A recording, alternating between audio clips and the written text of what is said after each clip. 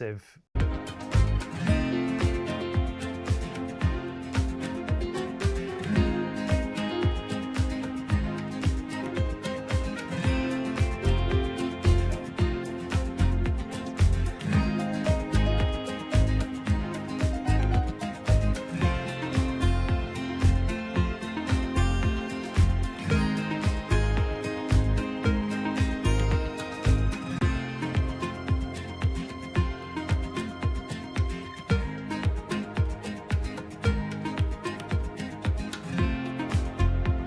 Helen Toner, thank you so much for joining us. Everyone, good morning to all of you. Welcome once again to this live analysis. Last trading session for this week, Friday है. कल और परसों market close रहेगा. देख लेते हैं फटाफट एक तरह से मार्केट को. कल क्रूड ऑयल काफ़ी अच्छा ट्रेड मिला. क्लोजिंग होते होते मोमेंटम कर ही गया मार्केट. ऑलमोस्ट 400 पॉइंट का टारगेट था. ऑलमोस्ट ये 600-700 पॉइंट चला गया था. कल एक न्यूज़ आई थी कि ईरान ने जो यूएस का प्रपोजल है उसको रिजेक्ट कर दिया है. फिर बाद में कोई इसकी क्लैरिफिकेशन नहीं मिली तो मार्केट अपसाइड ही ज़्यादा चला गया. थोड़ी देर पहले न्यूज़ आई है दैट ईरान एंड यूएस ने फायर एक्सचेंज किए हैं स्ट्रेट ऑफ हॉर्मोज में. Also not good news. Positive for crude oil, negative for Indian market as well. Let's see, देखते हैं क्या हो सकता है. एक बार रिफ्रेश कर देते हैं लेवल को फिर से. बाकी कल मैंने पहली बार ठीक है, एनएससी कल क्रूड ऑयल की एक्सपायरी थी, ट्रेड किया था. पता नहीं आप लोग कितने लोग करते हैं एनएससी में भी. क्या वॉलेटिलिटी है वहाँ पर सच में. Like bank Nifty, Nifty, Sensex is nothing in front of crude oil expiry in NSC. 5 rupees का प्रीमियम, 10 रुपीज़ का प्रीमियम, 50 रुपये जा रहा है. सिंगल कैंडल पे नीचे आ रहा है मल्टीपल टाइम. अगर कोई ऑप्शन सेल कर रहा है तो लाइक क्रेजी क्रेजी थिंग्स. ठीक है, कल मैंने कुछ ऑप्शन सेलिंग करी थी एनएससी में, क्रूड ऑयल में ऑप्शन में. ठीक है, आई थिंक 9200 9300 के आसपास की कॉल शॉर्ट करके रखी थी. प्रीमियम जिस तरह से ऊपर गया, लाइक 5 रुपीज़ का प्रीमियम 50, सीधा 50 सिंगल कैंडल में. क्योंकि मुझे लग रहा है शायद वहाँ चार्ट भी अलग चलता है, थोड़ा सा अलग है, 10 पॉइंट आगे चलता है. तो स्पाइक कर जा रहा है बहुत जल्दी. तो जो लोग एनएससी क्रूड ऑयल में ऑप्शन ट्रेड करते हैं, remember there is a very high volatility is there. Delta even तो zero, but gamma blast during the expiry is very high. थोड़ा सा भी अगर मूव कर गया, अगर ये क्योंकि स्पॉट नहीं है, दिस फ्यूचर चार्ट, थोड़ा सा भी फ्यूचर चार्ट अगर स्पाइक कर गया, इवन दो दैट वाज, अगर 400 500 600 पॉइंट भी अगर वो आउट ऑफ द मनी होगा, that gamma blast is just like crazy things. जैसे वो निफ्टी, बैंक निफ्टी में 1 का प्रीमियम चला जाता है ना 100, वैसा ही कुछ होता है वहाँ पे. And this is happen in every expiry normal. तो किसी को ऑप्शन सेलिंग करनी है एनएससी क्रूड ऑयल में या फिर इवन एमसीएक्स में, मुझे लग रहा है सेम ही होता होगा. They can try to trade early, not expiry की टाइम पे कि रात को 9-10 बजे के आसपास ऑप्शन सेल करो क्योंकि जीरो हो जाएगा, करके बहुत ज़्यादा वॉलेटिलिटी है.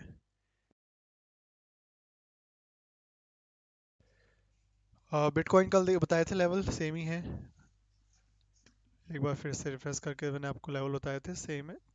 चाहो तो उसको रिफ्रेश कर सकते हो. कल बताया था ना लेवल. ऊपर एक रेजिस्टेंस एरिया था, वहाँ से सेलिंग एक्सपेक्टेड थी. वो जोन से याद होगा आपको, वहाँ से सेलिंग चल रही है. ऑलमोस्ट टारगेट पहुँचने वाला है, ऐसा रह गया है. कल जैसा बताया था, ट्रेल करते हुए चलो इसको. And this is final target 78,400 के आसपास. यहाँ से एक रिवर्सल आने के चांसेस हैं. ठीक है, कैंडल का ध्यान रखना, ओपन इक्वल टू हाई पे बाय मत करना. सेल किया हुआ है तो यही फाइनल टारगेट है. थोड़ा सा रह गया बस, ज़्यादा नहीं, बट ट्रेल करते हुए चलना. ऊपर फाइनल टारगेट, फिर नेक्स्ट रेजिस्टेंस ऊपर 87,300 के आसपास है. नीचे ब्रेक कर गया, अगर होल्ड नहीं करता है 78,000, तो फिर नीचे का लेवल देखेंगे. ये कल के ही लेवल है, नथिंग चेंज.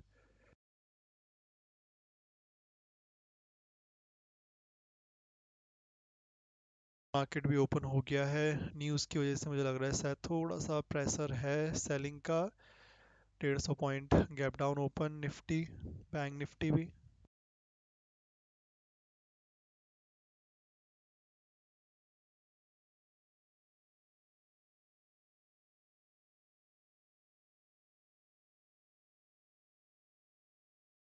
न्यूज़ की वजह से गैप डाउन हुआ है। जो ये न्यूज़ आई है, the US and Iran both conducted attacks in the straight of Hormoz on Thursday with Iran firing missiles and drones at three US naval vessels and the US striking a range of Iranian targets.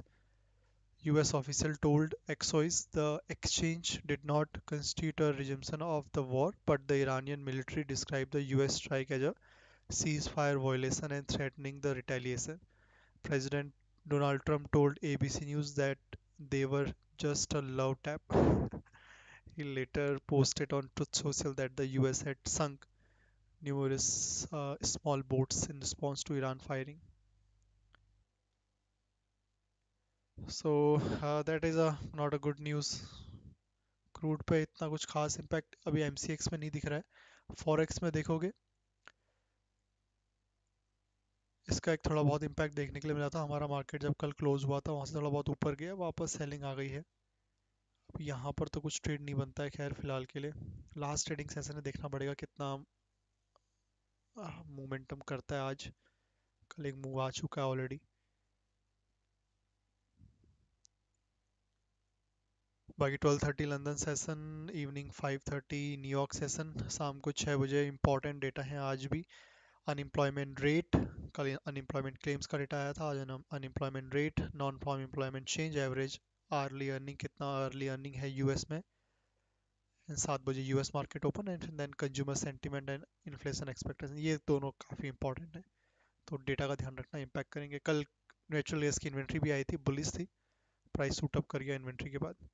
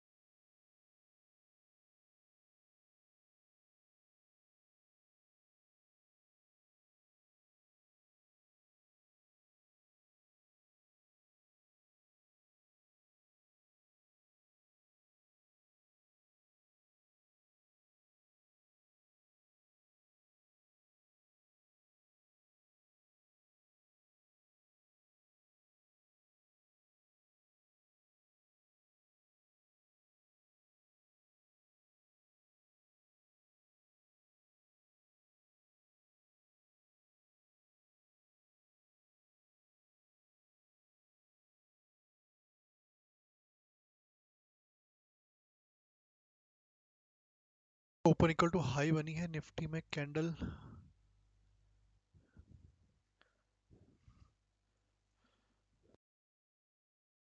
कल अच्छा move आया था परसों। Nifty bank Nifty में कल sideways था, थोड़ा सा लग रहा है प्रॉफिट बुकिंग आज ज़्यादा कर दी इन लोगों ने।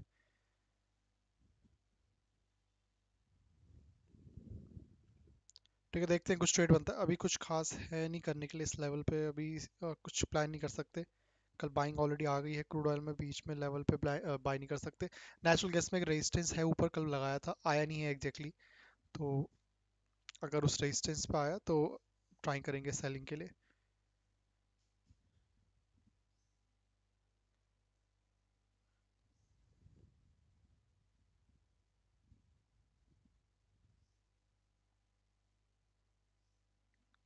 लाइक भी करते रहो guys, don't forget to like this stream.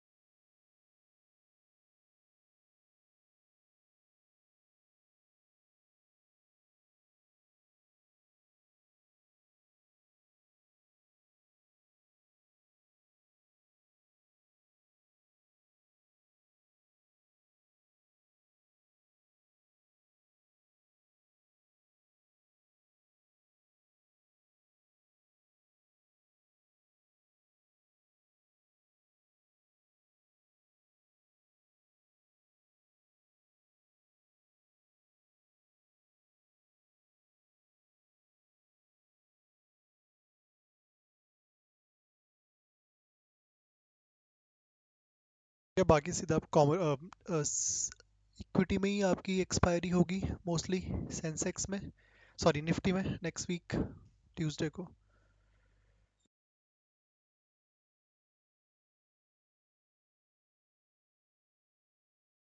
15 minute में बिटकॉइन, 15 मिनट में यार टाइम लग जाएगा। 15 मिनट में तो कुछ खास करने लायक बचता नहीं है। 15 मिनट में फिर भी देख लेते हैं एक बार बिटकॉइन को 15 मिनट में।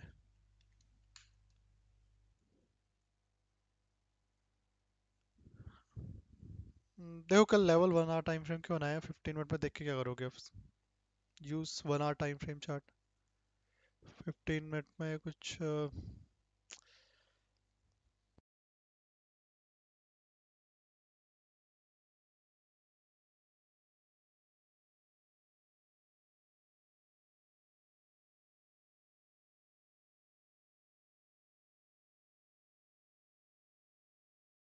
देख लेता हूँ, थोड़ा टाइम लगेगा, एक सेकेंड में। 15 मिनट में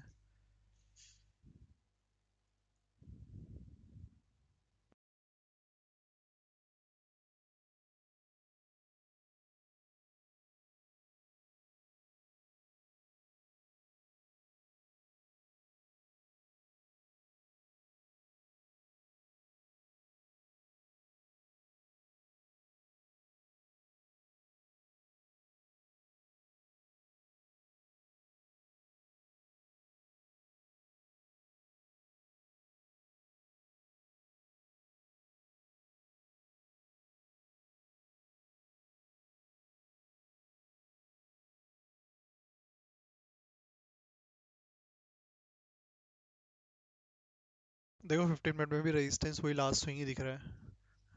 यही लास्ट स्विंग रेजिस्टेंस ही है 15 मिनट में भी। सपोर्ट देख लेता हूँ, क्या होता कोई पहले सपोर्ट हो, चांसेस वैसे कम है, फिर भी लेट्स सी।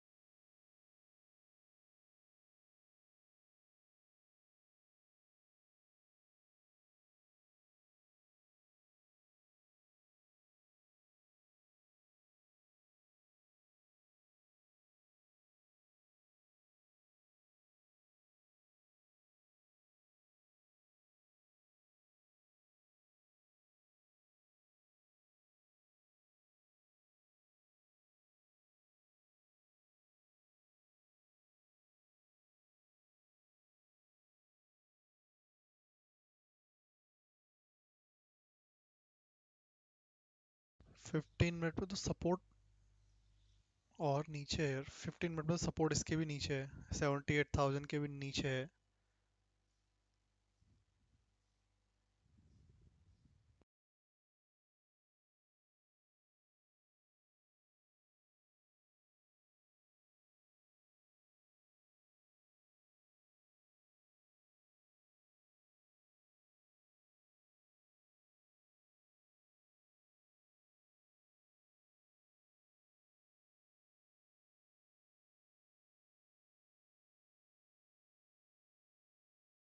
टाइम फ्रेम पे सपोर्ट आपका वही 75,000 के आसपास दिख रहा है, 15 मिनट पे, नॉट 1 आवर टाइम फ्रेम।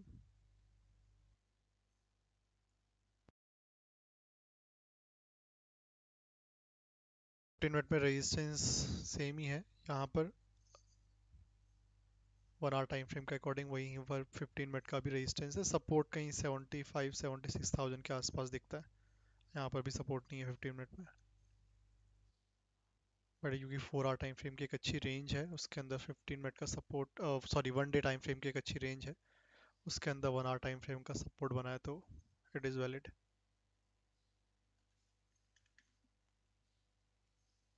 ठीक है, 15 मिनट में कुछ नहीं है करने लायक अभी इस लेवल पे।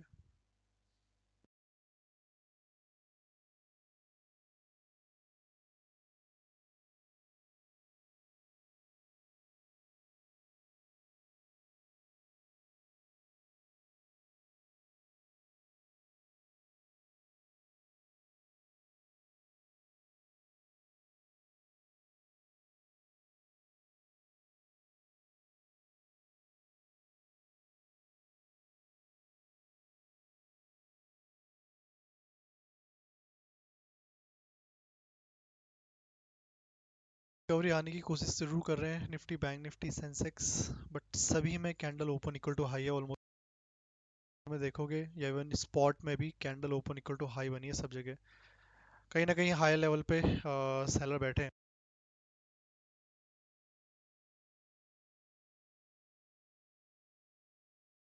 हंटिंग होती है डे हाई पे तो फिर मुझे लग रहा है मोमेंटम थोड़ा प्रॉपरली होना चाहिए, नहीं तो सेलिंग प्रेशर पूरा दिन भर कंटिन्यू रहेगा अगर ये ओपन इक्वल टू हाई ऐसे ही बना रहा।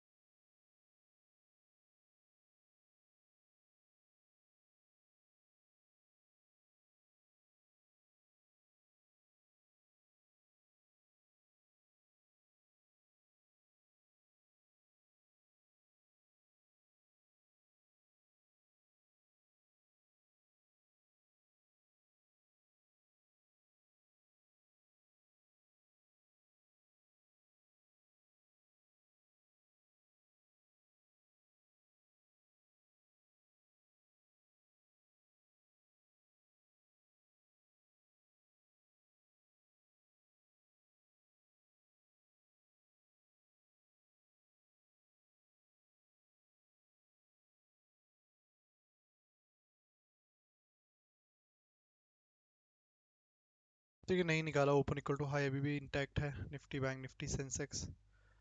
देखते हैं, मुझे लग रहा है सेलिंग प्रेशर कंटिन्यू रह सकता है अगेन अगर ओपन इक्वल टू हाई आज का नहीं निकला। सब जगह पे 15 मिनट की पहली कैंडल क्लोज हो गई है। ओपन एआई देख लेते हैं एक बार फटाफट से।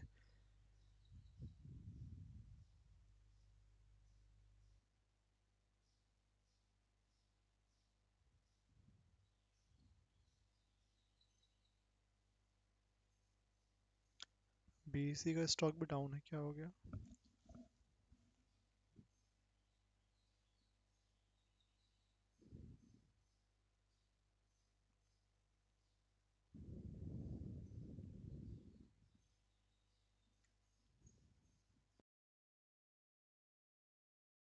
सेवेंटी एट थाउजेंड, ओके 78,000 पे फाइट है, 77,500 पे फाइट है।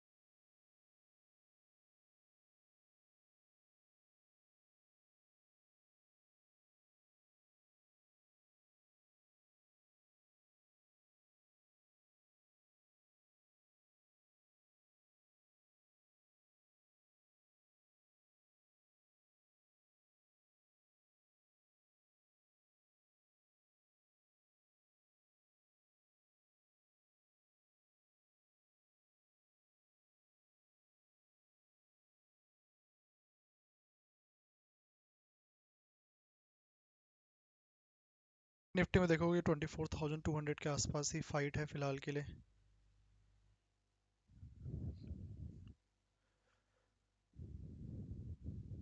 As expected, selling pressure now continue again.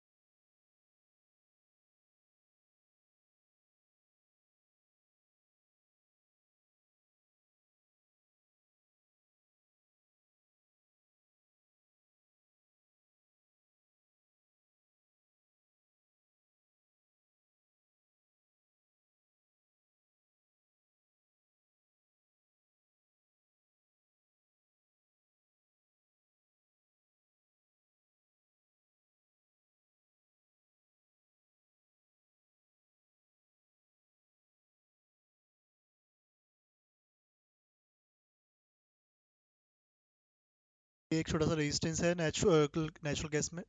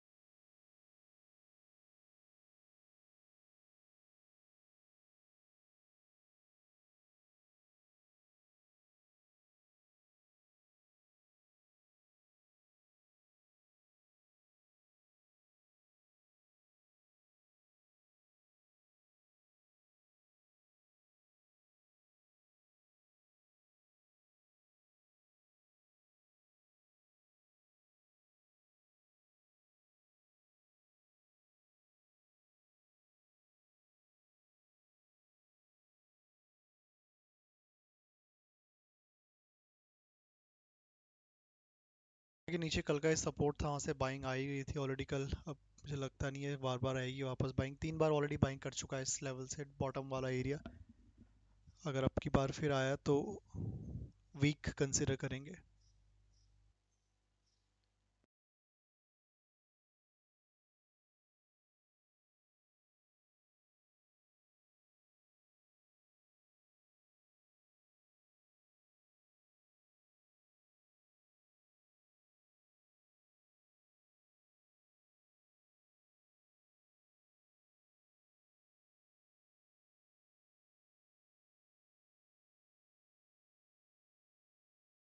ठीक है, ऑलरेडी थर्ड टाइम कल बाइंग आई थी।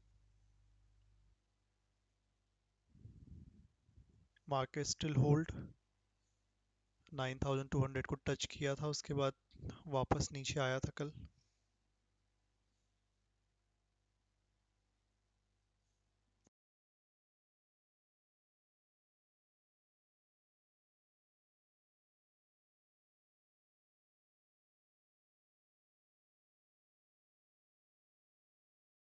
क्योंकि फ्यूचर में देखोगे निफ्टी में फर्स्ट 15 मिनट की कैंडल के अंदर ही मार्केट रिकवर जरूर किया फर्स्ट कैंडल पे। I think that was a first profit booking.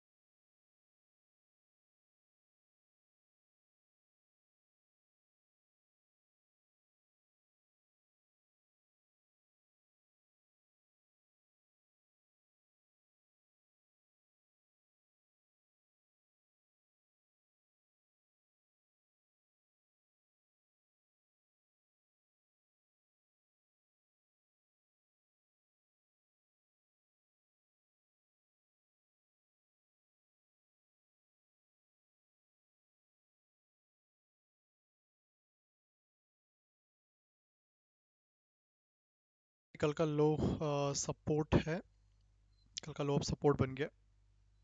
Now देखना पड़ेगा कितना होल्ड और करता है।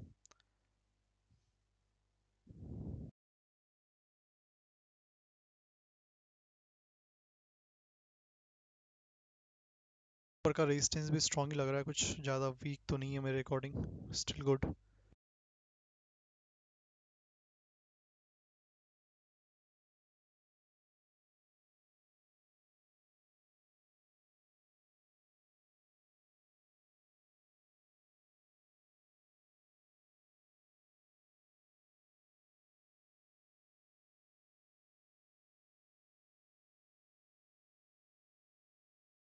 टू सेवेंटी के ऊपर चला गया फिर से, तो हमारा फिर नेक्स्ट रेजिस्टेंस सीधा एक 280 का रहेगा, week resistance.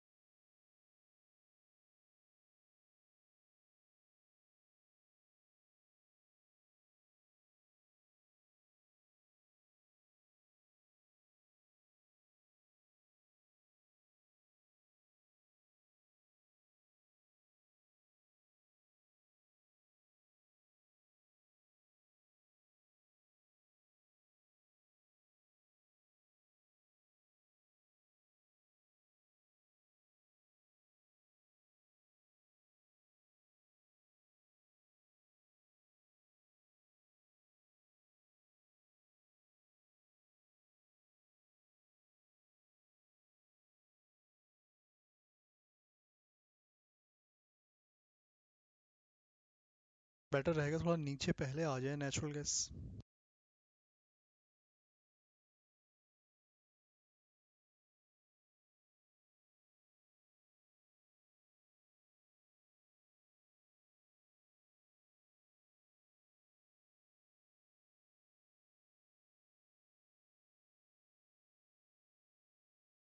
Candle open equal to low, नहीं ओपन इक्वल टू लो नहीं है, normal candle in crude oil, but या momentum upside because of the news.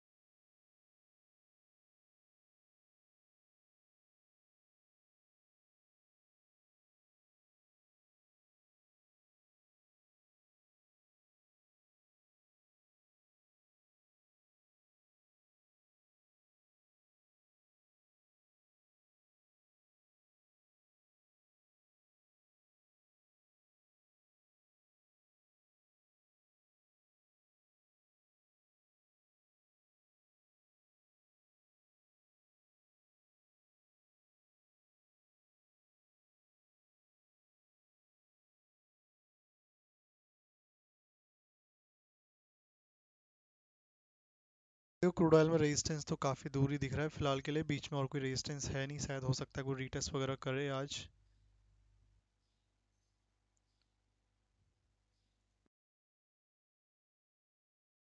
Most probably chance natural gas में ही है एक सेलिंग का। क्रूड मोस्ट प्रोबेबली नया कोई सपोर्ट बनाएगा या रेजिस्टेंस बनाएगा तभी ट्रेड करेंगे, अदरवाइज ऑलमोस्ट 1000 पॉइंट का रेंज गैप दोनों साइड पे बन गया है।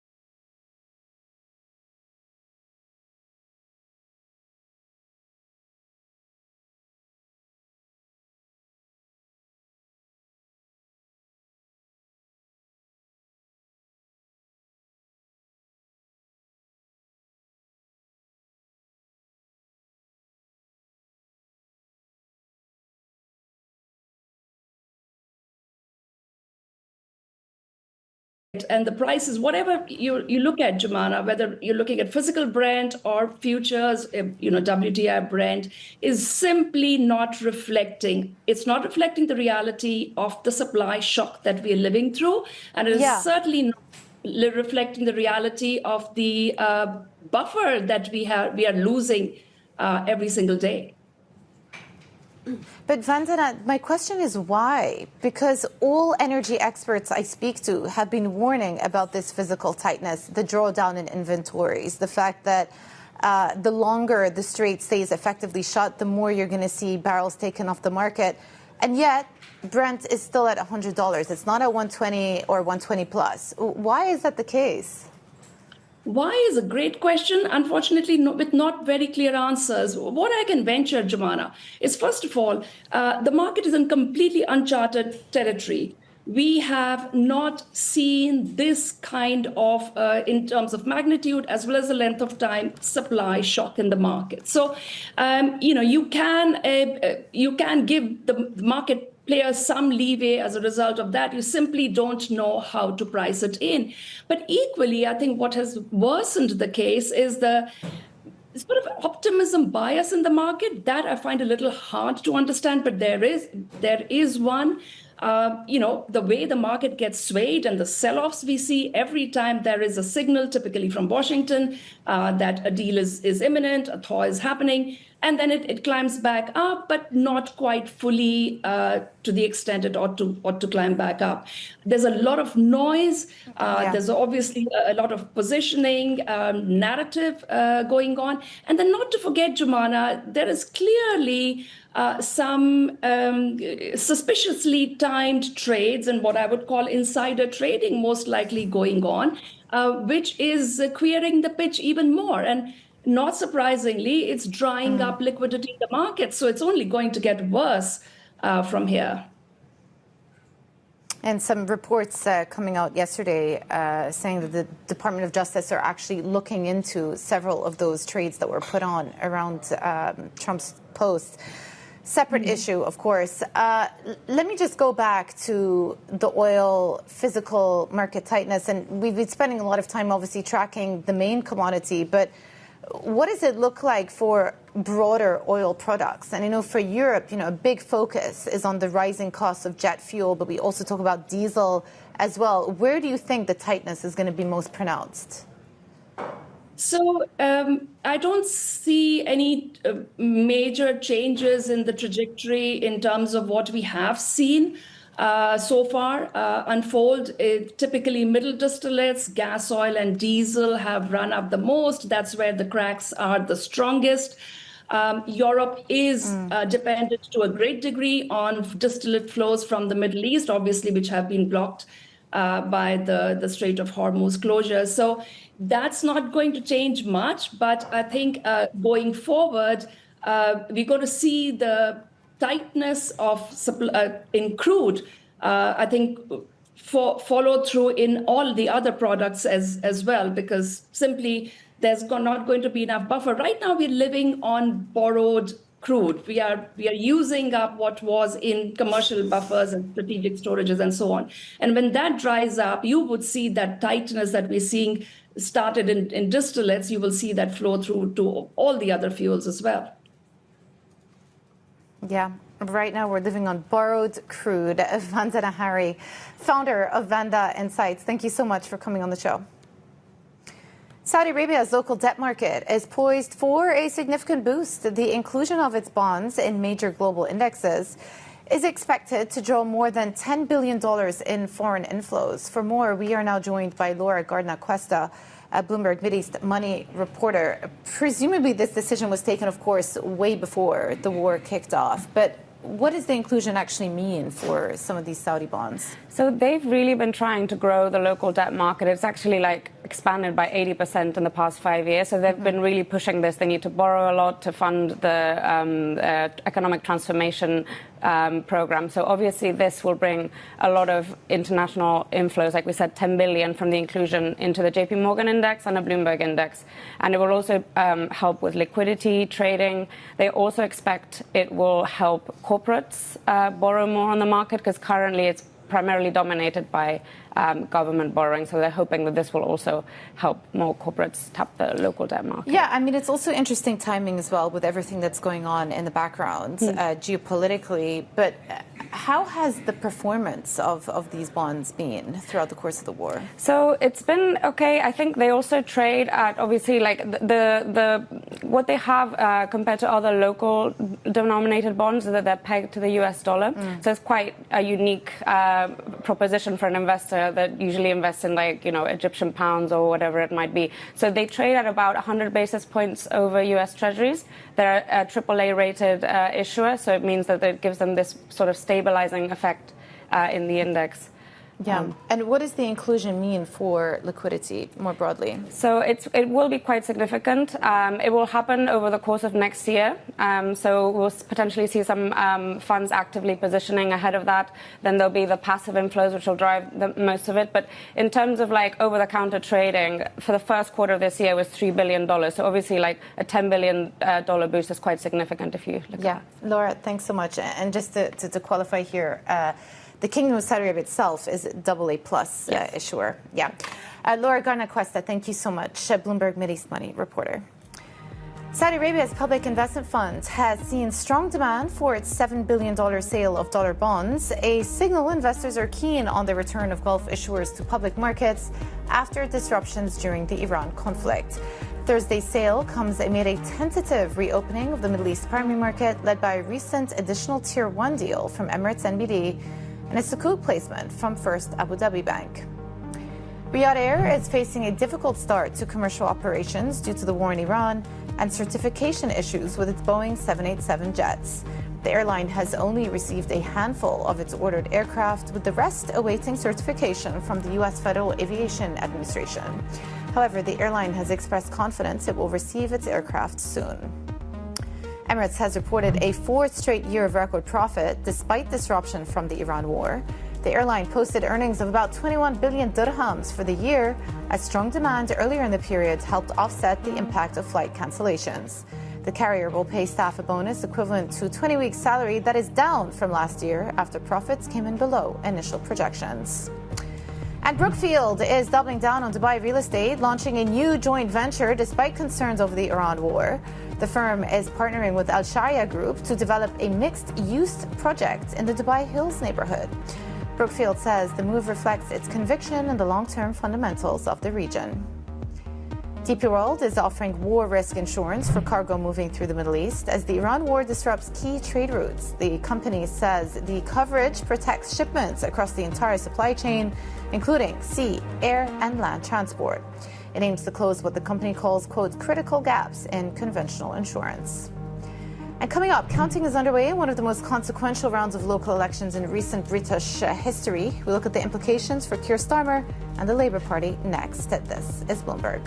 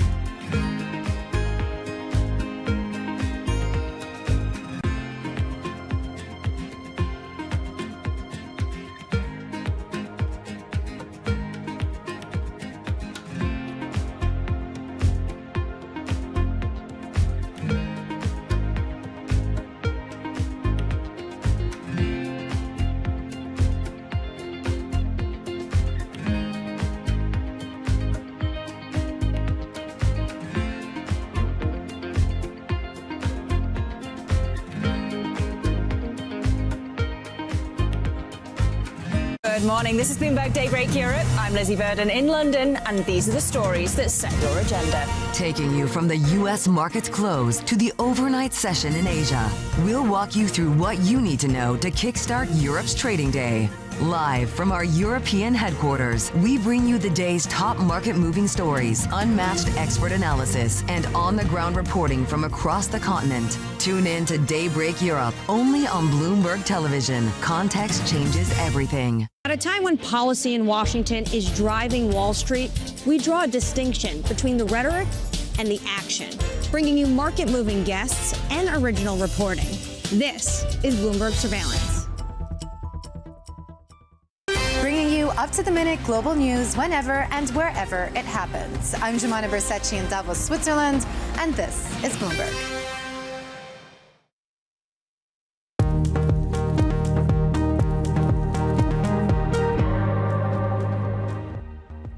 Welcome back to Horizons Middle East and Africa. I'm Jumana Bersecci in Dubai. Prime Minister Keir Starmer is awaiting the results of one of the most consequential rounds of local elections in recent British history. The vote could determine his future as Prime Minister and shape national policy in Europe's second largest economy. Let's go to London now and speak to Bloomberg's Alex Morgan. Alex, I know it's still early hours of the day, but so far, what are the results showing us? Well, good morning, Jumana. Behind me, the sun is quite literally rising, and it's rising on a very different political landscape. For the best part of a century, the story of UK politics has been a tussle between Labour and the Conservatives. Now, at this very local level, we're talking councils. It's not been unheard of in the past to see multi-party control and local contests, but what we are seeing in these results, Jumana, and what we're expecting to see when the full list of results comes in by the end of today, Friday, is a mosaic picture across the country. The shattering of the two-party duopoly and the emergence on the right of Nigel Farage's Reform Party, very much at the moment seeming the big winners of the seats that have been called so far. A lot still to be called, and we're expecting those to be in areas where the Green Party under Zach Polansky, who's styled himself very much as a left-wing populist, even taking that word, we'll see those results coming in as well. Now, why this matters? Well, I'm not here to talk to you about bin collections or local, very micro issues. On the bigger picture, the macro picture, it's, as you said, it's going to come down to that question of, is this going to spook the governing Labour Party enough to really shake Keir Starmer's foundations? We know already he's facing, as I said, a challenging picture.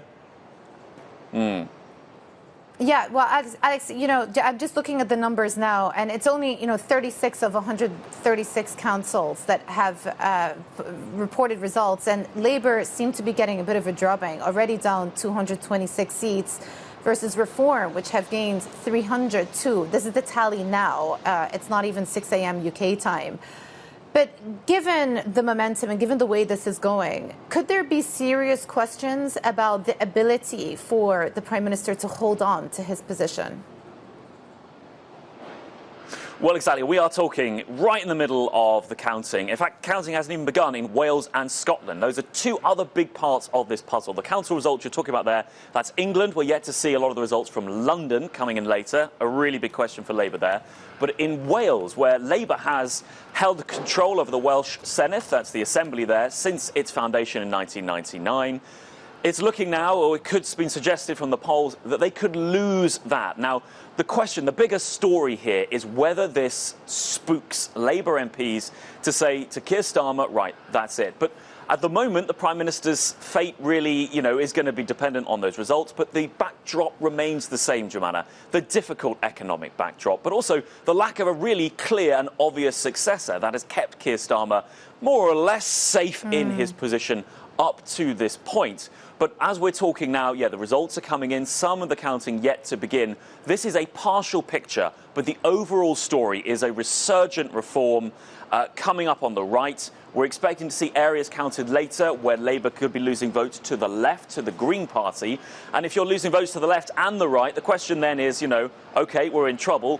Where do we turn? Will that be enough to make people move on the Prime Minister, or will a lack of an alternative and a difficult broader economic picture actually keep a lot of MPs, cabinet ministers in their place? That is the unfolding story. We'll be keeping eyes on that throughout the day and, of course, across the weekend as well. Yeah. Bloomberg's Alex Morgan, thank you so much for bringing us the latest there. Well, coming up, Uganda's opposition leader Bobi Wine speaks out on a controversial new law. More details next. This is Bloomberg.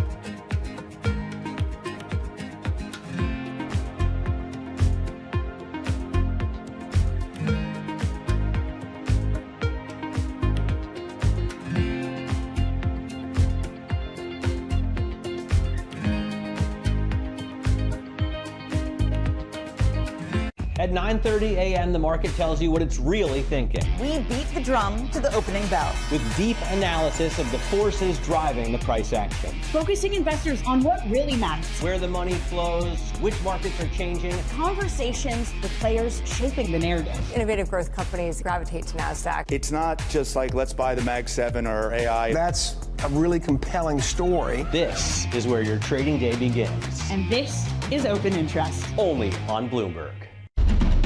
Astonishing day for US technology. Shaping the region's technology ecosystem.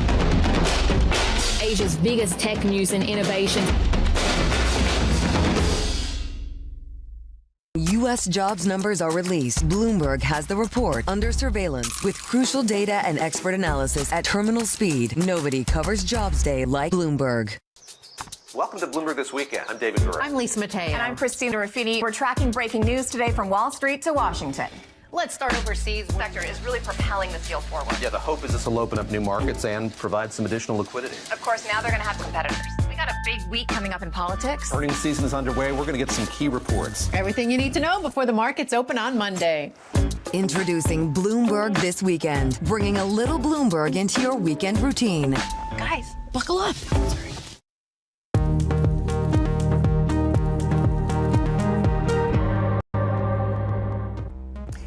Ugandan lawmakers have passed a contentious new law that imposes steep fines and jail terms for those receiving foreign funding without state approval.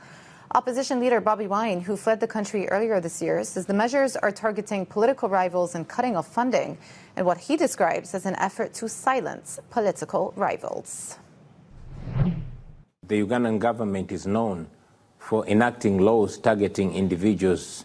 A short while ago, they enacted a law called Public Order Management Act targeting the former opposition leader, Dr. Kizza Besigye, restricting people to meet without the clearance of the police. Now, they've enacted this law targeting myself and other forces of change, all other dissidents that are not in the country, trying to curb political engagements outside the country.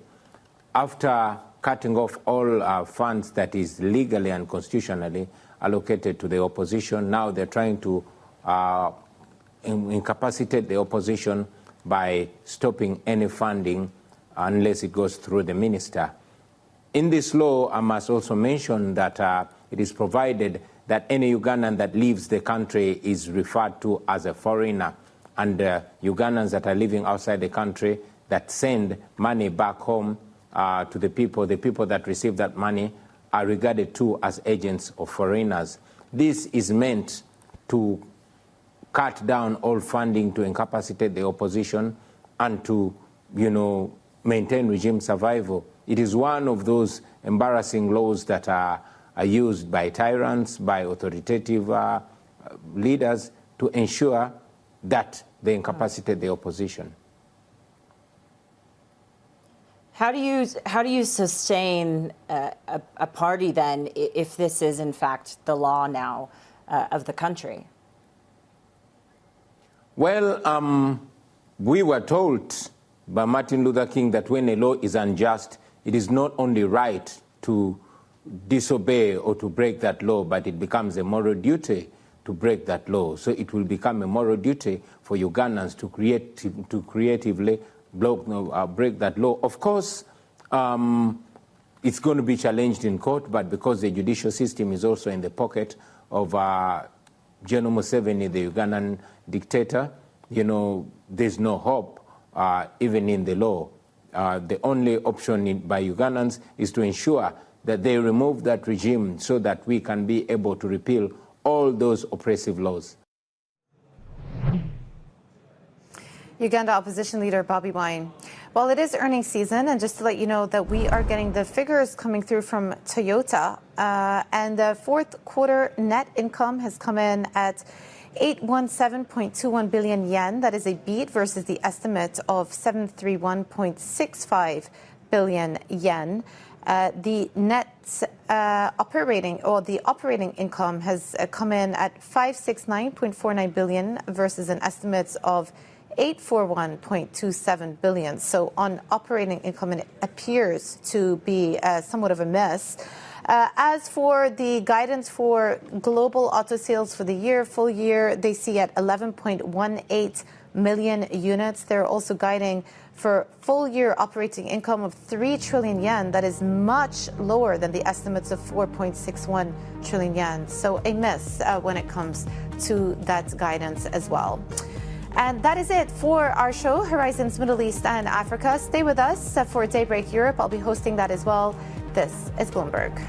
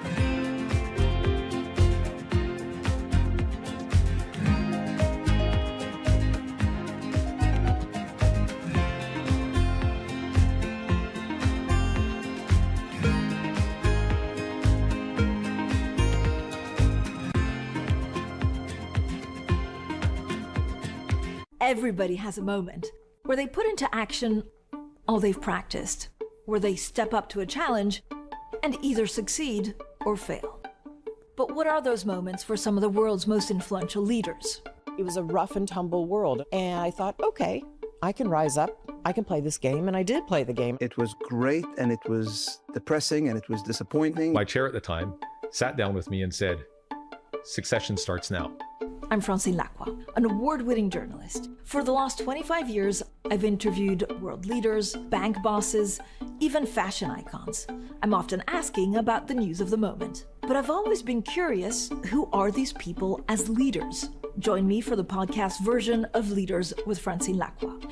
I'll start your week with conversations that explore what drives the world's most influential people, how today's leaders got to where they are, where they're going next, and how they've transformed their organization in the process. Make decisions. A poor decision is always better than no decision. You have to have truth tellers around you, and you have to be willing to listen. You don't want to be setting strategy in the middle of a transaction, that's for sure. Do it for the right reasons. Don't do it because of FOMO. We'll also learn lessons which we can apply to our work and daily lives. Tune into the podcast version of Leaders with Francine Lacqua. Listen and watch on Bloomberg Television or wherever you get your podcasts. Trading day is about to start. And you're already looking for that edge. The opening trade brings you everything you need to know as markets open across Europe. I'm Guy Johnson. I'm Anna Edwards. And I'm Tom McKenzie. This is your opening trade. Only on Bloomberg. Bringing you up-to-the-minute political news whenever and wherever it happens. I'm Tyler Kendall in Washington, and this is Bloomberg. Live from Dubai today, this is Bloomberg Daybreak Europe. I'm Joanna Bersecci with your top stories. Stocks in Asia fall from record highs, while oil rebounds as the U.S. hits military targets in Iran. Traders look ahead to today's U.S. jobs report. Donald Trump's latest 10% tariffs are ruled illegal in another blow to the U.S. president's flagship trade policy.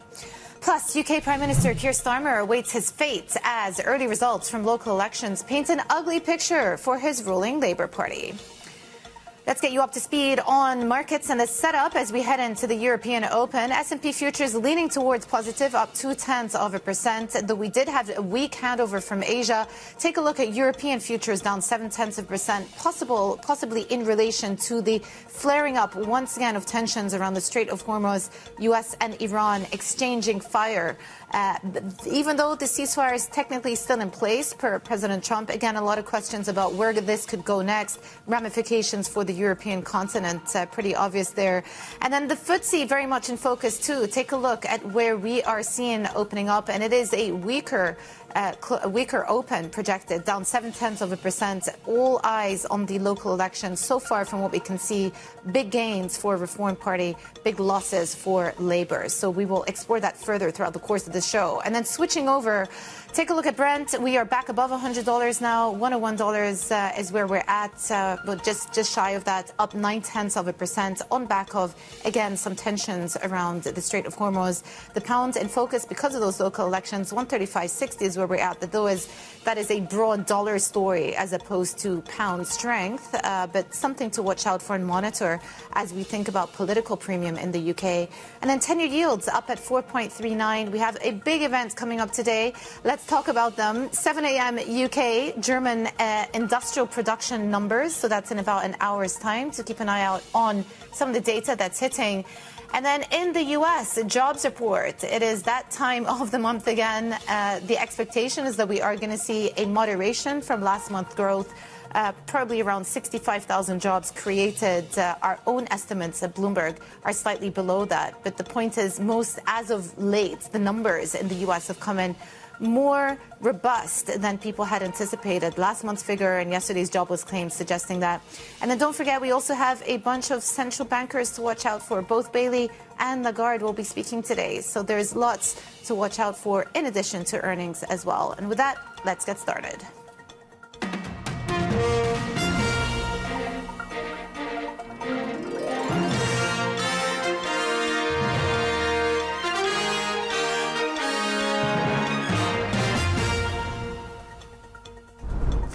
So we also have earnings, and let me just bring you the figures coming through from Commerzbank this morning. First quarter revenue coming in at 3.22 billion euros. That is just a smidge below the estimates of 3.24 billion euros. As for net income for the first quarter, higher than estimates, coming in at 913 million versus estimates of 866 million. A CET1 ratio at 14.5% versus estimates of 14.7%. I think what everyone really is watching out for is any commentary around UniCredit. And here are a couple of interesting lines. Commerzbank saying UniCredit is using misleading narratives. That is an actual quote. Says the UniCredit proposal bears considerable risk as we continue to monitor UniCredit's takeover attempts of Commerzbank. Worth bearing in mind, we will be speaking to the Commerzbank CEO, Bettina Orlep. That is at 7 a.m. London time, so in about an hour. So keep an eye out for that as we pay attention to both their earnings and also any guidance around the UniCredit deal. Now, stocks in Asia have pulled back from the record high as tensions escalated in the Middle East. Let's get an update now from Min Min Lo in Hong Kong. So a bit of a pullback on this final trading day of the week, Min Min. Yes, Jomana, a bit of pullback, but that's after a monster rally yesterday. Stocks were at record high, so natural that investors are taking a bit of profit off the table, but also perhaps Asian stocks are particularly vulnerable to that idea of the buy the rumor, sell the facts phenomenon, just given how strongly stocks had performed this week. We're still set for the best week year to date so far. Japan did release wage numbers this week. We saw a third straight month of increase. The increase was smaller than estimate, but still bolstering bets that maybe the BOJ could hike rates in June. We are watching the Kospi because there continues to be this insatiable demand for the semiconductor stocks, right? And Goldman Sachs is the latest bank to raise their price target for that index to 9,000, which is about a 20% increase from the current levels. But there is concern that is it getting a little bit overheated just because we are trading further and further away from this 50-day moving average, the green line over here. And you also take a look at the volumes, right? It's been steadily declining. What we are seeing is IBKR, the trading platform, has allowed U.S. retailers to directly trade on the platform to buy or sell Korean stocks. So that might explain the outflows in foreign equity when it comes to these U.S.-listed Korean ETFs. So certainly something to watch. What else we are watching going into next week, of course, is the Trump-Xi summit, which reportedly is still ongoing, even though the Chinese side has not confirmed, but sources are saying that President Trump is proceeding ahead with that trip. But you take take a look at the SPX implied forward volatility over here. May 14 and 15 is the Trump Sea Summit. It looks like markets are really not expecting any market-moving headline. In fact, the NVIDIA earnings, the deadline for the Israel-Lebanon ceasefire, these two events are having a bigger bump here when you look at the implied volatility when it comes to options trading. Interesting chart. Min Lo in Hong Kong, thank you so much.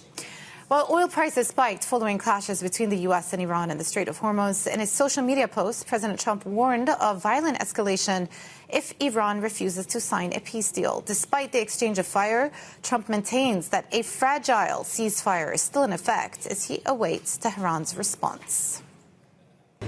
They trifled with us today. We blew them away. They trifled. I call that a trifle. I'll let you know when there's no ceasefire. You won't have to know. If there's no ceasefire, you're not going to have to know. You're just going to have to look at one big glow coming out of Iran. And they better sign their agreement fast. For more, we are joined by Stuart Livingstone-Wallace, our executive editor for Middle East, North Africa and Russia. Stuart, another test of the ceasefire. It remains fragile. Yeah, but this is a repeated pattern that we've seen over the last several weeks. And as we always say, ceasefires in the Middle East have a different meaning to most places, in the sense that there always seems to be low-level hostilities. And it is absolutely true that there's been an exchange of fire, but that's been going back some time. If you recall, yesterday the US was challenging Iranian tankers going through. The response seemed to come today on those destroyers, and then the US responded, on these military positions, what it says are military positions on the Iranian coast. We know there was some incoming fire, here earlier this morning, which we presume was intercepted. Not quite sure what the target was. So it's ongoing. Yeah, and mutual provocations on both sides. But this, as again, we talk about the memo that the U.S. put forward to Iran via Pakistani mediators. We haven't got an official response yet out of Iran. No. In theory, it's supposed to come today. I wouldn't necessarily hold your breath. These things are fluid. I suspect what will come back will not be a flat yes or no. As in previous iterations of this, I suspect what will come back is yes, but. In other words, we want this on top of what you're already offering. We're not prepared to cede on this. The key question will be around Hormuz. That is the immediate impact for markets and global economies. After that, the nuclear file, that's going to be much trickier, I think. Yeah, and it will take a lot longer. Stuart, thank you so much. Stuart Livingstone-Wallace there. Now, it is a big day in the U.S. Traders are awaiting today's U.S. jobs report for a check on the health of the U.S. economy. Several CEOs warned that American consumers are cutting back. Let's bring in David Savage from Bloomberg Live, MLive. David, good to have you with us. So for the jobs figures themselves, what are we watching out for today? Hi, Jumana. Yeah, forecasts are pretty elevated. So forecast for the April jobs report is around 62,000 increase in the payrolls and further acceleration in average hourly earnings. And so I think, for one, if we had a print in this area, I think that one would stabilize this print. So, we've seen a lot of volatility between losses and gains after a pretty stable period of jobs growth. So this would put some momentum, I think, as well behind a more resilient growth picture in the U.S., right? I mean, I think the consensus after the conflict in Iran has been that there would be this stagflationary impulse on the global economy. And we've seen that in parts of the world, developing Asia, for instance, that are not exposed necessarily to the AI CapEx cycle or not energy exporters. But in the U.S., we've certainly seen evidence of accelerating inflation, but we've seen a more resilient growth picture. And I think this certainly could add to that as well. And with several U.S. central bankers speaking next week, and long end yields, pushing up against 5% again, I think this certainly, could add to that narrative as well. Yeah, you talk about those 30-year yields moving towards 5%. We've met a little bit of resistance there.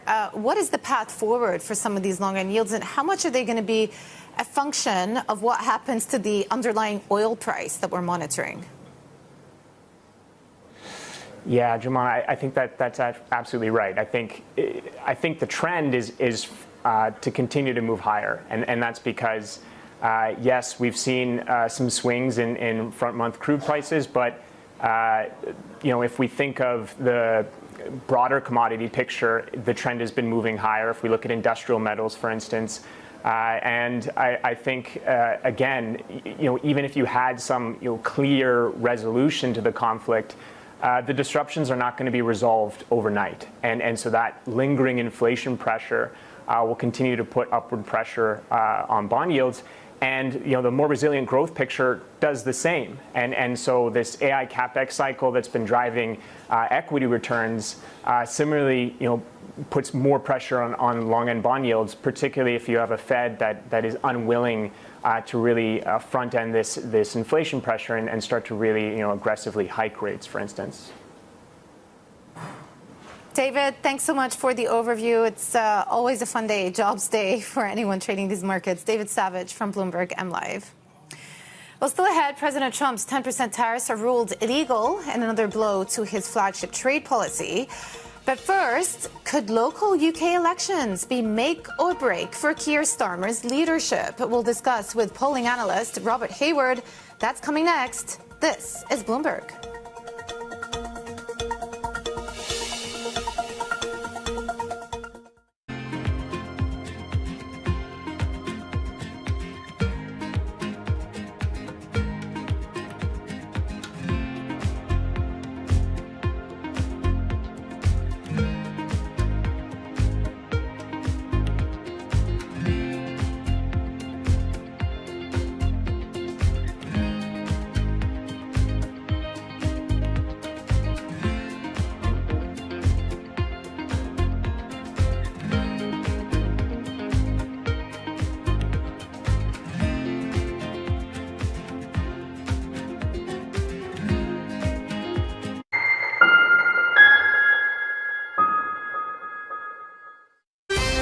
Up-to-the-minute geopolitical news whenever and wherever it happens.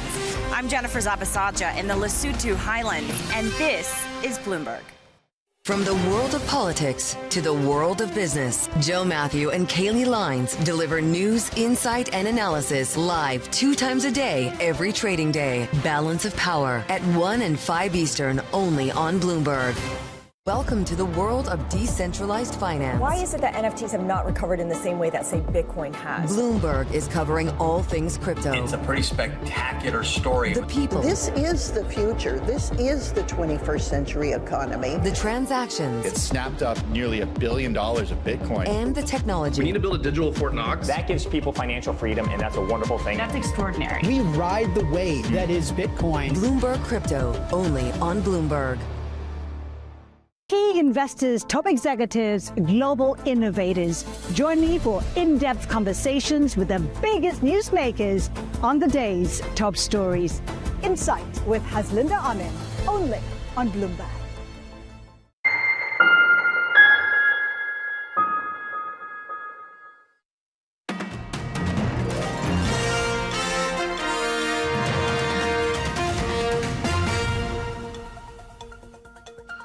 Welcome back to Bloomberg Daybreak Europe. Britain's Prime Minister could be facing a leadership challenge if local elections deliver predicted heavy losses for the Labour Party.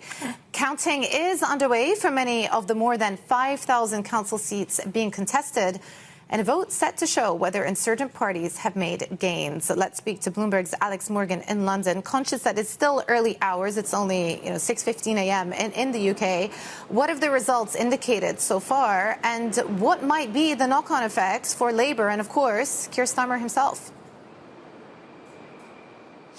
Well, Jumana, as you say, it's pretty early here, early in general, because counting hasn't even begun in 2 parts of the UK, which are very dear to Labour hearts, and that is Wales and Scotland. So whatever we're seeing so far from councils in England, it's worth saying that when the results come in for the Welsh Senedd, that's the Welsh Assembly, which could see Labour lose control for the first time, these are the kind of shocks that could well spur on anybody questioning the Prime Minister's position. But as you're mentioning there, the results we've got coming in at the moment, these are from councils in England. They're being counted across the country. So far, the big winner is Reform. We've already heard this morning from Nigel Farage saying that by the end of the year, they're ready for a general election. That's the message from Reform. He's also saying the right-left divide has collapsed as he's picked up seats across the country in Labour heartlands, but also at the expense of the Conservative Party. Kemi Badenoch, of course, leading the Conservatives. They were the governing party here for 14 years. It's also not been a good night for them, the official opposition. Now, looking at Labour, you've also heard from the Deputy Prime Minister David Lammy. No talk of a general election, instead saying to Labour Party members through the press, keep calm, these results might be tough, but, you know, the question of the leadership, let's not be going there. So, Jumana, at this stage, the results coming in for English elections, we're yet to see in areas where the Green Party is expected to do well on the left, yet to see a lot of those results counted. So a partial picture, but pointing to pain for Labour, gains for Reform. Okay, so let's put on our financial hats now, Alex, and assess how investors might react to this, because the pound actually has been holding steady. Not the case for UK yields in the run-up to these local elections, and more broadly for the most part of this year. Well, exactly, that's the thing. Long-term borrowing costs hitting a high this last week, the highest for 28 years. And obviously, there is a broader picture here. And this goes back to the question, Giovanni, you asked me about Keir Starmer's future. Whoever wants to replace the Prime Minister will also be picking up this economic situation where the UK is already dealing with stagflation. Huge questions about how the UK will work through the effects of the Iran conflict. And the bond market will, of course, have a vote in the future direction of Labour policy, whether, you know, Keir Starmer or another person is in Downing Street. We saw that, of course, with Liz Truss when she came in as a leadership change under the Conservatives, sought to tear things up with her mini-budget and take things in a new direction. So Keir Starmer and Rachel Reeves, of course, associated with their tight fiscal rules. We've seen nervousness around suggestions that that could loosen under a new leader. But that economic question, the difficult economic backdrop, could well be one of the things that keeps Keir Starmer safe in his job, as well as questions about who exactly a likely successor would be. Yeah, Bloomberg's Alex Morgan, thank you so much for bringing us the latest. Well, for more on this, let's bring in Robert Hayward, UK polling analyst and Conservative member of the House of Lords. Really good to have you with us, sir. You know, this was always it was shaping up to be a challenging night for Labour. I know it's very early hours of counting, but how are things shaping up, do you think, versus expectations? I think they are as bad as people were predicting for Labour. With one exception, it looks as if in London, Labour haven't done quite as badly as in other parts of the country. Great night for Reform, difficult night for the Conservatives. I think the Greens probably will be disappointed on the progress they've made so far. Most of their potential targets come later today, but I think they will be the most disappointed, along with Labour, who were expecting a battering, and they've got it. Yeah, you made a few waves with your predictions into these local elections. You forecasted that Labour were going to lose 1,850 seats. If things continue going in this direction, are we on track for a loss of that magnitude? It will be marginally below that, but Labour said that they were expecting to lose up to 1,500 seats. As you indicated, my figure was well above that. And that is going to take a severe battering to the morale of Labour MPs, particularly in what one regards as their traditional industrial heartlands of the north and the Midlands of England. And then we got Scotland and Wales to come. So it is looking like a pretty awful day for Labour and Sir Keir Starmer. And that will inevitably result in a summer of discussions as to whether they change Prime Minister. That's right. So the Deputy Prime Minister, David Lammy, was asked about it, and he said, you don't change the pilot during the flight. And of course, we're midway through the flight right now, but I guess post-mortem, there are going to be a lot of questions. From a polling perspective, would voters be in favour at this point in time for that leadership contest to be held, or is it just not the right time? The Labour Party's rules makes it very difficult for a leadership contest to take place, and some of the prime contenders have problems, like Andy Burnham, who is not even a member of Parliament at the moment. You always get people saying, don't change at this point, but there comes a point when people say, well, we've had enough, we've suffered enough, we really need to change. And it's going to be a summer of discontent for the Labour Party as they argue as to whether they should change or not. In Britain, you have this classic phrase, a vote of confidence in a football manager, and that's what you got from David Lammy just now. And what you then get a few days later is that the manager's sacked. And I wouldn't be at all surprised if that happens over the next few months, that we change Prime Minister. Okay, interesting. And who would be the favourite then, according to the polls? That's, excuse me, that is the particular issue for Labour, and it's the reason Keir Starmer might survive. And that is because all the alternatives, there are disadvantages to them. So there is not one preeminent alternative. Andy Burnham not in Parliament, Angela Rayner has tax issues to resolve, where Streeting is too London-based. So there isn't a natural alternative, and that's the reason that there won't be a hasty change. Yeah, I'm broadcasting to you from Dubai, but I lived in the UK for 18 years. And for most of the time that I lived in the UK, it was mainly a two-party political setup. And I just wonder whether the landscape today has changed and that you are seeing the emergence of parties like Reform who have the ability to take a lot of votes and the public support away from some of those two leading parties. Both Labour and Conservative are on track for losses today. Absolutely. We are seeing something that we've never experienced in Britain before. Most Western European countries are used to a multiplicity of different political parties being represented in their parliaments, coalition government. It's something that Britain is generally unused to. Historically, as you say, it's Conservative and Labour, and that's it. We now have at least 5-party politics, and in Scotland and Wales, it's 6-party politics. And Britain is going to have to get used to this, and it will make governing of local councils difficult, but it makes politics also and predictions that much more difficult as well, because people are in a very fluid state of mind as to where they should put their support. Yeah. Robert Hayward, UK polling analyst and member of the House of Lords. Really good to have you on today of all days. Well, coming up, the Rheinmetall CEO on why President Trump is right. Find out why next. This is Bloomberg.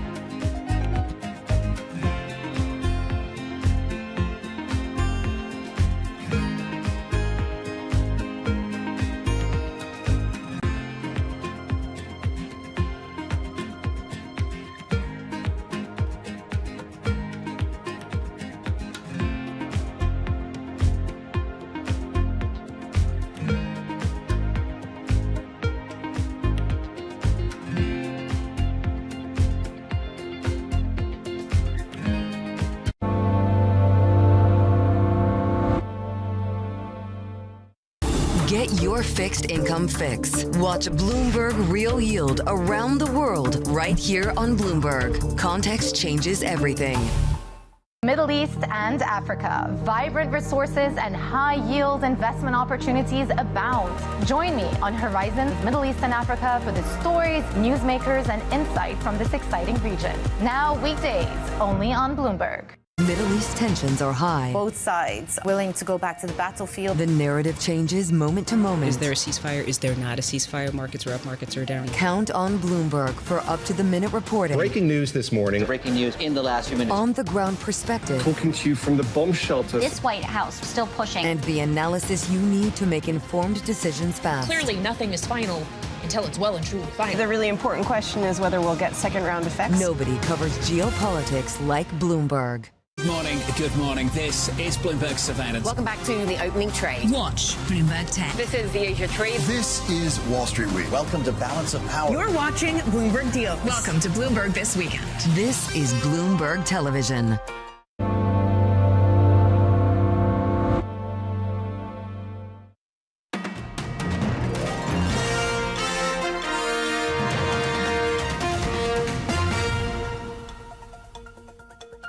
The CEO of Rheinmetall says he agrees with Donald Trump that Europe should be taking more responsibility for its own defenses. Speaking with Bloomberg, Armin Papperger also discussed the potential impact of President Trump's threat to withdraw thousands of troops from Germany. At the moment, I see no impact, and we will see what really works. On the other side, it's very clear, and I say President Trump is right that he said, okay, Europe has to do more to protect themselves. And it cannot be that American citizens pay, let me say, for that Europeans are safe and secure. And what the German government is doing at the moment is absolutely also the right. They take care about that, what President Trump said, and our Chancellor Merz, said that is the reason that they gave the budgets. And at the end of the day, I believe that Rheinmetall can grow faster with that because Europe has to invest more. And if Europe is investing more, it's also good for Rheinmetall because we are an international company, but we have a lot of factories here in Europe. Mr. Papperger, before I let you go, let me ask you this question as the CEO of Rheinmetall, but also a citizen, of course, of Europe. What keeps you up at night when it comes to European vulnerabilities on defence? Nothing keeps me up at night. I must say, I'm a very relaxed man, and if we have problems, we have to sort it out. I believe in the Western world. I believe in the transatlantic relationship. And I believe in the ethics that we have in our Western world, in democracy, in freedom. And if you fight hard for that, and this is what I do, and sometimes 15 hours a day, I can sleep very well. Well, plenty more coming up. This is Bloomberg.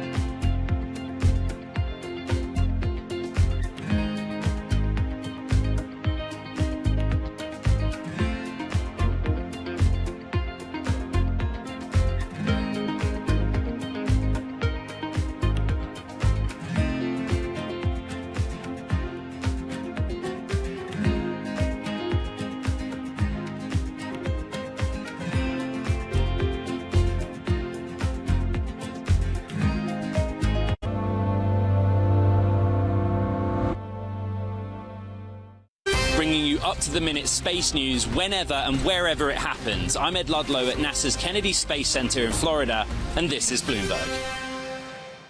When news breaks, a redhead across the Bloomberg terminal. Bloomberg has you covered. Trump's global tariffs are struck down by the U.S. Supreme Court. For all the context and clarity you need. There's going to be now tons of tariff headlines until midterm elections. Hear it first on Bloomberg. Know how the market day started. Find out how it finishes. Public markets to private markets. From the micro to the macro. Covering retail, entertainment, the business of sports. The supply chains, trade policy, how it all is impacting the U.S. equity market as we drive to the closing bell at 4 p.m. A holistic approach to covering financial markets. If it matters to your life, we're covering it. I'm Katie Greifeld. And I'm Romaine Bostic, and this is The Close. Live every weekday. Only on Bloomberg. Context changes everything. It's a multi-trillion-dollar industry. We'll show you what's happening in ETFs like no one else. ETF IQ, only on Bloomberg.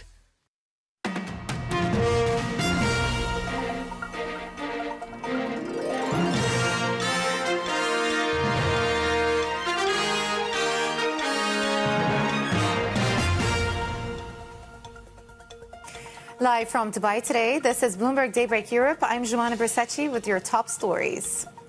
Stocks in Asia fall from record highs, while oil rebounds as the U.S. hits military targets in Iran. Traders look ahead to today's U.S. jobs report. Donald Trump's latest 10% tariffs are ruled illegal in another blow to the U.S. president's flagship trade policy. Plus, UK Prime Minister Keir Starmer awaits his fate as early results from local elections paint an ugly picture for his ruling Labour Party. And let's take a look at markets. Sort of a more muted handover coming over from Asia overnight. Real questions about what is happening exactly in the Middle East with Iran and U.S. exchanging fire around the Strait of Hormuz, though President Trump maintains that the ceasefire is still intact. But again, a very tenuous moment when it comes to geopolitics of the region. S&P futures, though, up 0.3% after a pullback for Wall Street yesterday. All eyes will be on the jobs report coming later today. We'll keep an eye out for the jobs gain. Jobs growth of 62,000 is what is expected. Will we get a beat like last month? That's a big question. European markets, though, tilting towards negative, down 0.2% as we talk about the ramifications of the rising up once again of tensions in the Middle East. And then FTSE 100 in focus also today, down 0.7%. And this is on back of the results that are coming through these UK local elections, pointing to a heavy night of losses for the Labour Party and big gains for reform. So we'll keep an eye out as these results continue to filter through, but it's not shaping up to be a good day for Labour. Switching over, we have Brent once again in focus. Given the developments overnight around the Strait of Hormuz, we are back above $100. $101 is where we're at, up 1% this morning. So again, some upward pressure being exerted on energy markets. The pound, as I was just talking about, the local elections, not seeing much of an impact because the dollar has been trading weak as of late. But 135.70 is where we're at for the pound. And then 10-year yields hanging in at 4.38 as we get into those jobs figures later. Time now for your front page news. Starting with the Financial Times, which leads on the UK local elections, the paper reporting Labour suffering heavy early losses as reform surges. More than 5,000 council seats are up for grabs in England as parties also vie for control in Scotland and Wales. The Wall Street Journal begins with a story on how Anthropic's mythos threw the White House AI strategy into chaos. Vice President J.D. Vance is expressing alarm over new AI models which can find software vulnerabilities on their own and potentially start cyber attacks. And a key story featured in Italy's Corriere della Sera translates to Marco Rubio in Rome meeting with the Pope live after tensions with Trump. The U.S. State Department said it underscored solid relations with the Holy See and a shared commitment to peace. The Vatican saying the pairs shared cordial meetings. And you can get a roundup of the stories you need to know to get your day going in today's edition of Daybreak. Terminal subscribers can go to DAYB Go on the terminal. Truce tested is the main headline today. Well, President Trump's 10% global tariffs has been declared unlawful by a federal trade court. The ruling comes as the U.S. looks to ramp up pressure on the EU to implement its trade agreement. President Trump posting on Truth Social an extended deadline of July 4th for the EU to ratify the deal or face higher tariffs. Let's get more from Bloomberg senior editor Balazs Pence.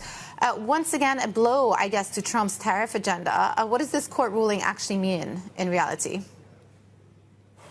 Well, it certainly is a setback, Jumana, and it just shows the sort of legal maze and the number of hurdles that the whole tariff infrastructure faces right now. To be clear, so this ruling concerns the so-called Section 122 tariffs, which were put in place in February after the Supreme Court struck down the earlier emergency powers tariffs.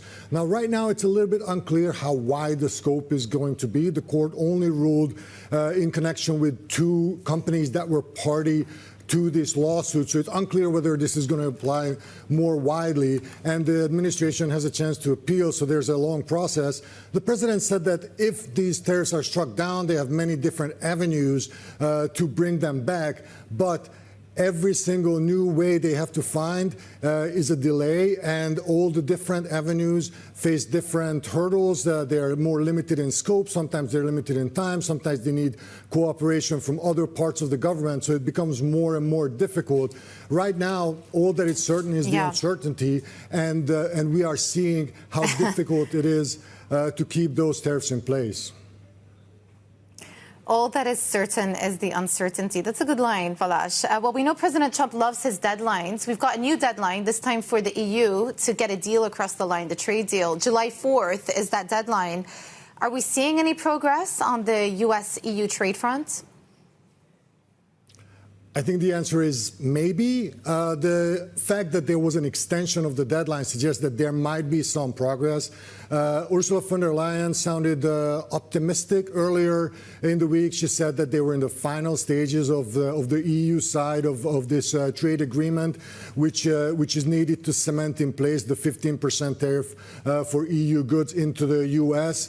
Some of the negotiators said that everybody's committed to moving swiftly, and Ursula von der Leyen said again that they had a good conversation with President Trump and that she's confident that the EU can make this happen. But it is the EU. There are a lot of different parties, a lot of different interests that they have to bring together and smooth out. Not everybody's on the same page, obviously. Otherwise, we already would have an agreement. So we have a few very tense months ahead until the 4th of July, a few weeks ahead until we find out whether that agreement can be brought together in time.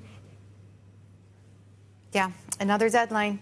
Bloomberg senior editor Balázs Pence, thank you so much. Well, for more analysis, let's bring in Maria de Mertzes, economic policy professor at the European University Institute. There's a lot I want to discuss with you. I will get to the tariffs, but I actually want to start with the overnight developments around the Strait of Hormuz, the fact that there has been an exchange of fire once again between U.S. and Iran. President Trump still saying that there's a ceasefire in place. I'm going to ask you, I guess, the question that everybody wants an answer to, which is, what do you think an ultimate resolution to this war actually looks like in practice, beyond a temporary ceasefire? Well, we have an extraordinary situation in which Iran actually is now negotiating about something that it never previously had. That is, of course, a very vital crossing of global energy. It never really controlled that before. And now it's on the table negotiating about something it didn't have before. This is quite extraordinary. And I don't think that we'll be able to have an end to this, a resolution to this, without Iran having something of what it is that it is asking. And this is explaining, in my view, why the US is in this game of start and go. It is actually the one that is likely to have to stop more likely than others. So I think it is the US that needs to back off a little bit for some resolution to eventually happen. Okay, interesting. Let's talk about the knock-on effects it's had on Europe. From an economic perspective, it's pretty clear what the transmission mechanism is, with higher oil prices, higher jet fuel as we head into the European summer. What about politically? What has the war done to Europe politically in terms of cohesion and the respective countries' approach to the war and the big question, which is, whether to help President Trump with the efforts and go one step further and help with the reopening of the Strait of Hormuz? Well, once again, it has exposed the very obvious thing that the European Union has, and that is sovereignty, which means that every country has the right to decide for itself what its foreign policy is going to be. And to the extent that countries do not agree on what that foreign policy should be with respect to the war in Iran, then we just see fragmentation again. Fragmentation really never really helps with finding consistent policies and advance with policies. And this is yet again one occasion where we see that. But in my view, this is not new, and we know how to deal with it. Progress happens in Europe in very small steps.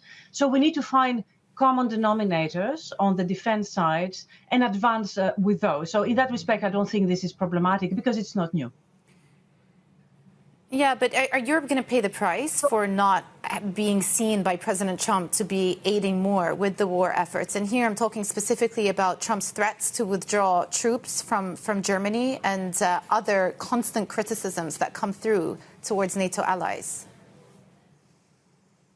Possibly, but for the moment, I think the war in Iran is actually costing the U.S. a lot of money. So, the U.S. has a problem and it really needs to solve it.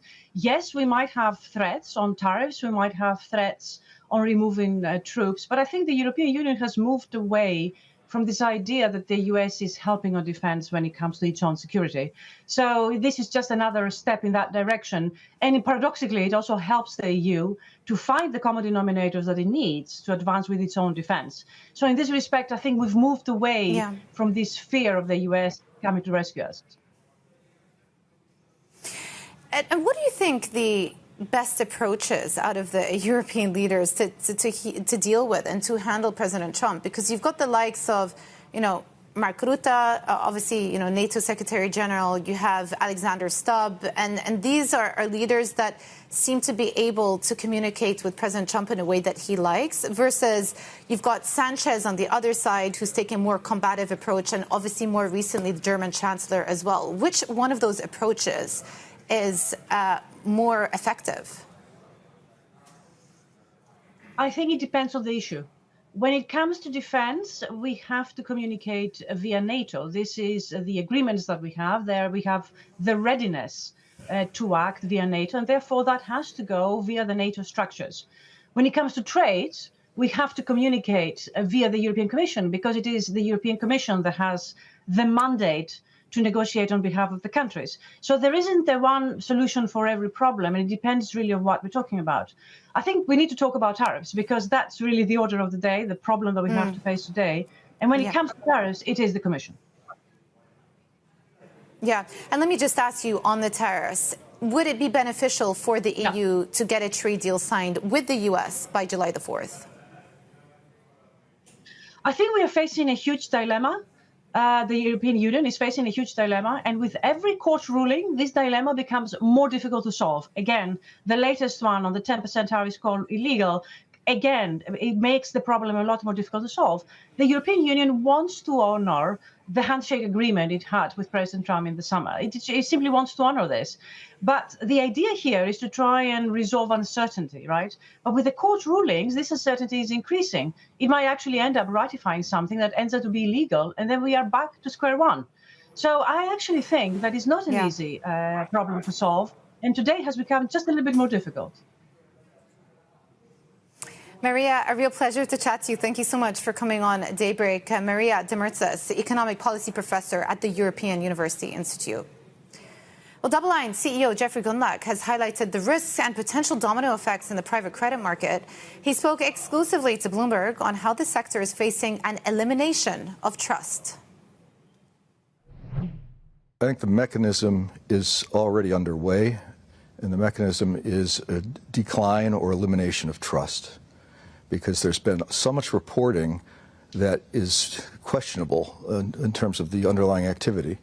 When I point out the one that really grabbed my attention last fall was there was a fund that was marked at 100, and overnight it was marked at 81. Mm-hmm. Now that is a hard to understand markdown by a not insignificant sponsor, one with a good reputation and a very large staff, supposedly doing underwriting and due diligence and tracking and all that sort of stuff. And yet it goes down 19% overnight. Now, many people don't quite fully understand the ramifications of that. They think about a stock, that reports and it goes from 100 to 81, and that's a big move, but there was a big earnings miss or something. These are portfolios of hundreds of loans, maybe thousands of loans in some cases. And 100 to 81 means either all the loans were marked down 19 points, all of them, or say, since I keep being told that everything's largely fine, let's say 50% of the loans are absolutely rock solid. That means that the other 50% were marked down 38 points. What if 75% of the portfolio is absolutely rock solid, which is kind of what the messaging has been, that it's mostly all good. No, I think one said no red flags, no orange, no yellow flags, and mostly green flags. Mm-hmm. Wait a minute, where's the other slice of the pie? No red, no yellow, and mostly green. What about the not mostly? Yeah. Type of thing. But if 75% of the loans are absolutely rock solid, it means the other 25% were marked down to 20 to 24. Wow. Right? So, but what if it's 10% of the loans? Oops, they'd have to be marked down to below zero. Right. To get it, right? Yeah. So it's clear. And when we get these markdowns, it would be awfully helpful if they would say, this is how many loans we have, this is the dollar amount of loans we have, and this is how many were marked down. Right. Because we know the dollar amount of the markdown. It's the percentage. So how many are there? That would really big issue. But I've been saying this is not just about private credit. this is something that is endemic to market cycles. This happened in the IPO of dot-coms back in the late 90s. They had no revenue, no business plan, and they were selling for large prices. DoubleLine CEO Jeffrey Gundlach speaking exclusively with Bloomberg's Katie Greifeld and Romain Bostic. Well, coming up, a profit boost and a takeover battle. Commerzbank turns out the pressure on UniCredit. We'll bring you the details next. This is Bloomberg.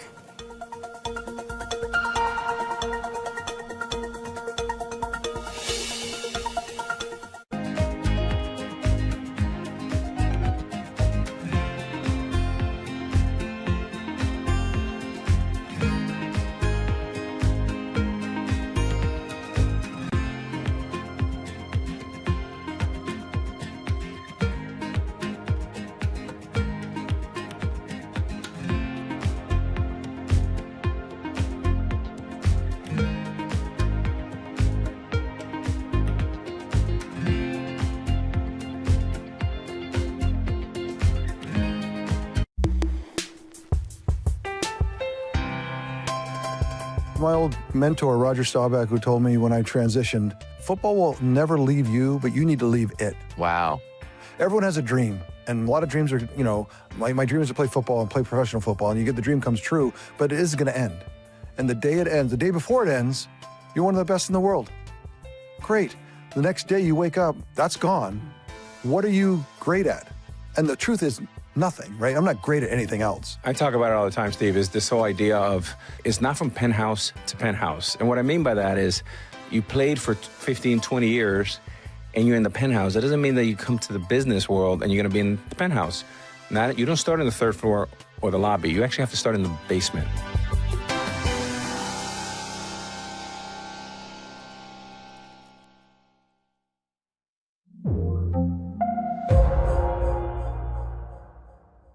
At a time when policy in Washington is driving Wall Street, we draw a distinction between the rhetoric and the action, bringing you market-moving guests and original reporting.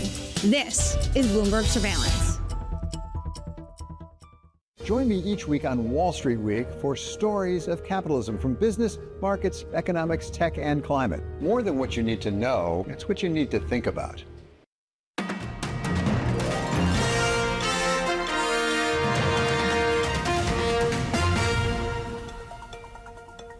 Welcome back to Bloomberg Daybreak Europe. Commerzbank has raised its profit outlook for the year after stronger than expected first quarter earnings, giving CEO Bettina Orlopp fresh momentum as she fights off a hostile approach from Italy's UniCredit. The German lender now expects full-year net profit of at least 3.4 billion euros, above previous guidance and analyst expectations. Joining us now is Bloomberg's German finance reporter Arno Schutzer. So there are two things going on here, obviously the earnings and then the UniCredit takeover attempt. Let's just start with the earnings. How would you characterize this quarter for Commerzbank? I'd say it's probably a pretty good quarter for Commerzbank. So they've beat expectations. They have set out a new strategy. For the first time, they've announced 2030 goals. And actually, they look pretty strong.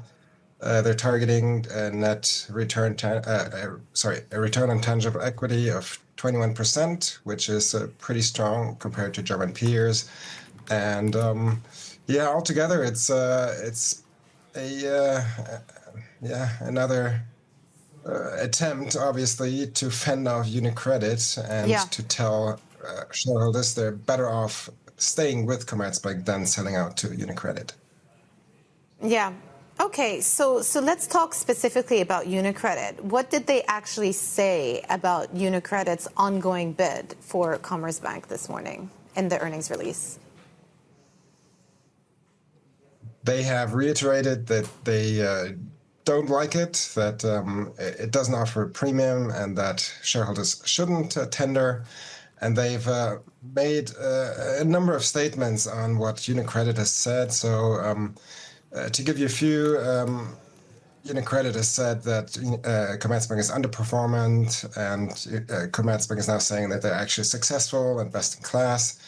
They're saying, UniCredit is saying that Commerzbank has an oversized international network, and Commerzbank is saying, no, it's the right size, and UniCredit is being totally misleading. UniCredit has said that Commerzbank is over-dependent on risky bets, and Commerzbank is saying, no, we're prudent, and we don't need any additional coverage.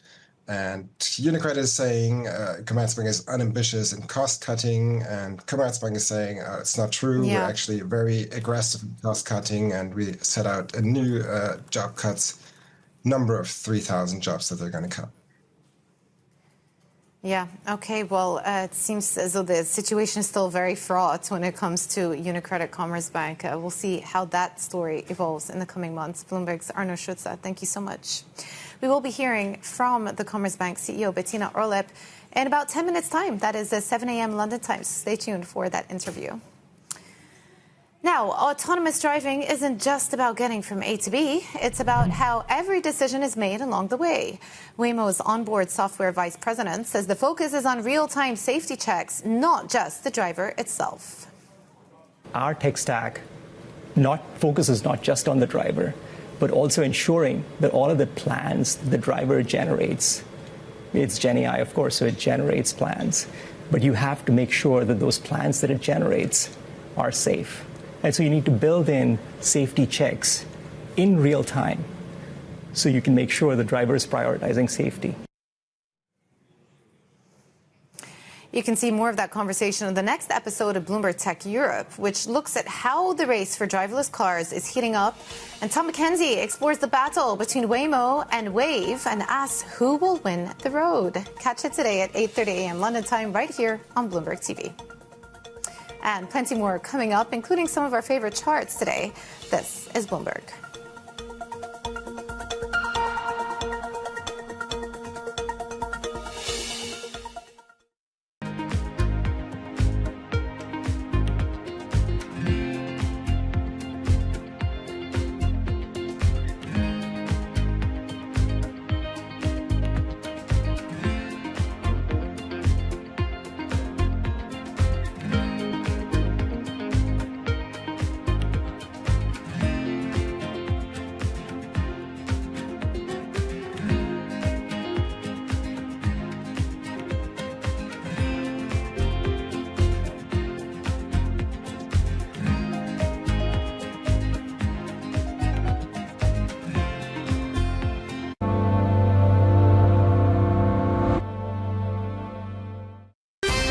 Up-to-the-minute global news whenever and wherever it happens. I'm Jemana Bersecci in Davos, Switzerland, and this is Bloomberg.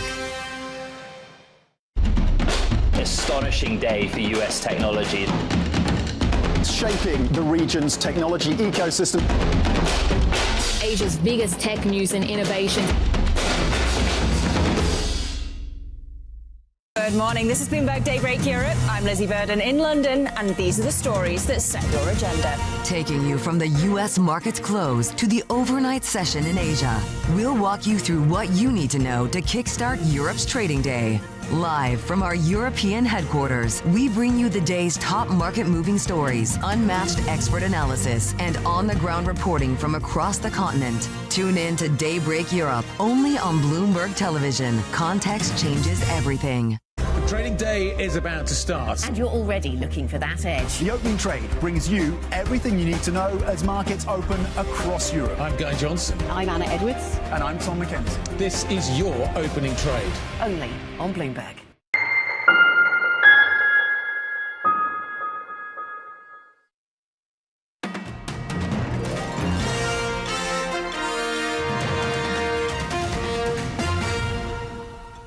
Inflation is still too high. All right, you all know that. It's been ever present, been too high for 5 years now in a row. My kind of modal outlook would be that we're likely to remain paused for a longer time period with further easing further down the road. That was Boston Fed President Susan Collins and Minneapolis Fed President Neil Kashkari. All right, a couple of charts that we're looking at today. Oil I wanted to flag this one to you because for the past couple of weeks, we've been talking about the big divergence between what's happening in the physical market versus the futures market. And experts were saying that the futures market was going to catch up with the physical market. But take a look at what's happened. If anything, the physical market has come down to match where paper markets are trading. So right now we have Brent trading at around $101, and actually physical, the short-dated Brent curve has gone through that, which is an interesting phenomenon and not what people had been expecting. So something to bear in mind, technicality in the oil market. Another chart that we're looking at, obviously very topical this morning, with yet another round of President Trump's tariffs being shot down by the courts. And he's saying that the EU have until July 4th to agree to that EU-US trade deal. This is just a look at the various differing tariff rates that European nations have with the U.S. And just to give you an idea, the effective tariff rate for a country like Germany is around 10%. For France, it's around 5.5%. So this is what this chart is showing you. Obviously sprung up a lot since Trump announced those tariffs last year. And then finally, a lot of focus on the UK local elections today. And so far, it's not shaping up to be a good night at all for Labour Party. It actually is shaping up to be quite successful for reform. In the run-up to this, we've seen a massive build-up in yields. And this is the 10-year UK gilt yield. Tends to be a sort of a litmus test for the UK's public finances, and obviously we've shut up a lot throughout the course of the war, but a 10-year gilt sitting just shy of 5%, so something to watch out for should we get a market reaction on back of political upheaval. In terms of other risk events to watch out for today, in a couple of minutes we have the German industrial production numbers, 1:30 p.m. US jobs payroll figures, and some central bank speakers to watch out for as well. And then don't forget Bettina Orlip coming up on opening trade.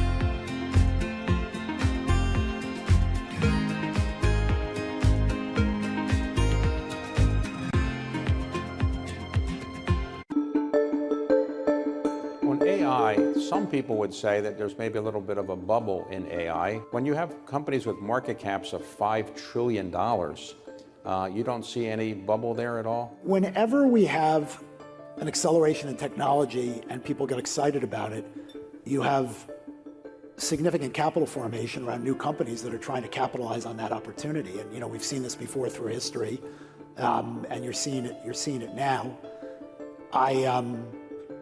It won't be a straight line. The opportunity set with AI is enormous.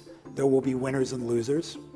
And it's hard to pick the winners and losers now. And certainly a lot of the capital that's being deployed will not produce adequate returns. And a bunch of the capital that's being deployed will actually not produce any returns. But it's hard, it's hard to call the timing on these things. And the thing I'd point to just from a historical lens is in the fall of 1996, Alan Greenspan talked about irrational exuberance in stock markets, and the NASDAQ was at 1,300.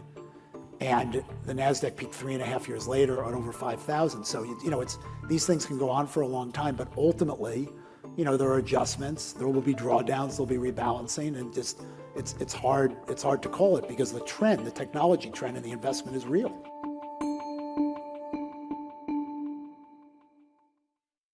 From the world of politics to the world of business, Joe Matthew and Kaylee Lines deliver news, insight, and analysis live 2 times a day, every trading day. Balance of Power at 1 and 5 Eastern, only on Bloomberg.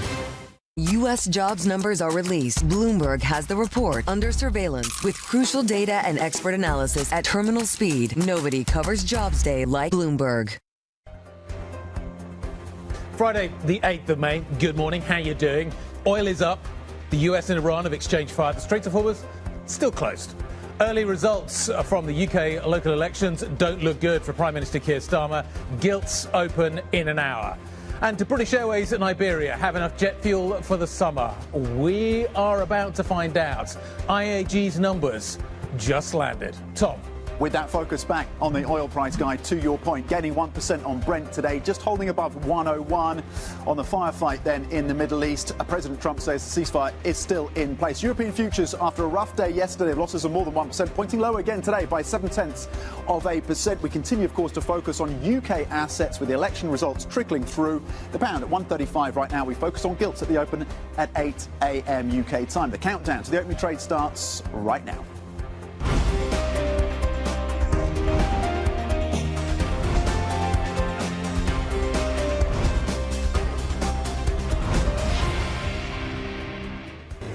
They trifled with us today. We blew them away. They trifled. I call that a trifle. I'll let you know when there's no ceasefire. You won't have to know. If there's no ceasefire, you're not going to have to know. You're just going to have to look at one big glow coming out of Iran. And they better sign their agreement fast. President Trump and his characterization of what we've seen over the past 24 hours. Good morning, everybody. In perhaps slightly less emotive language, what we have seen is an uptick in violence in the region. We've seen the Iranians attack US destroyers and the US fire back against Iranian missile launch sites. It does seem significant in the market's perspective that the US is saying this is not the ceasefire over, painting a picture of a small skirmish within a wider context of a ceasefire still holding. And for the markets, the scale of the move suggests that that's important.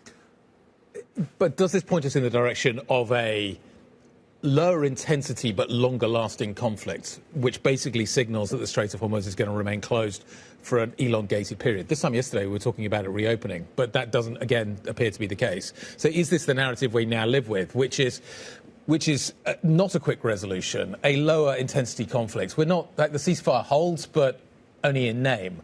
Is that the narrative, and is that what is priced into crude at 101 this morning? Is that the scenario, or is the scenario a worse scenario in which the ceasefire ends because you only need one drone or one missile to hit a US vessel, and then the pressure will be on domestically in the US to punch back and punch back hard?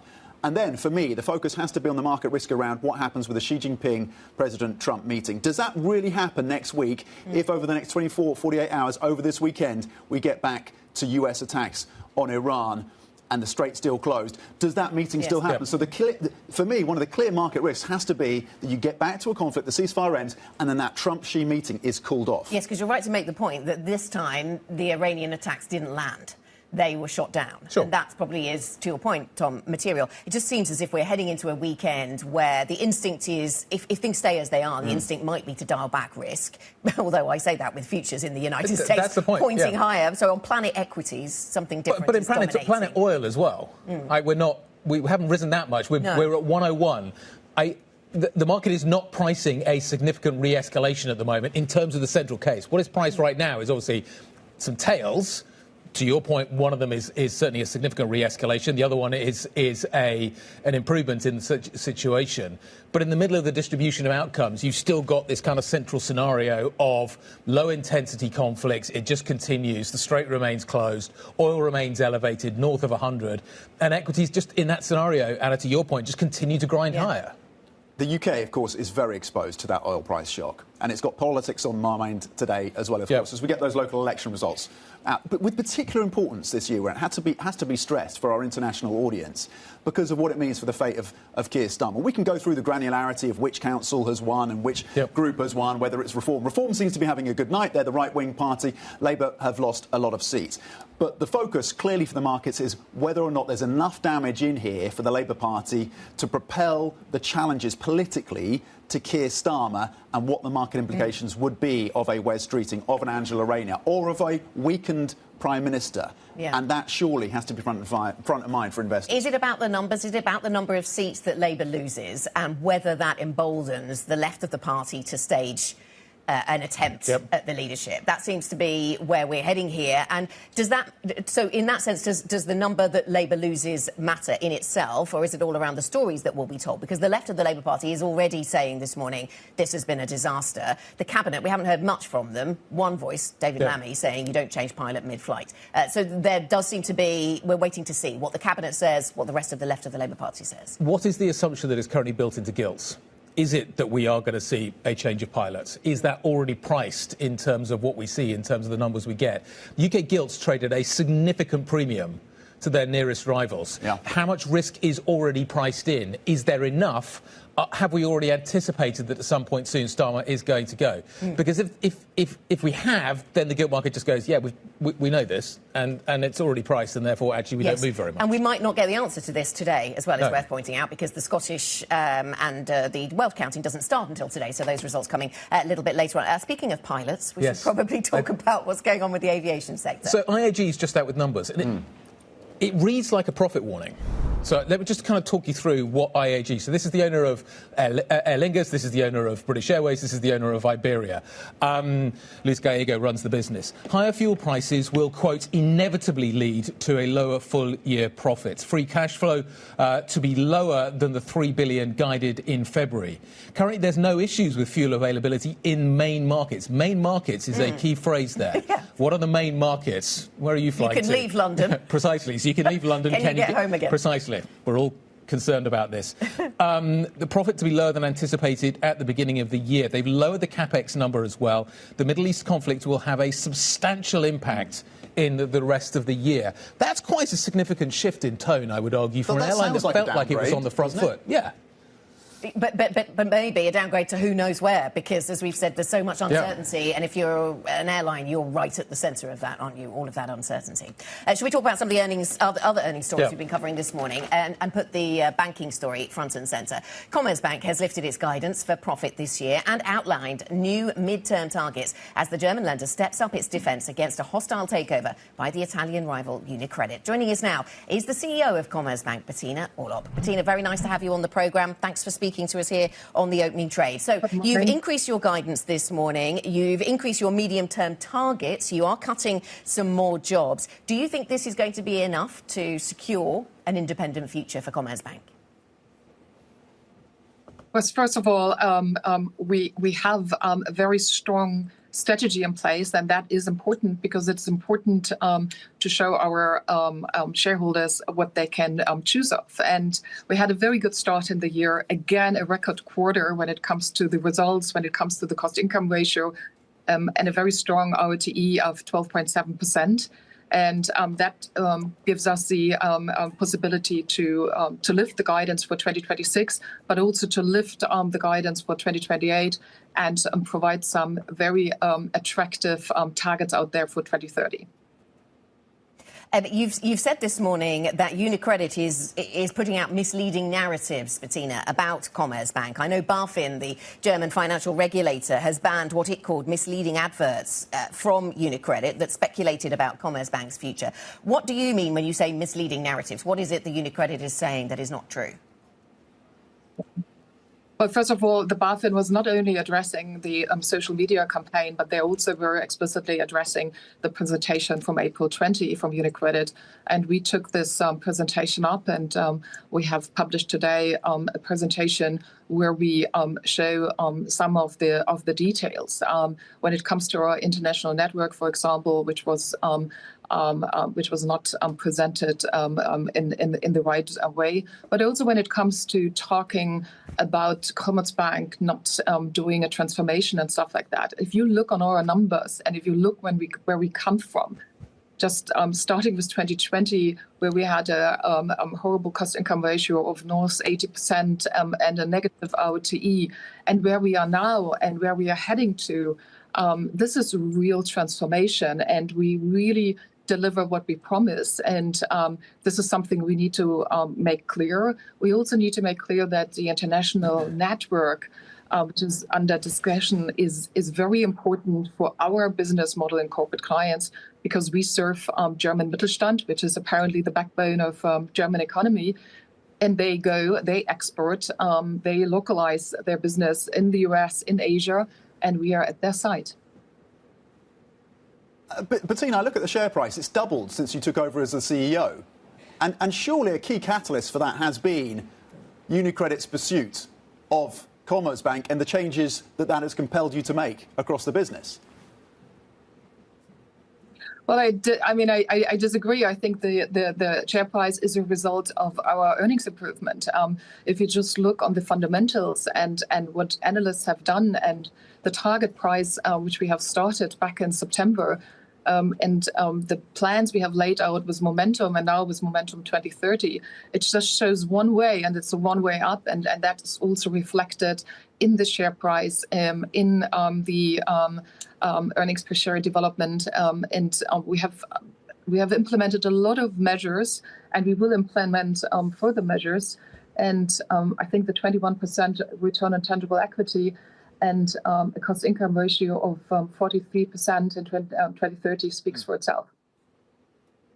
You've said, Commerzbank has said that the UniCredit proposal bears considerable risks. Bettina, what are those risks? Well, just take the numbers. UniCredit has laid out that they would do a shrinking and restructure strategy for Commerzbank. They want to reduce the cost base by 1.3 billion net until 2028. If you just assume that they can only start with it in beginning of 2027, if they would be successful, they would have to reduce approximately 7,000 FTEs within half a year to see a full effect of 1.3 billion in 2028. And that comes with lots of revenue attrition. Leave aside that you can't shut down branches in such a speed, return licenses. And if you do so, you risk to lose a lot of revenues, to lose a lot of momentum we currently have, because that is the important part. We have so much positive momentum in our business model. We see really strong growth on the net commission income. Just take this quarter with the 9%. And then we have nicely shown in our presentation now what the NII is doing up to 2030. But that will not develop if you have clients leaving the bank because they do not feel supported anymore. Okay. Bettina, good morning. It's Guy. 21% return on tangible equity, if I can get that out, target. What's the risk with that number? That's a big upgrade. That's a pretty solid number by international standards. 21%. What are the risks around that? How perfect does execution have to be? How tough will it be to get to 21%? How confident are you can do that? Yeah.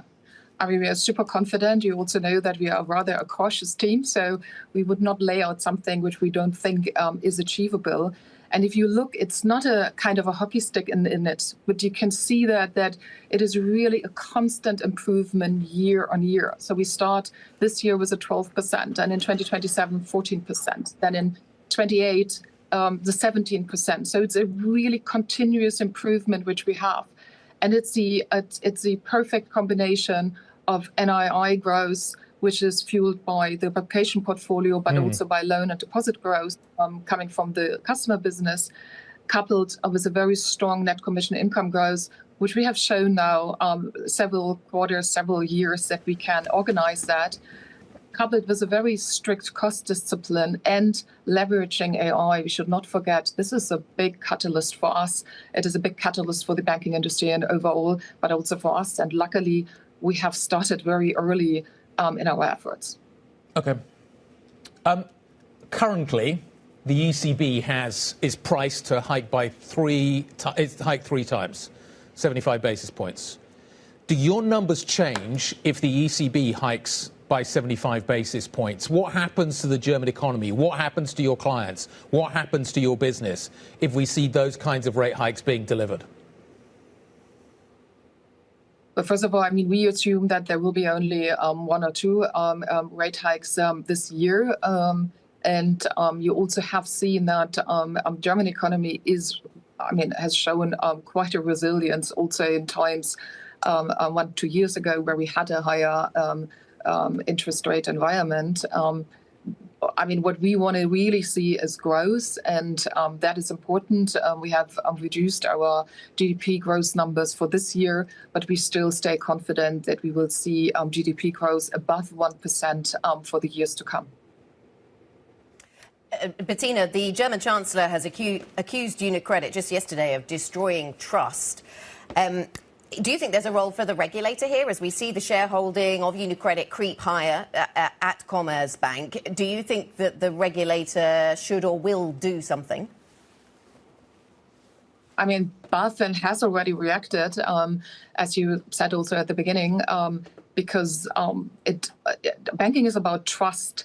And what we cannot allow, and also a regulator cannot allow, that a competitor and actually a large shareholder is destabilizing a competitor and talking the valuation down. And this is what has happened. And that is something where also we are very outspoken in going against it, because we live from the trust of our clients, and we have it, and we want to preserve it. And we also live from the loyalty and the power of our team. So we really want to avoid any destabilization coming from a competitor. OK, Bettina, thank you very much. Bettina Orlopp, the Commerzbank CEO, thank you for joining us.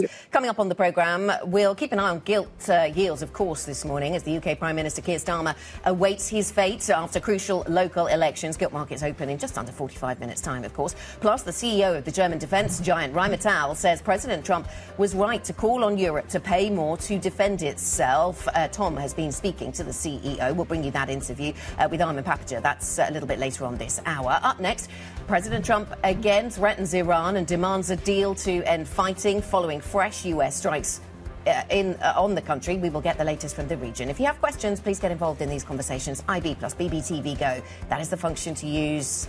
It's Friday the 8th of May. This is Bloomberg.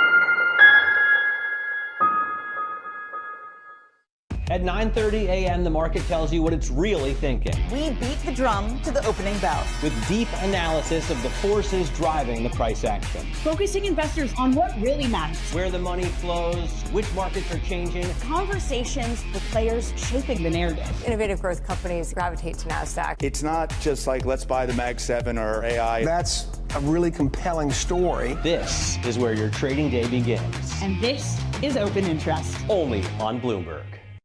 Bringing you up-to-the-minute political news whenever and wherever it happens. I'm Tyler Kendall in Washington, and this is Bloomberg. Key investors, top executives, global innovators. Join me for in-depth conversations with the biggest newsmakers on the day's top stories. Insight with Haslinda Amin, only on Bloomberg. Welcome to Bloomberg This Weekend. I'm David Gura. I'm Lisa Mateo. And I'm Christina Ruffini. We're tracking breaking news today from Wall Street to Washington. Let's start overseas. The sector is really propelling this deal forward. Yeah, the hope is this will open up new markets and provide some additional liquidity. Of course, now they're going to have competitors. We got a big week coming up in politics. Earnings season is underway. We're going to get some key reports. Everything you need to know before the markets open on Monday. Introducing Bloomberg This Weekend, bringing a little Bloomberg into your weekend routine. Guys, buckle up. Middle East and Africa. Vibrant resources and high-yield investment opportunities abound. Join me on Horizons Middle East and Africa for the stories, newsmakers, and insight from this exciting region. Now weekdays, only on Bloomberg. Welcome to the world of decentralized finance. Why is it that NFTs have not recovered in the same way that, say, Bitcoin has? Bloomberg is covering all things crypto. It's a pretty spectacular story. The people. This is the future. This is the 21st century economy. The transactions. It snapped up nearly $1 billion of Bitcoin. And the technology. We need to build a digital Fort Knox. That gives people financial freedom, and that's a wonderful thing. That's extraordinary. We ride the wave that is Bitcoin. Bloomberg Crypto, only on Bloomberg.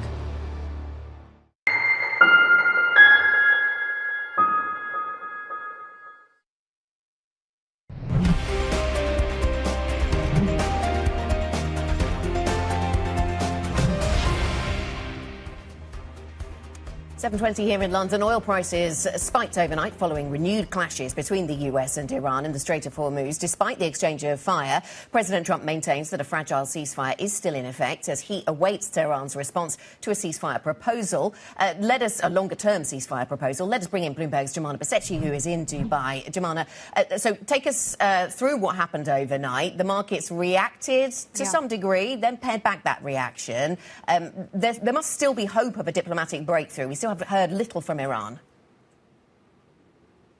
Yeah, well, it's yet again a very fragile situation. We saw an escalation on the Strait overnight. CENTCOM saying that 3 U.S. Navy destroyers had come under fire from Iran, citing missiles, drones, and small boats. And in response to that, they then launched subsequent attacks on the Iranian coastal areas. They say that they hit launch sites and command and control locations. So once again, seeing an exchange of fire between Iran and U.S. And President Trump overnight was asked about whether this actually constituted a violation of the ceasefire.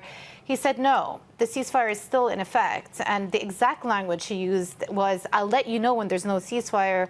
You're not going to have to know now. You'll just have to look at one big glow coming out of Iran. Yet again, another threat. And also saying that they have the ability to ramp things up again if Iran don't get the deal signed fast. So there is a strong push from the U.S. side to get a deal across the line. But we are still in this period where we're waiting to hear back from the Iranians officially about the 14-point, one-page proposal that the U.S. has put forward. As you were reporting earlier in the week, some of the demands that the U.S. have put on that paper are deemed to be quite maximalist from Iran's standpoint. So it is unclear at this point whether there can be some form of a compromise, and indeed whether you can get to a compromise over a 30-day period. But we are back at where we were at the beginning of the week, which is, the Strait, the situation is still very tense, and there is still an exchange of fire. And I will tell you, over here in the UAE, once again, air defense systems were also activated this morning as well. So we're heading into what could be quite a crucial weekend once again. OK, Bloomberg's Jumana Basechi on the ground for us, live in Dubai, of course. Meanwhile, the CEO of German defence giant Rheinmetall says President Trump was right to call on Europe to pay more to defend itself. I spoke with Armin Papaga about the potential impact of Donald Trump's threat to withdraw thousands of American troops from Germany. At the moment, I see no impact, and we will see what really works. On the other side, it's very clear, and I say President Trump is right that he said, okay, Europe has to do more to protect themselves. And it cannot be that American citizens pay, let me say, for European, that Europeans are safe and secure. And what the German government is doing at the moment is absolutely also the right. They take care about that, what President Trump says. And our Chancellor Merz, said that is the reason that they gave the budgets. And at the end of the day, I believe that Rheinmetall can grow faster with that because Europe has to invest more. And if Europe is investing more, it's also good for Rheinmetall because we are an international company, but we have a lot of factories here in Europe. Mr. Papaga, before I let you go, let me ask you this question as the CEO of Rheinmetall, but also a citizen, of course, of Europe. What keeps you up at night when it comes to European vulnerabilities on defence? Nothing keeps me up at night. I must say, I'm a very relaxed man, and if we have problems, we have to sort it out. I believe in the Western world. I believe in the transatlantic relationship. And I believe in the ethics that we have in our Western world, in democracy, in freedom. And if you fight hard for that, and this is what I do, and sometimes 15 hours a day, I can sleep very well. OK, Ryan Martell's CEO, Armin Pakovat, speaking to me yesterday. OK, what else do we need to know? Let's talk about what we are watching when it comes to the tariff story. President Trump says he will impose new tariffs on the EU unless it ratifies its trade deal with the US by the 4th of July. European Commission President Ursula von der Leyen says both sides remain fully committed to the deal. Elsewhere, President Trump's 10% global tariffs were declared unlawful by a federal trade court. The move is another blow to Trump's economic agenda, months after the US Supreme Court struck down his sweeping global tariffs. In Japan, Toyota is hitting the brakes this morning with a forecast for an abrupt drop in operating profits due to the Iran conflict. The world's largest car maker by volume is bracing itself for a squeeze on the price and supply of crucial materials that it says could last for months. Toyota suppliers warned last week that they are starting to see shortages in key materials due to the closure of the Strait of Hormuz. And Anthropic is reportedly weighing another round of funding, which would value the AI company at nearly $1 trillion. The FT reports the maker of the popular Claude models is considering raising tens of billions of dollars this summer. Sources say the FT, the new round, is expected to value Anthropic about $900 billion, which would eclipse OpenAI's most recent valuation. The numbers just go higher and higher. Why do you need to... How quickly is that number rising? Yeah. So they're looking to cross annualized revenue of $45 billion imminently, according to the research report. We know that they crossed $9 billion last year, so that's 5x. What happens further down the P&L? Like, are they making money? Who's making money, I guess, is the question. Well, they're still losing money. Yeah, so and what they've done recently is spent a lot of time and a lot of focus on trying to secure these deals for compute.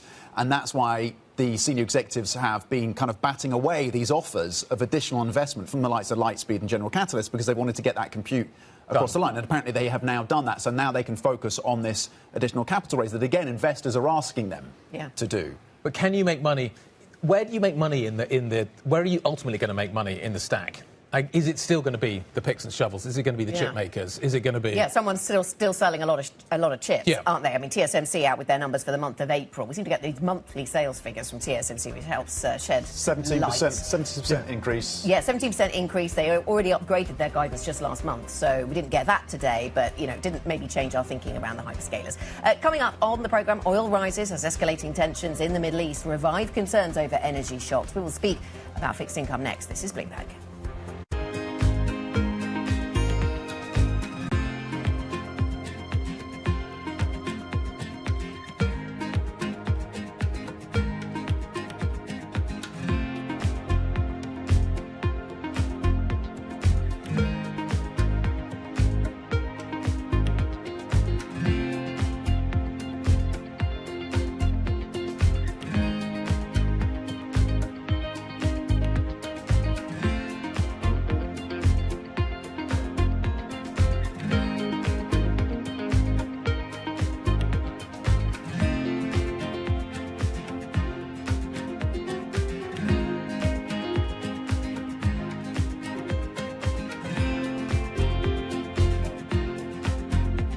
Middle East tensions are high. Both sides willing to go back to the battlefield. The narrative changes moment to moment. Is there a ceasefire? Is there not a ceasefire? Markets are up, markets are down. Count on Bloomberg for up-to-the-minute reporting. Breaking news this morning. Breaking news in the last few minutes. On-the-ground perspective. Talking to you from the bomb shelter. This White House still pushing. And the analysis you need to make informed decisions fast. Clearly, nothing is final until it's well and truly final. The really important question is whether we'll get second-round effects. Nobody covers geopolitics like Bloomberg.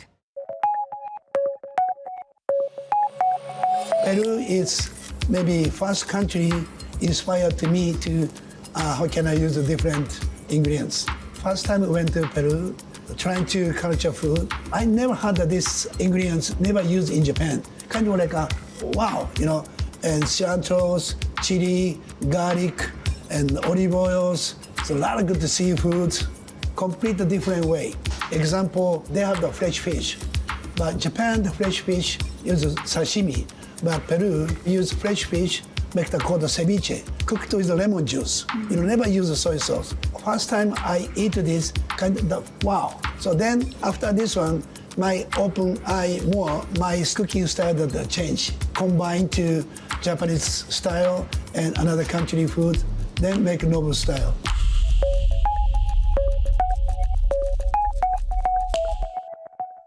No know how the market day started. Find out how it finishes. Public markets to private markets. From the micro to the macro. Covering retail, entertainment, the business of sports. The supply chains, trade policy, how it all is impacting the U.S. equity market as we drive to the closing bell at 4 p.m. A holistic approach to covering financial markets. If it matters to your life, we're covering it.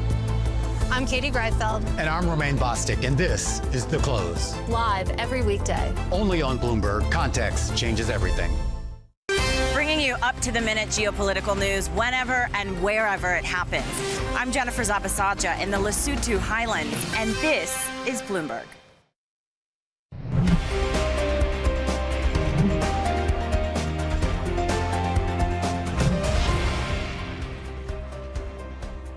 Good morning, happy Friday. We're 30 minutes from the start of the opening trade this Friday. Then European futures pointing lower by 0.5% after losses of around 1% across the European benchmark yesterday. US futures still pointing higher. S&P EME's up 0.3%. But that's the picture across the European futures picture, pointing lower by 29 points. We continue to focus, of course, on UK assets, and particularly in the lead up to the gilt market open at 8. FTSE 100 futures pointing lower by 0.7%. CAC futures by 51 points. That's the picture on the equity markets, Hannah. Yeah, so some negativity on the equity markets, partly reflecting some exchange of, some attempted exchange of fire on the Iranian part overnight with the United States. So a bit of an uptick in violence in the Strait. That did push oil prices higher, up by around 3% at one point overnight. But we're now back to pretty much flat, $100 almost on the nose for the Brent price. So that is important when we think about where bonds are. And bonds are pretty unmoved by what they have had to see overnight. We'll wait for the gilt open, as Tom says, because that will be interesting. I think we'll wait for payrolls as well later. That's going to be a factor too. Survey number 65, whisper number 70. That's quite a punchy number, actually, considering what's happening in the US economy right now. How do you price this all into credit? Let's find out. Alexandra Ivanova, fund manager for the IFI Europe team at Invesco, joining us around the table. Good morning. Good morning. Rates are elevated. The economy in the States looks okay. In Europe, it's struggling. What do I do with credit right now? Do I worry that we are heading into an economic slowdown, that we're going to get a credit cycle? How do you position right now to kind of take on board all the risks that appear to be out there, higher oil prices and all the other factors we need to follow? Oh, yeah. I mean, quite a big question. It is a big question, but it's very volatile. But I actually was looking at my portfolio. So when you have rates, equities, and credit, where I would have thought your hedge was mostly in the risk-free side, normally. At the moment, credit is my hedge, because credit has been the most resilient asset class in the last, it's been like this for a couple of months or even quarters, and we have a lot of demand.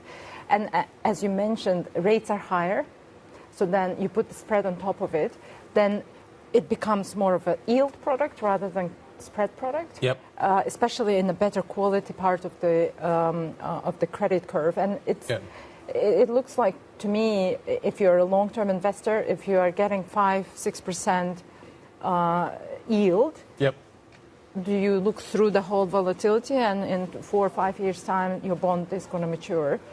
And that's how we're looking into front end. So credit is a hedge. It's acting. Is it a better hedge than govies? Because corporate balance sheets look okay. Yeah. Government balance sheets, not okay. There is an argument for that as well, and I can sympathize with this, where you look at the fundamental picture in credit, they have been improving in general terms.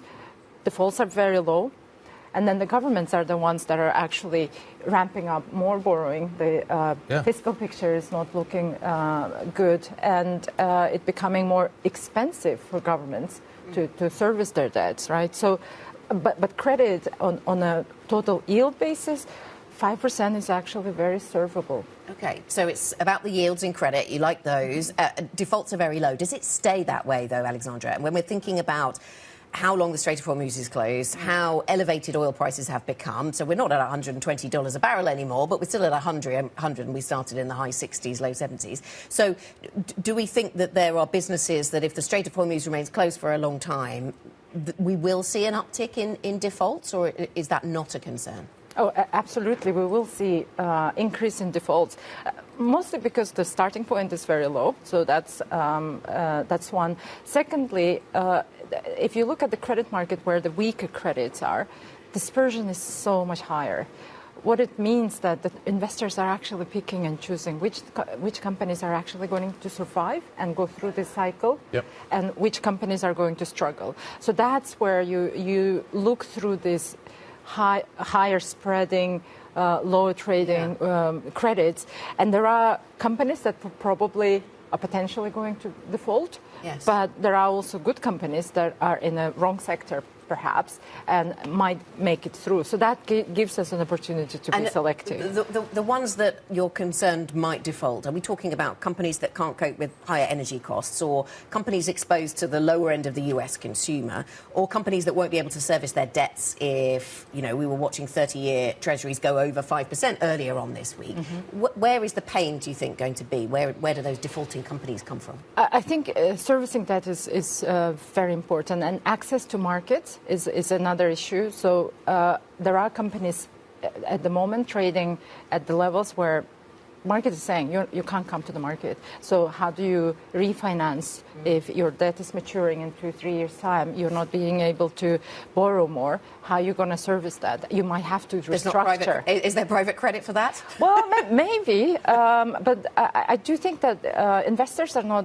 They're savvy, so they will be looking at, is there value to be salvaged here, and where do I step in? So that becomes, for me at least, as a credit investor, it becomes a question of where I start and what the price is. Alexandra, good morning. Can you just give us more details in terms of where you are finding entry points right now?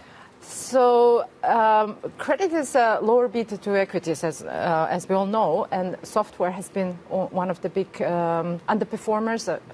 More recently, it's done okay, and there are places there that I think there are resilient businesses. And if you think about credit, is more about our cash flows, not necessarily what your growth picture looks like in 20, 30 years from now, and there is a company that I really like that reported last week, and the numbers are reminding us that actually this business is not going to die tomorrow.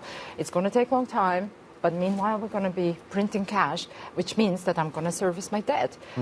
Depends whether your debt is going to mature in 2 years' time or 5 years' time or 10 years' time. So then you have to kind of look into the curve and say, where do I put my bets in? And you can find this. So that's interesting. So there's opportunities in software.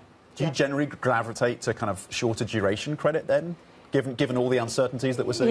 Yeah, that makes much more sense. So if you can model the business dying, for example, if you say software companies are not going to be there, which I personally don't necessarily agree. There are some places where they're much more sticky. The client base is stickier. There's a contract base that you can't get out of this contract quickly enough.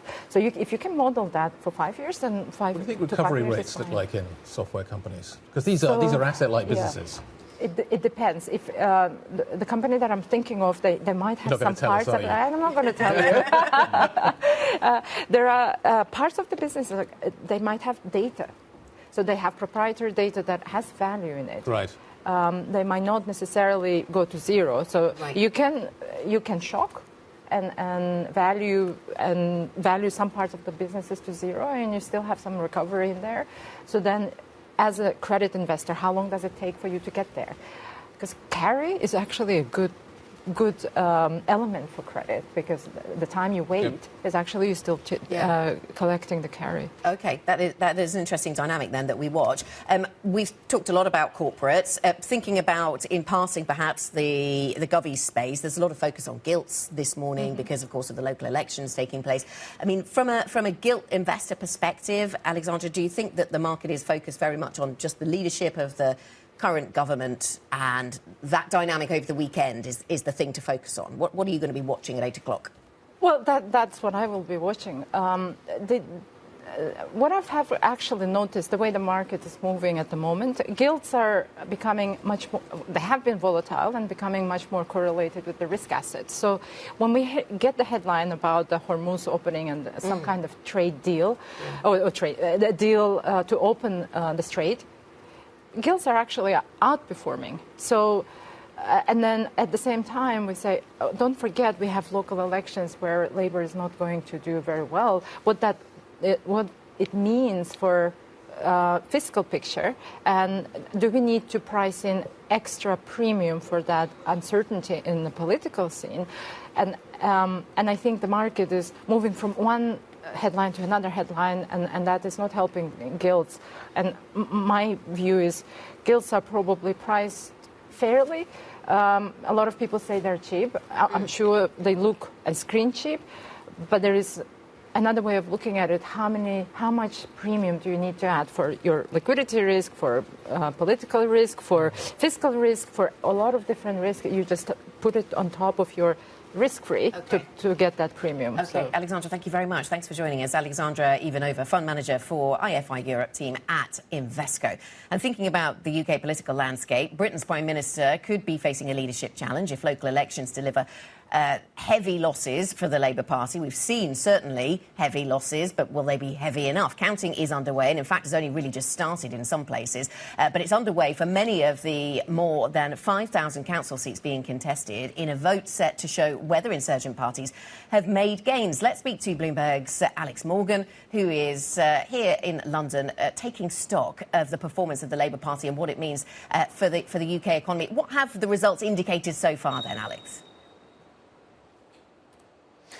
Well, morning, Anna. It's very interesting. Traditionally, when looking at local elections, the governing party, or the party that thought they're not going to do so well, will say, look, this is all about bin collections. It's got nothing to do with the general election. This is, localised, etc. And then the parties making gains will say, look, this is as good as the midterms. We're going to give the government a kicking. We're on course. This time around, the messaging has been much more sober from the Labour Party. We had the Deputy Prime Minister, David Lammy, out last night saying to the public, but also to Labour members, look, changing the leadership, that's not the right answer to the question of where we go after these results. A pretty extraordinary intervention at that early stage. Now, as you mentioned, we are still in the very early stages of counting, Labour having lost around half of the seats they were defending. We're looking here at the elections to councils across England, crucially also here in London. But the counting is yet to get underway in Labour-held Wales, or Labour-held Wales as it's been since 1999, when the Welsh Senedd, the Assembly, was formed. The polls predict they could lose that, and lose it by being kicked into third place. That will have a huge emotional impact on not just Labour voters, Labour members, but Labour MPs. Those kind of shocks are the kind of things that you can't really account for, because politics, yes, it's about this data set. Yes, it's about these contests and these polls, but it's also about those emotions, that feeling of a party restless, looking to blame someone, looking for change. And those are the factors we'll be looking at, the impact the results have on the mood in the party, and whether that is enough to tip people over into breaking ranks and calling for Prime Minister Keir Starmer to go. At the moment, though, we have just a partial picture. The big winner, though, if we got pain for the Prime Minister, big gains for reform. Let's talk a bit about, therefore, how markets react to this, Alex, and what happens next. While we don't know the full picture at the moment, it looks bleak. But the market already anticipated that it was going to be bleak. So how are investors likely to react to this? Well, that's the thing, isn't it? If a bad result is already priced in and your result comes in ever so slightly better, is that a win? Potentially. But if the results come in worse than perhaps you're expecting, or at the upper end, then you've really got a confirmation of what up until that point had been speculative. And I think this is the big question, because it's not just whether Keir Starmer is reconsidering his position, it's whether he's going to reconsider fiscal policy, maybe a loosening, to win over voters who might have been tempted by the left-wing Green Party, who have been unashamed in saying they're going for a left-wing populist message. The question isn't just about Starmer, it's also about the fiscal rules that Starmer and Reeves brought in their manifesto, have stood by ever since. We know that long-term borrowing costs for the UK hit a 28-year high last week. Yes, there's this big complicating picture about the Middle East conflict, but the markets have shown nervousness about a suggestion that a change at the top of government could lead to a loosening of fiscal policy. So it'll be very interesting to see, of course, the market's response. And I think it's worth saying that the question of the Labour leadership, whoever that might be, in whatever direction they might take, the bond market will very much have a say in whether or not the more out there policies or looser policies would ever get enacted. So, yeah, a very interesting other factor to be looking at this as those seat counts keep coming in.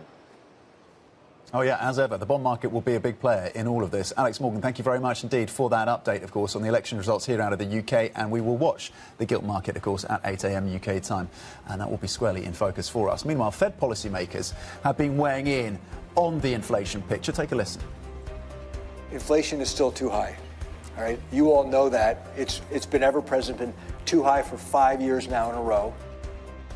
My kind of modal outlook would be that we're likely to remain paused for a longer time period with further easing further down the road. Boston Fed President Susan Collins and Minneapolis Fed President Neil Kashkari speaking there. We're going to discuss more on the Fed's challenges ahead as we look to the jobs report due later today out of the US. This is Bloomberg.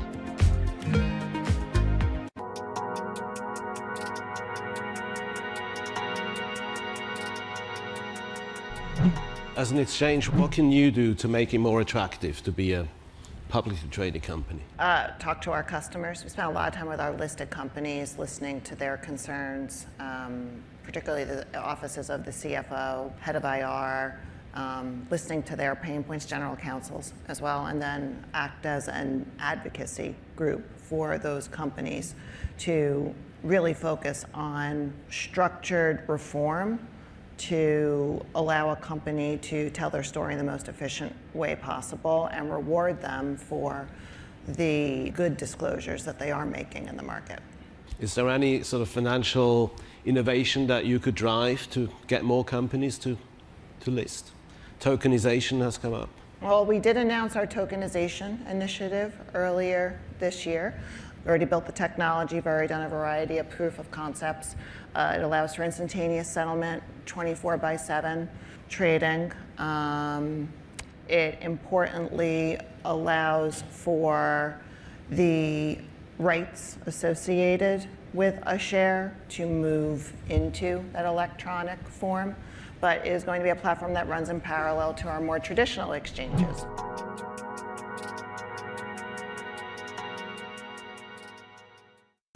Good morning. This is Bloomberg Surveillance. Welcome back to the opening trade. Watch Bloomberg Tech. This is the Asia trade. This is Wall Street Week. Welcome to Balance of Power. You're watching Bloomberg Deals. Welcome to Bloomberg This Weekend. This is Bloomberg Television. Get your fixed income fix. Watch Bloomberg Real Yield around the world right here on Bloomberg. Context changes everything.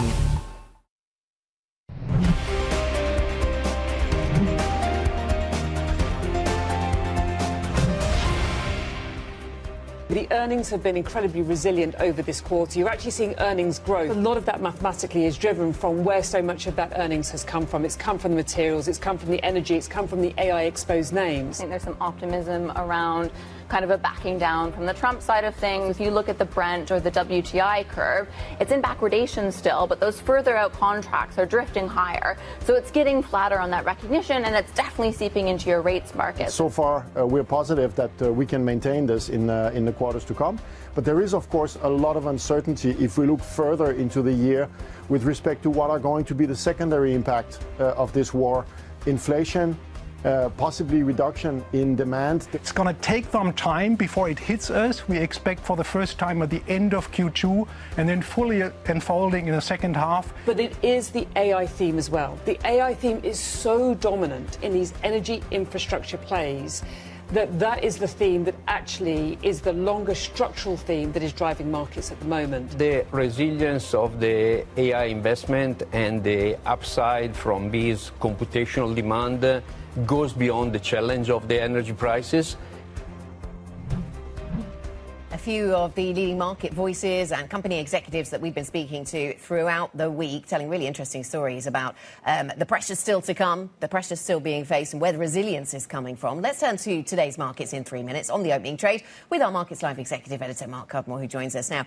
Mark, I mean, overnight developments, there was an excuse to take risk off the table into the weekend, I suppose, but markets haven't necessarily taken up that opportunity. Yes, we saw oil prices spike. They are a little elevated, but not by much. US futures pointing higher. How do you think about the market's response to what has been an uptick in violence in the Strait of Hormuz?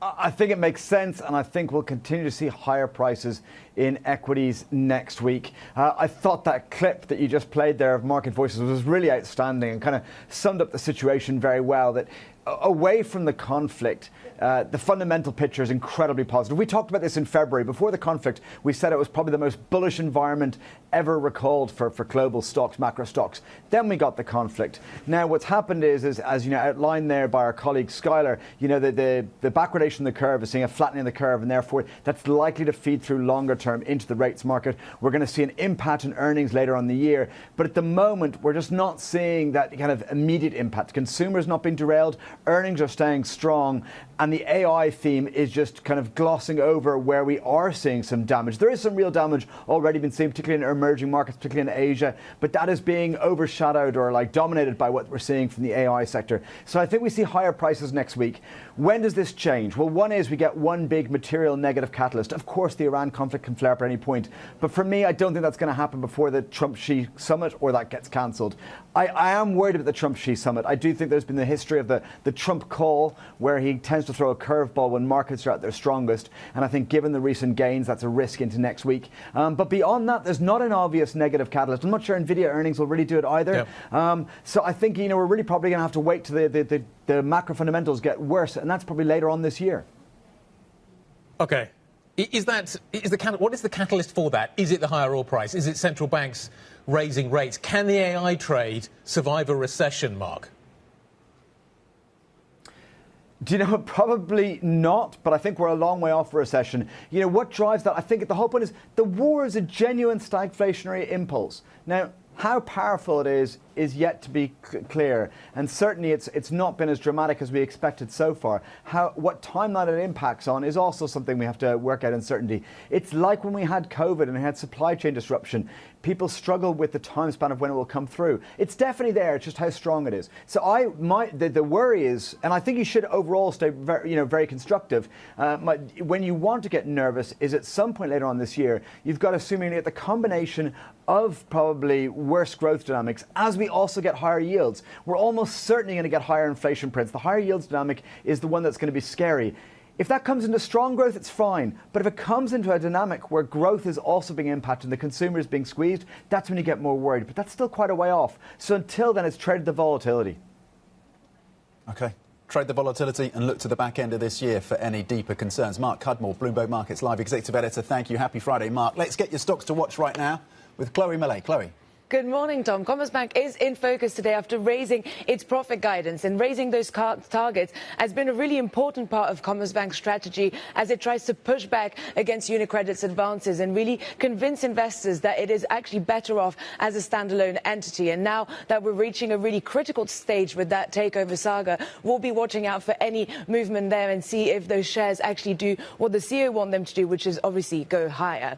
Moving on to IAG, which is also in focus and could see see some weakness today after saying that profit and cash flow will actually be lower than anticipated this year because, of course, those higher fuel costs. And this is now the latest airline to be warning about the impact on a profit from the Iran war. And, you know, some of those airlines cutting flights, rescheduling everything because of those higher fuel costs. And so IAG has actually been doing quite well over the last few months, but it could see some weakness today. And finally, Rheinmetall is also in focus after being cut to a neutral rating by JP Morgan, with the analysts saying that Rheinmetall is finding it quite hard to grow as fast as it would like. And so we could see that translating into some weakness for those shares as well this morning for Rheinmetall. Chloe, thank you very much. Chloe Melly, an interesting line then, Guy, coming from IAG this morning. Consolidation, it seems, could be something that's the fallout from higher energy prices. They've talked about it in the States already. You've seen Spirit shutting down. Louise is talking on the call, which is just finished, about the idea that they're being approached maybe by other airlines to talk about consolidation. This is really, it's interesting. Tony Fernandez at AirAsia was comparing this to COVID, saying actually the fuel price hikes that he's seeing are comparable to the kind of shocks that we saw. The open trade coming up. Futures pointing lower here in Europe by 0.7%. This is Bloomberg.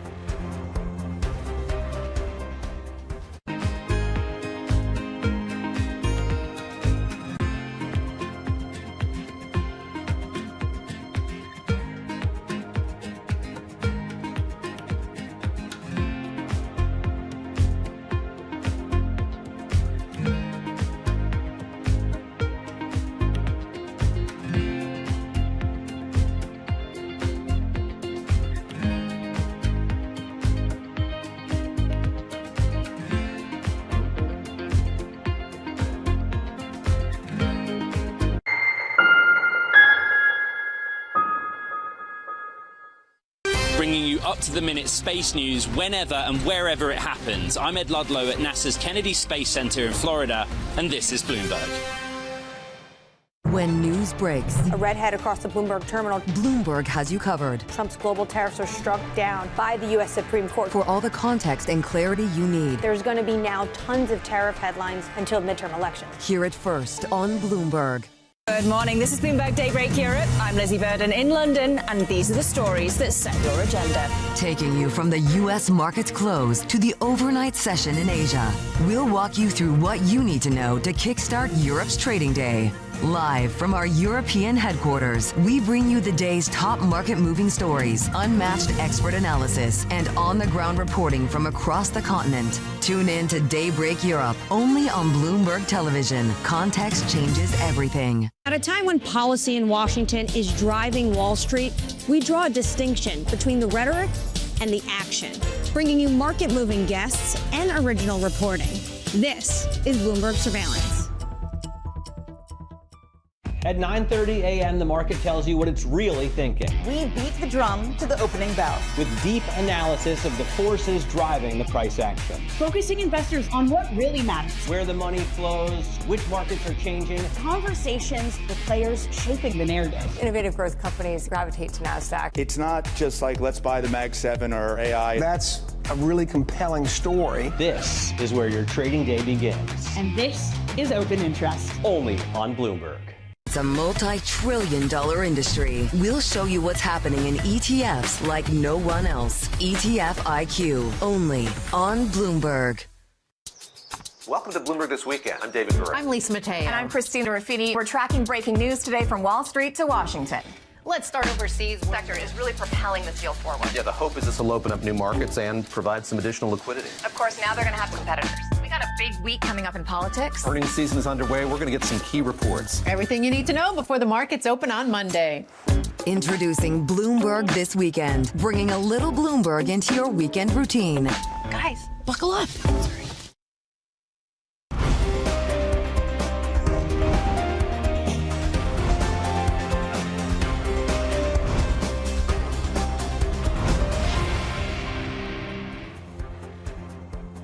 Okay, a couple of minutes to go until we start trading here in Europe. The Friday session is almost upon us. The weekend is almost upon us. But let's talk about what Thursday delivered and what we saw over in the United States. Basically, it was a day of hope fading. Over here, we have the Axios bounce, which we gradually kind of lose interest in as the day progresses. And we realise that probably we're not going to get some sort of a peace deal being announced imminently, and that's basically what we priced in yesterday. The tech story was still very, very interesting, but we priced in a lot of expectations, and those expectations, Tom, were not delivered upon. Yeah, semiconductor index and the Philadelphia stock index was under pressure yesterday, and it was risk off across the European markets, to your point, losing about 1% by the end of the close.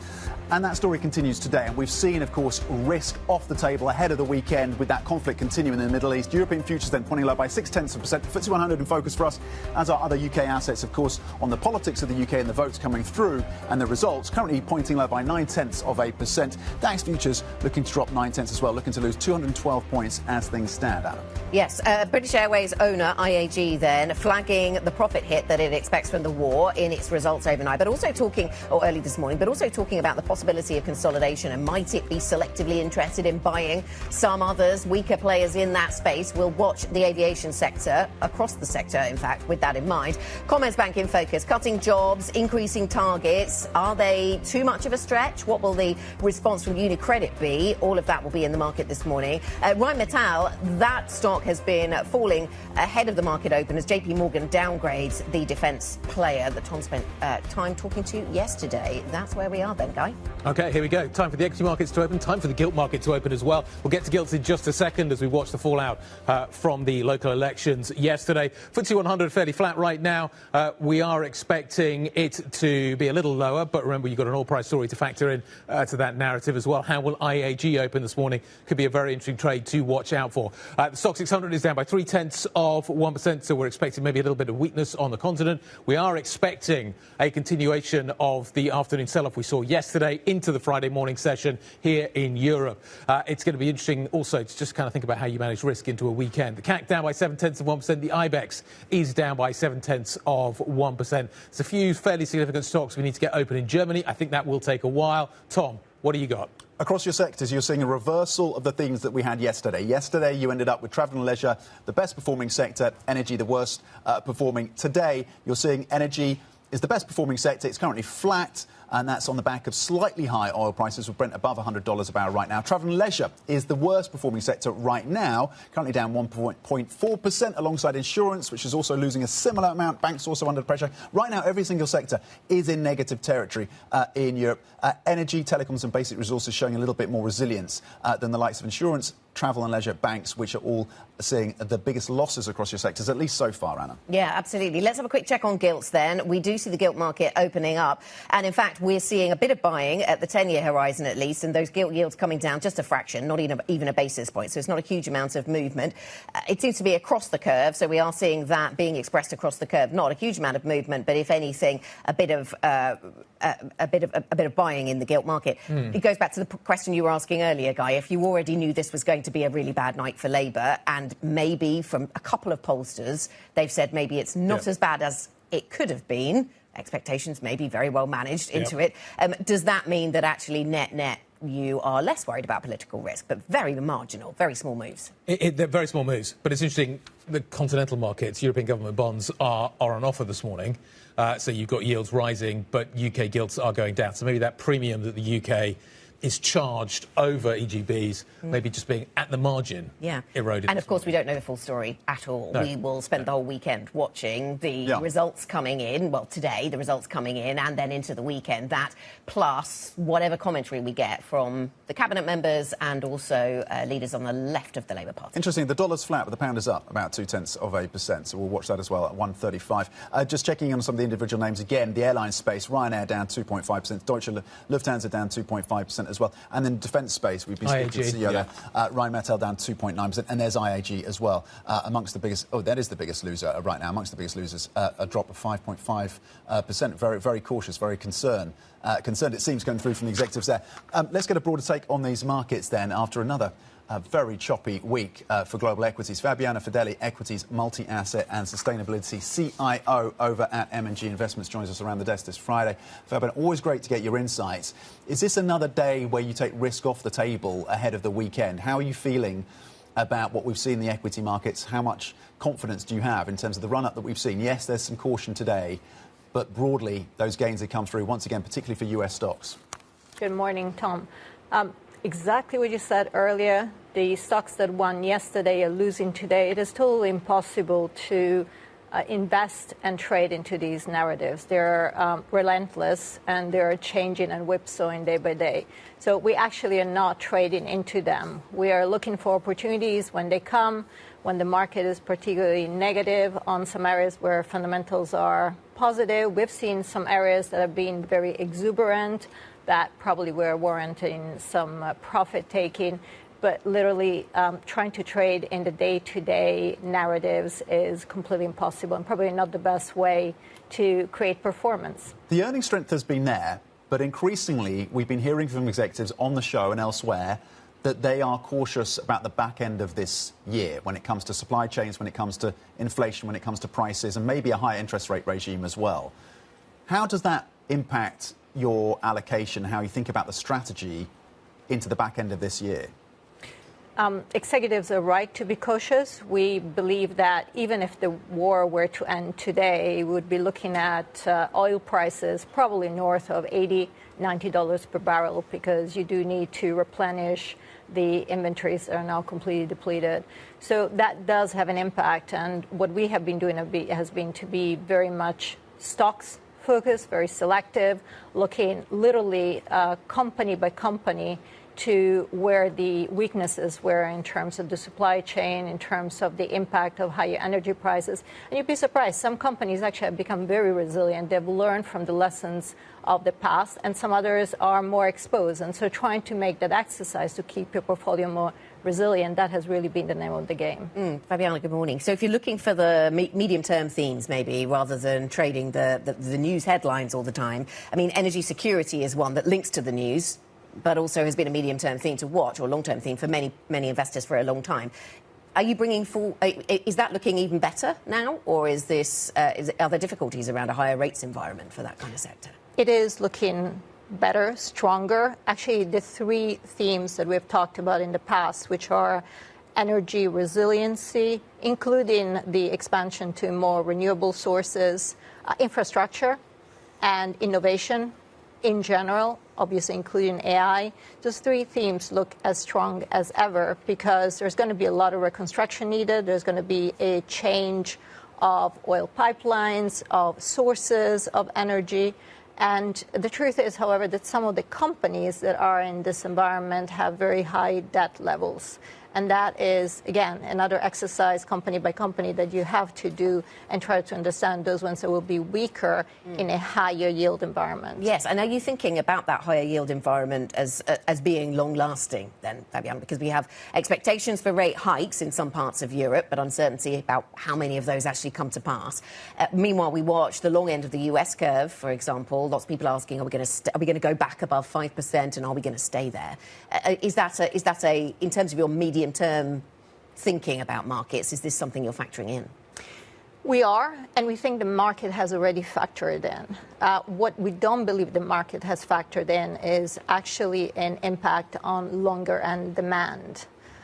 It feels like the market believes that yields can be high, but possibly that's not going to impact consumer demand and also industrial and corporate demand.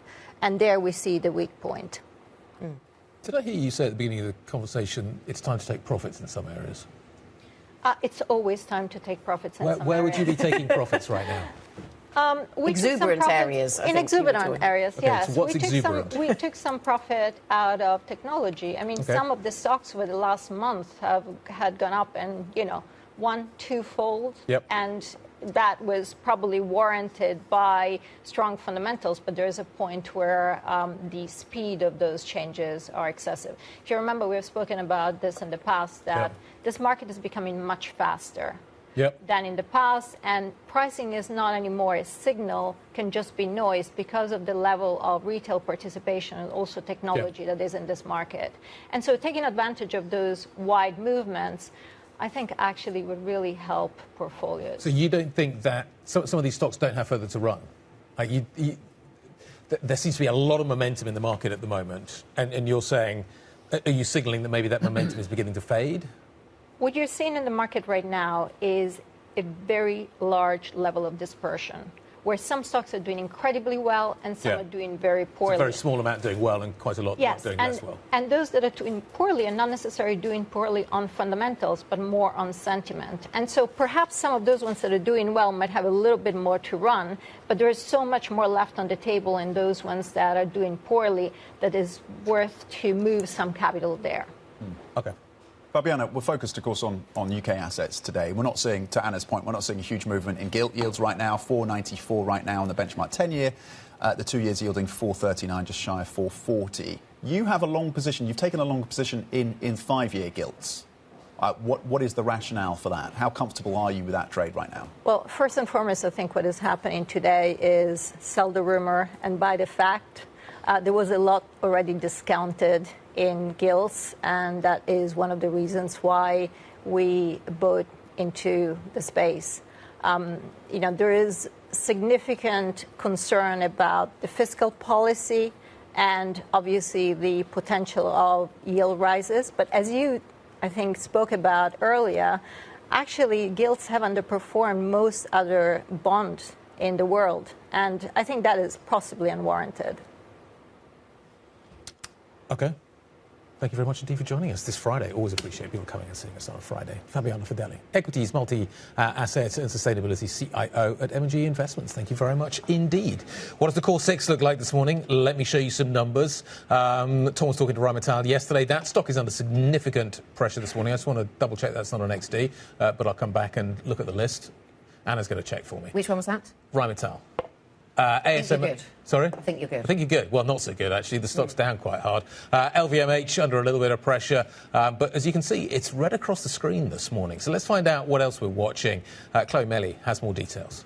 Good morning, Guy. Commerzbank is seeing some weakness this morning after it raised its profit target for the year and announced some job cuts. And Commerzbank has really been banking on a strategy of boosting investor payouts and lifting those targets to essentially push the stock higher and push back against UniCredit's takeover bid. But it seems that this time around, investors and analysts are seeing the targets as perhaps a little bit too ambitious, and therefore we are seeing the stock down about 3% this morning. We are also in the red for IAG, which has warned that profit and cash flow will be lower this year because of those higher fuel costs. And so for the British Airways owner, it means that it's going to be perhaps a little bit more of a tougher year. It did say also that it was considering exploring some opportunities for consolidation, but it seems that investors are more focused on that weak outlook this morning, and therefore we're down a little over 4%. We're also down for another airline this morning, and that is Lufthansa, which was cut to a sell rating at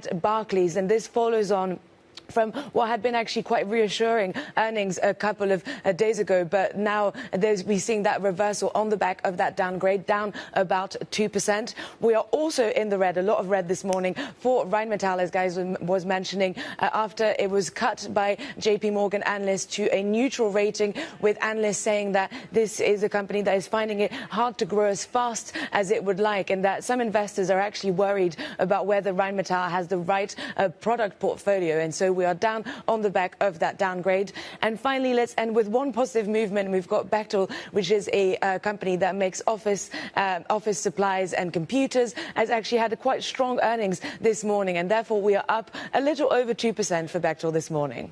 Chloe Melly, thank you very much indeed on some of the stocks on the move this Friday. Coming up, turbulent times. To Chloe's point, British Airways owner IAG seeing profit for the year lower than anticipated because of the war in the Middle East. We have the details and the broader implications for the airline sector. That's coming up next. This is Bloomberg.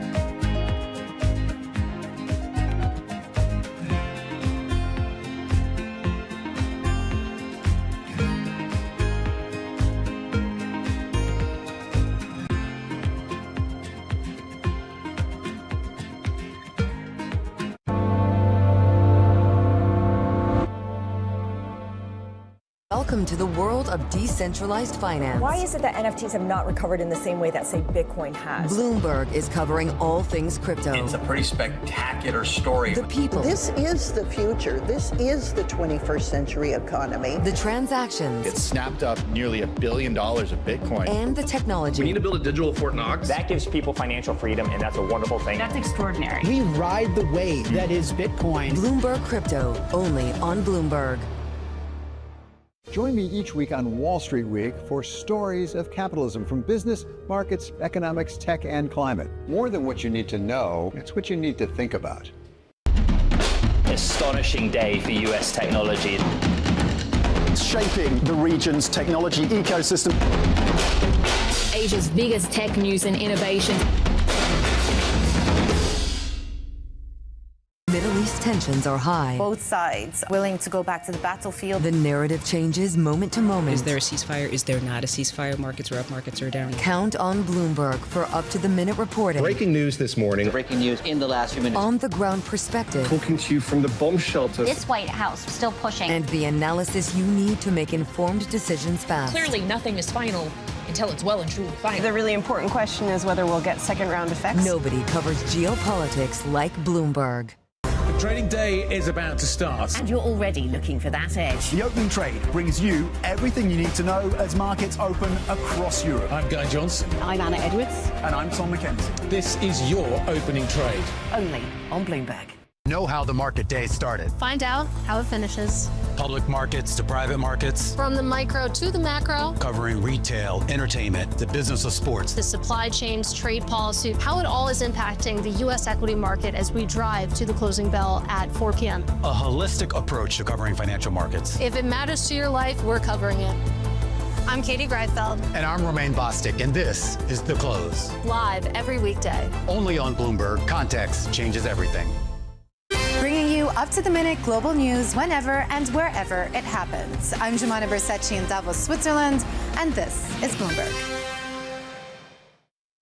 It's Jobs Day, and Bloomberg has the report under surveillance. Let's start with the labour market data. This is no longer something that's temporary. What's the tipping point here? Today, Jonathan, Lisa, Anne-Marie, and Mike will bring you crucial data and expert analysis at terminal speed. There's a lot of uncertainty about where the economy is going. Has the unemployment rate peaked at 4.5, or are we headed back down? If AI is really that good, it's going to hurt the jobs market over time, at least in the short term. This is a really big deal. The April jobs report, today on Bloomberg.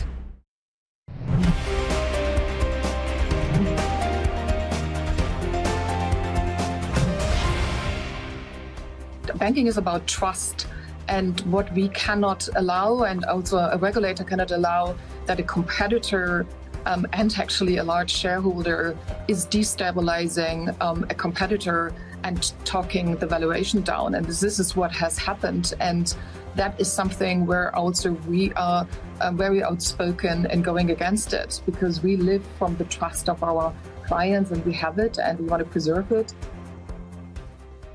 That was Bettina Orlopp, the Commerzbank CEO, speaking to us earlier. She spoke to us after the lender raised its profit outlook for the year following stronger than expected first quarter earnings, also lifting medium-term targets, suggesting there will be further job cuts. That gave the CEO, Bettina Orlopp, fresh momentum as she fights off a hostile approach from Italy's Unicredit. Let's speak to Tom Metcalf, who is Bloomberg's managing editor for finance in EMEA and is here with us. Well, we just heard Bettina Orlopp there talking about a loss of trust, and she's echoing what we heard there from the German Chancellor. It seems Team Germany doesn't want doesn't like the style of the approach, certainly. Absolutely. Would they like the actual approach without that style? I don't know. But they certainly don't like what's happening at the moment. Yeah, no, absolutely. You had Merz yesterday come out and echo a similar thing. You know, this is the breakdown of trust, and, you know, that's the criticism they've been, you know, rolling out for the past months, really. So, no, an interesting today. Obviously, Commerzbank given the chance to set out its stall with those results, upgrading targets. You know, I think this quarter was a little bit mixed, which, you know, they'll be disappointed at in that, you know, particular net interest income that was slightly off.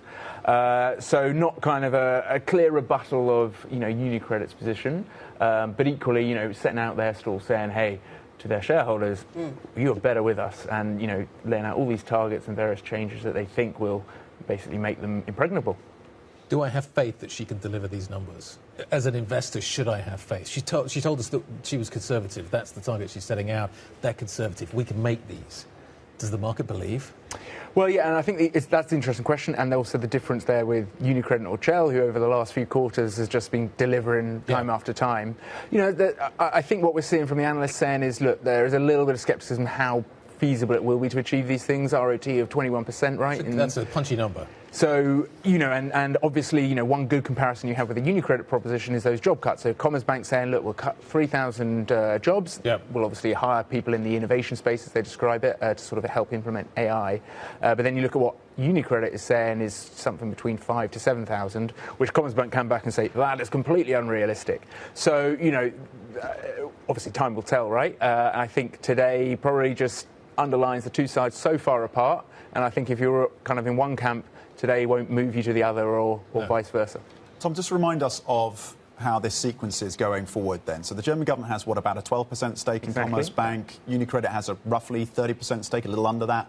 Right now, there's the deadline around this offer that comes to a close at some point, and then they can come back in and increase their stake. What is the sequencing potentially of events over the next few weeks and months? Yeah, the joys of European merger regulations, right? So this is what I want to get into the nitty-gritty. This is what we need to talk about on Friday. Exactly. So you guys have a very different view of Fridays than I do. Exactly. I apologise.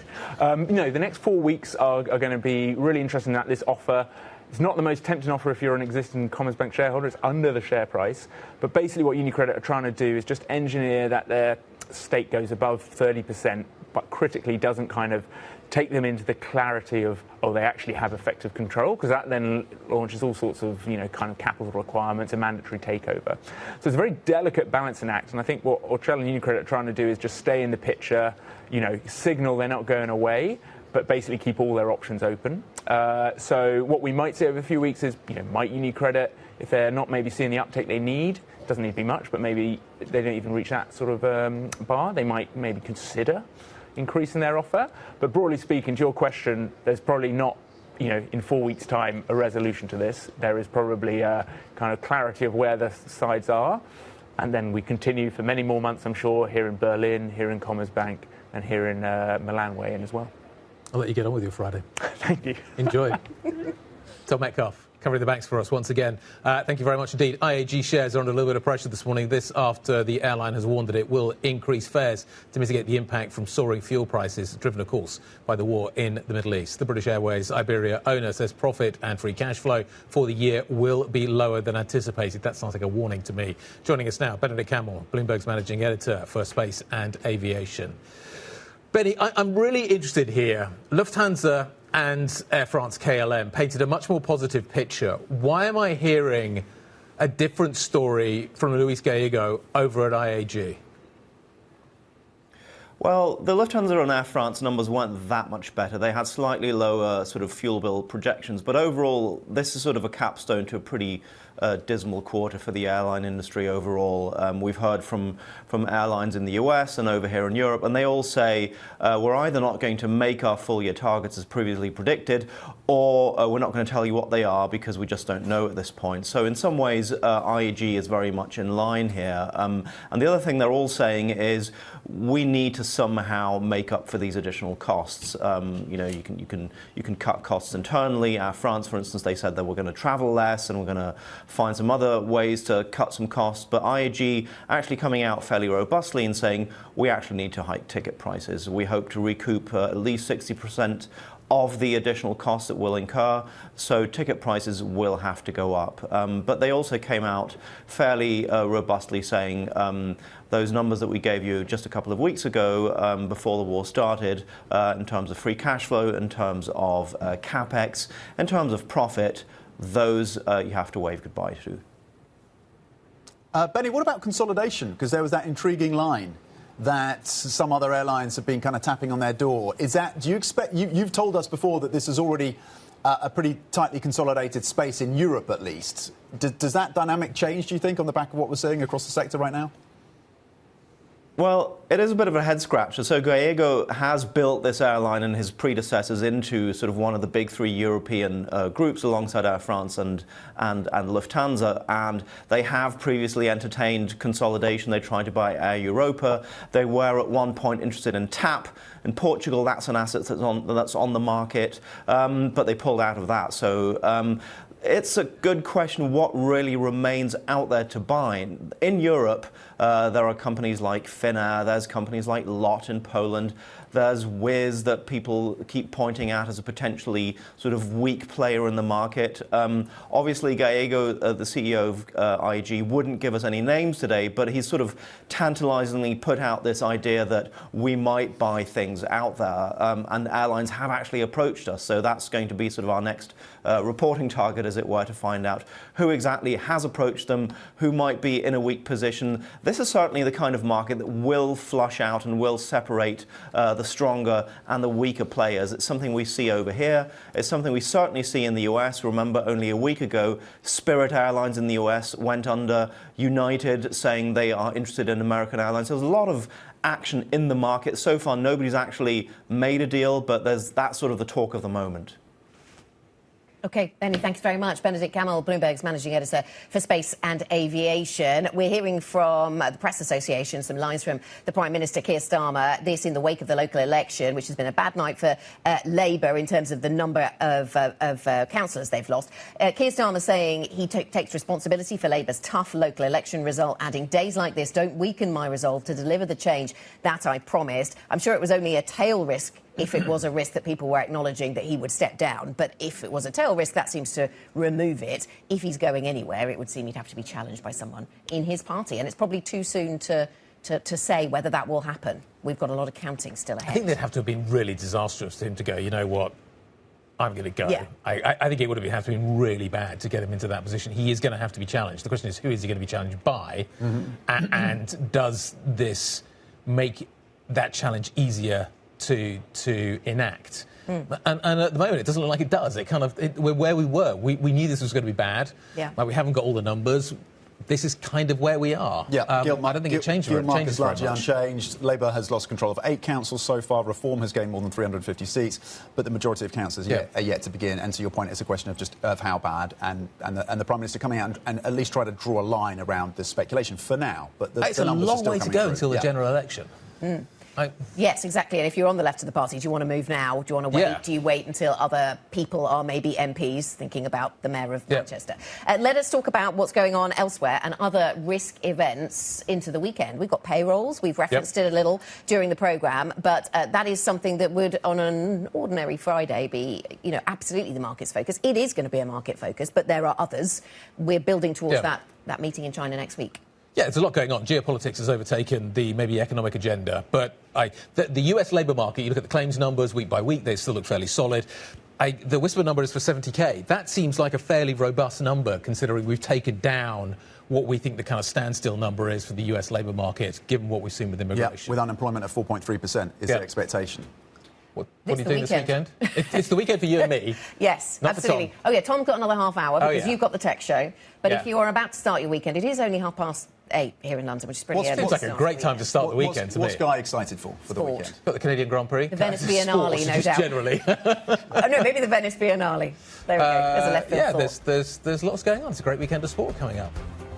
That would distract you, potentially, from the geopolitics. No. Well, yes. From the AI trade. That's the weekend setup. Coming up, the race for driverless cars heating up. That's the next episode of Bloomberg Europe. Coming up in the next couple of minutes, Waymo versus Wave. This is Bloomberg.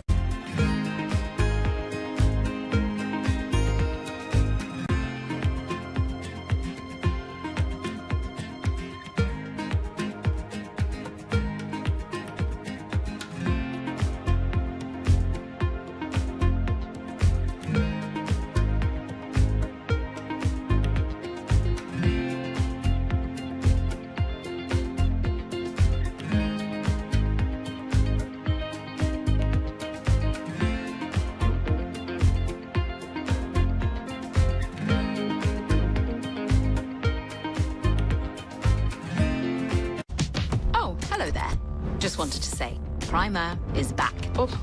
We've been scouring the frontiers of science and technology to help explain the difference between the next gold rush and whatever this thing is. And in season 2, we're upping the stakes.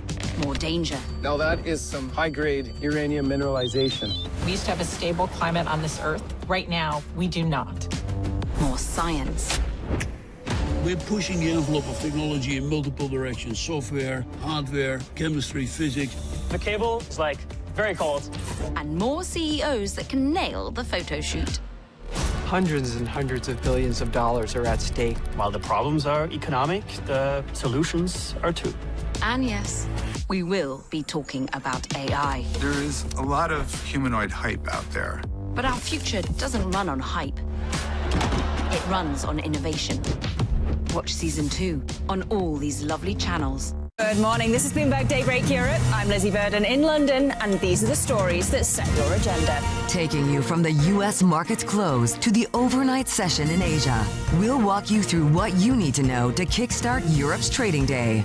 Live from our European headquarters, we bring you the day's top market-moving stories, unmatched expert analysis, and on-the-ground reporting from across the continent. Tune in to Daybreak Europe, only on Bloomberg Television. Context changes everything.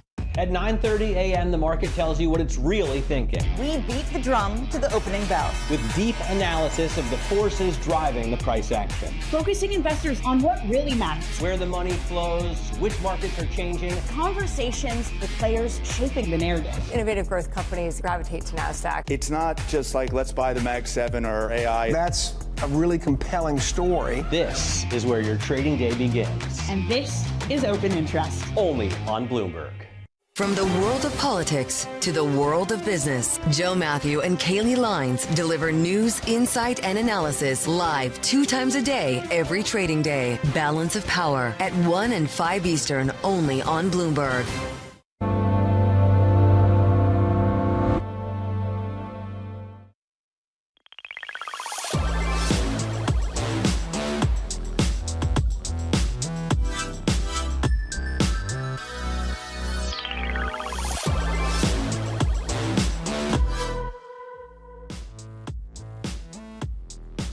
You are watching Bloomberg Tech Europe. Coming up, the self-driving race is back on, but the industry is split on the road ahead.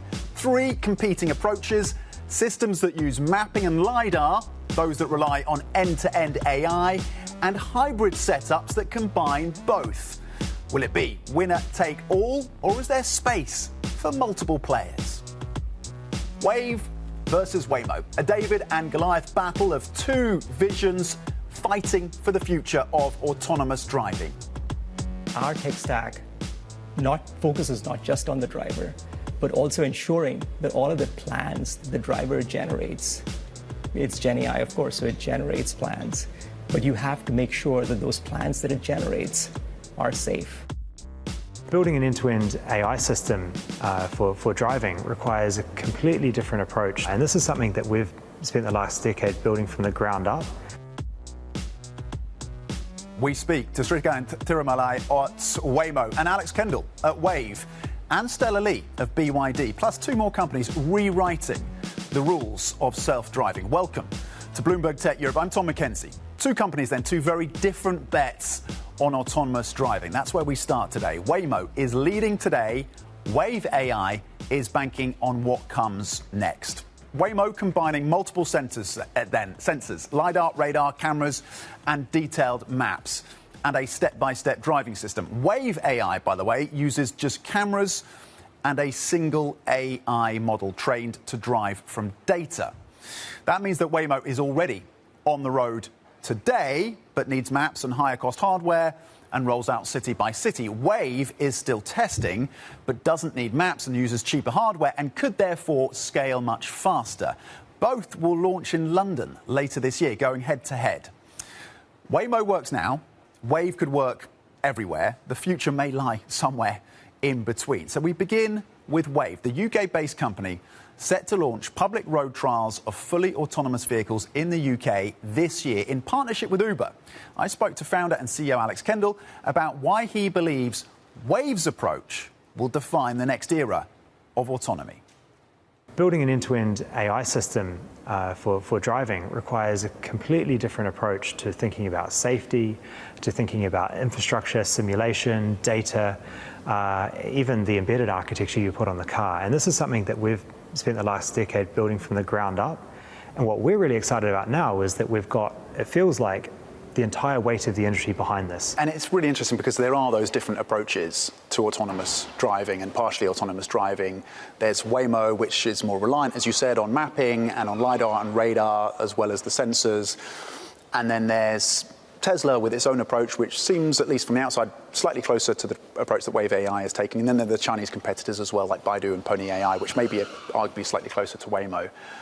Do you think ultimately this is a winner-takes-all market, or is there room and space for different approaches? The three main ones that are emerging, you can sell your own cars. That's what Tesla's doing, but that limits you to only, only your brand and your fleet. And of course, there's so much variety in consumer choice. The second approach, which Waymo's taking, is to build your own fleets. I mean, that requires a very capital-intensive operation to go and grow out city by city.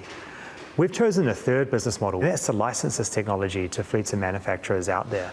Now, I'm sure these three business models will coexist, but we've chosen a business model that we believe is going to be the largest because the majority of fleets or manufacturers of robots, whether that's vehicles or in other physical industries beyond cars, the majority of them are going to, I think, find a more efficient and more effective way to partner with an embodied AI platform, because the AI we build can scale and have the economic and safety leverage of the entire industry that we work with, the data that we're able to absorb and provide, I think, a safer and more cost-effective solution, a more performance solution than what any one manufacturer can build on their own. When I spoke to Waymo about their approach, they said that what LiDAR and what radar gives them, along with the other capabilities they have, are redundancies, and that makes their system safer. Are they right? I think that's a complex and nuanced question because it really depends on the product you're building.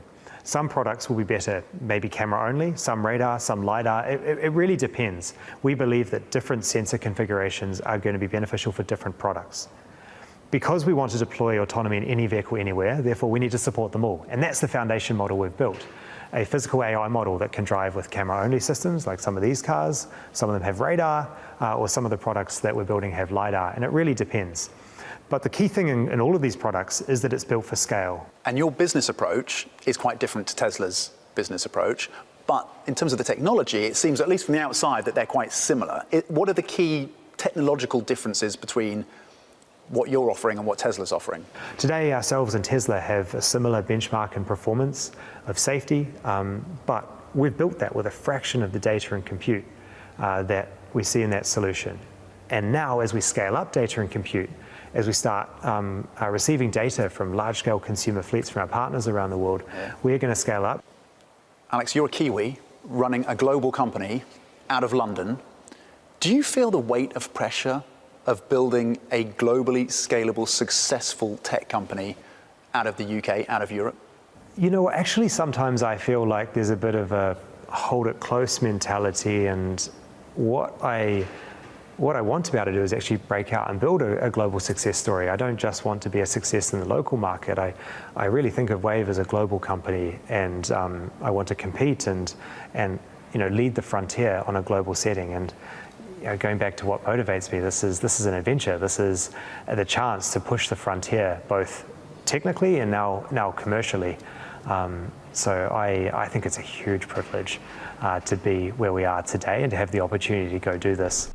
Speaking of opportunities, we got to experience a Wave-powered car firsthand. Right, welcome to our robotaxi. There is something unique to London's pretty ancient road system. To what extent does that challenge the way that your models are trained or give you an advantage? Starting in London, we were out of the thought bubble of Silicon Valley, where you saw dozens of autonomy companies all spurning from the DARPA Grand Challenge and the early Google project that were all building with the same technology strategy. And to be out of that ecosystem gave us a space to go build something contrarian and build a different approach that wouldn't have been rejected by the industry there. And then secondly, London is a driving environment that is so complex that it almost forced us to take this more scalable approach, because mapping and driving with remote systems where you've got challenges on your connectivity infrastructure, or London is a 2,000-year-old city, so you've got what have you got here? Way more roadworks than you have in San Francisco. I think about 20 times more roadworks. You've got about 10 times more cyclists and pedestrians than San Francisco. And then, of course, a lot, rather than protected traffic lights, a lot more merging, roundabout, interaction scenes. And so all of this adds up to a much more complex autonomy challenge that requires a rethink and a scalable approach. Am I right in thinking our safety driver hasn't yet touched the wheel? Oh, they won't on this drive. So you've got, the model is actually on the chip stack in the car. The computer is actually on the device. Yeah, that's right. So we have an AI on board the vehicle that's currently driving this car with 6 cameras, 1 radar. So very low cost, hundreds of dollars compute and sensor stack. This is the kind of stack that can go on mass market vehicles. Hundreds of dollars? Yeah, and we're driving around the complex streets of, here in King's Cross in North London. We've got some cyclists on our left, we've got traffic in front of us, we've got a diversion in front of us. And it's driving with everything decisions made on board using onboard intelligence. The cameras are picking up on indications. Whether a car is indicating or not. How does a scenario like that work? This is the transformative approach that we've taken. Is that traditional autonomy companies would have built a indicator detector, a car detector, a traffic light detector, and then had some logic or learned systems that say how to reason about all of these things. In scenario A, do scenario B. Exactly. And, you can deploy billions of dollars and create such a system, but it's very complex and unwieldy. Instead, we don't tell the car how to behave. We simply say, hey, here's the end outcome you need. Let the data speak for itself. Learn how to drive in this way and figure out what's the right way to represent the world. And we do this by learning a world model. And that world model is able to reason and predict how things are going to unfold. But we don't tell it what features to look out for. It just learns. Turning in, no mishaps.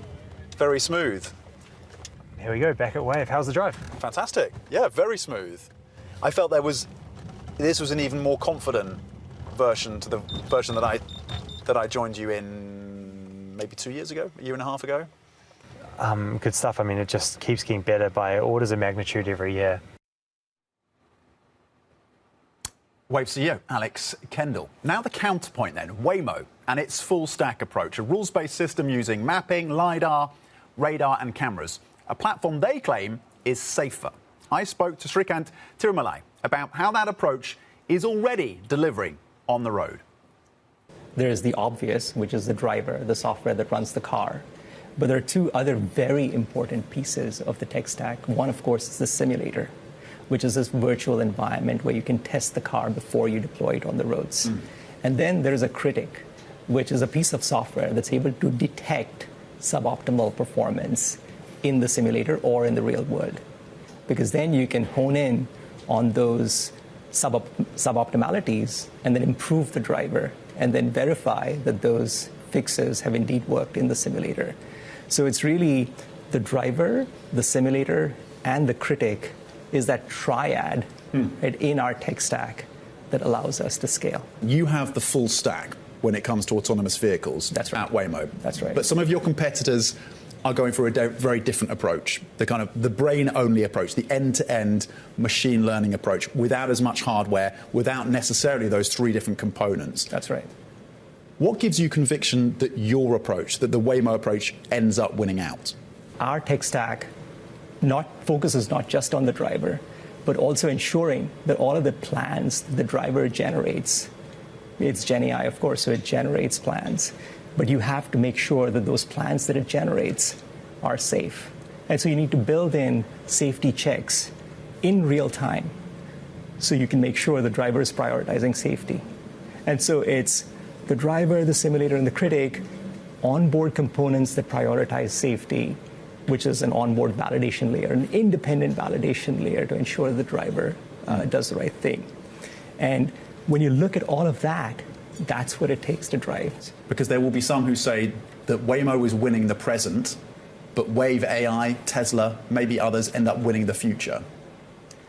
I think for us, what we have seen is that this system allows us to learn fast and learn the right solutions to some of these problems.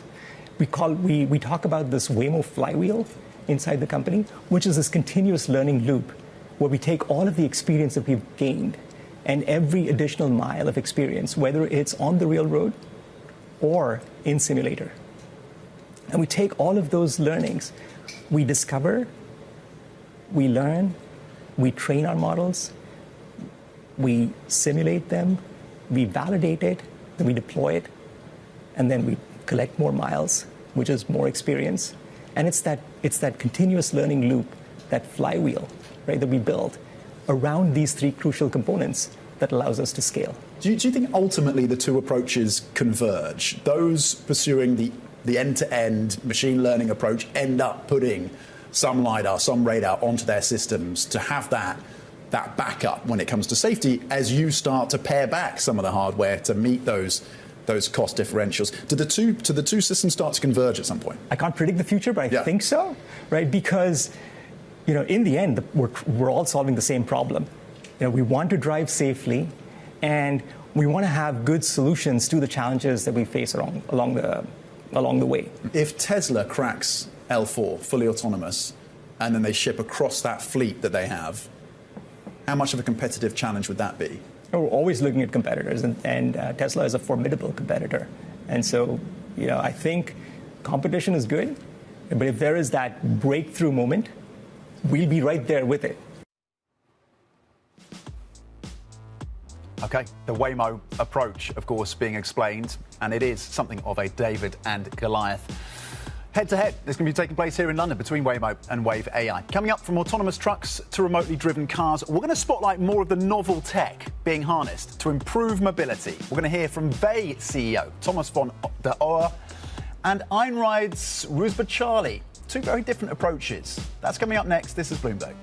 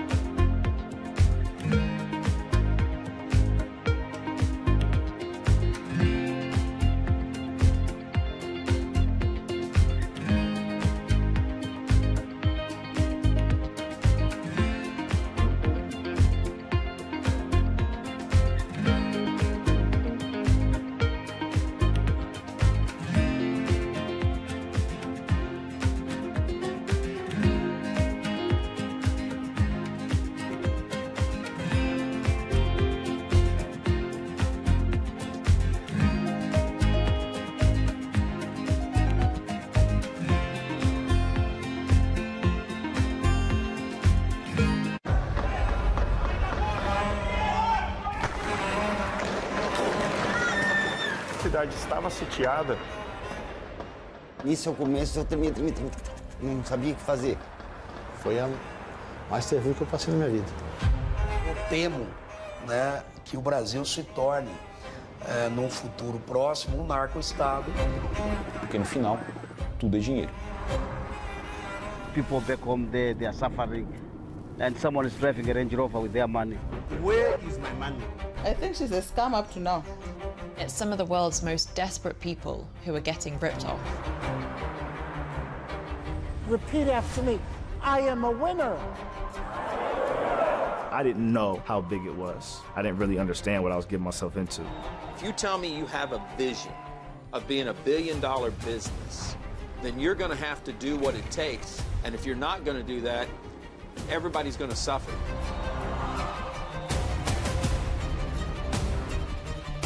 Nisho tanya ki kon ahna ta chuara pango ahna le pa manchang le nya ko mama nya. Una batalla a muerte. Money can do a lot of good. It can really transform people's lives, but it can also hurt them.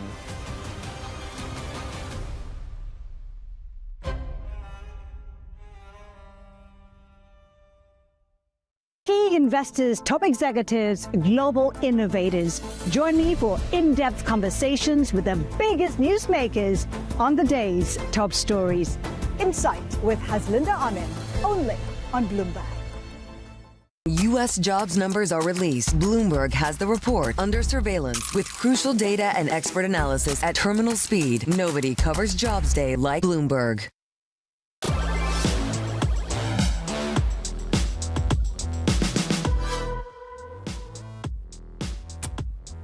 Welcome back to Bloomberg Tech Europe. A quick snapshot now of some of the recent developments in autonomous driving. Europe's first commercial robo-taxi service has started in Croatia, with customers able to book rides for a fraction of the cost of a regular taxi. Local startup Vern operates a fleet of 10 electric vehicles in Zagreb, the country's capital. The cars are equipped with autonomous driving software from China's Pony AI.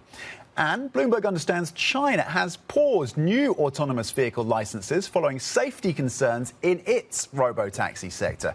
The move follows a disruption involving Baidu's Apollo Go fleet in Wuhan. Regulators are now calling for tighter oversight and a full review of existing pilot programs. A Baidu representative didn't respond to a request for comment. And staying with China, in just a few years, BYD has gone from upstart to the world's leading EV maker, outselling even Tesla. Now it's targeting its next frontier, autonomous driving. Executive Vice President Stella Li told me the company is well positioned to replicate its success. We have the integration. So what we're doing different is, if you're thinking about the autonomous driving vehicle, is the human being. You have the brain, is autonomous driving software. But then you have heart, is hardware. So BYD is the only company we integrate software and the heart and the hardware together. So it's then if we want to do more autonomous driving, then it's one control center to tell you how to move the finger, how to move your feet. Then we can dance well. But a lot of people, they either to do the hardware for autonomous driving from one company, but the intelligent driving, intelligent experience from another company. They need to integrate together. And then software from other people. But we do everything in-house. We integrate everything in-house. So this is the power for BYD. Then sometimes we have we invest 5,000 software engineers to doing all the autonomous driving software. And then at the same time, we are open platform. We can work with the best computing company, which is software. And we can work with the best chipset company, which for example, we use NVIDIA, the most advanced chipset. They just announced 1 month ago, and then integrate into our system. And then we can also always use the best intelligent driving experience, a company with voice control, everything into our platform. BYD Executive Vice President Stella Li. Meanwhile, Swedish autonomy freight firm Intraday is preparing for a US listing in the first half of 2026. It's expanding rapidly, deploying 75 electric trucks with Amazon across 5 US states. Here's one of them. You might notice something unusual. No cab. What you see here is our Generation 2. It's a rigid design to carry pallets for our customers. As you can also see in the front here, that there's, as opposed to what you would be used to seeing at a truck, which would be a cab and a seat for driver. There is no cab. There is no cab, exactly. So we've taken the cab out from day one and built the vehicle to be autonomous from the get-go. To be clear, there is no safety driver here. There's no safety driver in the vehicle. I spoke to CEO Roos Bachali about the future of autonomous trucking and what it could mean for jobs. Intraday is at the core a freight technology company that helps our customers, who are some of the world's largest shippers, to sort of transition their fleets from where they are today with diesel and manual-based transportation into electric and autonomous. And we do that through the deployment of our platform model, which sort of sits in the middle and orchestrates all the different parts and the different technologies required to drive that transition, and help them throughout that journey, and deploy our sort of electric manual trucks for the first step in terms of electrification, and our autonomous vehicles for the automation of their transportation. Where does Europe stand when it comes to autonomy in the freight sector? Is Europe leading And if so, in what parts of the space is Europe leading? And where is it challenged? Where is it falling behind? I mean, if you look at what's happening on the autonomous side in general, right, freight and robotaxis, I think what you've seen over the past 18-24 months is the US taking a clear leadership position in terms of the regulatory environment, right? You see, mass sort of at-scale rollouts of robotaxis in US cities, regulatory frameworks leaning inwards, especially on the states, state legislative side. So I think you're seeing that, but that's also creating a pull effect, I would say, with Europe, right? We're working across a number of European countries with the regulators in terms of autonomous regulation and deployment, and we're seeing the same inward-leaning sort of attitude in a European context as well. So I think Europe is sort of seeing the opportunity that exists within freight, but also of course robotaxi, but specifically on the freight side. So I think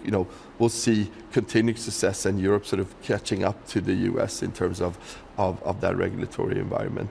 Big questions right now in terms of AI disruption, AI displacement of jobs. Do you face pushback? Do you face political pressure in terms of the displacement of jobs in this sector? I would say, the way that we've thought about our autonomous technology, I think it is a combination. You're always going to need to have a human in the loop, right, for edge cases, for interaction between at loading bays, for example, or other places. So I think when you think about, a lot of times when you think about automating freight, you only think about the autonomous technology, but automating freight is about so much more that comes into setting up the entire operational workflow and operational flow. And so if you look at how we're deploying autonomous technology today, our vehicles are fully autonomous and are driving autonomously. When they're driving, they're being surveillanced by a human in the loop sitting at a remote station, far away from the vehicle in an office setting, supervising that transportation, helping the vehicle take tactical decisions, for example, in edge cases, or interact with humans as required. So I think it's, once again, that gradual process and actually transitioning jobs into a different set of jobs is how we think about this transition to autonomous. Enright Chief Executive Roos Bachali. Meanwhile, German startup Vey is taking a different route to mobility. Its model, remote drivers deliver EVs booked via an app. Customers take the wheel, then a remote driver retrieves the car at the end of the trip. CEO Thomas van der Oe says the approach could reshape urban transport and even challenge private car ownership. Why would you want to own a car that you have to pay insurance for, that you have to charge the vehicle, that you have to take maintenance of? If instead you can just click a button, get a car, an electric car that you don't have to charge, and it's similarly priced down the line as your private personal car. And that's where the massive business opportunity comes if you speak from a business perspective, because we're not only going after the ride-hailing rides, which can be 3, 4, 5% of trips in cities, but we actually really want to be seen as the company that replace private car ownership, which is the vast majority of trips in the cities.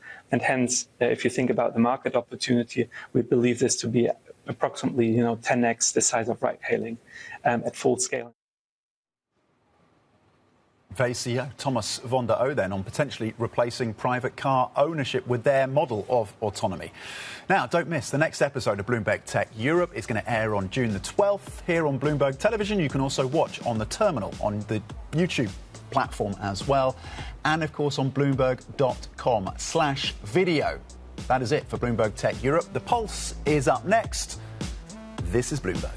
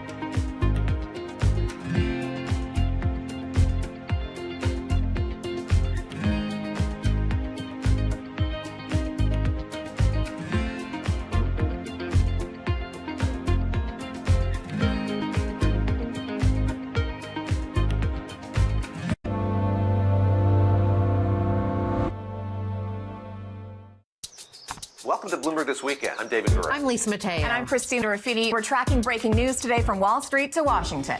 Let's start overseas. The sector is really propelling this deal forward. Yeah, the hope is this will open up new markets and provide some additional liquidity. Of course, now they're going to have competitors.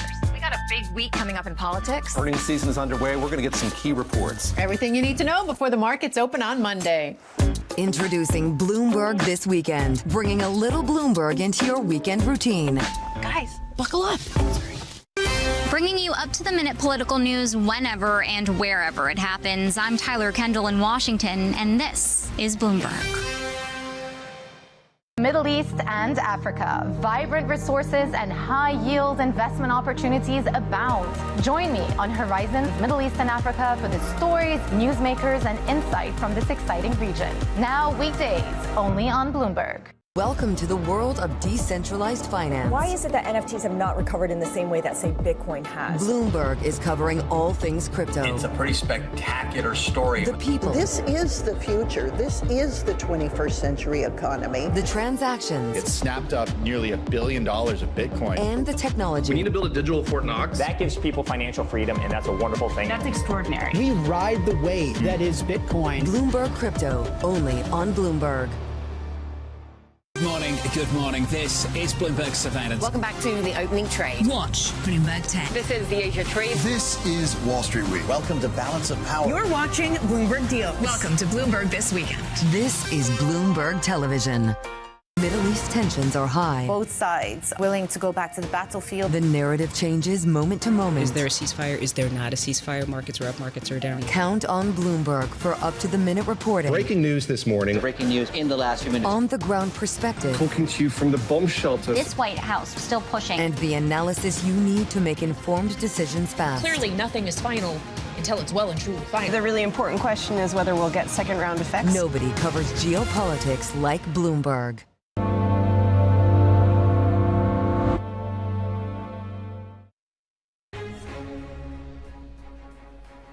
The U.S. and Iran clash near the Strait of Hormuz, an escalation that threatens to weaken a fragile ceasefire, with the two sides discussing a permanent end to the war. The UK Prime Minister Keir Starmer says the local election results are, quote, very tough, and he takes responsibility as early results suggest voters are punishing his Labour Party. And Donald Trump's latest 10% tariffs are ruled illegal in another blow to U.S. President's flagship trade policy. Now, we made it to Friday. It's been a pretty volatile week when it comes to the markets. This is what we're seeing across the board. Now, U.S. equity futures, the standout gainers on a pretty tough day for stocks elsewhere. These clashes between the U.S. and Iran really risk undermining some of the efforts to secure a permanent end to the war. Now, if you look at the S&P 500, but also the NASDAQ, seem to be testing new highs. Futures rising some 0.3%. The other big stories, of course, Treasuries holding steady ahead of April's jobs report. That's expected to show back-to-back employment gains for the first time in nearly a year. The dollar a little changed, and then the focus will be on the UK with the local elections. Brent crude 101.12. Also, AI data center operator CoreWeave gave a pretty disappointing forecast for the current quarter. So this is the picture across, of course, CoreWeave pre-market down some 9.4%. Now, this is sparking concerns about slowing growth at a time when the company is spending heavily. So for the conversations that matter and the insights you need, let's get started.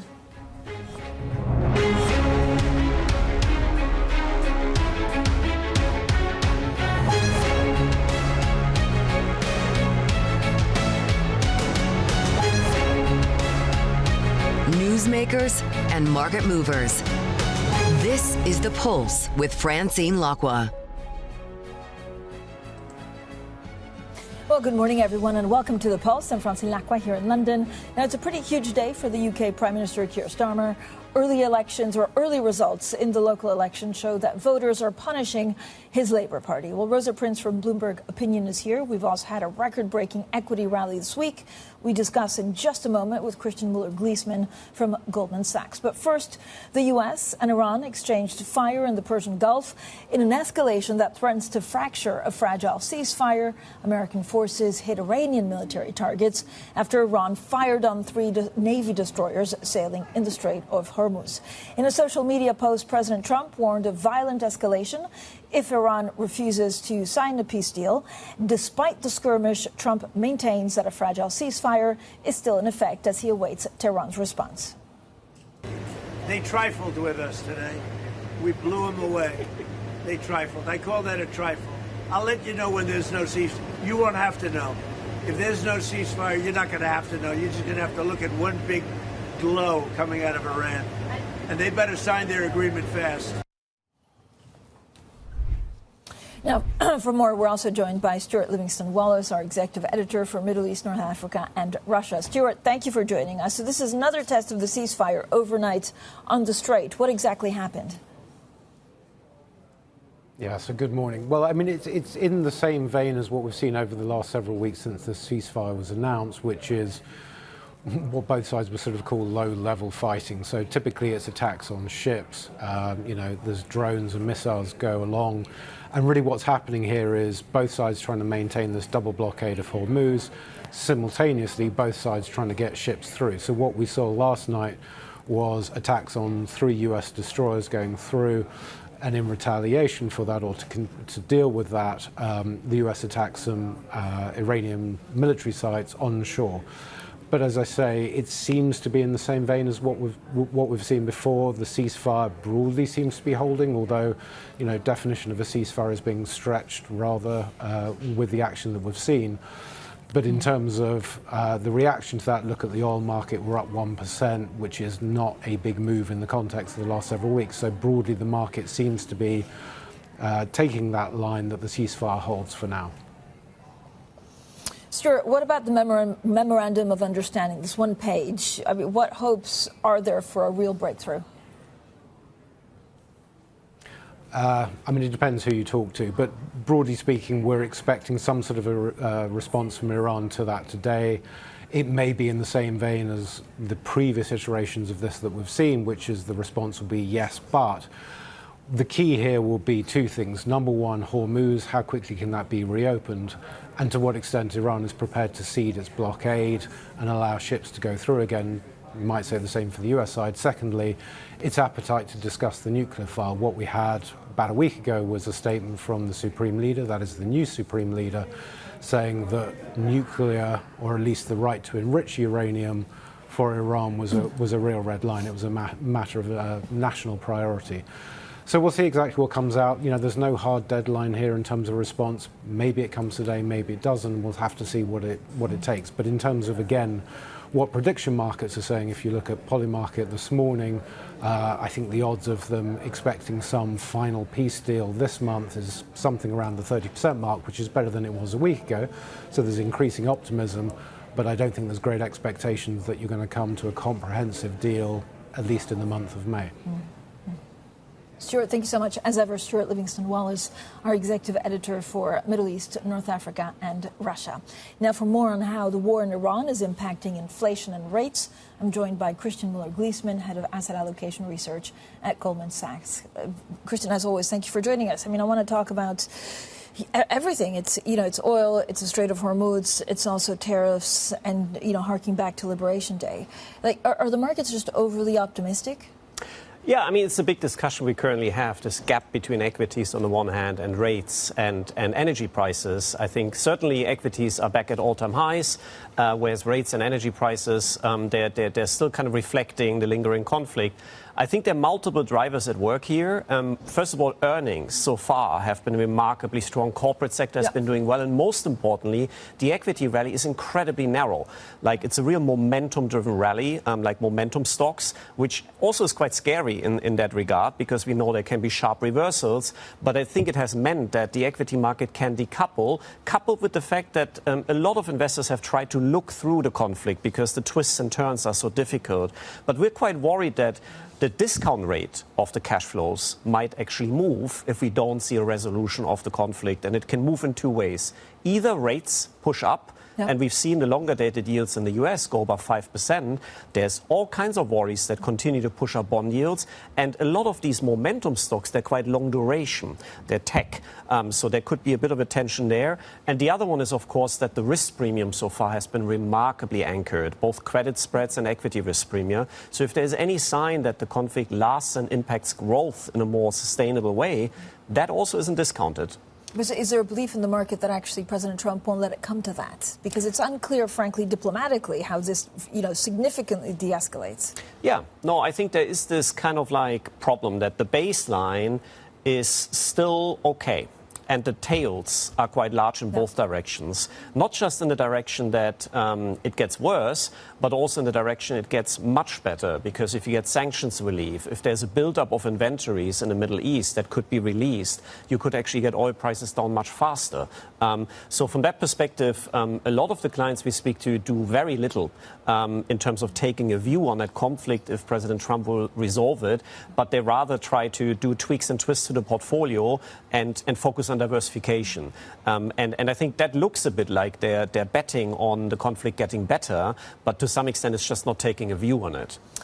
Christian, why are earnings actually holding up so strongly? Because, there should have been a couple of weeks where we could have felt the impact, or at least CapEx going down. Yeah, first of all, if you have soft stagflation and you don't have a recession, it is not necessarily bad for earnings. So, for example, if you look in 2022, in Europe, earnings were actually up. And in the US. So if you look in the 70s, the same was true. If you look at a 5-year rolling dividend growth for the S&P 500 compared to 5-year rolling inflation, it's a very nice relationship. So this is because earnings are linked to nominal growth. So even if that growth is a bit more inflation, it does actually support earnings. Obviously not the same winners. So energy has been a big driver of upward revisions. And the other thing has been, it's been the tech space. I think we all know that the tech space has been remarkable in their spending spree continuing and widening, where it's gone from kind of chips from NVIDIA and AI infrastructure specifically to memory to all kinds of compute power. And I think that also has been able to completely decouple from what's going on in the Middle East. Christian, we understand by the U.S. Trade Court that actually they consider Trump's latest 10% tariffs unlawful. Does that really change anything in the economy or for corporates? I know we're hearing of companies trying to get it back. This could take months.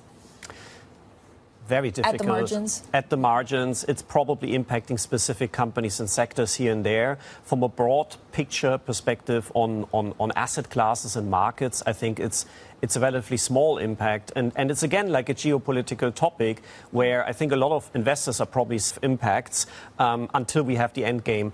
And this is a bit the problem generally with geopolitical risks. So we don't really make much of it at this point. Christian, very quickly before we talk about the UK, there's non-farm payrolls today.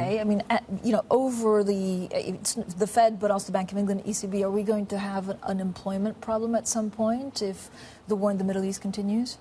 Based on what our economists have found is on high-frequency indicators, the U.S. labor market remains pretty healthy. So they are going into this payroll sprint with a pretty friendly forecast, expect the unemployment rate to actually remain quite anchored.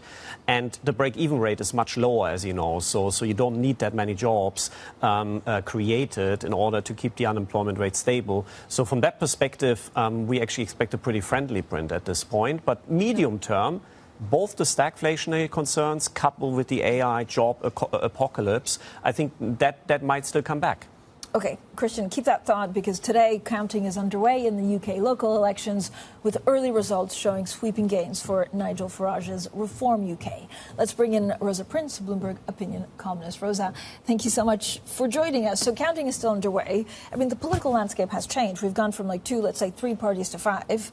And what do we know so far? Yeah, absolutely. As you say, still counting underway, but what we are seeing is huge gains for Reform UK. And again, as you say, tearing up that electoral map that we're so used to. So in the past, it was always either Labour was doing well or the Conservative opposition, a few pockets of the middle ground Liberal Democrats and nobody else anywhere. Now we're seeing this huge surge for Reform. a collapse in the Labour support, and they seem to be losing votes every which way. So they're losing to the Liberal Democrats, they're losing to the Green Party. We will see some of their target seats coming through later today, and also the collapse of the Conservative Party. So completely unprecedented territory. If this continues, it looks like Nigel Farage could be on his way into number 10, which would be quite an extraordinary turn-up for British politics. It would be quite extraordinary.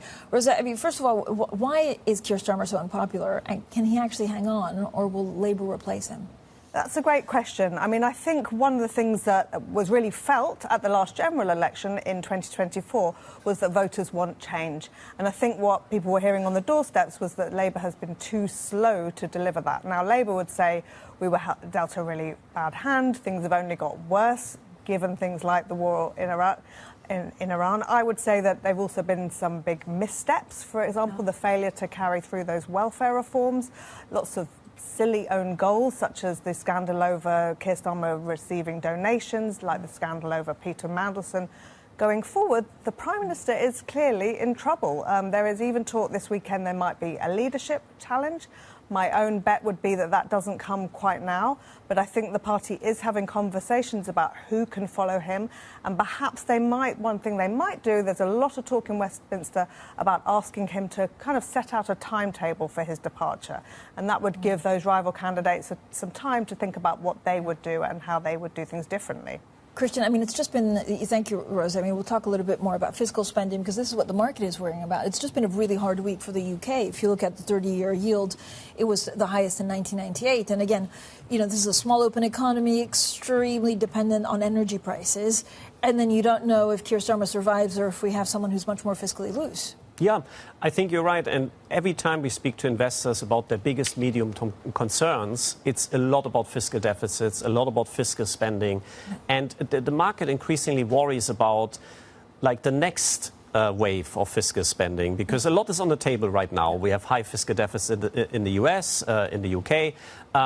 And the market is worried about the next crisis as well. Like, imagine if we go into the next crisis and there's counter-cyclical buffering, there has to be potentially more fiscal spending. And this was a big part of this energy crisis where I guess the European bond markets have to some extent underperformed versus the US because of the energy dependence, where the market was worried that if this really widens, and this if is still live, if we really have this conflict deepen and stagflation come, there might be more fiscal spending needed to support the consumers, support households, support corporates. So from that perspective, if you then have political uncertainty and possibly a shift towards more spending, the market is very nervous. Yeah, do we think, I mean, amongst the possible contenders to get Keir Starmer's job, or, you know, are we looking at possible even more strained finances?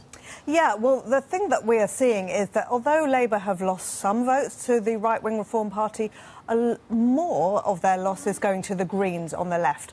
And that encourages Labour MPs to begin thinking about candidates from the left. And obviously, that sends some jitters through the bond markets. Now, Andy Burnham, who is one of the favourites actually to succeed Starmer, even though he's not currently an MP, he said that the government shouldn't be in hock to the bond markets. And obviously that caused real consternation. So I think these developments are probably not going to be calming nerves. Yeah, I spoke to him actually in Madrid last week, and he was quite impressive, but he was saying something needs to change, and the markets didn't take that well. Is there a real problem, Christian, in the UK, or is it traders looking for a weak link given all of these movements? Yeah, I would even say it's everywhere. Everywhere there's a concern about fiscal risk premium, but currently the UK is more in focus. The way the market always is when there's momentum, when there's a reason to focus on it, it starts to push the issue. Yeah.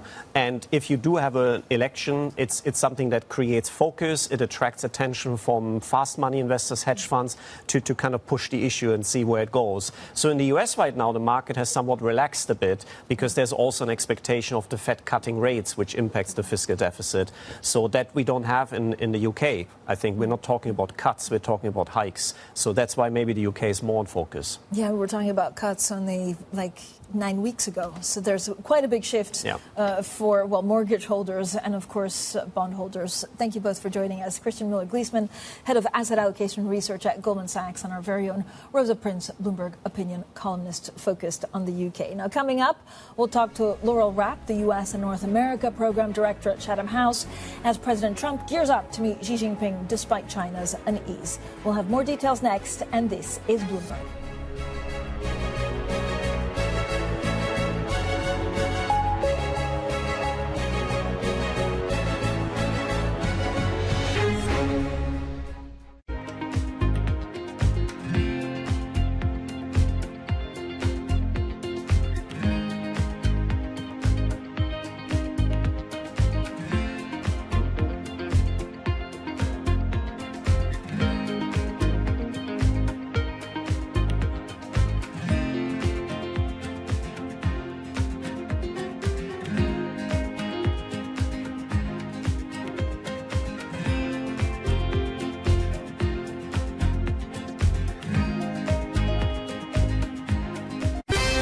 Up-to-the-minute geopolitical news whenever and wherever it happens.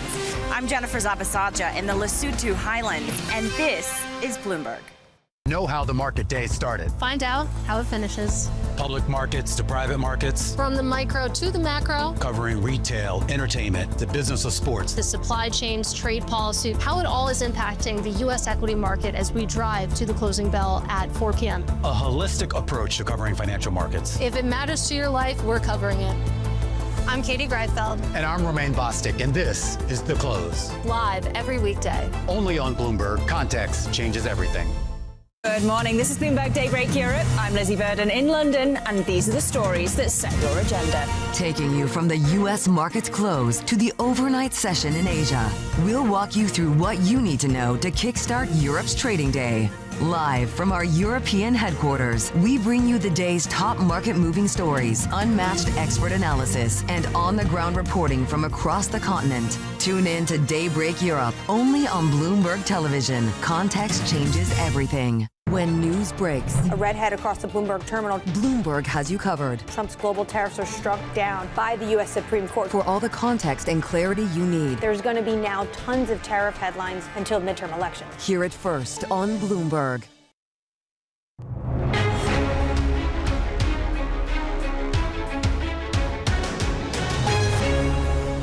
But all my Wall Street buddies voted for him. And now they're all regretting the fact that they voted for him. So, you know, it's just one of those things. Are they all regretting that they voted for him? I mean, a lot of them have doing well out of the markets. I think most people are regretting it, yeah. I'm of the belief that prices are higher. We have an oil crisis going on right now. He imposed illegal tariffs, which raised the pricing umbrella for all the lower middle income people that voted for him. You're in a quagmire of a war. It's going to be very difficult to disengage the United States from that war. You've weakened our relationships with our European allies, our Gulf allies. He's put us in a very vulnerable state as a country and an economy. Well, you can watch that full conversation between Anthony Scaramucci and Michelle Hussein on Bloomberg.com or listen wherever you get your podcasts. Now, President Trump is moving forward with plans to meet with Xi Jinping in Beijing, despite China's unease about holding the meeting before the U.S.-Iran conflict is resolved. Well, for more analysis, Laurel Rapp, the U.S. and North America Program Director at Chatham House, joins us. Laura, thank you for joining us. I have 1,000,001 questions, and it all has to be distilled in 10 minutes. But what does Trump need from China? And does he need something at all costs, given all of the geopolitical uncertainty? This is the first time a U.S. president will be going to China in almost a decade. It was Trump's last visit in 2017 when an American president went to Beijing. And Trump has a couple of things on his agenda, as we understand from the White House. The top line is Buy American. Trump is trying to sell Boeing aircraft, U.S. soybeans to help U.S. agriculture producers. But in the whole scope of topics that are on the agenda, both bilaterally and globally, on this big U.S.-China relationship, it's a pretty small set of agenda items. What does China need from the U.S.? China is in a pretty good position right now. China is looking at the U.S. in Iran, bogged down with pretty limited options. Look, China wants Hormuz open again, and China has begun to engage on the Iran conflict to try to bring about an opening of the strait, to allow commerce to flow again, to address soaring oil and gas prices. But China is also seeing the U.S. depleting military stockpiles and saying, is this strong U.S. military truly invincible, or is this something that is really harming the U.S. standing in the Middle East and the world? Laurel, is it quite strange, or are you really confident that they'll move forward with the meeting? Because we're still in the middle of this U.S.-Iran conflict, which yesterday was optimistic in terms of some kind of ceasefire, holding ceasefire. Today it's much less optimistic. You're right. We've seen signals of, is progress being made in this deal? Will there be a one-page arrangement where they agree to reopen Hormuz and then deal with some of the nuclear issues at a later point? We'll see. As far as the Trump visit to China, by all measures, it seems like it will go ahead in the days ahead. So let's see what comes of that. But this is just one meeting of many Trump and Xi will have over the course of the year. So that also decreases the sense of urgency and the make it or break it moment for both countries to really deliver big. This is just another meeting over the course of the year. Do we know if the two men like each other? We don't know. We don't know. But what we do know is that personal relationship is really important for President Trump. We've seen that really drive a lot of how he's made decisions over the course of the last year and a half. And this perception Trump will have coming out of this meeting, whether he's gotten what he wanted, whether he's been shown that respect that he thinks he deserves, that is going to drive how the U.S.-China relationship goes moving forward. But look, people say, is there a grand bargain in the offing? There are so many structural reasons why the U.S. and China will be in this linked rivalry and competition for months and years and decades ahead. And so even if there is a positive outcome from this meeting, and we're not sure what that actually will look like right now, this is not going to be a grand bargain where all issues are resolved. I just feel like in the past we always talked about the economic rivalry, right? Yes. So China needs the chips, the U.S. won't give it to them. They need the Chinese to buy American goods. Question mark on whether they will. But with Iran, it just feels different, that the U.S. is really on the back foot. The U.S. doesn't have great options here. The Iran war, we don't know how this is going to resolve itself, whether there's a decision to open Hormuz in the next days and then deal with nuclear issues later.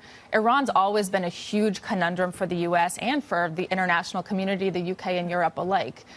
Where we may end up, though, is in a no deal but no peace conflict where we are just seeing short-term resolutions of Hormuz, but kicking the can down the road of how is the U.S. and partners and allies going to deal with Iran as a nuclear threat. That is not a good place for the U.S. to be. Laura, I imagine that President Trump is now really thinking about the midterms, right? Yes. They're kind of around the corner. He has gasoline prices that are too high. Yes. I mean, is it good to be China bashing with his base, or does he actually just need to economically to have more support from them? So midterms are 6 months away, which is also a lifetime in the U.S. political cycle these days. But look, Americans are not foreign policy voters, especially in midterm elections. What they're looking at now is the foreign policy costs and impacts on their everyday lives, on the cost of fuel and food, on the inflationary risks. Americans do not hold the Iran war in high regard. President Trump's approval rating is the lowest it's been since he assumed this office again. And so the challenge that he is facing in these midterms and with his voters is not seeming like he is addressing the things that matter to American voters. And that's going to grow in challenge if Iran is not resolved, if gas prices do not come down in the next weeks and months. And this is very much on the White House's mind, but they're in a bit of a bind here because they don't want to give too much and leave Iran with this huge leverage, this new leverage they found over unilaterally opening and closing Hormuz. They've done it now. They can do it again down the line. But American voters right now are saying, gas is too high. We're trying to go on vacation this summer. Our flight fuel prices are going to be through the roofs. And that is having a really material effect on how Americans are perceiving this war. Yeah, it's just a difficult outcome. Thank you so much, as ever, for joining us. Laurel Rapp, U.S. and North America Program Director at Chatham House. Coming up, Swiss chemicals company Clariant reports first quarter earnings, warning the Iran war will have a further impact on customer demand. We'll be speaking to the chief executive next. But first, could local UK elections be make or break for Keir Starmer's leadership? We'll also discuss all of that with Labour MP Tom Hayes next. This is Bloomberg.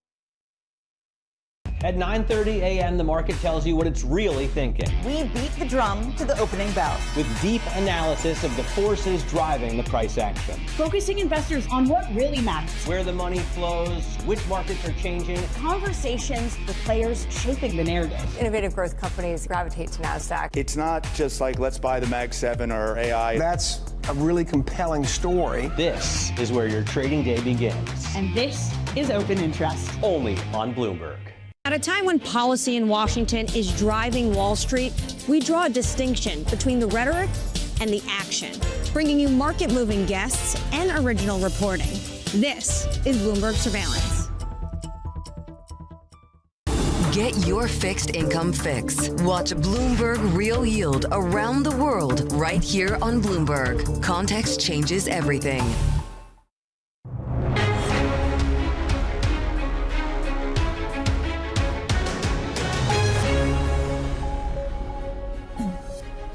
Well, good morning, everyone, and welcome to The Pulse. I'm Francine Lacqua here in London, and these are your top stories. The U.S. and Iran clash near the Strait of Hormuz, an escalation that threatens to weaken a fragile ceasefire, with the two sides discussing a permanent end to the war. Donald Trump's latest 10% tariffs are ruled illegal in another blow to the U.S. president's flagship trade policy. And the UK Prime Minister, Keir Starmer, says the local election results are, quote, very tough, and he takes responsibility as early results suggest voters are punishing his Labour Party. So onto some corporates, and the Swiss chemicals company Clariant reported adjusted EBITDA for the first quarter that missed estimates. Now, the company warned that the conflict in the Middle East will continue to negatively impact customer demand. Since the onset of the conflict, the stock has trailed both the Stoxx 600 chemicals index and the broader benchmark. Well, Konrad Kaiser, the chief executive of Clariant, joins us now. Thank you so much for joining us. Mr. Kaiser, when you actually look at some of the input costs, so costs have gone up. What does this mean for your prices? Have they been able to follow suit? Yeah, the input costs, Francine, good morning, have gone up quite significantly. What our outlook is for the year is an increase of our raw materials somewhere between mid and high single digits. But the base case for that is a reopening of the Strait of Hormuz by the end of June. If that not were to happen, then there would be another round of inflation on our input costs.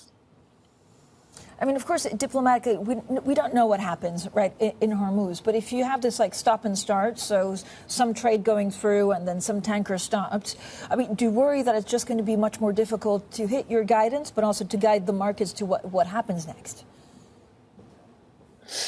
Yeah, well, we obviously are very relieved by the ceasefire, which still is largely intact. We have 150 people on the ground in the Middle East, and we are actually relieved by that. But for business to resume activities, it is crucial that the Strait of Hormuz reopens. What we see with clients is their storage tanks are full. They have to cease production because they cannot ship out finished products out of the Strait of Hormuz. Mm-hmm. So for activity to resume within the Middle East, it's very important, this reopening. It is also important for clients outside the Middle East, particularly in Asia, where there are feedstock shortages. Keep in mind, about 40% of the naphtha production in Asia was based on crude coming out of the Middle East.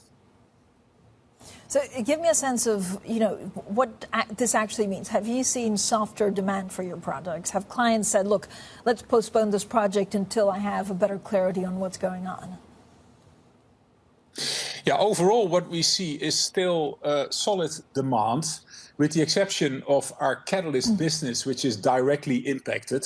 So if you look at our catalyst business of the customer base, we have globally roughly 88 customers on either shutdown or force majeure.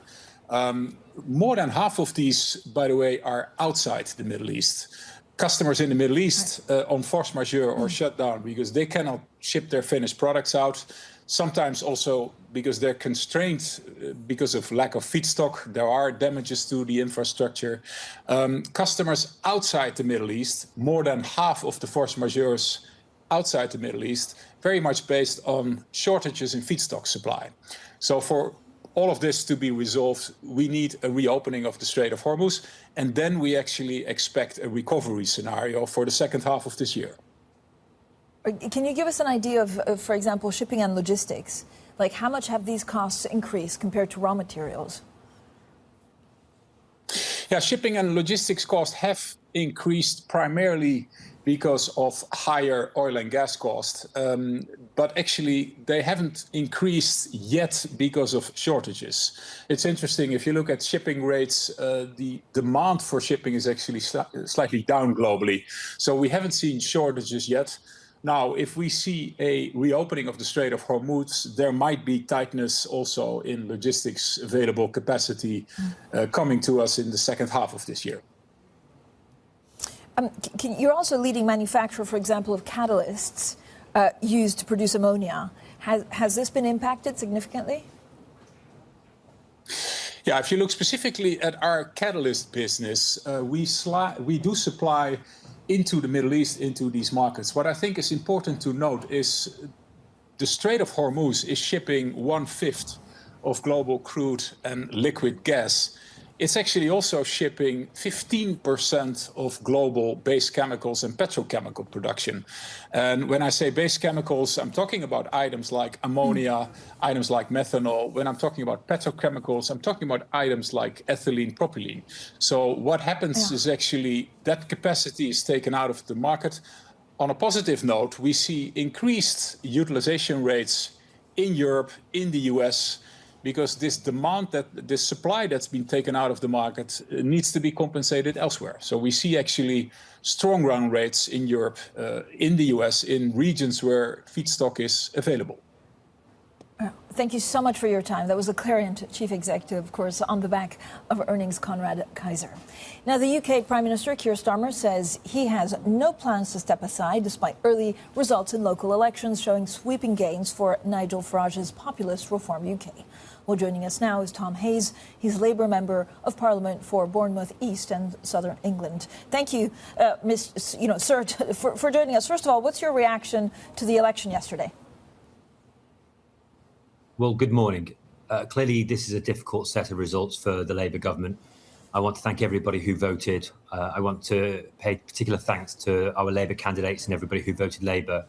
And for anybody who'd Labour voted previously, but not this time, I'm sorry, and I hope we can earn your trust back. It's clearly going to be a difficult set of results, as I was saying, and it's important to listen to what the public are saying. These are currently a partial set of results. We will get the full set by tomorrow. And where the results have been counted, they're in areas that I would have imagined Reform to do well in. So it might be a little bit early to jump to the conclusion that it's going to be a very difficult set of results for the government. But what came up over and over again for me in the doorstep was the need to tackle the cost of living crisis. And I want our government to be focusing down on that. How do you think so you're right, it's a little bit too soon to say exactly, what happened in these local elections, but how do you think Labour will change on the back of it? Well, I think the first important thing to say is that economic credibility is at the heart of the Labour government, both with our election and with how we have conducted ourselves in office. We were bringing down inflation, interest rates, borrowing costs before the war in Iran launched by President Trump that we refused to join. And we saw job creation and real growth in the economy starting to get going before the attack on Iran. So we really have to get back to that plan.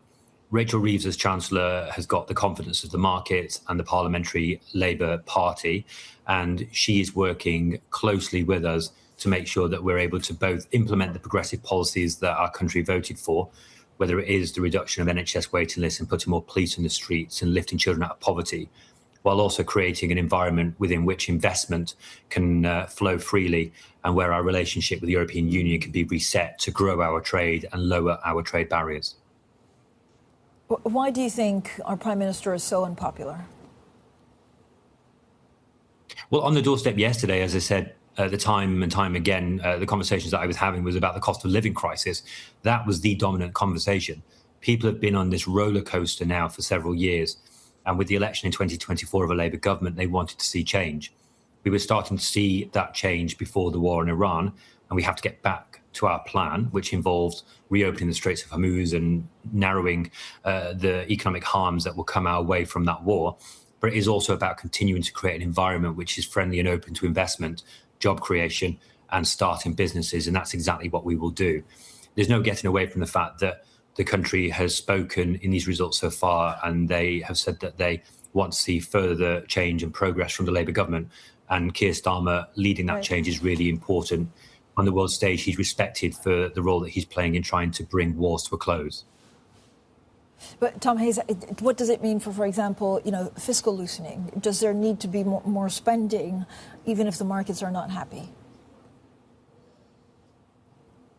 I think that's the wrong inference to draw. I think it's about continuing to retain the credibility that the government has, which is about keeping to the fiscal rules. It's about increasing investment into our country. It's about increasing growth opportunities, as we're doing with our planning reforms, with our support for clean energy, with our defence investments. And really, it is about doubling down on that. The UK has got so much potential. We've got so much talent. Our economy was starting to get into a better place. I'm confident it will again with the ending of the war in Iran. And what I really want to see is this government just being able to focus down on tackling the cost of living crisis, but ultimately putting in place the foundations that will create the jobs that allow people to follow their dreams. What's your message to the likes of Angela Rayner, Wes Streeting or Andy Burnham this morning? Do you think Keir Starmer will be Prime Minister in 12 months? Well, all of those cabinet ministers that you mentioned, and Angela, who was obviously previously Deputy Prime Minister, are fantastic talents on our benches. We've also got great talent on the front bench and behind them too. And what I would say is that I don't want to speculate about speculation, because while that's a favourite parlour game for the media, it doesn't really meet the needs of the public, who yesterday called for further action on the cost of living crisis. My job as the Member of Parliament for Bournemouth East is to listen to my constituents, and really they said overwhelmingly that they want further support. We've already frozen prescription and rail fares. We are taking £150 of energy bills, and we're lifting the living and the minimum wages to put more money into people's pockets. But clearly there's further to go. Yeah, thank you so much. Of course, it's not only the media, the markets would also like to know, but thank you. Tom Hayes, Labour member of the UK Parliament. Now, returning to earnings season, Commerzbank has lifted its guidance for profit this year. It also outlined more job cuts as it steps up its defense against a hostile takeover attempt by UniCredit. Well, the chief executive, Bettina Orlopp, spoke to us earlier. Banking is about trust.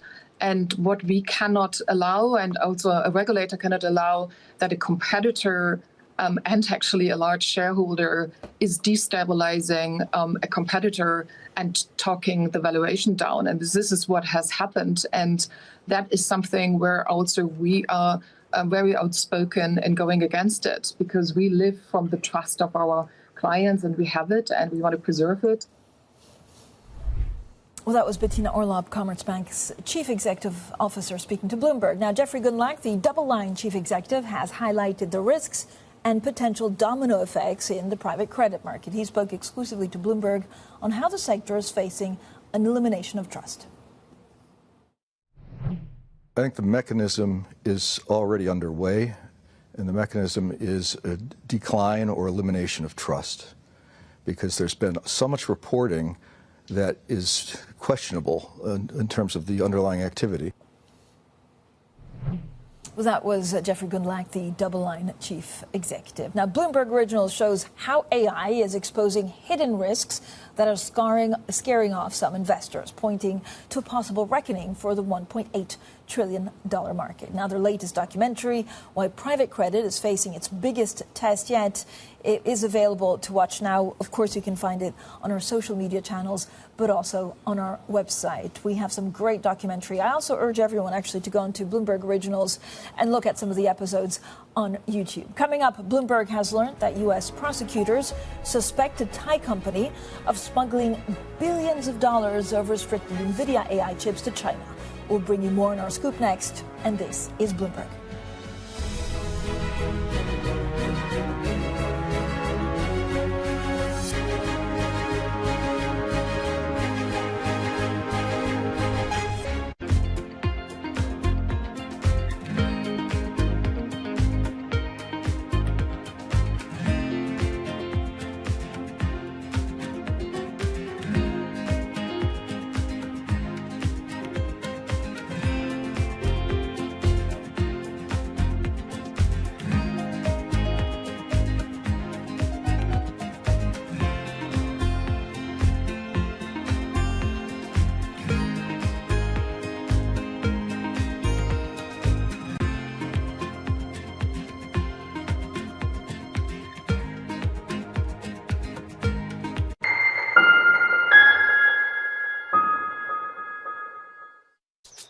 Welcome to Bloomberg This Weekend. I'm David Gura. I'm Lisa Mateo. And I'm Christina Raffini. We're tracking breaking news today from Wall Street to Washington. Let's start overseas. The sector is really propelling this deal forward. Yeah, the hope is this will open up new markets and provide some additional liquidity. Of course, now they're going to have competitors. We got a big week coming up in politics. Earnings season is underway. We're going to get some key reports. Everything you need to know before the markets open on Monday. Introducing Bloomberg This Weekend, bringing a little Bloomberg into your weekend routine. Guys, buckle up. Astonishing day for U.S. technology. Shaping the region's technology ecosystem. Asia's biggest tech news and innovation. Welcome to the world of decentralized finance. Why is it that NFTs have not recovered in the same way that, say, Bitcoin has? Bloomberg is covering all things crypto. It's a pretty spectacular story. The people. This is the future. This is the 21st century economy. The transactions. It snapped up nearly $1 billion of Bitcoin. And the technology. We need to build a digital Fort Knox. That gives people financial freedom, and that's a wonderful thing. That's extraordinary. We ride the wave that is Bitcoin. Bloomberg Crypto, only on Bloomberg.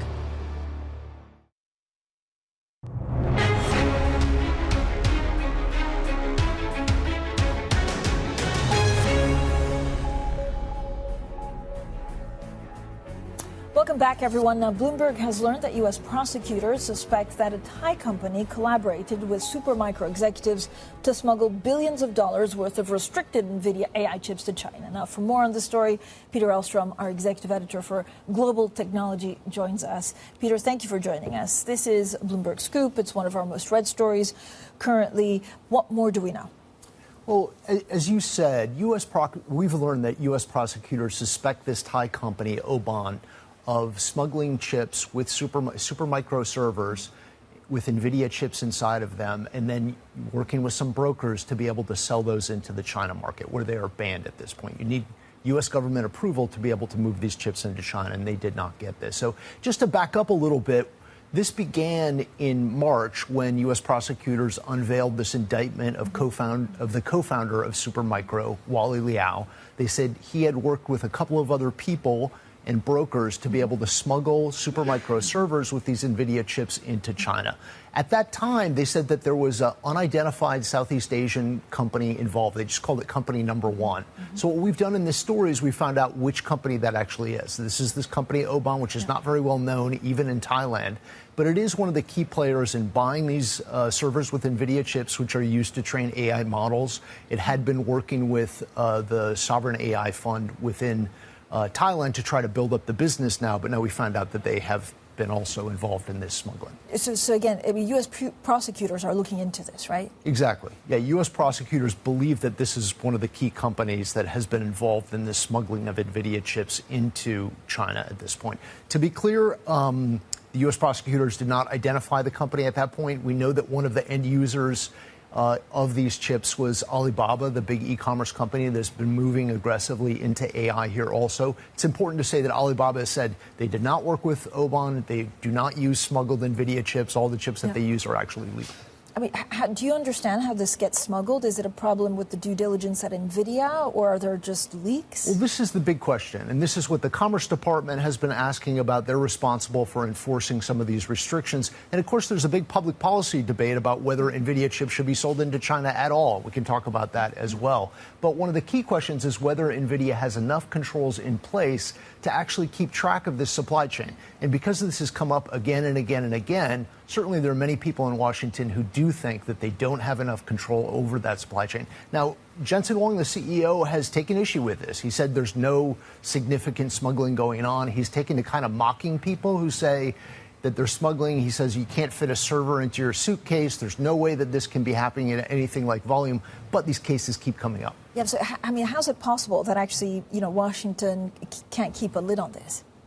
Well, there's the role of the regulators, and we can talk about that a bit, and then there's the role of NVIDIA itself. NVIDIA has these official NVIDIA cloud partners, including Oban was one of those.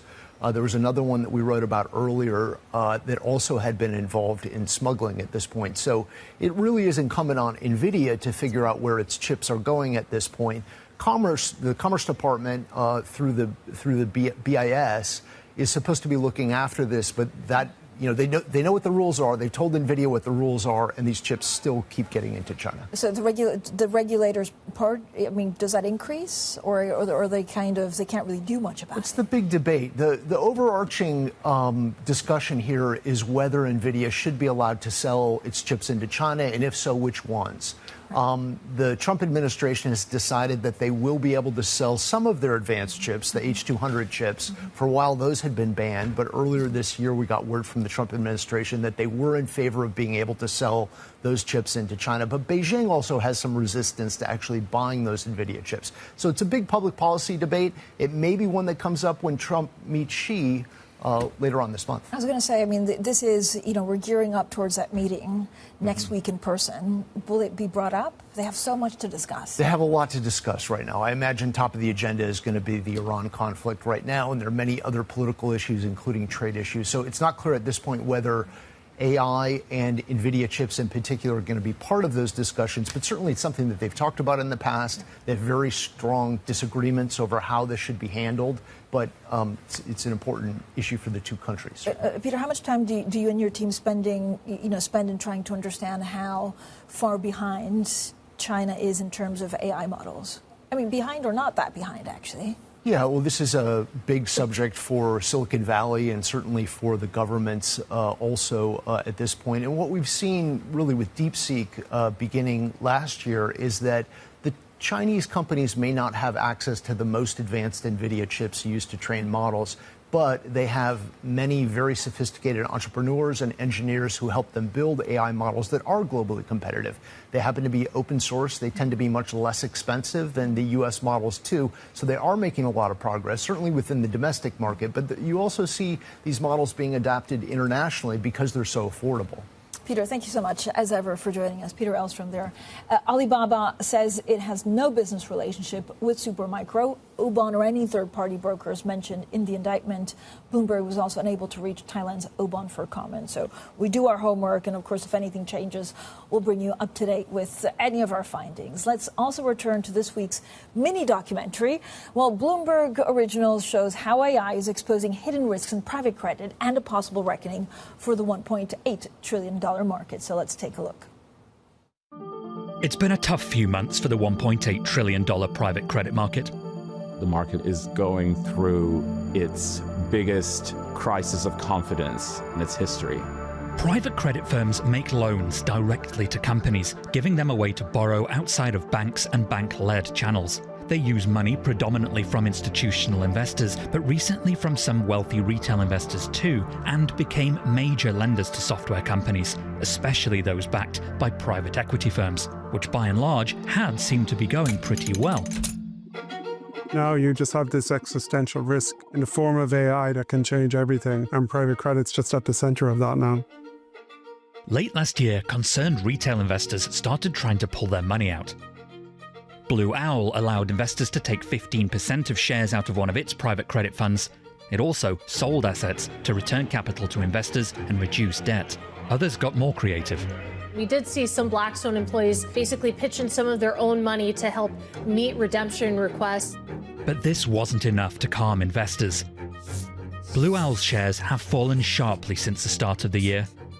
Industry-wide concern, though, meant it was far from a unique case. People have been talking for years about how private credit has been untested, and this is the first time that they've really been under this amount of pressure. Some observers have drawn parallels with the lead-up to the 2008 financial crisis. It has the same trappings as subprime mortgage repackaging had.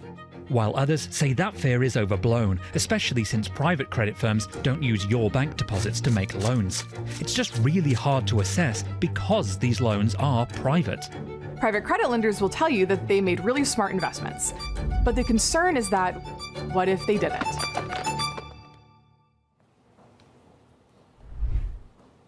Well, that was Bloomberg Originals' latest documentary on private credit's big tests. You can watch the full episode on the Bloomberg Terminal, on Bloomberg.com, and, of course, on YouTube.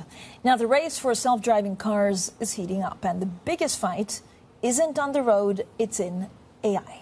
UK-based Wave is ditching maps and teaching cars to learn from scratch, taking on giants like Waymo and Tesla. We spoke to Alex Kendall, the Wave chief executive. Building an end-to-end AI system for driving requires a completely different approach to thinking about safety, to thinking about infrastructure, simulation, data, even the embedded architecture you put on the car. And this is something that we've spent the last decade building from the ground up. And what we're really excited about now is that we've got, it feels like, the entire weight of the industry behind this. And it's really interesting because there are those different approaches to autonomous driving and partially autonomous driving. There's Waymo, which is more reliant, as you said, on mapping and on LiDAR and radar, as well as the sensors. And then there's Tesla with its own approach, which seems, at least from the outside, slightly closer to the approach that Wave AI is taking. And then there are the Chinese competitors as well, like Baidu and Pony AI, which may be arguably slightly closer to Waymo. Do you think ultimately this is a winner-takes-all market, or is there room and space for different approaches? The three main ones that are emerging, you can sell your own cars. That's what Tesla's doing, but that limits you to only, only your brand and your fleet. And of course, there's so much variety and consumer choice. The second approach, which Waymo's taking, is to build your own fleets. I mean, that requires a very capital-intensive operation to go and grow out city by city. We've chosen a third business model, and that's to license this technology to fleets and manufacturers out there. Now, I'm sure these three business models will coexist, but we've chosen a business model that we believe is going to be the largest because the majority of fleets or manufacturers of robots, whether that's vehicles or in other physical industries beyond cars, the majority of them are going to, I think, find a more efficient and more effective way to partner with an embodied AI platform, because the AI we build can scale and have the economic and safety leverage of the entire industry that we work with, the data that we're able to absorb and provide, I think, a safer and more cost-effective solution, a more performance solution than what any one manufacturer can build on their own. Alex Kendall, the Wave chief executive, speaking to Tom McKenzie. You can catch the latest episode of Bloomberg Tech Europe, Bloomberg Tech Europe online and in the Bloomberg Video Hub. Now, this is a picture for markets. Again, it's a pretty big day, not only because we're waiting for news on the Strait of Hormuz, but because it is, of course, non-farm payrolls day. So happy non-farm payrolls day, everyone. Look, U.S. futures for the moment are outperforming some of the global stocks. Oil is gaining. Don't miss our interview later with Austin Goolsbee, the Chicago Fed president. Up next, Bloomberg Brief, and this is Bloomberg. Trading day is about to start. And you're already looking for that edge. The opening trade brings you everything you need to know as markets open across Europe. I'm Guy Johnson. I'm Anna Edwards. And I'm Tom McKenzie. This is your opening trade. Only on Bloomberg. Everybody has a moment where they put into action all they've practiced, where they step up to a challenge and either succeed or fail. But what are those moments for some of the world's most influential leaders? It was a rough and tumble world, and I thought, okay, I can rise up, I can play this game, and I did play the game. It was great, and it was depressing, and it was disappointing. My chair at the time sat down with me and said, succession starts now. I'm Francine Lacqua, an award-winning journalist. For the last 25 years, I've interviewed world leaders, bank bosses, even fashion icons.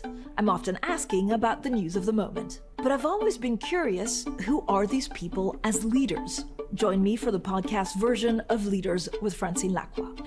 I'll start your week with conversations that explore what drives the world's most influential people, how today's leaders got to where they are, where they're going next, and how they've transformed their organization in the process. Make decisions. A poor decision is always better than no decision. You have to have truth tellers around you, and you have to be willing to listen. You don't want to be setting strategy in the middle of a transaction, that's for sure. Do it for the right reasons. Don't do it because of FOMO. We'll also learn lessons which we can apply to our work and daily lives. Tune into the podcast version of Leaders with Francine Lacqua. Listen and watch on Bloomberg Television or wherever you get your podcasts. Middle least tensions are high. Both sides willing to go back to the battlefield. The narrative changes moment to moment. Is there a ceasefire? Is there not a ceasefire? Markets are up, markets are down. Count on Bloomberg for up-to-the-minute reporting. Breaking news this morning. Breaking news in the last few minutes. On-the-ground perspective. Talking to you from the bomb shelter. This White House still pushing. And the analysis you need to make informed decisions fast. Clearly, nothing is final until it's well and truly final. The really important question is whether we'll get second-round effects. Nobody covers geopolitics like Bloomberg. From the world of politics to the world of business, Joe Matthew and Kaylee Lines deliver news, insight, and analysis live 2 times a day, every trading day. Balance of Power at 1 and 5 Eastern, only on Bloomberg.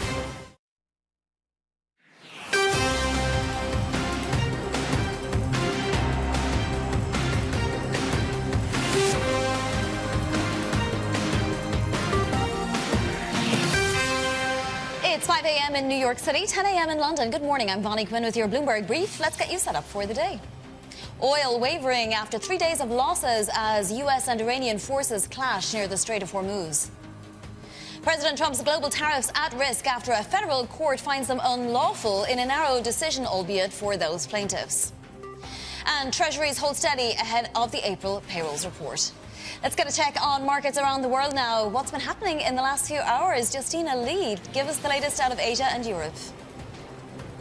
Good morning, Vonnie. Now, U.S. futures are up today, but it's a different story for cash equities everywhere across the world. Now, if you look at Asia today, it's down 0.8%.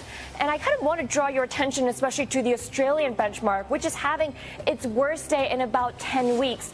Now, it's also having a bad day is the Korean currency, which is underperforming its peers in Asia in general. And that's because we're seeing kind of a little bit of a gain in oil, and that's punishing a lot of energy importers here today. And now, if you look at Europe here, it's a similar story when it comes to the stock market. The Stoxx Europe 600 is down quite a bit. And, apart from that, we have to pay special attention to the UK today after those local elections showed sharp losses for the Labour Party. Now, it seems like markets are reacting pretty calmly so far. The pound is actually up against the dollar, and actually the long-end gilt yields are down quite a bit. And I think what this really shows is that a lot of those results were already priced in. People coming into those elections were expecting sharp losses for Labour. But it's interesting that those gilt yields actually fell further after Prime Minister Keir Starmer said that he is going to stay on as Prime Minister and leader of the Labour Party. And I think what this really shows is that people are still paying close attention to the fiscal path for this country today. Bonnie. Absolutely. Justina Lee, thank you so much. That sterling strength, very interesting, coming, of course, as the dollar weakens too, and versus some other majors as well. We'll get to that a little bit later. But S&P futures pointed higher for right now. We did see that drop off yesterday with the index down 0.4% by the end of the session, because those clashes and reports of them did start to come through before the close yesterday. Brent crude topped $100 a barrel. It's still just barely above that, but it was up about 3% at one point. And WTI is still holding on. It's still trading below $95 a barrel. Not too much happening in yields either. We're down another basis point or two across the board. The dollar index, as Justina was pointing out, a little bit lower right now, particularly versus quite strong sterling. The yen also strengthening today, and the euro strengthening quite substantially. We also have the Swiss franc higher as well, perhaps a little bit of a safety trade as well. And, of course, jitters before the non-farm payrolls report. And then the VIX, well, it was well above 17. It's just trading around that 17 mark now. So, as you can see, even with those jitters out there, equity risk at least is showing there's a lot of sanguine sentiment in this market. All right, let's get to some individual movers now. Back over to London and Chloe Melly. Chloe.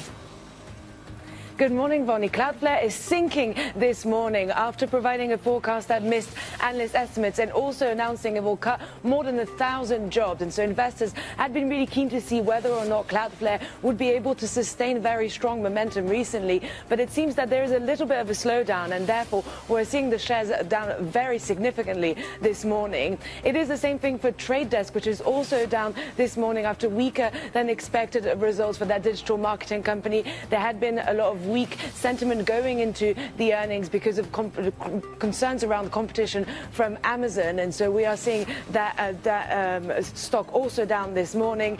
And finally, Upwork is also in the red after lowering its guidance. This signals really weak demand for that short-term freelance labor, because those are the types of workers that are really going to be probably likely replaced by AI. And so Upwork has announced some job cuts, but it remains to be seen whether that is actually enough to stabilize the business at a time when we're seeing so much structural change in that industry.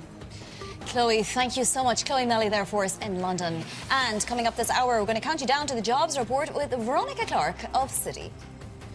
Let's turn back to oil now, wavering around $100 a barrel on Brent after prices bounced back following renewed clashes between the US and Iran. President Trump spoke to reporters on whether the ceasefire remains in effect. They trifled with us today. We blew them away. They trifled. I call that a trifle. I'll let you know when there's no ceasefire. You won't have to know. If there's no ceasefire, you're not going to have to know. You're just going to have to look at one big glow coming out of Iran. And they better sign their agreement fast. Joining us now is Jumana Bersachi in Dubai. Jumana, do we know the Iranian posture? We had these literally conflicting headlines at the exact same time yesterday, suggesting that Iran was considering the one-page proposal, and there were these clashes happening. That's right, Vonnie. So you have to distinguish between the diplomatic efforts on one hand, and the other hand, the situation on the ground, especially around the Straits. And things were looking a little hairy overnight. You just played some comments there from President Trump signaling that the ceasefire is still in place despite the fact that U.S. and Iran exchanged fire overnight. CENTCOM saying that 3 U.S. Navy warships came under fire by Iran throughout the course of the evening. They responded. They hit back at Iranian coast. They hit back against drone and missile launchers, including some command and control centers as well. That being said, as we heard from President Trump, he says that the ceasefire will still be maintained. However, it also came along with a threat, and this was later posted to his Truth Social account. He said, we'll knock them out a lot harder and a lot more violently in the future if they don't get their deal signed fast. So clearly, the president is working on an accelerated timeline to try to get to some form of a deal with Iran. Now, we haven't had a formal response yet from Iranians. We are expecting them to come back to that one-page memorandum of understanding proposal in the next coming days. Let's see. I mean, the timeline of these things tend to be a little bit fluid. But from what we understand from the Iranian spokesperson of the foreign ministry, again, what they have characterized this paper as being rather maximalist, and that the demands that the U.S. are asking for on this sheet of paper are not necessarily demands that Iran will concede to. So the question is whether there can be enough compromise between the two sides to breach the respective gaps, or at the same time work towards some form of a phased solution where you do get a maybe temporary lifting of the blockade around the Strait of Hormuz, and then work on some of the thornier issues around the nuclear file, around their ballistic missiles, and around the sanctions relief. But all of those topics are going to take a very long time to negotiate. And I just want to remind people that JCPOA, which is the nuclear deal that President Trump pulled out of, took 20 months to negotiate. This nuclear file, it's going to be a tall order to get it over the line in 30 days. And for markets, and you're just talking about the price of oil, the question is, do we get a ceasefire with oil being released or without oil being released? Will the Strait blockades effectively be lifted? And that is the question that we're going to be looking to get answered in coming days. Yeah, that deadline is supposed to be coming up, but as you say, these things are very fluid. Jumana, thank you so much. Jumana Bersachi. Turning to trade, President Trump has been dealt another blow to his economic agenda with the latest 10% global tariffs declared unlawful by a federal trade court. Bloomberg's Brendan Murray joins us now for more. Brendan, it was a narrow ruling, so it was a ruling for these particular plaintiffs only, but could it serve as precedent in other appeals now? Yeah, exactly. It absolutely could. And the timing is bad for this ruling for President Trump's for a number of reasons. The main one being he's headed to China next week to try to extend a tariff truce and to try to maintain the relationship on an even keel with President Xi Jinping in Beijing next week. And so he goes to the U.S.'s largest geopolitical competitor with less leverage, given that he's been dealt another legal setback. He's also in the process of trying to get the U.S.-European Union trade deal over the line, and so in the middle of that, he's lost this temporary 10% tariff that he's applying on the EU and other countries. So we saw the president also in tandem with almost simultaneously with the Supreme Court, with this latest court ruling, give the European Union another several weeks here until July 4th to comply with their end of the trade deal. And then of course you have if this broadens out to apply to every importer that's paying this tariff, you've got a whole lot more refunds, perhaps on the order of $30 billion worth of refunds to give back if that's where this ends up in the legal process. So you add that to the IEEPA tariffs that were struck down, that was about $170 billion. You're looking at $200 billion in tariff refunds that could potentially be coming back to importers from the U.S. Treasury. Yeah, and speaking of this EU deadline now, that's July 4th, it comes after a call. There's a von der Leyen. Does the EU need to agree to this? Does it need to, use the July 4th deadline to motivate the group of countries to come together, or can it, come back with a counterattack? It seems like the Europeans understand that the tariffs are going to change between now and the time that those 10% tariffs expire. There are a number of 301 cases targeting the Europeans that are in the process of being worked out, and there are consultations that need to take place between Washington and Brussels on those particular investigations. We're talking about the industrial overcapacity probe, as well as the probe in the 301 case on forced labor. And so those are working themselves through the process, and they're going to be rolled out here in the next several weeks before presumably the 10% tariffs expire on July 24th. And so the Europeans seem to be biding their time, playing a bit of a stall game here until they see what those tariffs look like and whether they're going to be matched up with the sort of 15% rate that they negotiated with President Trump over the past 6 to 9 months. All right, and so the wheel turns. Brendan, thank you so much, Brendan Murray there. Turning to tech now, a sign of caution around AI. SoftBank has downsized its plans for a $10 billion margin loan backed by its OpenAI stake. Bloomberg learning that the Japanese investor, in separate talks with potential lenders, may target an amount as low as $6 billion. Let's bring in Bloomberg's Tom McKenzie for more. $6 billion still isn't too shabby, Tom, but I guess it's never a good sign when you downsize the potential for something. Yeah, it's quite the downgrade, to your point, from 10 billion to 6 billion. Conversations we know are still continuing, so that number could change. But to your point, this is a signal in terms of how far creditors are prepared to go to fund Masayoshi Son's AI ambitions, the head, of course, of SoftBank. And he's borrowed very heavily to fund those ambitions. So what our reporting suggests is that creditors are a little bit cautious. They're cautious as to how you value OpenAI. Obviously, it's not publicly listed. There may be an IPO later this year. How you value it.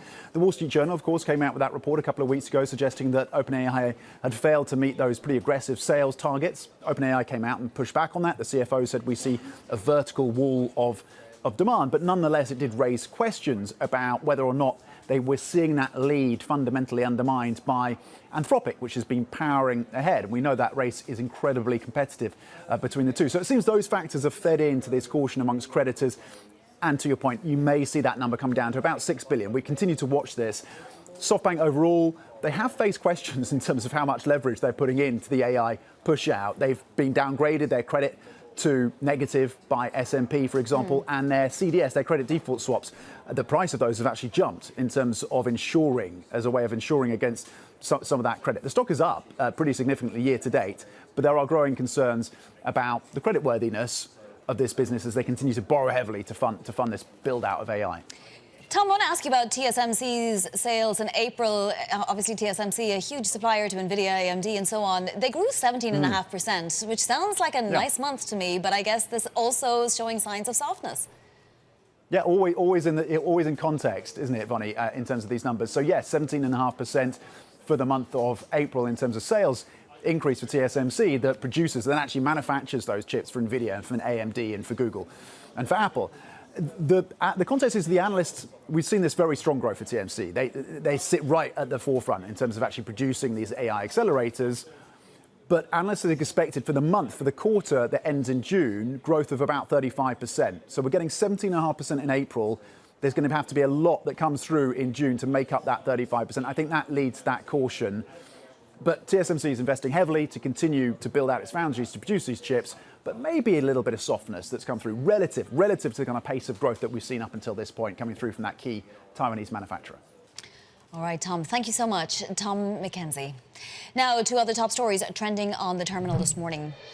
Bloomberg sources say a key company behind Thailand's national AI push is suspected of helping smuggle NVIDIA chips to China via Supermicro servers. U.S. prosecutors outlined a scheme in which Supermicro's co-founder allegedly worked with an unnamed Southeast Asian company to divert chips in violation of U.S. trade rules. The prosecutors laid out allegations detailing the operation in a March indictment that sent Supermicro shares into freefall. Prime Minister Keir Starmer of the UK said he had no plans to step aside as Labour leader after early results in local elections showed Nigel Farage's populist Reform UK racked up sweeping gains in local elections. Labour lost almost half the seats it was defending. Commerzbank plans to cut 3,000 jobs as CEO Bettina Orlopp steps up her defence against a hostile takeover attempt by UniCredit. The cuts aim to help double the bank's profit by 2030. Orlopp also raised Commerzbank's full-year profit guidance to at least $4 billion. Coming up, one country's gain, another country's loss in the search for talent. Wall Street Week brings us the story of New Zealand's brain drain. That's next. This is Bloomberg.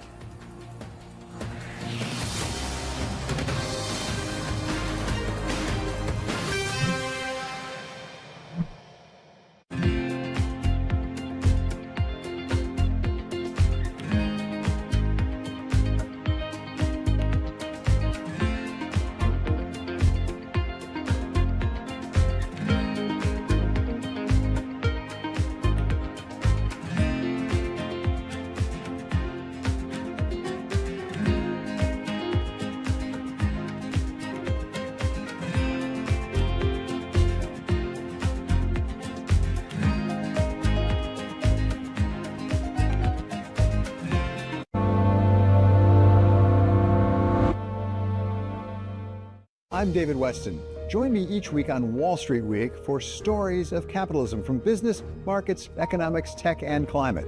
We go on the road for a look at what lies behind the headlines of today and what will likely be the headlines tomorrow. We need more transparency. Oil and gas is still important. They said every citizen should be investing in the market. Accelerate progress in all fields of science. Watch Wall Street Week right here on Bloomberg. More than what you need to know, it's what you need to think about. The countdown is on. Everything you need to get the edge at the end of the market day. Get ahead of tomorrow's trading with The Close. Weekdays on Bloomberg. Context changes everything. U.S. jobs numbers are released. Bloomberg has the report under surveillance with crucial data and expert analysis at terminal speed. Nobody covers Jobs Day like Bloomberg. Welcome to Bloomberg This Weekend. I'm David Gura. I'm Lisa Mateo. And I'm Christina Ruffini. We're tracking breaking news today from Wall Street to Washington. Let's start overseas. The sector is really propelling this deal forward. Yeah, the hope is this will open up new markets and provide some additional liquidity. Of course, now they're going to have competitors. We got a big week coming up in politics. Earnings season is underway. We're going to get some key reports. Everything you need to know before the markets open on Monday. Introducing Bloomberg This Weekend, bringing a little Bloomberg into your weekend routine. Guys, buckle up.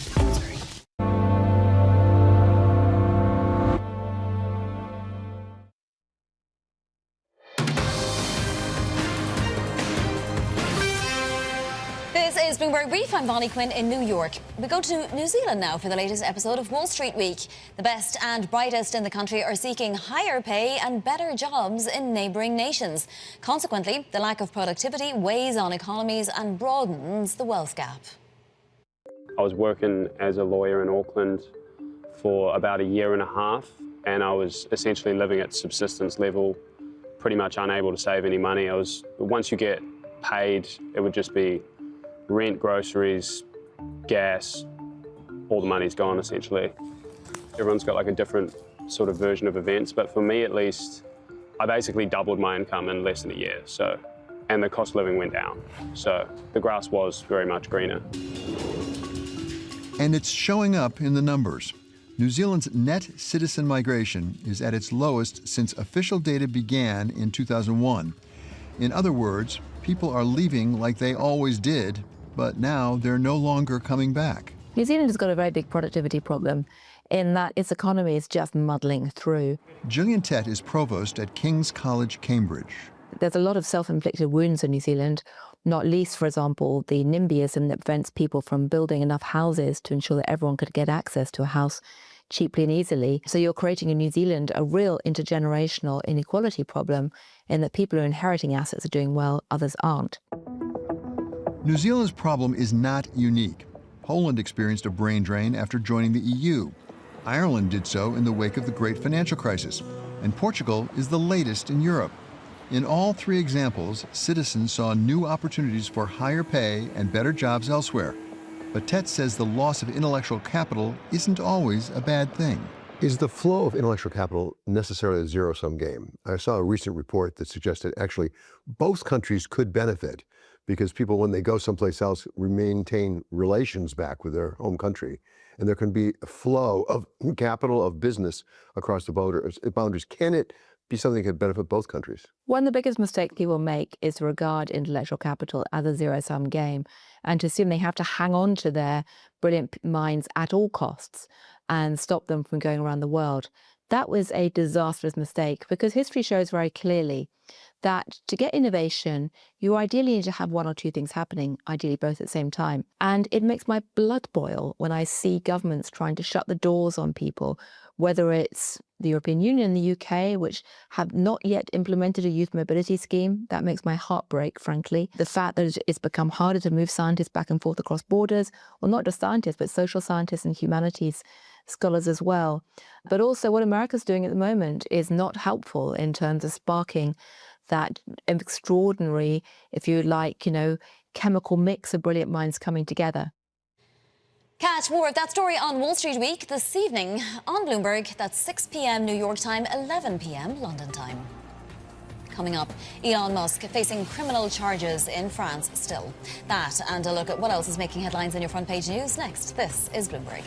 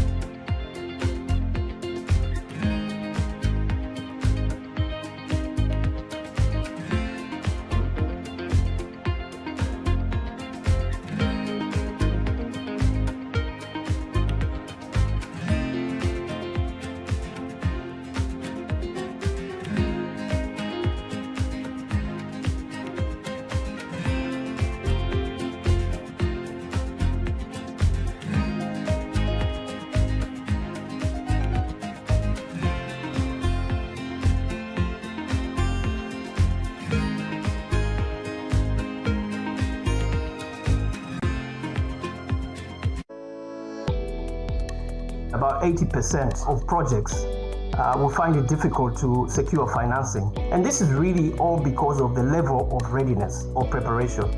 As you know, for investment to occur, you need well-prepared, technically prepared projects, but they must also demonstrate economic and financial impact.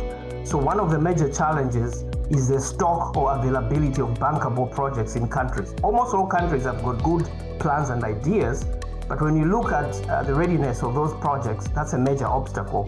And that is why the African Development Bank, through the African Water Facility, invests heavily in upstream preparation of projects to enable countries to have a large pool of investable projects. The second element that is an obstacle is the institutional and regulatory environment in most countries, which make it difficult for investment to happen.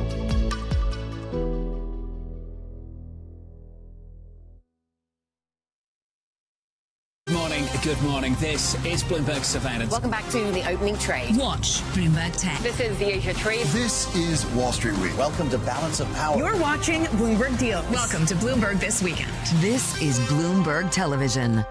The Middle East and Africa regions are home to some of the biggest deals and fastest growth in the world. Vibrant resources and high-yield investment opportunities abound. I'm Jelana Versace. Join me on Bloomberg Horizon's Middle East and Africa for the stories, newsmakers, and insights shaping the decisions of traders across this exciting region. You had heightened levels of volatility. There's still room to maneuver. We do see opportunities. It allows you to increase significantly your net income. Every trading day, only on Bloomberg.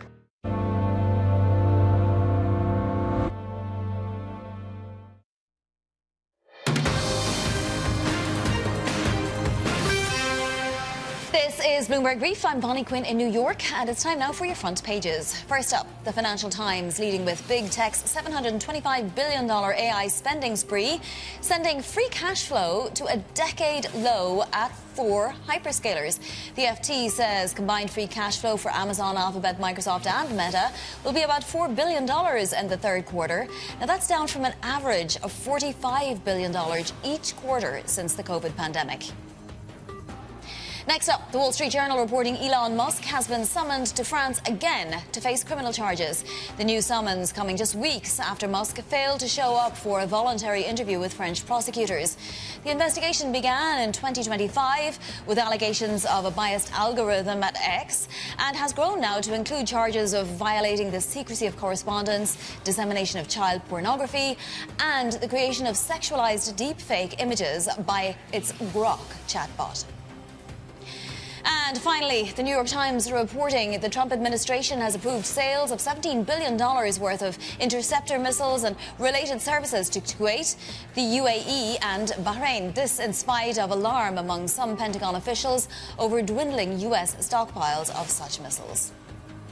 All right, let's take a look at FX. An interesting trend today. We're seeing the dollar weaken, particularly in the last 45 minutes versus the major currencies. So if you look at sterling, it's up 0.5%, even though we're seeing losses for Labour in local elections. The euro stronger by 0.4%, and the Swiss franc stronger by 0.3%. This, of course, before the job payrolls. But the dollar doesn't tend to move that much before payrolls. Coming up, we're going to be speaking with Citi's Veronica Clark about just that. This is Bloomberg.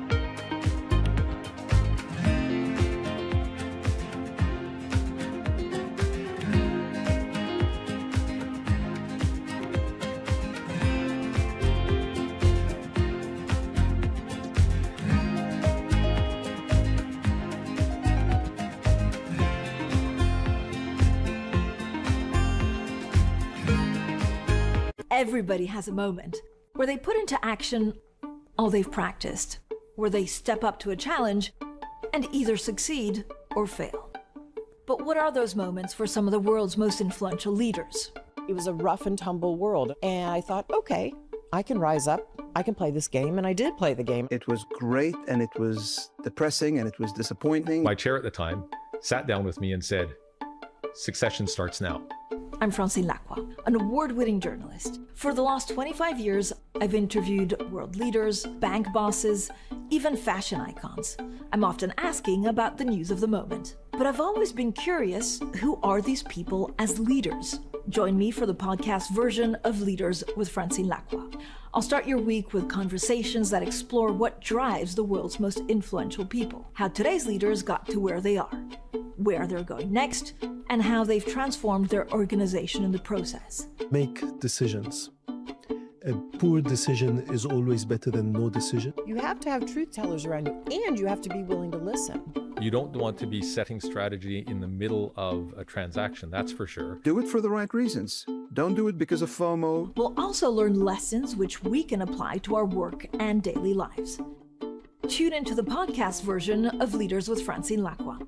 Listen and watch on Bloomberg Television or wherever you get your podcasts. Key investors, top executives, global innovators. Join me for in-depth conversations with the biggest newsmakers on the day's top stories. Insight with Haslinda Amin, only on Bloomberg. Get your fixed income fix. Watch Bloomberg Real Yield around the world right here on Bloomberg. Context changes everything.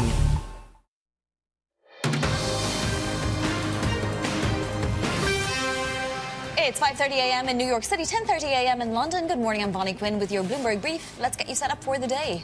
Oil wavering after 3 days of losses as U.S. and Iranian forces clash near the Strait of Hormuz. President Trump's global tariffs at risk after a federal court finds them unlawful in a narrow decision, though, for these plaintiffs. And Treasuries hold steady ahead of the April payrolls report. So let's take a look at those markets then. We are seeing crude trade around $100 a barrel, just below that now on Brent. So a little bit of relief potentially that these clashes that we saw several hours ago haven't escalated into anything more major, at least yet. And the president, of course, saying that no ceasefire was broken. S&P futures pointing to gains as well this jobs day. This after the S&P was down about 0.4% yesterday. 60% of its components were lower in the session. Tech, though, hit a record again yesterday, even as some of those popular trades like the memory trade, the optics trade, they retreated. Let's move to yields. We're not seeing too much movement there, although we are down about 2 basis points on the 10-year, 436.62, and we're still off 5% on the 30-year, but not as far off it as we were in the last couple of days. The dollar index is weaker today. Stronger euros, stronger sterling, stronger Swiss franc, and the VIX index continues to just be nice and calm. Equity risk, obviously not too much on people's minds. For some stocks to watch now, let's get to Chloe Milley in London. Chloe. Good morning, Vonnie. Cloudflare is down more than 15% this morning after quite a disappointing forecast and also announcing that it will cut more than 1,000 jobs. And so expectations going into the earnings had been quite high given recent very strong momentum for that company. And so those results are seen as maybe a little bit disappointing, and that is reflected in those shares this morning. Moving on to Trade Desk, which is also down in pre-market after also providing quite a disappointing forecast. And so this the sentiment going into the earnings had already been quite downbeat because of growing competition from Amazon. And so the results really failed to reassure. And finally, Upwork is also down this morning after lowering its guidance. This signals really weak demand for freelance labor, given that these are the types of jobs that face the threat of AI substitution. Upwork has announced a big workforce reduction, but is that really going to be enough to stabilize the business at this time of growing structural change? That is still unclear, and we are down more than 22% this morning. All right, Chloe, thank you so much. Chloe Melley there. Just under 3 hours now until the April jobs report.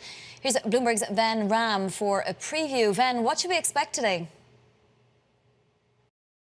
To get a next net addition of 65K to the April report, which would be pretty good, pretty reasonable, at least from a Fed standpoint. The unemployment rate is supposed to come in at north of 4%. So, which is also par for the course considering the numbers that we have been getting. The big picture here in all this, Bonnie, is that the U.S. economy is performing resiliently well. And I think that, that's the big takeaway for the Fed, because they know that they've penciled in a real growth rate of 2.5% for this year, which is already above trend. And if there are signs that these peace in Iran can hold, and we get to an agreement, I think that, the markets will then pivot to the next theme, which is the AI theme. And that is where the Fed comes in. Are they going to be able to raise rates, or should they be cutting rates? They shouldn't be cutting rates, probably, if your economy is growing so well, if it's resilient, and your core PCE is still elevated. All right, Ven, thank you so much. Ven Ram there from our M Live team. Citi's Veronica Clark expecting a 15,000 decline in non-farm payrolls for the month of April. She adds, quote, "In our base case, data over the coming months show a clearly weaker trend, with the unemployment rate rising above 4.5% by the third quarter, as has been the pattern the last few years." I'm pleased to say Veronica joins us now. Veronica, at this point, this is slightly out of consensus, I would say. You're certainly the more bearish on the street. Why such weakness this month? Yeah, this month I don't know if the market's going to be particularly reactive to it. The reason our models are showing weaker, and I think how the market would react to it, is we had that really strong number in March, and this data have gotten very volatile. It's really hard to read signals in any 1 month of data. We saw big job gains in January, losses in February, bounce back in March.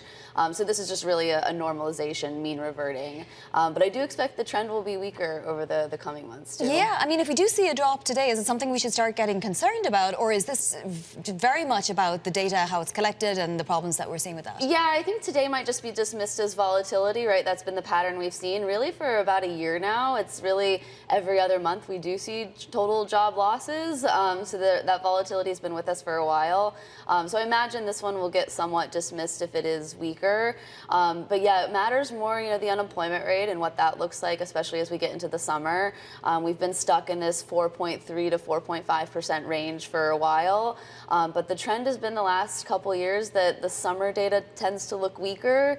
And by the end of the summer, we get a higher unemployment rate. So if that holds true again this year, I think that obviously gets a lot more attention. So where are you spotting the weakness in the economy that perhaps other economists and other houses are not seeing so much? Yeah, it's really this low hiring, low firing environment, which I think everyone, for the most part, understands and agrees on.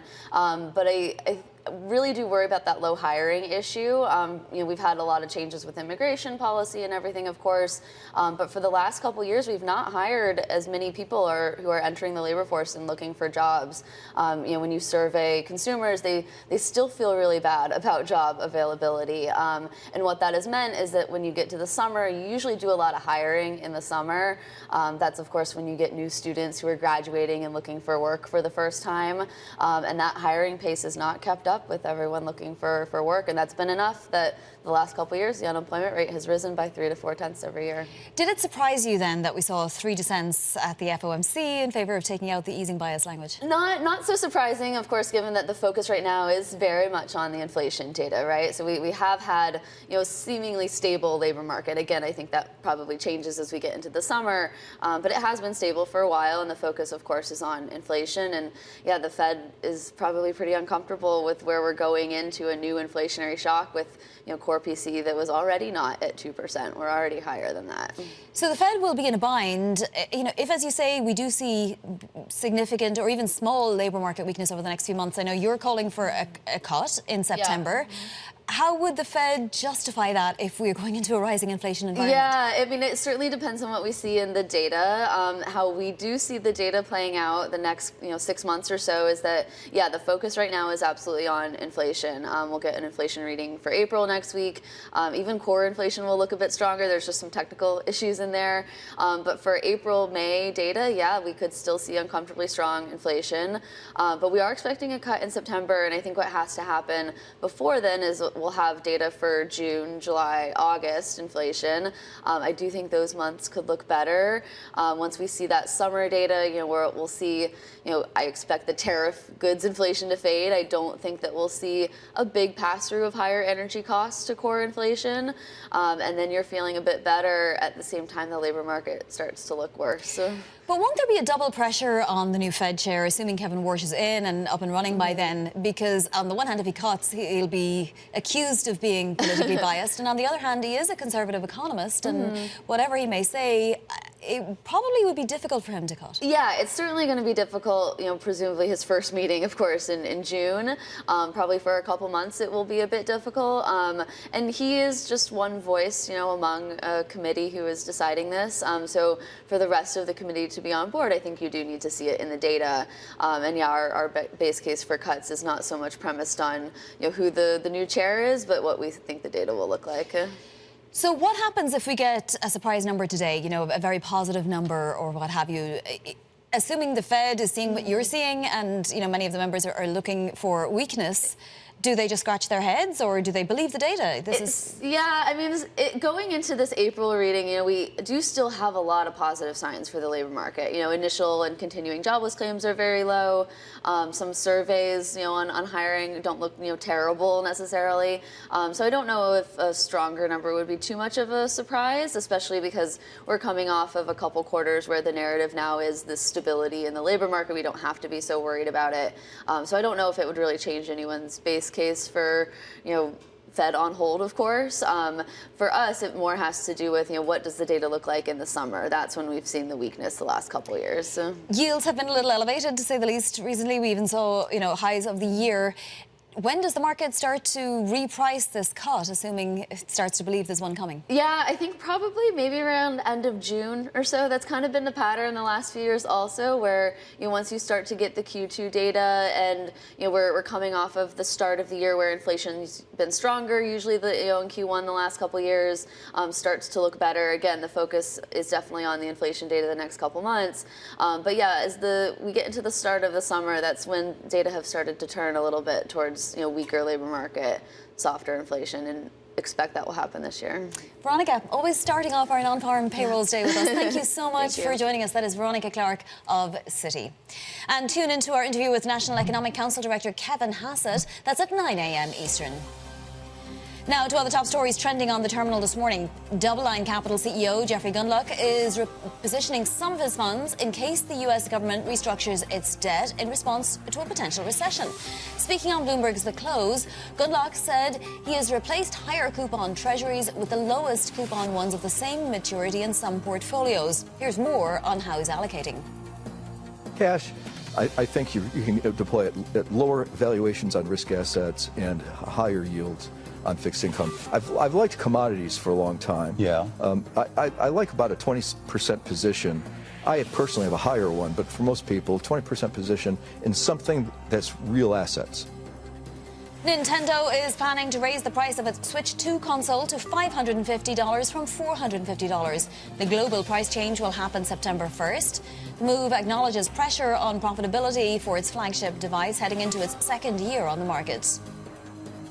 FIFA tripled the price of its best available tickets to the World Cup final in New Jersey, listing them at a whopping $32,970. The Associated Press says the previous high price was around $11,000. FIFA said it had to apply market rates and defend against resellers. And it is, of course, New Jersey. Coming up, a ceasefire with Iran looking more fragile after fresh clashes near the Strait of Hormuz. That's next. This is Bloomberg.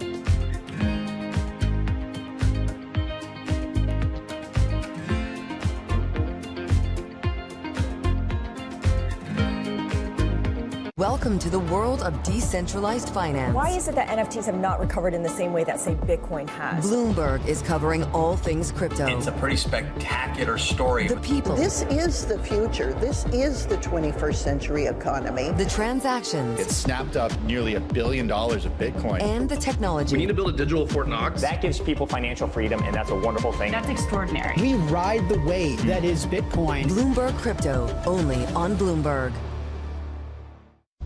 Oh, hello there. Just wanted to say, primer is back. We've been scouring the frontiers of science and technology to help explain the difference between the next gold rush and whatever this thing is. And in season 2, we're upping the stakes. More danger. Now that is some high-grade uranium mineralization. We used to have a stable climate on this Earth. Right now, we do not. More science. We're pushing the envelope of technology in multiple directions. Software, hardware, chemistry, physics. The cable is like very cold. And more CEOs that can nail the photo shoot. Hundreds and hundreds of billions of dollars are at stake. While the problems are economic, the solutions are too. And yes, we will be talking about AI. There is a lot of humanoid hype out there. But our future doesn't run on hype. It runs on innovation. Watch season 2 on all these lovely channels. The world's most powerful investors don't ring a bell. They quietly reshape entire industries. This is the money shaping the world. The Dealmaker playbook, where power and billions of dollars change hands every day. From private equity and credit to venture capital and M&A, we bring you the inside scoop on the biggest deals and debates, plus exclusive conversations with finance's ultimate insiders. I'm Danny Berger, and this is Bloomberg Deals. Every week, only on Bloomberg Television.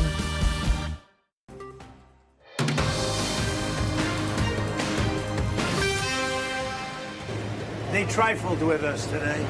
We blew them away. They trifled. I call that a trifle. I'll let you know when there's no ceasefire. You won't have to know. If there's no ceasefire, you're not going to have to know. You're just going to have to look at one big glow coming out of Iran. And they better sign their agreement fast. The clash between the US and Iran threatening the fragile ceasefire. This as Tehran has yet to respond to Washington's proposal to potentially end the war. Jonathan Tamari of Bloomberg Government joins us now from Washington. Jonathan, the president keeps trying to provoke Iran into a favourable response. It hasn't worked yet. Is this latest salvo likely to work? So far, similar things like this have not worked. The U.S. has tried bombing. The U.S. has tried economic pressure. And it has not led to an agreement or concessions that satisfy President Trump. Now, there is a deal on the table, and the word is that the U.S. is expecting a response from Iran in the next 2 days. But Iran has not shown that it is eager for a deal right now. It seems to think that it can outweigh the U.S., that the economic pressure on President Trump will outweigh the pressure they're facing. So we'll see what their response is here. But so far, nothing he has worked has brought about the deal that he wants. Yeah, I mean, you have to wonder if the Iranians are even worried about this potential deadline. I mean, what if the 48 hours comes and goes? Will Trump be accused of not sticking to his deadlines once again? Yeah, and I mean, that is the problem. He's threatened many, many times to escalate the conflict, and he's declined to do so. And I think that there's a sense that now that the fighting has stopped for the most part for several weeks, that the president is reluctant to go back into a full-fledged armed conflict again, which I think only undercuts his leverage even more. He does not want to come to Congress for approval of this. And I think the war is unpopular. He's looking for a way to get out of it, not to escalate it. But again, that gives him that much less pressure to put on Iran right now. Of course, there's the Trump-Xi summit expected to take place next week. It seems to be on track in spite of all of this. And now we're hearing that Trump is bringing plenty of CEOs. Steve Schwarzman, who has a big relationship with China, of course, Citi's Jane Fraser, and also some of the tech CEOs. How will that change the dynamic? Well, I think that China is being said to be putting some diplomatic pressure on the U.S. To try to get a deal here. I think... to try to scale down the war before this summit next week. It is signs that it is still on track. I think the president, by bringing these people with him, will hope that he can come back with some kind of economic deal. But right now, the hopes are not very high that there'll be any really major agreements between the two leaders at this time. It might be something that's more small and more for optics than a major agreement. Is what it sounds like at this stage, although there's still a little time to go before they sit down. Yeah, I mean, it's definitely a hefty entourage that he's bringing. Now, this latest 10% tariff, the 122 tariffs, found unlawful by a U.S. trade court. Jonathan, it is a narrow ruling, so applying just to these plaintiffs. But at the same time, it's another ding for President Trump, right? And it potentially could be used as precedent in further lawsuits. Exactly. I mean, this is not as far-reaching as the Supreme Court case that wiped out a much larger swath of his tariffs, but it is, as you say, a precedent. Others could possibly sue on the same grounds. And as we were just talking about leverage in these other negotiations with China, with Iran, it kind of undercuts the president's leverage when he's pressuring other countries to reach trade deals as well, because they know that these tariffs may not stand up. Yeah, absolutely. Jonathan, thank you so much. That's Jonathan Tamari of Bloomberg Government. Turning to tech, a sign of caution around AI. SoftBank cutting its plans for a $10 billion margin loan backed by its OpenAI stake. Bloomberg learning that the conglomerate, in separate talks with potential lenders, may target an amount as low as $6 billion. Let's bring in Matt Bloxham of Bloomberg Intelligence for more. So, Matt, is this jitters particularly around this deal and this particular, set of loans, or is it just the space in general that investors are becoming a little more skittish around? Yeah, hard to say, but I think it probably is more specifically about this particular deal and the underlying security that's it's based on. So this is about their stake in OpenAI, and I think there's a couple of things going on there. One, obviously, credit investors have some kind of questions about liquidity of a non-listed equity that's kind of backing the loan. And also we're seeing this kind of big shift in momentum between OpenAI and its big rival Anthropic. And obviously Anthropic is getting the upper hand, I think, right now in terms of its kind of sales momentum. And so I think that's kind of perhaps shifting investors' perspectives a bit about on the appeal of the exposure to that underlying OpenAI equity. Matt, what should we make of TSMC's April sales? So they grew, quite healthily, 17.5%, and yet it's been taken as a sign of a big slowdown. I guess they should have grown a lot more than that in April? Yeah, it is. So it's 17.5% growth. I think that the previous month they grew about 45%. Now, if you look at their monthly sales, the year-on-year growth does move around quite a bit, but 17.5%.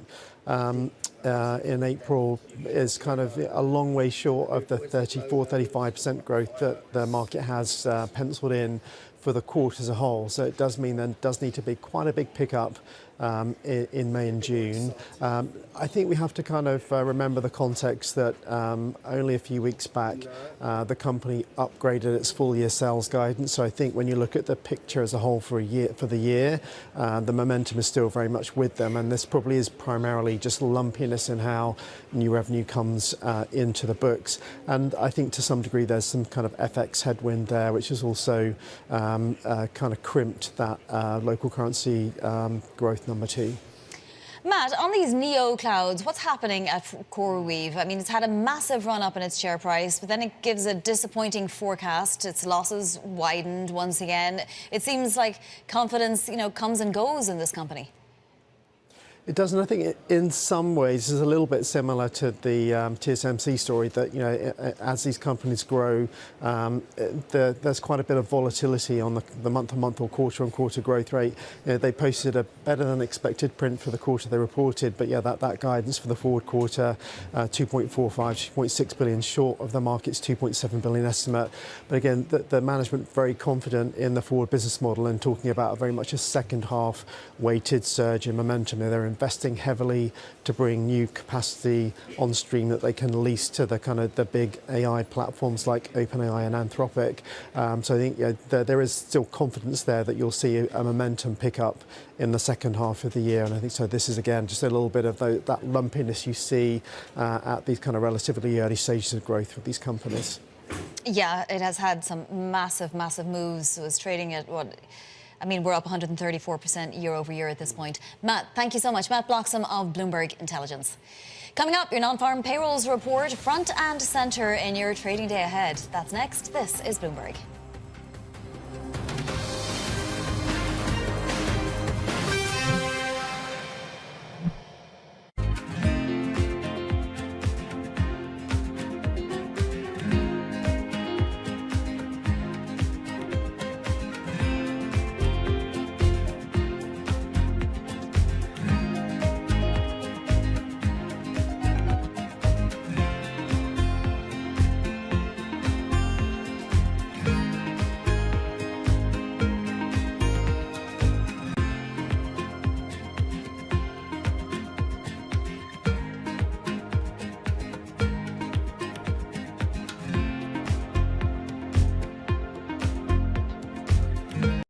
ओए guys, Indian market just close ही होने वाला है। पूरा दिन sideways रह गया आज, स्पेशली निफ्टी तो फर्स्ट 15 मिनट की कैंडल के अंदर ही ट्रेड किया। एक दो बार नीचे ब्रेक करने की कोशिश जरूर करी बट नहीं कर पाया, तो कम्प्लीटली रेंज बाउंड।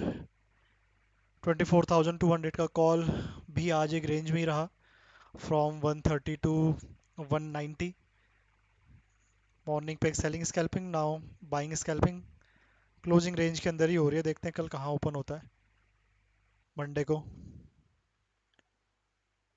लग रहा है सर 20 कोई न्यूज़ नहीं आती है तो 24,200 के नीचे ब्रेक करने की कोशिश कर सकता है मंडे के दिन। बाकी डाउन साइड पे देखोगे तो मुझे लगता तो नहीं ज़्यादा जाना चाहिए। 24 के ऊपर ही कहीं क्लोजिंग होनी चाहिए मोस्ट प्रॉब्ली इस एक्सपायरी की।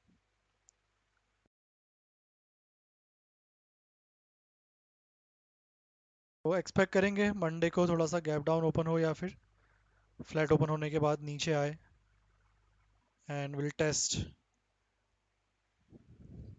स्पॉट चार्ट 24,000 के आसपास टेस्ट करे एक बार। आज आया नहीं है तो मुझे लग रहा है वहाँ तक आ सकता है। वहाँ तक आया तो 24,200 का कॉल 130 के नीचे चला जाएगा। मल्टीपल टाइम टेस्ट हो चुका है 130 के अराउंड। ठीक है, बाकी नेचुरल गैस में एक सेलिंग का प्लान है, आया नहीं है, काफ़ी दूर है अभी रेजिस्टेंस। ठीक है, सेल मत कर देना यहाँ पर, इस एरिया पे भी सेल मत करना। बिल्कुल टॉप के आसपास आएगा तब सेल करेंगे, नहीं तो एसएल बड़ा हो जाएगा। एसएल छोटा रखना है तो बिल्कुल और ऊपर आने देना, तभी सेल होगा ये। एक बार इसको छोटा लेवल ही छोटा कर देते हैं। वेट, नहीं आया तो सेल नहीं होगा, ध्यान रखना। ठीक है, एक काम करते हैं, इसका एक स्मॉल एसएल जोन डाल देते हैं।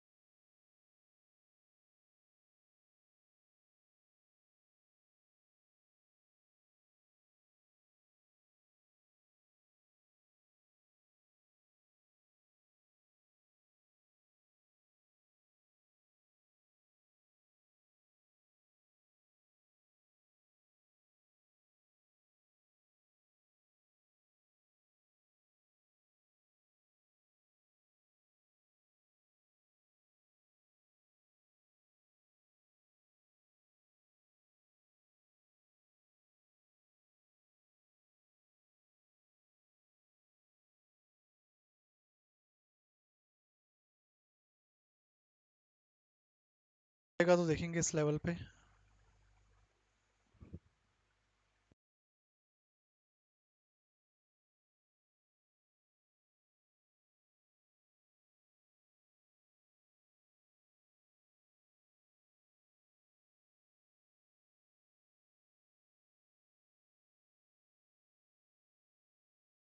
भाई क्रूड ऑयल भी लग रहा है शायद ये वापस एक बार 9,800 10,000 को दोबारा टेस्ट करने जा सकता है। पॉसिबिलिटी है काफ़ी हाई कि प्राइस में go towards that level.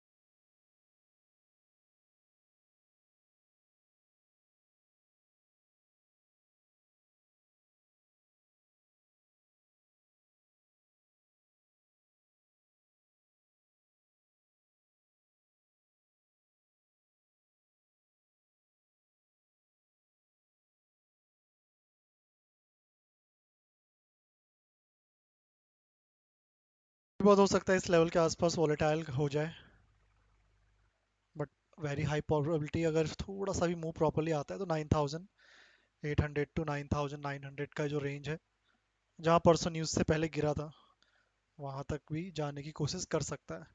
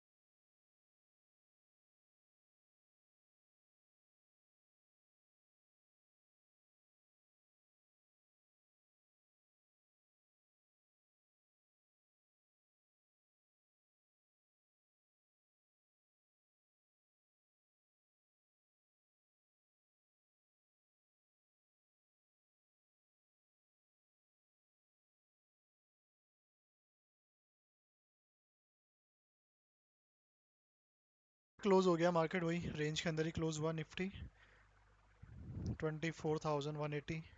Same for Sensex, first 15 minute candle के बाहर निकलने की कोशिश करी लेकिन रेंज के अंदर ही है।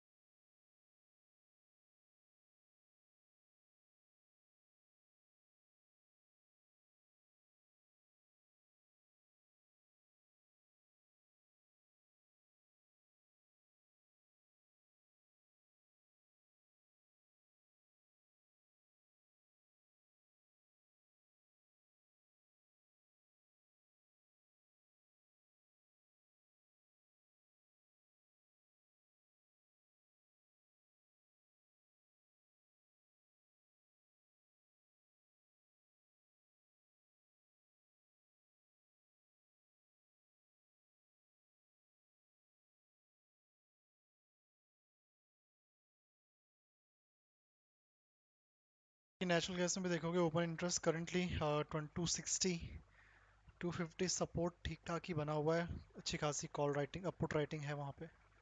अप साइड पे फिलहाल 270 पे कॉल राइटिंग करके बैठे हुए हैं।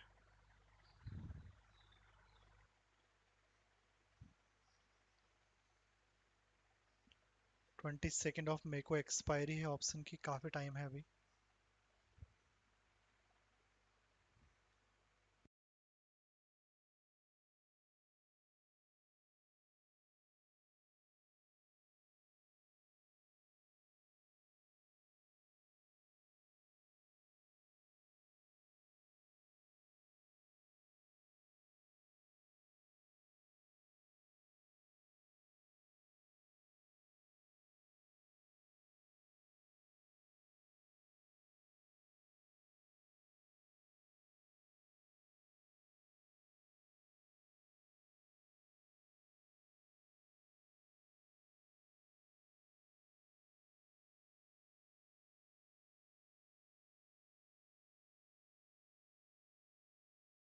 बाकी क्रूड ऑयल ऑप्शन की एक्सपायरी MCX में, कल NSE की एक्सपायरी थी, NSE की MCX की भी 14 को एक्सपायरी है।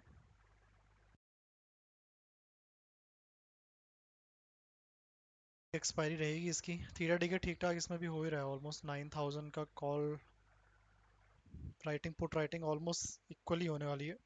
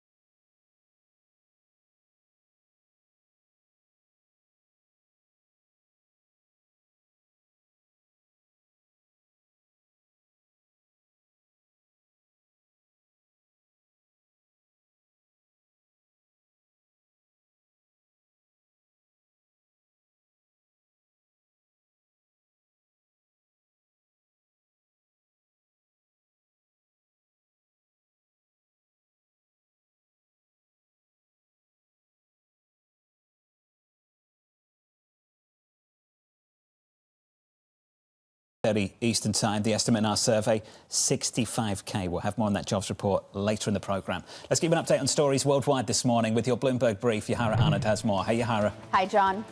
Tensions escalating between the U.S. and Iran. The U.S. attacking military assets it says were used to attack its warships in the Strait of Hormuz. President Trump threatening to hit Iran even harder if a peace deal is not reached. A federal trade court declaring President Trump's 10% global tariffs unlawful. The panel granting a request by a group of small businesses and some states to vacate the levies. It comes just months after the Supreme Court struck down Trump's other tariffs under emergency powers. This time, the court finding the administration misused a different trade law. And President Trump's giving the EU until July 4th to ratify its trade agreement with the U.S. Washington had previously threatened to hike tariffs on auto imports as soon as this week if it failed to make a deal. That's your Bloomberg Brief. John? Yahara, thank you. More from Yahara later this hour. Up next on the programme, fighting for peace. They trifled with us today. We blew them away. You won't have to know. If there's no ceasefire, you're not going to have to know. You're just going to have to look at one big glow coming out of Iran. And they better sign their agreement fast. Up next, we'll catch up with Ahmed Halal of the Asia Group, live from New York City this morning. Good morning.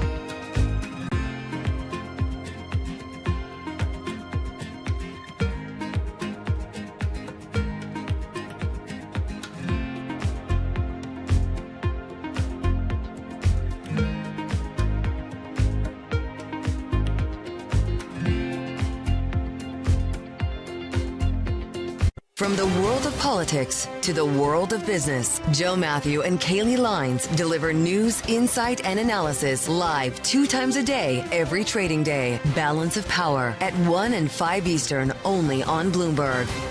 Middle East tensions are high. Both sides willing to go back to the battlefield. The narrative changes moment to moment. Is there a ceasefire? Is there not a ceasefire? Markets are up, markets are down. Count on Bloomberg for up-to-the-minute reporting. Breaking news this morning. Breaking news in the last few minutes. On-the-ground perspective. Talking to you from the bomb shelter. This White House still pushing. And the analysis you need to make informed decisions fast. Clearly, nothing is final until it's well and truly final. The really important question is whether we'll get second-round effects. Nobody covers geopolitics like Bloomberg.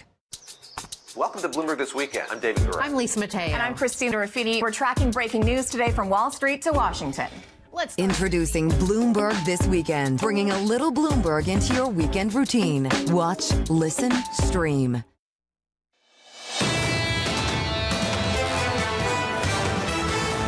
The jobs report just around the corner, dropping at 8:30 Eastern Time. Here are the guesses from the big banks for you. I'll tell you the median. The median is 65k. The 3-month average just short of 70k.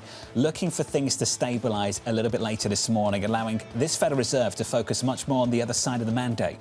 And it seems this Federal Reserve is a lot more focused on the other side of the mandate right now. We heard from a number of Fed presidents yesterday. We heard from Boston Fed President Susan Collins saying that she agreed with the hawkish dissenters. Cleveland Fed President Beth Hammack saying that interest rates are going to be on hold for quite a while. Minneapolis President Neil Kashkari, he has been relatively hawkish through all this, saying if the Strait of Hormuz is closed for an extended period of time, it may well be that the next move might need to be up in interest rates. And you're starting to see that priced into markets. He's no longer running for Fed chair. Is that the take? I think that strait has closed. That strait has closed a long time ago. Futures right now, the S&P 500, brutal stuff.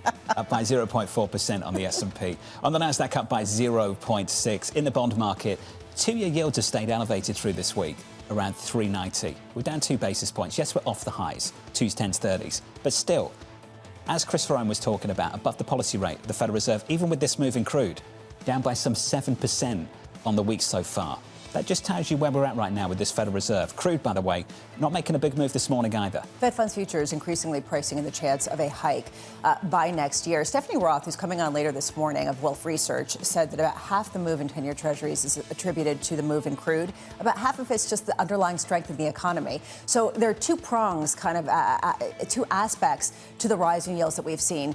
And we might get another sort of read on that later this morning. Looking forward to that exchange with her later this hour. Under surveillance this morning, fighting for peace.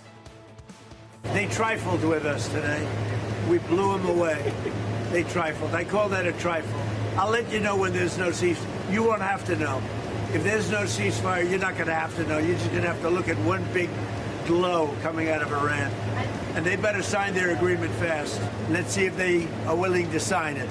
So here's the latest this morning. The US and Iran trading fresh strikes in the Gulf, with President Trump ramping up pressure on Iran to make a deal to end the war. Bloomberg's Tyler Kendall joins us now from Washington for more. Good morning, Tyler.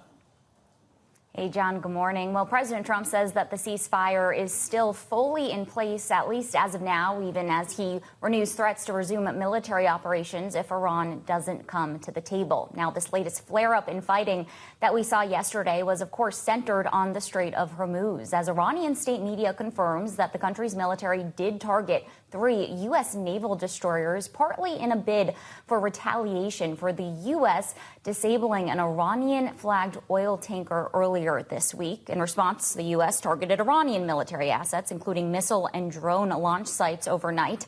CENTCOM confirmed that no U.S. assets ended up being hit by Iran during this clash, but it does underscore how Iran is trying to tighten its grip over the waterway, as new headlines crossed the terminal right before the start of this program this morning that Iran has seized another oil tanker in the strait, according to Iranian state TV. All of this is threatening to derail any potential progress when it comes to talks, as Bloomberg News reports that the White House could potentially see a response from Iran as soon as today to that latest proposal, that one-page memorandum of understanding that may see a gradual reopening of the Strait of Hormuz, with the U.S. lifting its naval blockade. But new from the Wall Street Journal overnight, it appears that the Trump administration is making preparations to resume its mission to guide vessels through the Strait of Hormuz with or without a deal. Now, John, President Trump is still trying to strike that optimistic tone. He told reporters just yesterday that a deal could, quote, happen any day now, as we know that he is feeling the pressure to try to get some agreement done before he heads to China next week. Our analysts at Bloomberg Economics do say the fact that he is still planning to go overseas does lower the risk that we would see an uptick of fighting while he is abroad. Tyler Kendall with the latest. Tyler, thank you. Down in Washington, D.C. Let's extend the conversation. Ahmed Halal of the Asia Group writing, both countries want to avoid a return to war, so the state of limbo in Hormuz can just rumble on for months. Ahmed joins us now for more. Ahmed, welcome to the programme. My good friend Guy Johnson said this in London earlier on this morning. I think it's important, the difference between intensity and persistency. It looks like the administration is committed to dialing down the intensity of this particular conflict. When does persistency become a much bigger issue, though? Well, I think it's not about duration. It's about a war of wills here and who's going to blink first. Both countries have a blockade on Hormuz, but the difference between both countries is that the U.S. doesn't have a strategy. It doesn't have a political objective. Iran has a very clear strategy. It has extreme clarity on what it's trying to do. It triumphs by surviving. The U.S. first says it went into this war to ensure that Iran doesn't have a nuclear weapon. At one point, it was regime change. But the fact of the matter is that the U.S. is very eager to walk away, to find an off-ramp, because it has many theaters that it has to worry about. The U.S. president is going to China in less than 1 week. There's Europe and Russia, Ukraine. It's a superpower. It has many distractions around the world, whereas Iran is a one-issue country right now. It is concerned only with the survival of the regime, with the survival of the Iranian state, and ensuring that it has a path to reopening the Hormuz Strait eventually, but not without ceding leverage over the United States. Well, Iran also wants to make sure they can get their oil out. The economy is in a dire strait right now. At that point, do you see them being willing to potentially allow some flows to go in and out of the Strait of Hormuz? How long would it take? How long could they hang on to where things are right now? The fact of the matter is they've actually been able to. They've been able to through their shadow fleets and through slipping through the U.S. Line, the U.S. blockade. They've obviously their shipments outside of the Strait have fallen to a trickle, so their revenues have fallen significantly. But they are prepared for this point in terms of essentials and being able to supply their population with food and medicine and drawing down the reserves. They've been able to do that. They've been stockpiling. We know that prior to this war, when they saw the assets of the U.S. converging on this theater, they were stockpiling for food and medicine and preparing for this moment. And don't forget, they've been under the sanctions for a very long time, and they have time because Iran is going nowhere. Iran can afford to have strategic patience. It is a permanent part of the geography of the region. It's been there forever, and it is not going to disappear anytime soon. Where the U.S. does need to retreat from this because it's costing taxpayers $25 billion and counting. When it comes to Iran's willingness to hang on to this, Ahmed, at some point, though, will the global community's pressure be enough to potentially lift some of this? I think China can bring some pressure to bear. The Arab states certainly don't have any leverage over Iran. I think it's very hard to see them ceding leverage over the strait without some serious concessions, including a pact for non-aggression in the future. This for them is a nuclear weapon without acquiring a nuclear weapon. This is actually more potent than a nuclear weapon because you can't really use an atomic bomb. You can't use a nuclear weapon, whereas you can use the Strait of Hormuz quite inexpensively to bring the Arab states to a fiscal halt and bring the global economy as a hostage to Iran. So I don't really see them ceding that leverage anytime soon. They can afford to have this rumble on for a few months. Ahmed, could you explain what happened with Saudi Arabia and the United States over Project Freedom that was part of the reason why that was put on hold? And there's been some disagreement about using airspace. What's the main objection from Saudi Arabia? Fear of retaliation. They were worried, like the UAE, which has borne the brunt of the retaliation of Iran. They didn't want to have their airspace and their bases used to confront Iran and to fight the small boats, the vessels that are attacking vessels trying to transit the straits.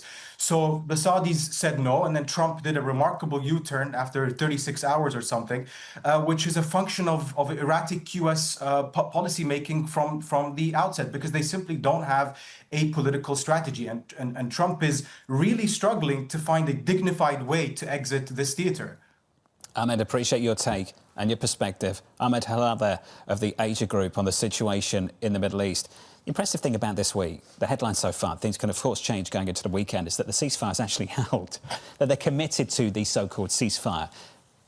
Despite this skirmish we've seen this week, not once, but twice, and the seizure of a tanker in the last 30 minutes or so. Ceasefire is very good branding. Maybe we should just rebrand this as not escalation, at least not meaningful escalation that ends up in some sort of spiral in the way that we were seeing earlier. Nonetheless, you are correct, and that is a signal that markets are taking, that both sides are not looking for reasons to escalate. In fact, they're looking for off-ramps. That's the main message this week. They've had plenty of opportunities to resume hostilities. Correct. And they haven't taken those opportunities. And that's what the market at the moment is committed to, this idea that we're on a path to de-escalation. Could be a volatile one, but we're still on that path. Which is a reason why you're seeing oil prices where they are, because otherwise they'd be a whole lot higher. Futures this morning up by 0.5% on the S&P. Up next, we'll catch up with Ellen Wald at the Atlantic Council with crude rising, plus Yahira's back. She's got your morning movers. Cloudflare cutting jobs in a new bet on AI. The stock market, look at this, it's down 17% in the pre-market.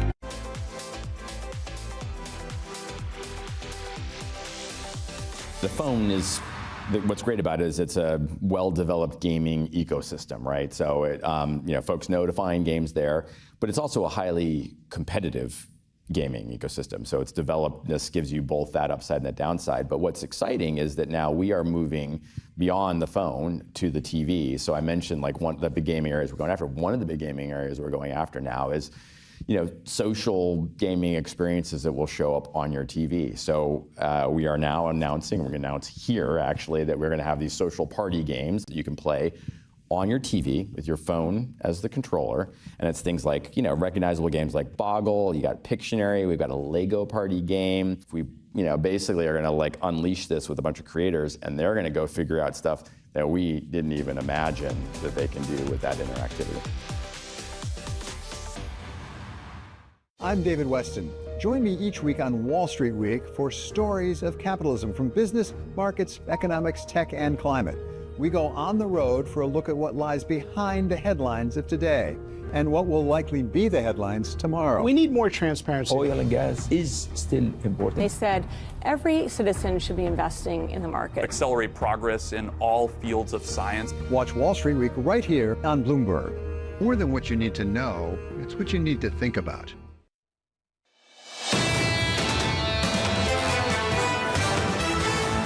These are your scores this morning. Bouncing back by 0.5 on the S&P, on the Nasdaq up by 0.6 to 0.7% higher. On the Russell this morning, pushing higher by 0.4%. On course for a sixth consecutive weekly gain on the S&P and the Nasdaq 100, the longest weekly winning streak going back to October 2024. Supported by this as well, this move in crude on the week so far down by around 7%. Crude at the moment, Brent and WTI. Brent crude just about unchanged, around $100 a barrel. WTI around 94, down 0.1%. What's intriguing about the move in crude right now and through the week is that we haven't advanced in quite the way you'd expect, given the skirmishes we have seen on the ground in the Middle East. And that hasn't blended and folded into this move in the bond market. The two-year yields have stayed elevated on the week, I think is interesting. 2s, 10s, 30s.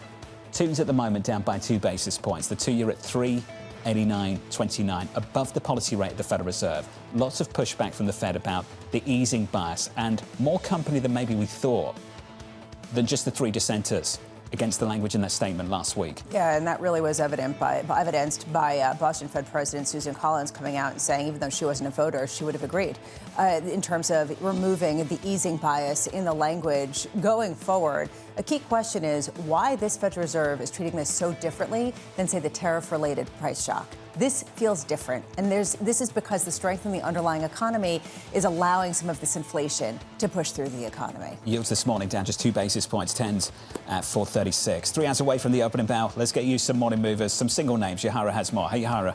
Hi, John. This is the first earnings report from Block since it announced those AI-driven job cuts, and it appears they are paying off. Shares are up 6.7% after the company delivered a beat and a raise, with Block saying that AI is helping it cut costs, speed up software development, and improve its payments apps. Turning to another company also announcing AI-driven job cuts on this jobs day, that is Cloudflare, saying that it is slashing about 20% of its workforce. But unlike Block, the market is having a different reaction. Shares are falling 17.8% as investors appear more focused on the slowing growth story after its revenue slightly missed. So it's raising questions about whether AI is really the driver here. But the CEO did mention a few new efficiencies due to that. And we end on shares of CoreWeave. They are also falling in the pre-market, down 6.4% after the NeoCloud delivered a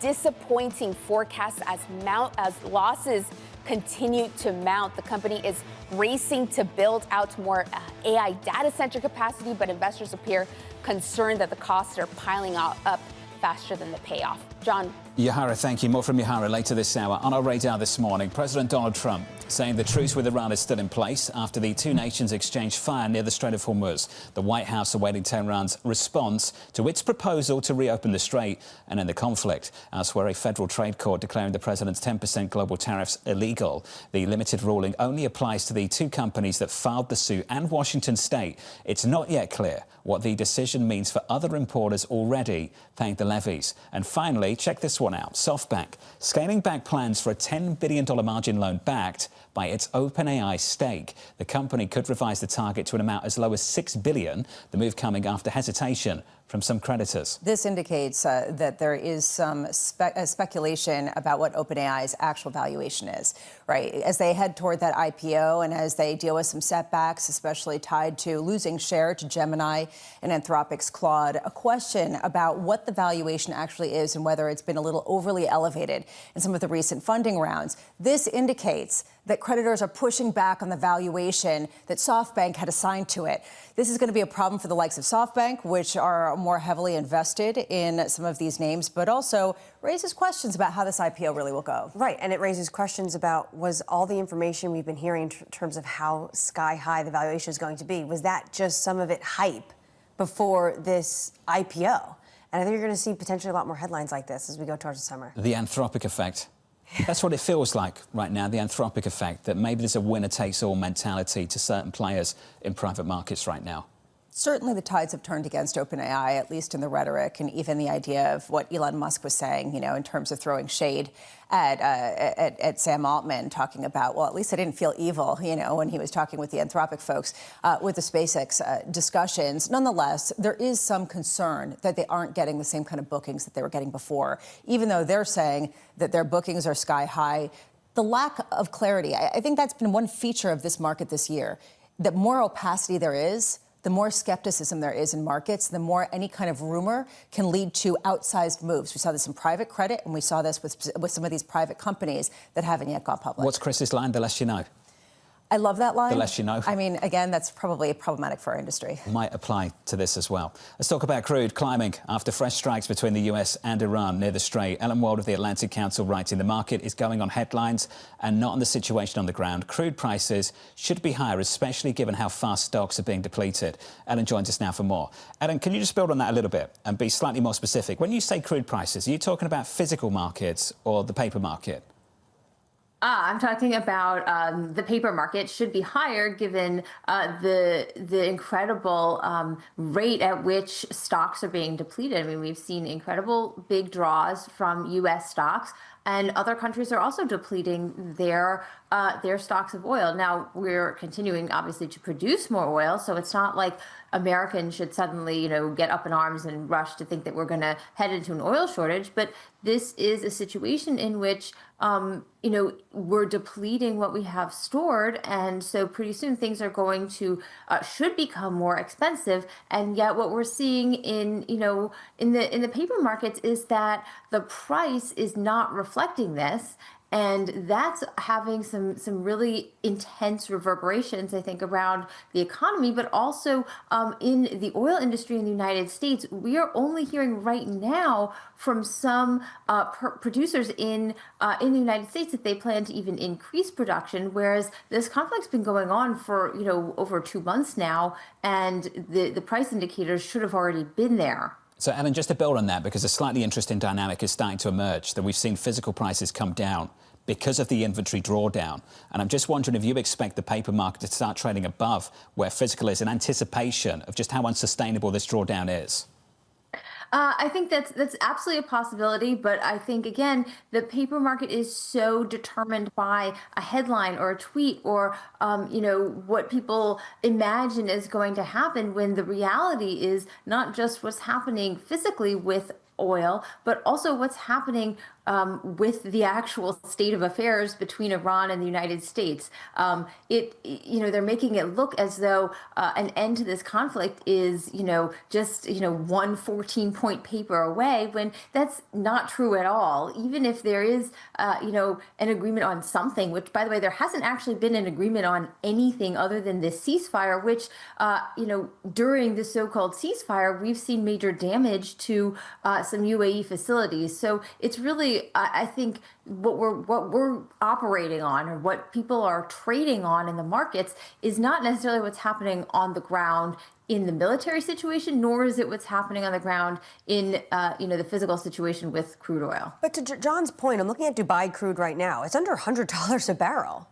Isn't that astonishing, given everything you've just laid out? It is astonishing, but also, who's going to buy Dubai crude? How much of it is actually available? So, how can you actually get it? Can you actually get it? Is there any guarantee that you could get it in 2 months or in 3 months? So I think that there's definitely a major disconnect going on here. And I think that it's hurting the ability of producers that can produce more to justify putting that production into play. And I think that if we were receiving information about the situation, which is more accurate, that companies and oil companies and traders would be able to take positions that would more accurately reflect that. And I think we'd all potentially be better off. How acute is the spike higher going to be if and when we are still in this situation and the global supplies and inventories are completely drawn down? I think the spike will be very significant if we're still in this situation and, we're just operating off of whatever is being produced as opposed to what's in storage. Although I do think that there's probably more in storage than we necessarily have an accounting for. So there's China. China, we're talking about how China hasn't even touched its SPR. Remember, what China considers its SPR could be kind of more similar to what we might consider our oil stocks. So there's definitely more room there. Of course, China's not a reliable player necessarily in the global marketplace in terms of a source of oil. So you can't necessarily say, yes, China will access this at this point. That's more of a political decision than it is an economic one. Ellen, I'd love your take on a debate we were having earlier this morning with Chris Ferrone. John mentioned that oil stocks, the oil majors, Exxon, Chevron, et cetera, have underperformed. We're seeing actually prices go down quite significantly. And what is the signal from that? And we were speculating maybe it was already brought forward in terms of the gains. And what Chris Ferrone said is maybe it's telling us the Strait of Hormuz just really isn't that important. What's your take on why we're seeing some of these prices of the shares of oil majors actually underperform over the past month or two?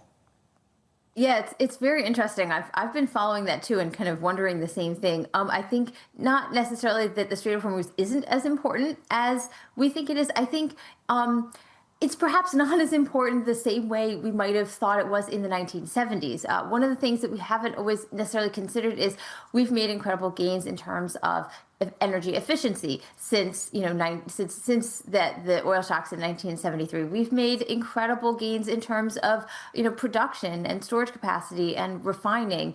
And so I do think that it's perhaps, I don't want to downplay the significance of oil in general, but it could potentially be more an example of, it's reacting more to what's happening in the general stock market, or it could be an example of the fact that these companies are not necessarily, trading along with how we're trading this conflict.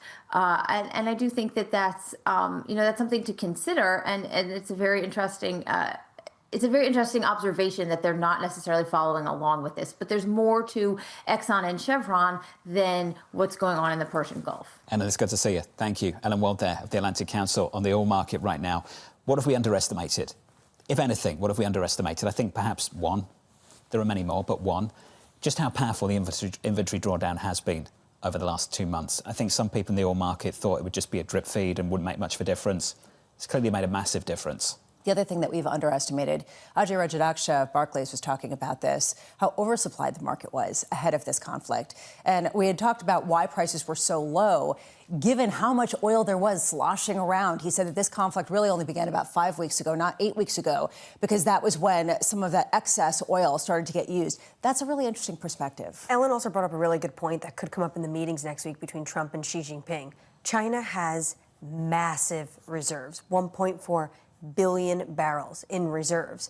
And if they wanted to help this market, they could release that. They haven't yet, but they could. And that could be an ask from this administration. Out of everybody, China prepared for this war better than most, and they're not even in this conflict directly. Brent crude right now, $100 a barrel. Let's keep an update on stories elsewhere this morning with your Bloomberg Brief. Yahara has more. Hey, Yahara. Hi, John. The Iranian army seizing an oil tanker, the semi-official Tasnim news agency saying the tanker attempted to disrupt Iranian oil exports. The agency publishing a video appearing to show at least 2 small boats approaching a ship and armed men boarding and raising the Iranian flag. President Trump heading to Beijing to meet with Xi Jinping next week. Sources telling us here at Bloomberg the CEOs of Blackstone and Citi are set to join the president. A number of other CEOs have reportedly been invited to join the trip. And World Health Organization officials say the deadly hantavirus outbreak on a cruise ship doesn't risk triggering the next pandemic. At least 3 people are dead after a cluster of infections linked to a cruise ship in the Atlantic Ocean. Several more have been left seriously ill. That's your Bloomberg Brief. John? Nope. Yahara, thank you. Appreciate it.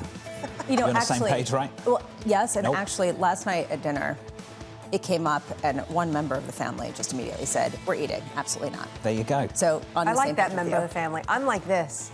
Even you I avoided can't hear going full anything. doomsday. I think just not over dinner. I agree. Not last night. I Or in think that's- general. yeah. Or maybe, cruise ships. Nope. To that too. I got a lot of support from people who share that feeling towards cruises. There was a lot of self-righteousness in the anti-cruise Yes. society last night. I think we all feel quite vindicated. You're going to speak? You're the spokesperson? Up next on the program, signs of stability. The labor market is stable right now, but it's not creating any inflationary pressures. The most likely probability is that we hold steady, and I think that's well positioned. Up next, we'll catch up with Stephanie Roth of Wolf Research, live from New York City. You're watching Bloomberg TV.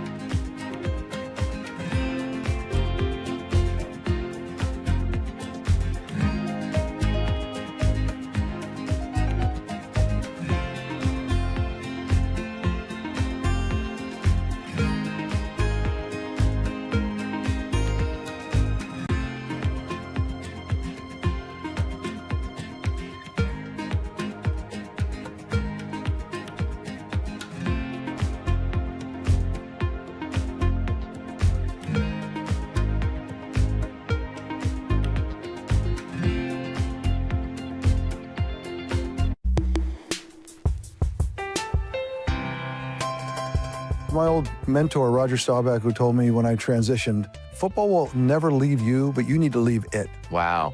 Everyone has a dream, and a lot of dreams are, my dream is to play football and play professional football, and you get the dream comes true, but it is going to end. And the day it ends, the day before it ends, you're one of the best in the world. Great. The next day you wake up, that's gone. What are you great at? And the truth is, nothing, right? I'm not great at anything else. I talk about it all the time, Steve, is this whole idea of it's not from penthouse to penthouse. And what I mean by that is you played for 15, 20 years and you're in the penthouse. That doesn't mean that you come to the business world and you're going to be in the penthouse. You don't start on the 3rd floor or the lobby. You actually have to start in the basement.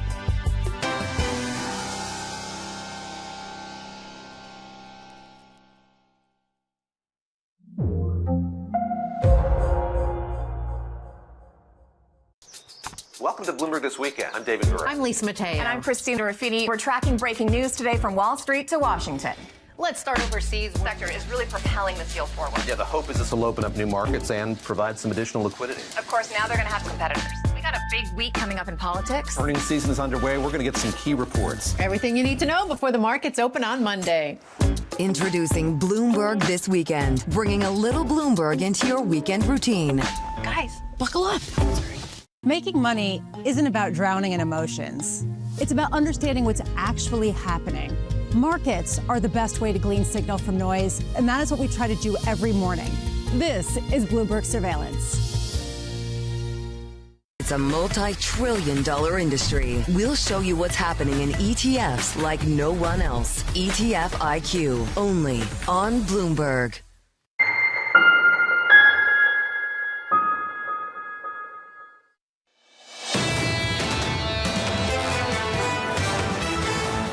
Just off record highs and tracking 6 weeks of gains on the S&P 500. Poised for that going into the weekend, the longest winning streak going back to 24. On the Nasdaq high this morning by 0.7. On the Russell up by 0.5. In the commodity market, quick check of crude right now, Brent and WTI. Skirmishes on Monday, skirmishes on Thursday. Here we are this morning. Still haven't heard from Tehran about their response to the proposal from the US, and yet crude is down on WTI 94.70, and it's been lower over the previous 3 sessions on Brent. Because there isn't a willingness to really ramp up some of the fighting. Yes, there have been missiles lobbed back and forth. Can you actually call this a ceasefire when there's firing happening? Well, maybe it's just an effort to not escalate significantly. Do you know why Iran hasn't responded? It's because a courier has to get to the Khomeini, to the Ayatollah, the current one, and get his sign off, and he's in a remote cave and he can't have any electronic communications. Well, they did that yesterday through the different mountains. I mean, this is the reason why it's taking a while. Well, the president met him yesterday. So the president could then, Pezeshkian met the Ayatollah yesterday. They could phone a friend to Pakistan, I think, and get that message across. You know, he went over to him. I mean, did he? Well, okay, now we're going into other realms of... I agree with you. I don't even think that's a conspiracy theory. They spent 2.5 hours together. Right? I just picture someone on camelback going through the mountains to the cave to find out what the tea leaf is, and then we'll see white smoke. It's not a medieval movie. It kind of is, honey. That's what it feels like to you. I mean, given some of the reports, wow. It's crazy how serious this actually is, and no one takes it seriously, isn't it?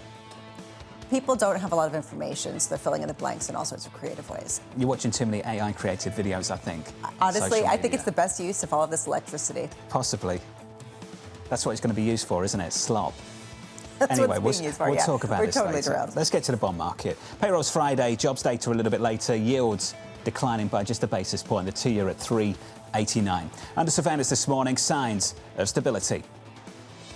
If the conflict ends and oil prices come back down and that doesn't get passed into the broader economy, then I expect the underlying dynamics that we were facing prior to the conflict to return, which is policy is slightly restrictive, continues to put downward pressure on inflation. The labor market is stable right now, but it's not creating any inflationary pressures. The most likely probability is that we hold steady, and I think that's well positioned. So here's the latest this morning. Payrolls due in just under 2 hours' time. The report expected to show back-to-back employment gains for the first time in nearly a year, which is crazy. Stephanie Roth of Wolf Research calling for an above consensus 80K, writing, quote, the labour market is showing signs of stabilisation despite the data being unusually volatile. Stephanie joined us now for more. Stephanie, good morning. Good morning. It feels like the ultimate random number generator. It's often felt like that, but now it feels like that even more. The fact that we haven't had back-to-back positive gains for that long. Yeah, that's a bit concerning. And like we were talking about earlier, which is before we started, this would be a sign, if we do end up getting back-to-back gains, that the labor market is actually starting to show signs of improvement, which we do think is the case. Nita Richardson said green shoots. Where else are you seeing green shoots?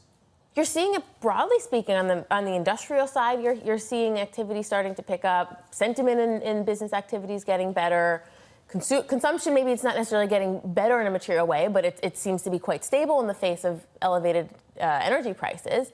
So this all points to an economy that's doing quite well, and then you have the AI tailwind that's boosting CapEx in the related sectors even more so. Is the economy doing really well in the right areas? Are we creating jobs in the sectors that actually do indicate some sort of cyclical uptrend, or is it just an indication that we're all getting older and sicker? So that's what I think is going to be different about this print and the next couple. Morning, Lisa. Sorry, carry on. That's what I think is going to be different about this print, is you're going to start to see the cyclical areas of hiring improve. And that's what we're going to be watching for most closely. Are you going to see retail hiring, leisure and hospitality? You've seen some positive signs in construction and manufacturing. And we think those are the sectors that are going to start to be adding jobs. And it's going to be coming less from healthcare and education. You wrote a note recently, and it kind of explains the dissonance between the doom and gloom coming from the closure of the Strait of Hormuz and the lack of oil supplies, and then the optimism around the U.S. economy. Or the U.S. economy just seems really immune to what's going on. Is it immune or in denial? I think it's neither of the two. I think we have stimulus hitting the economy at the same time we have a gasoline price shock. One big beautiful bill adds about $188 billion worth of consumer stimulus. That offsets the energy headwind by a significant amount. We could have gasoline prices running $4 to $4.50, and that doesn't even offset half of the stimulus that has come through to the economy. So there's a really solid buffer that happens to be supporting the consumer at a time where there is this energy price shock. What do you need to see in the labor market report to indicate that any kind of price increases from oil or from some of the component prices tied to AI build-out can be passed through more easily to the consumer? We've heard mixed things from companies with McDonald's and Shake Shack talking about weakness in the lower income consumer. And then we see the aggregate numbers coming in gangbusters. What do you need to see in the actual labor market report? Yeah, we're going to be watching the ones that are most closely tied to discretionary sectors. So leisure, retail, and hospitality, that's going to be the areas that will signal it to some extent. And what you've seen is it's been the K-shaped, just more signs of the K-shaped economy. It's the lower-end consumer that has been squeezed under this, but it's been the middle to upper-income consumers that are driving spending. And there was an interesting Fed report recently showing demand destruction by income group related to gasoline prices, and it's the lower end that seems to be really feeling it, and everybody else maybe only marginally so. Is that start to potentially to get more problematic? Bank of America has a report out today saying spending slowdown. They saw this across the board just for a week, but potentially this can become more acute, and they call it a blip or a blockade. I guess we won't know. But do you think potentially that basically people are drawing down on these tax refunds? Now it's going to start to hit in a more material way? I think it will start to hit on the sort of the middle to lower income consumer. Everybody else, most of their tax benefit comes not from refunds, but from lower taxes owed. And for the middle and upper income people, they're less likely to spend that right away. So that provides a longer buffer than would otherwise be the case. So you might see some more weakness or incremental weakness at the lower end, because these are the people who actually had a benefit because they received a check in the mail. That check has probably been spent for the most part. But the middle to upper income people, they still have these tax savings that will support for many months to come. Arguably, that's what you're seeing in the restaurant businesses right now, the earnings of the last 24 hours or so. Ultimately, it has been the lower income consumers. Everybody else is doing just fine. I mean, if you take a look at McDonald's, their bigger burger, what was it called again? I forgot what it was, but it was the one that was... The Arch thing? The Arch. Wow, look at you. Yeah. I know that you are a frequent purveyor. Very frequent. But, Been doing my channel checks, of course. With the full family. But, those were actually were big hits. It just really is the lower income consumer that were pushing back on prices. I think chicken nuggets 2019, the last time I had any McDonald's. The truth is, I want to mock you. Things got desperate that day. Okay. It was a dark and stormy night. Wasn't sure about the Fed policy. Honestly, I can't remember the last time. It just is interesting, though, to see the K-shape kind of play out through some of these companies. Stephanie, it's good to see you. Thanks for being here. Thanks Stephanie for Roth having there of Wolf Research. It's got so expensive. That's what's crazy about this. We were speaking to Chris Ferrone earlier on this morning, and he was leaving the commercial break talking about Shake Shack and just how much it costs to feed the whole family. And he was in New York City, you're talking like $90 just to take the kids out to get Shake Shack, which is ridiculous. So no wonder they can't put prices up anymore. It's hard to call it fast food or have the same kind of cheaper outcome when you're talking about those kinds of numbers, $100 to get 4 burgers. Yeah, it's fast, it's not cheap. And there's a difference. Up next on the programme, we'll catch up with Priya Misra of JP Morgan, Stephen Kirk of the Council on Foreign Relations, Sarah Kunst of Clio Capital, Andrew Honhorst of Citi on this Payrolls Friday. Good morning to you all.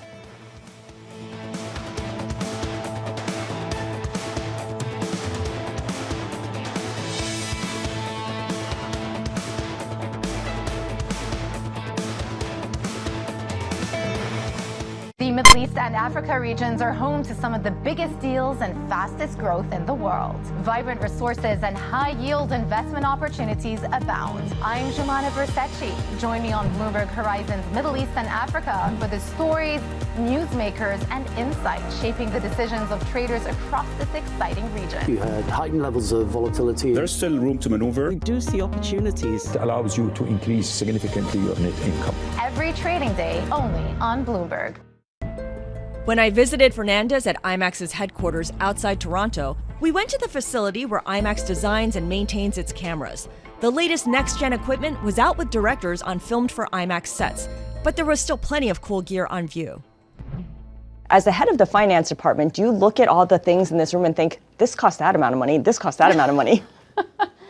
Thankfully, no, I don't. When I think about cameras in general and what we, when we first, I'll give you a really prime example, the film cameras. When you thought about it, okay, are we building 2? Are we building 4? Are you building 8, right? And And that's where I start to think about, well, what makes the most sense from a return perspective? Because yes, Nolan wants the cameras, but how many other filmmakers out there use the film cameras? The lens that I look at it through is essentially how many do we build and in what way? Because the one thing is we are going to invest to build it right and to build it for longevity. But do you need 10 of them? No. Building 4, that was the right number. And do we potentially want to build a couple more? Maybe a couple more, but I don't think we need 10 because they won't always be in use all the time. I imagine that at different points you need to tell people no. What's that process like for you? Oh yeah, it's a key role in the CFO position. It is a word that most people are used to, and yet they still think you're not going to say it. Welcome to the world of decentralized finance. Why is it that NFTs have not recovered in the same way that, say, Bitcoin has? Bloomberg is covering all things crypto. It's a pretty spectacular story. The people. This is the future. This is the 21st century economy. The transactions. It snapped up nearly $1 billion of Bitcoin. And the technology. We need to build a digital Fort Knox. That gives people financial freedom, and that's a wonderful thing. That's extraordinary. We ride the wave that is Bitcoin. Bloomberg Crypto, only on Bloomberg. The countdown is on. Everything you need to get the edge at the end of the market day. Get ahead of tomorrow's trading with The Close. Weekdays on Bloomberg. Context changes everything. The world's most powerful investors don't ring a bell. They quietly reshape entire industries. This is the money shaping the world. The Dealmaker playbook, where power and billions of dollars change hands every day. From private equity and credit to venture capital and M&A, we bring you the inside scoop on the biggest deals and debates, plus exclusive conversations with finance's ultimate insiders. I'm Danny Berger, and this is Bloomberg Deals. Every week, only on Bloomberg Television.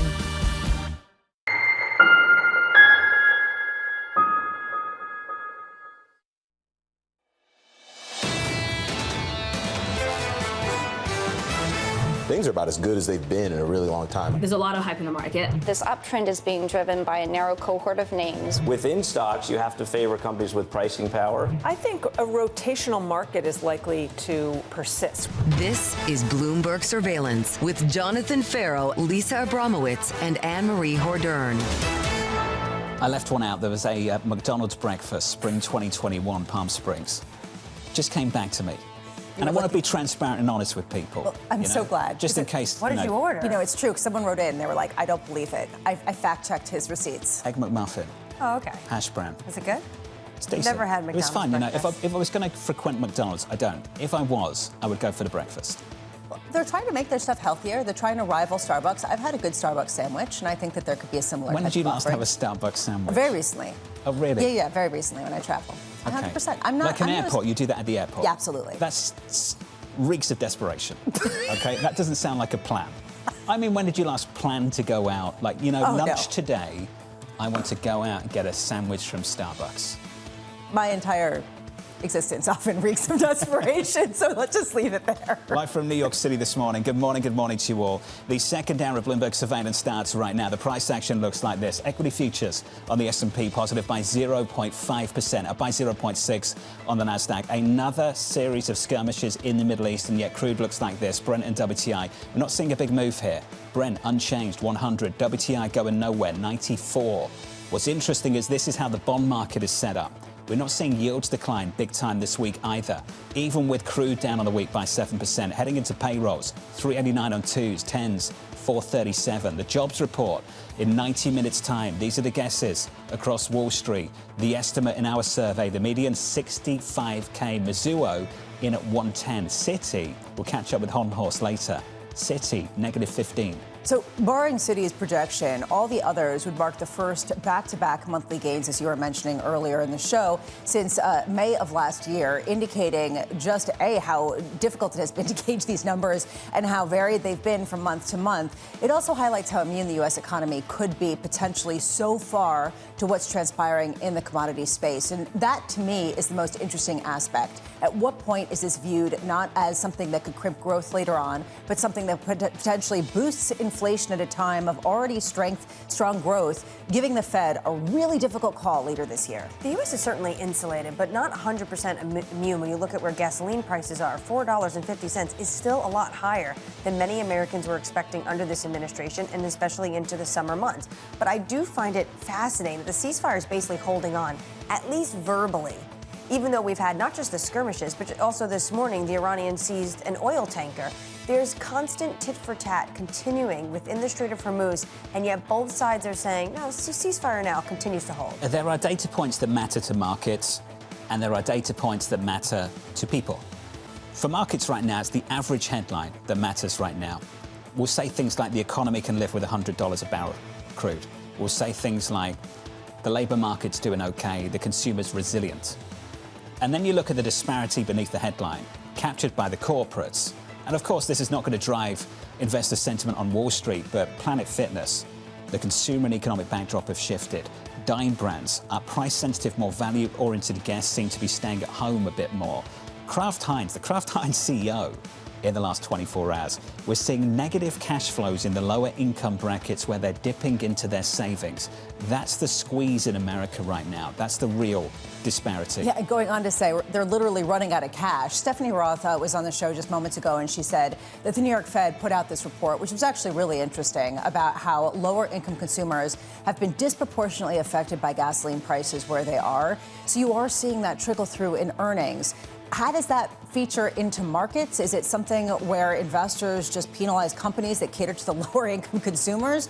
Or does it start to bleed into other income brackets? So far, it's the former, not the latter. Futures right now positive by 0.5%. Coming up this hour, we'll catch up with Priya Misra of JP Morgan as stocks bounce back. Stephen Cook of the Council on Foreign Relations as the US-Iran truce faces another test. And Andrew Honhorst of Citi forecasting a very soft April jobs report. We begin this hour with stocks firming up ahead of a fresh labour read. Priya Misra of JP Morgan writing, payrolls have been very noisy. We think we get an asymmetric reaction to a weak print as cuts have been priced out. Priya joins us now for more. Priya, good morning. Morning. That's the asymmetric reaction we might get in markets. What's the base case for you? What are you looking for? I think the base case is some sort of stabilization. So the labor data had been weakening into the end of last year, the Fed cut rates, and then what we think we're seeing is sort of stabilization. I think the market has started to price in a re-acceleration. And I really struggle with that. I think we're in the midst of a massive AI opportunity in terms of earnings, in terms of CapEx, and I think we're looking at that price action. This is a little bit of the narrative trying to fit the price action that if the stock market is that strong, if the economic data has been okay, therefore maybe we're re-accelerating. We're not seeing signs. If you look at the job number, look at wages. Ultimately, there's a supply shock in the job market. There's a demand shock. The price is clear at wages. Wages are decelerating. So in our view, whether it's wages, whether it's hiring trends, we're in a low hire, low fire. I don't want to sound negative about the labor market. We're all getting older. So, healthcare and education is remaining this big concentrated, component of the job market. If you get, 0 to 60, and again, that payroll number is all over the place. So I would look at the unemployment rate. 4.2, 4.3, I think that's stabilization. That's not, re-acceleration. So some of the bond market move is pricing in the supply shock around energy. Some of it is this idea that maybe we are re-accelerating. All that hike talk is really this re-acceleration, or that is the labor market a source of inflation? I think that's the key. That's what I'll be watching for. You used that word a few times, re-acceleration. You said the market was pricing in a potential re-acceleration. Is the bond market doing that? I think the bond market pricing in half a hike this year is a little bit of that. The fact that the neutral rate's actually gone up. I mean, is that AI, or is that we're, if you think that the AI neutral rate or the neutral rate in the economy once AI has finally been absorbed is 4.5, then we're in accommodative territory. I really struggle to say. I sort of go back to the 90s, where I think people said you see computers everywhere except in the productivity data. We'll be debating the neutral rate for a long time. I'm not sure that the market should have that much conviction that the neutral rate is higher. So again, I struggle with is policy that accommodative? I think we might be in the realm of neutral. We might be slightly restrictive. That's where we sort of come out. It doesn't matter if it's AI driving the strength. I mean, a lot of people have said, there's a lot of strength, but it's all AI driven. Well, isn't that relevant given the fact that it's a contributor to inflation, it's a contributor to CapEx, it's a contributor to GDP? can you just say, well, it's not contributed to a lot of people, so it's not a boon to the economy? I mean, how do you sort of separate that out? That's a great point, because I don't want to negate the importance of AI. If it's going to raise productivity, labor productivity, that's a great thing. It's a good thing for the economy. It's a good thing for the U.S. When I think about Fed policy and I think about interest rates, that's where that Fed mandate, the dual mandate, becomes important, where the unemployment rate or inflation, price stability, I think there we should be careful around AI. AI is, I think, propagating that K-shaped consumer as well as the corporate sector. But if the Fed is looking at the entire economy, they have to be aware of that K-shaped aspect. I think they should look at, are we broadening out? I think the equity market wants to broaden out. In fixed income, I would say we're fairly broad, so it's not that concentrated. But I think that's why it's important to say, is this a broad-based space in hiring? Will companies be able to pass on prices? I think that's important. That's why I want to say, if this is just AI, that can continue the K-shaped and there's dispersion. But I would like it to be a little bit broader when we think about interest rates and what the Fed will do. The reason why I find this so interesting is PIMCO put out a report about the divergence between CPI and PCE, and it's kind of wonky, but the whole point is that the reason why PCE has risen, even though CPI has gone down, is because CPI is fed by housing costs, which have gone down, and PCE is fed by a lot of the components needed to build out artificial intelligence. It is driving inflation in the near term. So how does the Fed address inflation driven by AI while catering to the weakness in another sector that's not contributing to inflation at all? But if they cut rates, could lead to a melt-up, some kind of bubble-like characteristic in markets. Right. I'm glad you brought that up, because that's another area where this AI shows up, is that dispersion. I think we have a new Fed chair who has already brought up a different inflation metric. I think the Fed even currently looks at a bunch of inflation metrics. They look at PCE, they look at CPI. Remember Supercore?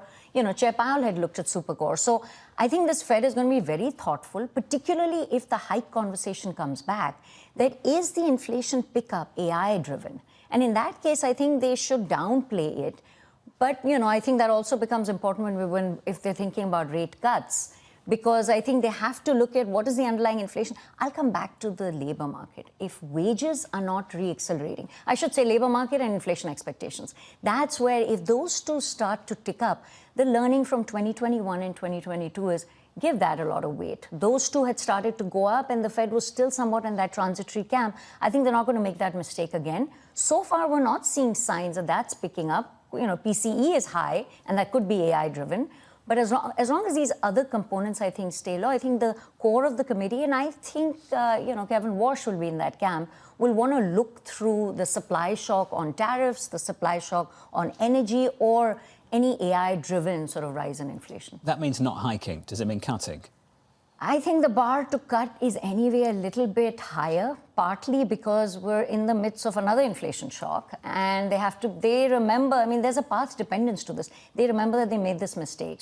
And the other issue is interest rates are much lower today. At 5.5, it was easier for them to cut rates. If we're debating if neutral is 3 or 4 and you're at 3.6, I think that bar is a little bit high, so it does make it harder for them to cut.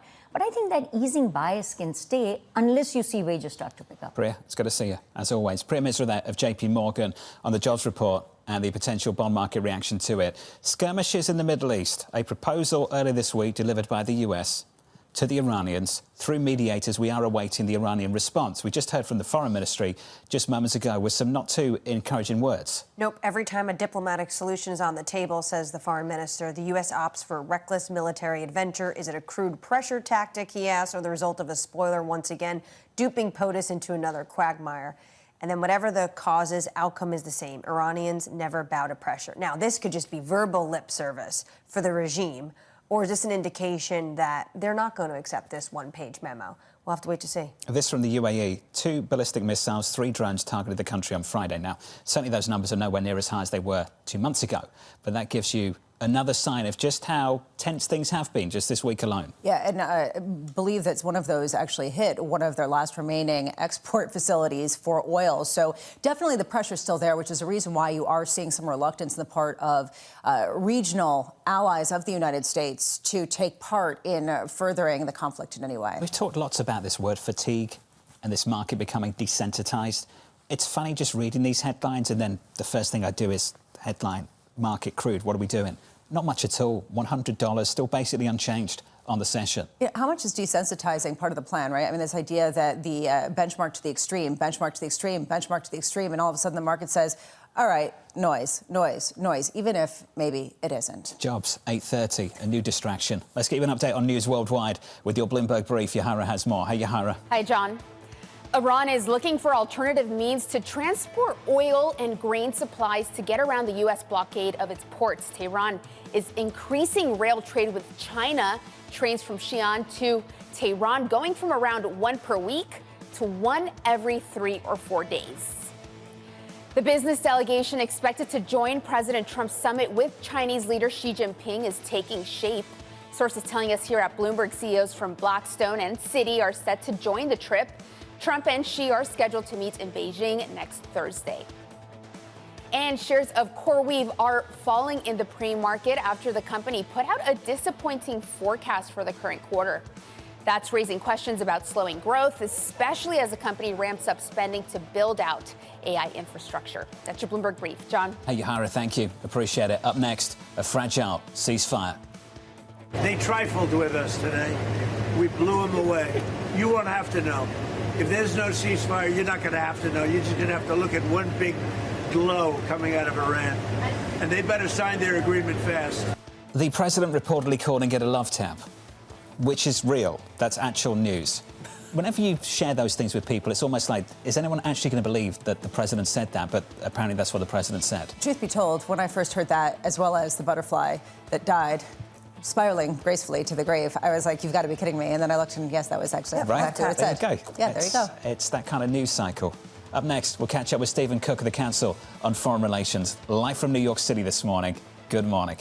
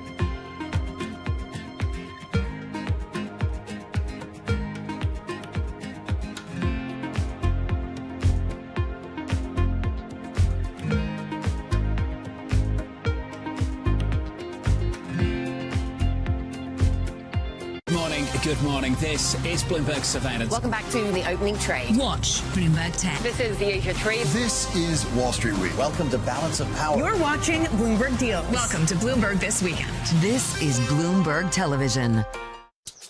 Welcome to Bloomberg This Weekend. I'm David Gura. I'm Lisa Mateo. And I'm Christina Ruffini. We're tracking breaking news today from Wall Street to Washington. Let's start overseas. The sector is really propelling this deal forward. Yeah, the hope is this will open up new markets and provide some additional liquidity. Of course, now they're going to have competitors. We got a big week coming up in politics. Earnings season is underway. We're going to get some key reports. Everything you need to know before the markets open on Monday. Introducing Bloomberg This Weekend, bringing a little Bloomberg into your weekend routine. Guys, buckle up. Key investors, top executives, global innovators. Join me for in-depth conversations with the biggest newsmakers on the day's top stories. Insight with Haslinda Amin, only on Bloomberg.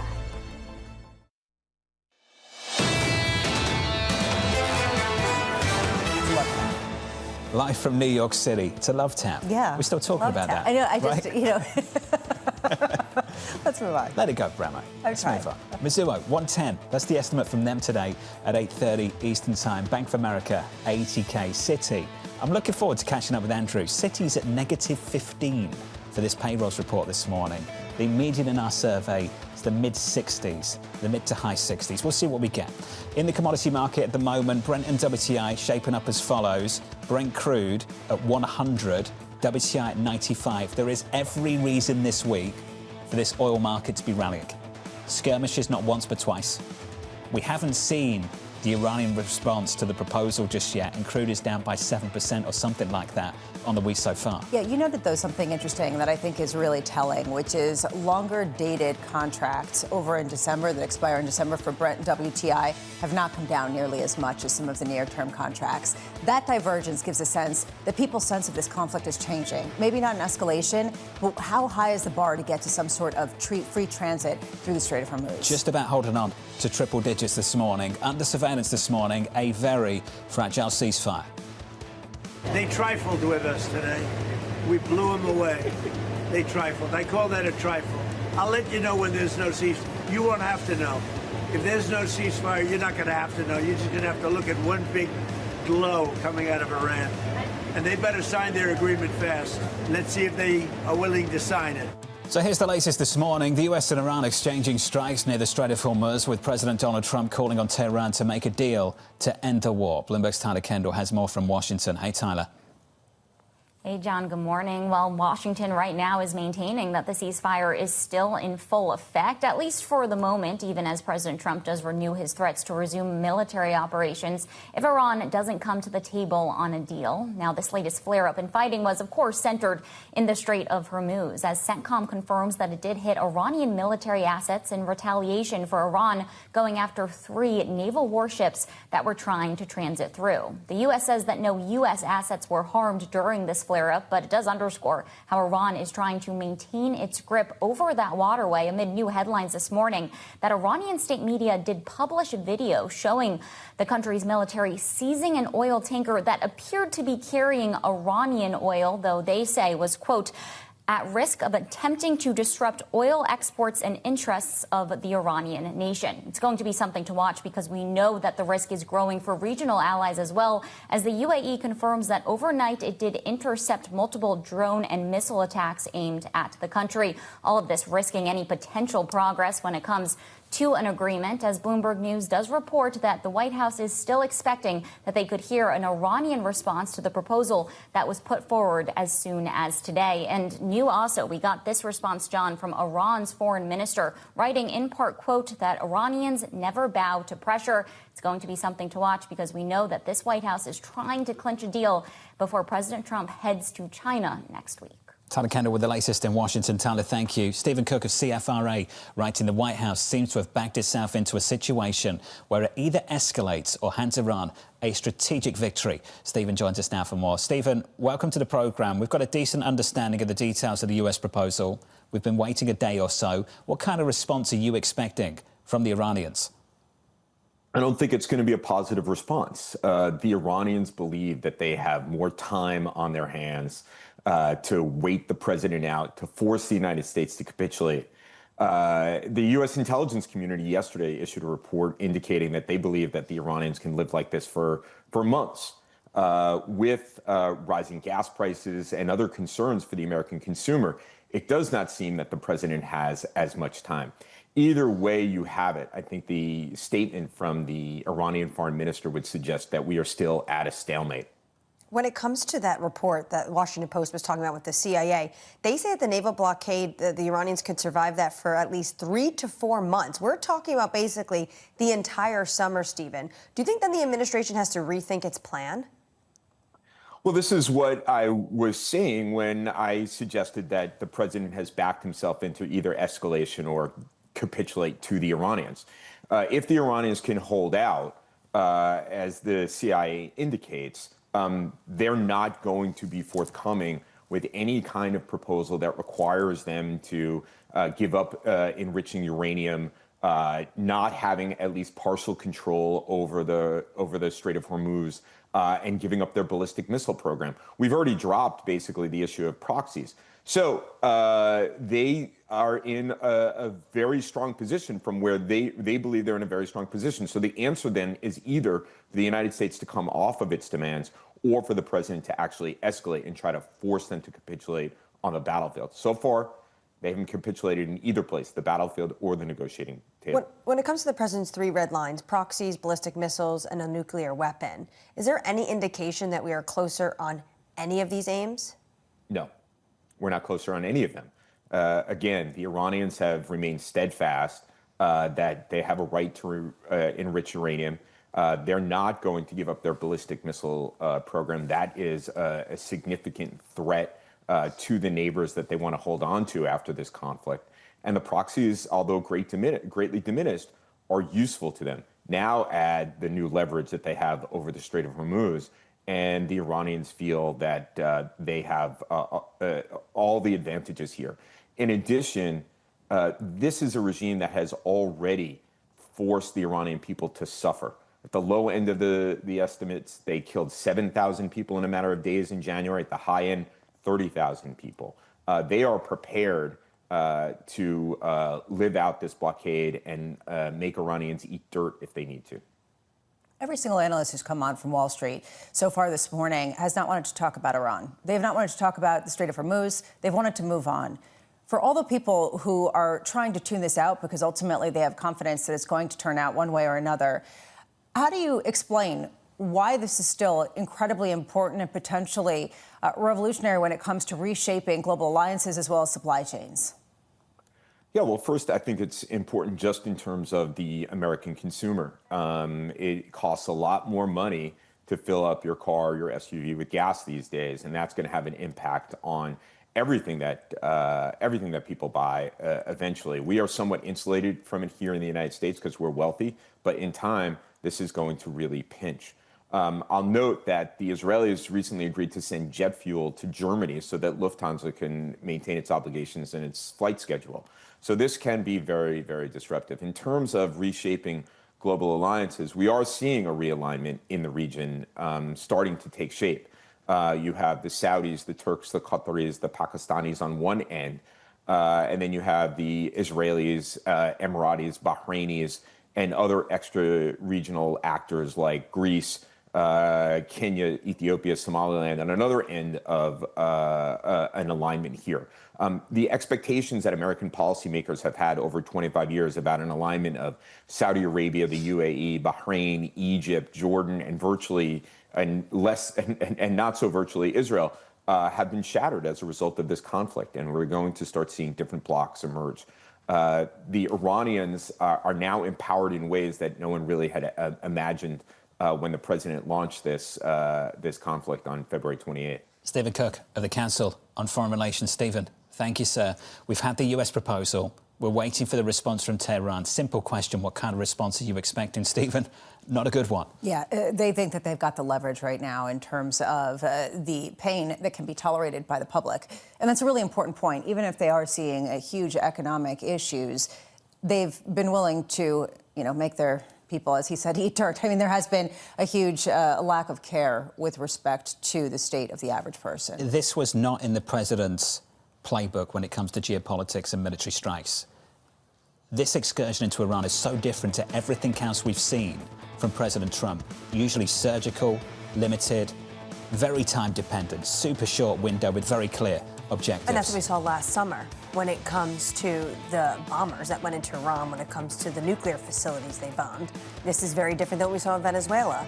The Iranians are willing to wait this out. They don't have the same pressure from an electorate the way we do. Futures positive by 0.5%. It's Payrolls Friday.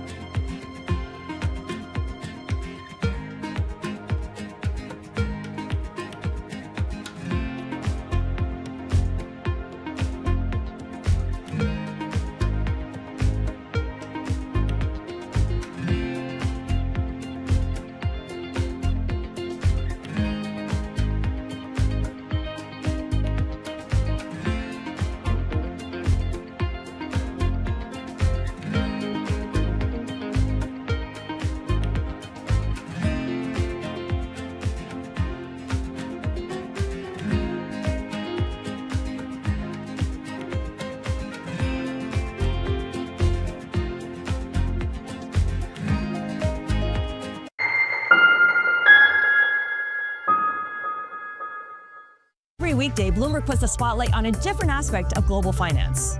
Flows, funds, and the forces shaping markets on ETF IQ. The future of money with Bloomberg Crypto. The players behind major transactions on Bloomberg Deals.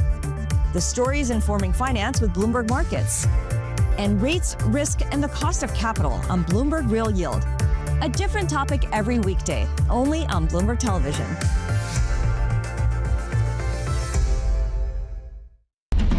What is going to be the consequence for U.S. markets? We are seeing modest gains across European equity markets.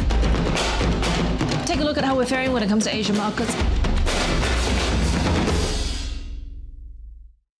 Bringing you the world's business and financial news whenever and wherever it happens. I'm Michael McKee at Mount Everest, and this is Bloomberg.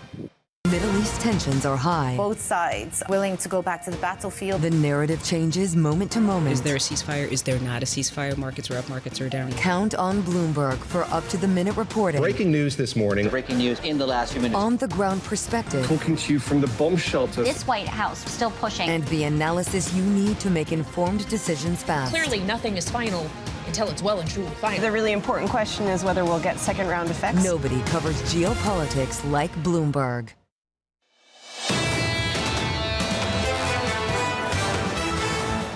"60 minutes away from the jobs report. Futures positive here on the S&P 500. On the Nasdaq, up by 0.75%. On the Nasdaq, the comparisons to 1999 this week, overwhelming. Jonathan Krinsky, BTIG.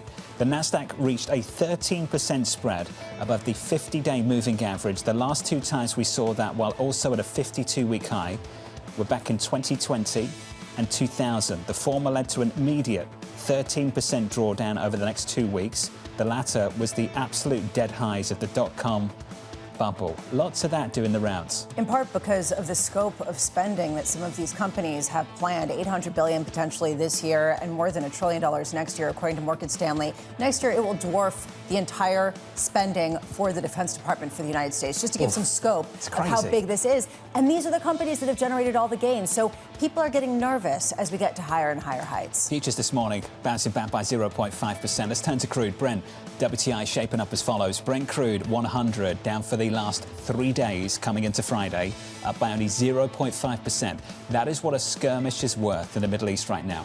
That's what it's worth. 50 cents on a price of Brent.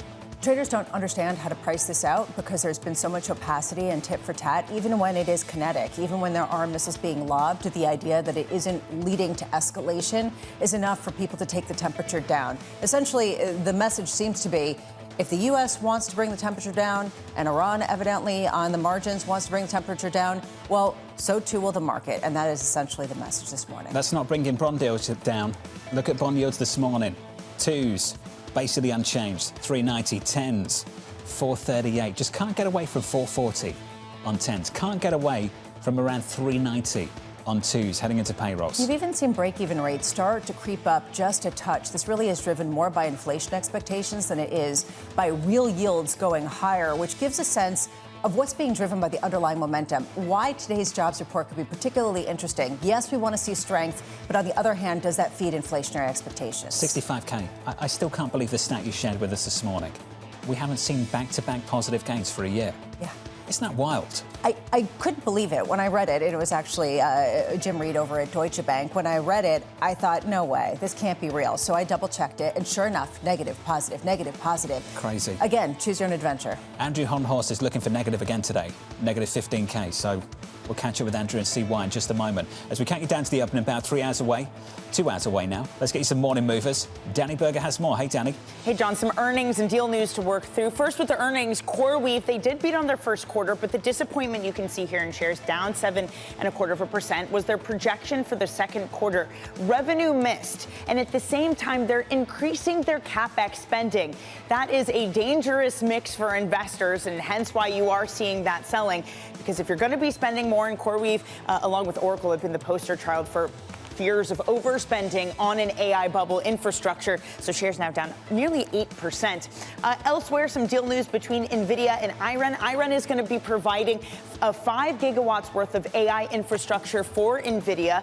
At the same time, they're going to give them about $3.4 billion worth of cloud infrastructure. It's the new deal landscape. Companies can't just buy each other because they need this infrastructure now. So they're shaping these kinds of deals, which also gives NVIDIA warrants to buy Iran shares. So those are up 9.5% this morning. We also heard from Wendy's. We heard from McDonald's and Shake Shack yesterday. It's the value-oriented type menus that seem to be doing well. Wendy's beating a very clean earnings, though there was a little bit of disappointment when it came to U.S. comparable same-store sales. It's a company that had been struggling last year, but they made this big song and dance that they're going to reorient their menu around value, rather. The CEO saying that they are doing the turnaround. They're making progress. Shares are up more than 5%, John. Interesting, Danny. Appreciate the update. Danny, thank you. More from Danny in the next hour. On our radar this morning, the U.S. awaiting a response from Iran on its peace deal proposal. Trump threatening to hit Tehran even harder if a deal is not reached. Iran's foreign minister responding on social media saying, quote, Iranians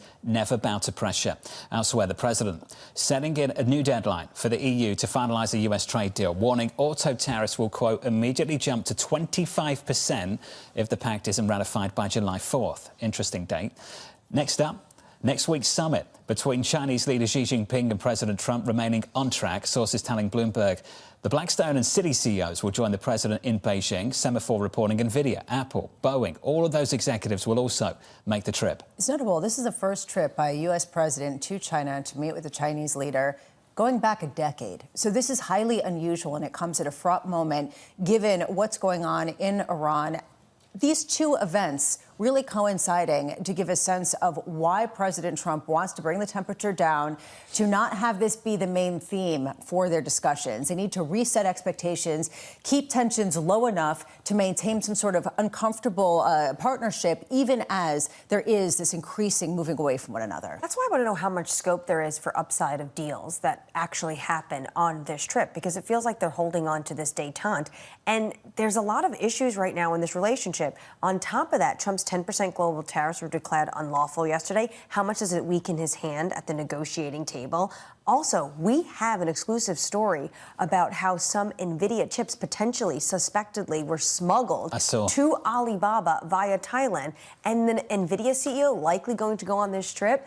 It potentially will become a challenging discussion at the table, even though you know the Chinese and the U.S. are going to want to make sure it looks like everyone's smiling and everyone's clapping for this great relationship. There are some awkward questions that need to be asked, and I imagine those awkward questions won't be asked in public, and we won't see much of that taking place. Which, again, is the reason why people aren't expecting much by way of resolution to anything, but rather just paving the way for further talks and some sort of framework for the relationship. Unless I have a chance to ask them questions, it will be these awkward questions. I imagine you won't be given that opportunity now, if anyone's watching. Let's see. CoreWeave shares falling in the pre-market after giving a disappointing forecast, and the stock is down by 7% in the pre-market. Sarah Kunst of Clio Capital writing, CoreWeave will be an early domino to fall in any real tech correction, and if I had gains there, I would lock them in and run. Sarah joins us now for more. Sarah, welcome to the programme. Why is CoreWeave in this move today potentially more signal than noise?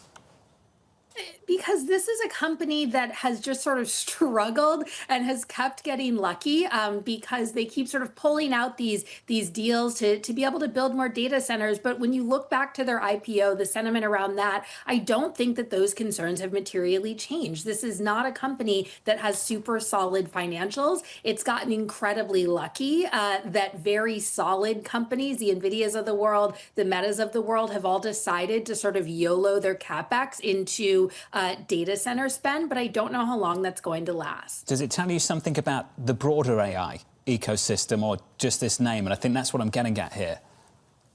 It's a little bit of both. I think that CoreWeave is a uniquely fragile company in the ecosystem. We certainly saw that, before their IPO, that was widely the sentiment. And so, I would go back and look at some of those notes then and say, has much really changed? But I think that the broader AI market, the question is, when will they make money?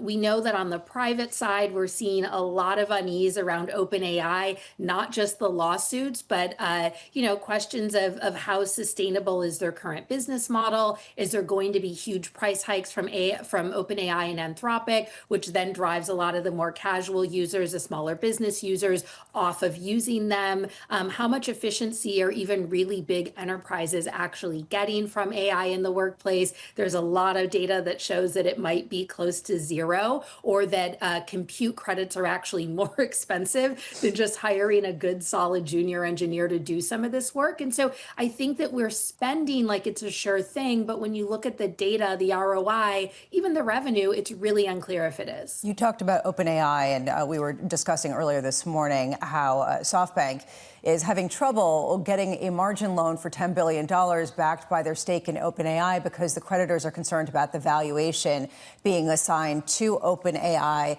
How much is this just winners and losers coming to the surface versus a sense that maybe the entire ecosystem is overpriced right now based on very high expectations and very high costs?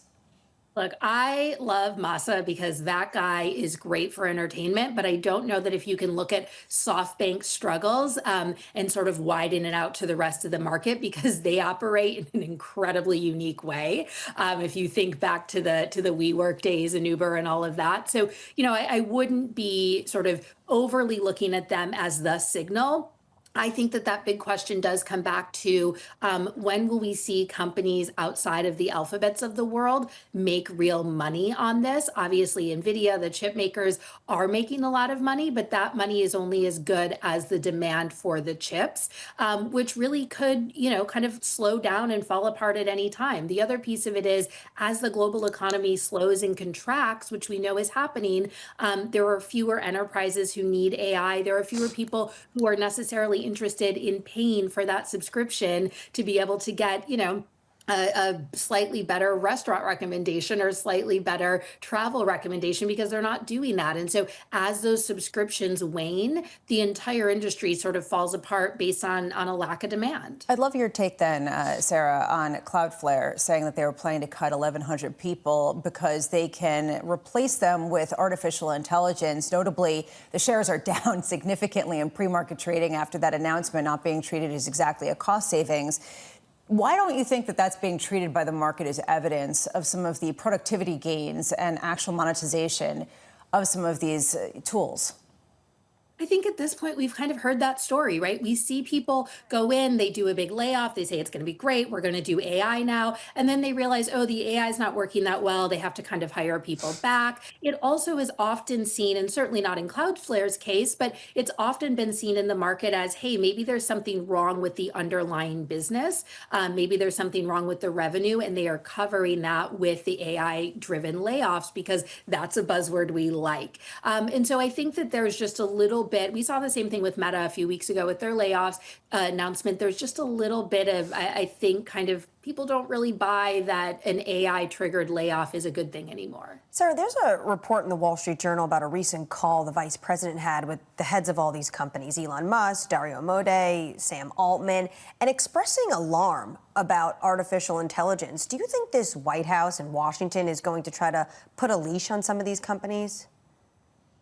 I think that the White House is going to do what we've seen it do over the last few years, which is that you have to stay in their good graces. It's a bit of a pay to play. And so I think that what you're going to find is that they're going to say, you know, it's a little bit like when the mob comes into your store and says, you know, we want to make sure that you're taken well care of. And so I think that these AI companies are going to have to very aggressively stay on the sort of right side of the White House, of the administration.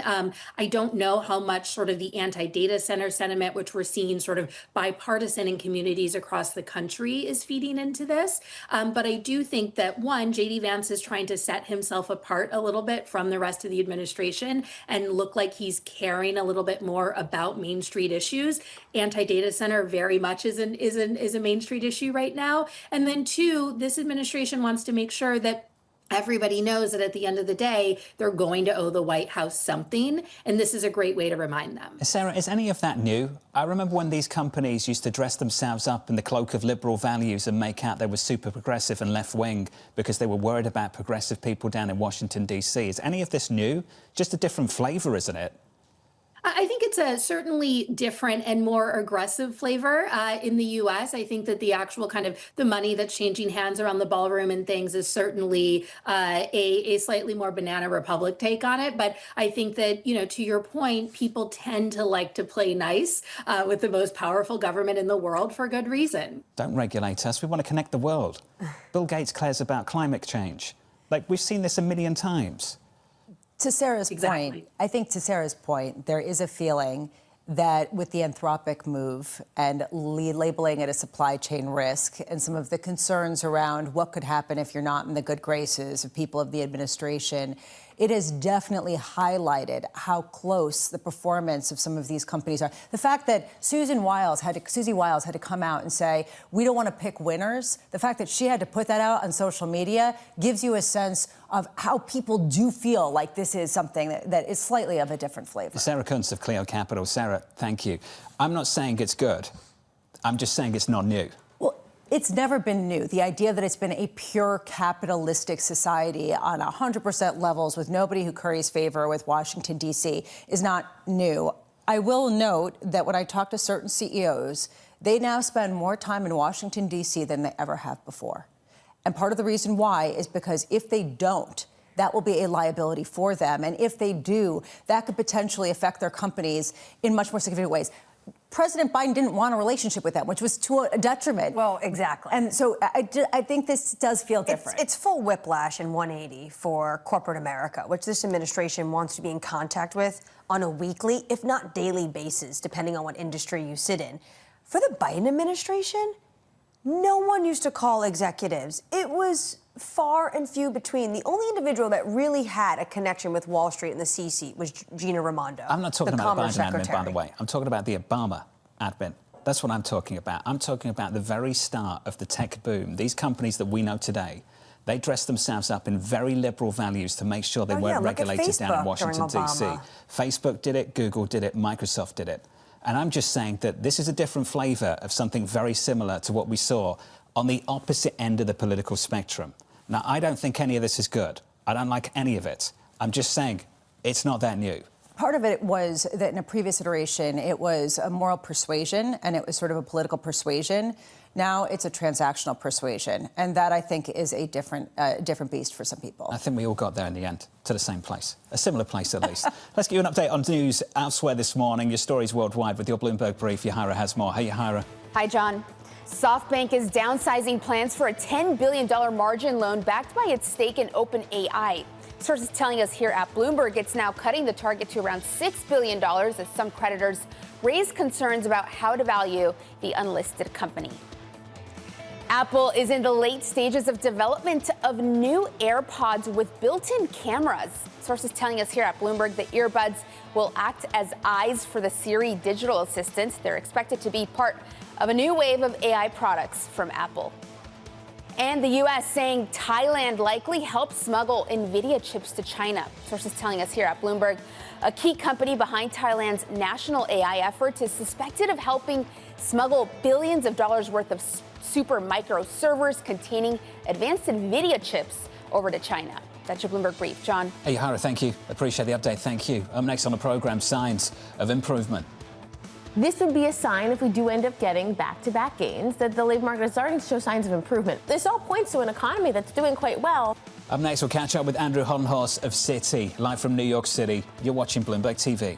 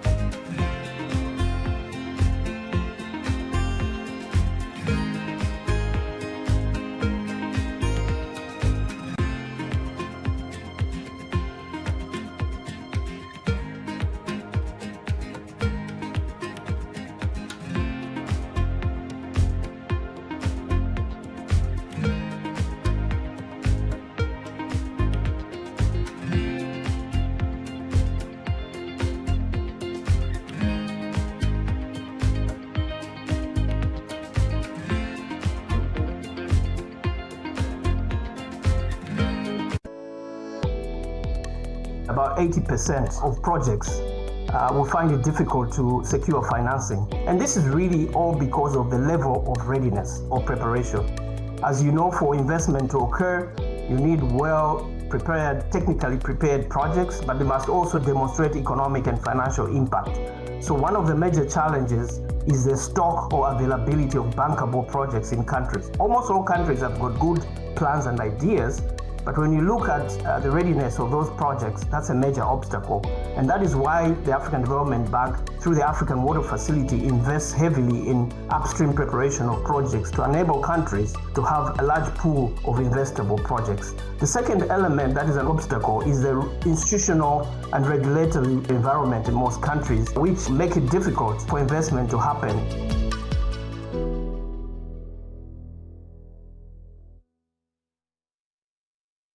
I'm David Weston. Join me each week on Wall Street Week for stories of capitalism from business, markets, economics, tech, and climate.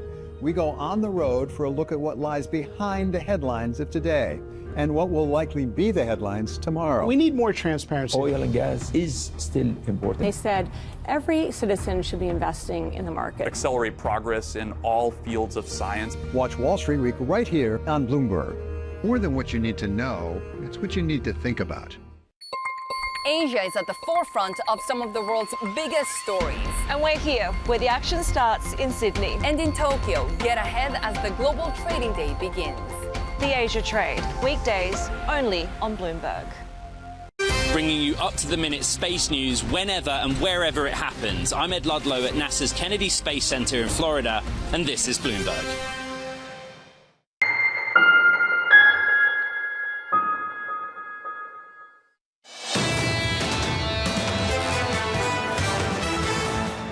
Stocks positive by 0.5% on the S&P, up by 0.8 on the Nasdaq, on the Russell by 0.5. An update on crude for you, Brent and WTI. If you're just joining us this morning, Brent at 100. If you saw that price, you probably wouldn't realize what's even happening on the ground right now in the Middle East. A series of skirmishes again, and just about holding on to a ceasefire. And again this morning, I don't even know what a ceasefire is if you're firing all week. The less you know. Honestly, that's keep going back to Chris Verone and his fantastic logo for this year. The less you know. The less you know. Yeah, it's like the PSA, the less you know. Right, just keep buying. Under surveillance this morning. Signs of improvement. This would be a sign, if we do end up getting back-to-back gains, that the labor market is starting to show signs of improvement. You're seeing it, broadly speaking, on the industrial side. Sentiment in business activities getting better. This all points to an economy that's doing quite well. That's what I think is going to be different about this print, is you're going to start to see the cyclical areas of hiring improve. So here's the latest this morning. Payrolls dropping in less than an hour's time. Citi with a street low estimate of negative 15K. Andrew Hollis of Citi writing the slowdown in the pace of labour force growth means the break-even level of job growth needed to keep the unemployment rate unchanged has declined. Andrew joins us now for more. Andrew, good morning. Good morning. Let's get to that minus sign. Where's that coming from? But I think we're trying to recognize two things that are really not that controversial, but then get us to an out-of-consensus forecast. So number one, this is a low hiring job market. We know that it's low hiring, low firing. That's why the unemployment rate has been pretty stable. But hiring demand is low and weak. So that's number one. Number two, these jobs numbers have been very volatile. We've had negative readings in terms of a decline in payrolls every other month for the last several months. So you put those two things together and you say, okay, the average is low. It's swinging around wildly. We just got 178,000 last month.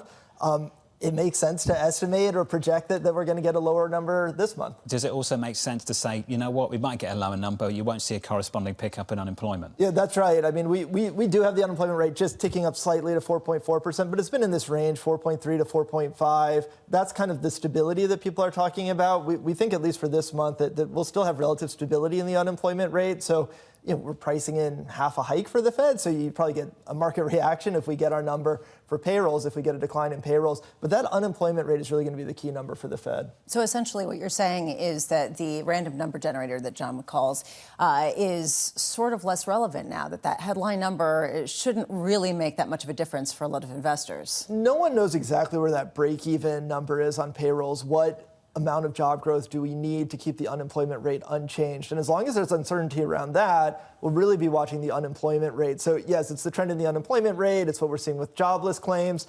I do think those things can weaken as we go into the next few months. There's a residual seasonal pattern. We have this kind of same pattern every year where the summer months we get some weaker labor market data. That brings the Fed back to cut. That happened the last 2 years. So we do have that in our forecast. But in terms of what people should be focusing on, yes, the unemployment rate. This is where I'm struggling with. You have broken indicators. You have headline payrolls that might mean nothing in terms of what they actually indicate about the state of the economy. You have jobless claims that also seem to be somewhat broken on the margins in terms of their forward-looking purposes. Why not just focus on inflation then and say this is telling us the economy is strong enough to pass along price increases? Well, if you're the Fed, you have to look at inflation. You have to look at the labor market. These measures do have issues and noise and methodological problems, but it's the best that we have, and you just have to smooth through more data and try to get a sense of what's going on. So if I look at the labor market right now, I would say it's stable but very fragile, right? Low hiring, low firing, that's leading to some stability, but it's an uncomfortable stability. If I look at inflation, there I have a whole bunch of different metrics I can look at. You were mentioning it earlier. If I look at PCE inflation, we're pretty elevated relative to target. If I look at core CPI inflation, we're actually running on a monthly basis. We're running numbers that annualize to close to 2% inflation. You look at the individual subcomponents, those are close to 2%. So a huge question for the Fed, and as Kevin Warsh comes into Fed chair, is which measure is he going to focus on? What are Fed officials going to really emphasize? Is it going to be core PCE, which is running too high, or core CPI, which is closer to target? If we get your potential estimate of negative 15K today, can they just ignore inflation and say this gives us room to cut? I think it does go back to what's happening with the unemployment rate and what's happening with several months of data. We've had negative readings in payrolls, and the Fed hasn't cut. And we've had even Fed officials who have been relatively dovish, people like Governor Waller, who have acknowledged that labor force growth is slower now. So it's not going to be that surprising to get a zero payrolls number or a negative payrolls number. If you get a series of those numbers and we're averaging lower, then I think that tells you something. Now, relative to what the market is pricing, we're pricing some probability of a hike or hikes that are more likely than cuts. I think it does send a strong message against what the market is pricing. Bramo, you nailed it. These indicators don't mean as much as they used to. The meaning of it's changing, but also the contribution to growth is coming from elsewhere. It's coming from things like CapEx. And for this market, this used to be the number every month. This was it. Set the tone for financial markets. Don't think that's the case anymore in quite the same way. You've seen an unprecedented divergence between the economy and the market as defined by the S&P 500, with the weights of the top 5 companies accounting for half of all stock market gains going back to April 12th. So it gives you a sense of how divorced from some of these underlying indicators, even if they were accurate, the market has been. Now you add some noise to it. It's hard to know how much this market will react. Just plot the chart. Have a look at payrolls growth over the last 12 months. Compare it to earnings in corporate America and the S&P 500. Just hasn't been part of the story. Which is why it was so shocking to think that this would be the first back-to-back gains for jobs going back to May of last year, if this is a positive number. Andrew, in 34 minutes, if this number has a negative sign in front of it, we'll be thinking of you. And if it doesn't, we'll forget your call. Okay? Andrew Honhorse of Citi. Appreciate it, sir. Up next, Nadia Lovell of UBS, Mike Collins of PGIM, Francis Donald of RBC, Jeff Rosenberg of BlackRock. The third hour of Bloomberg Surveillance. Next.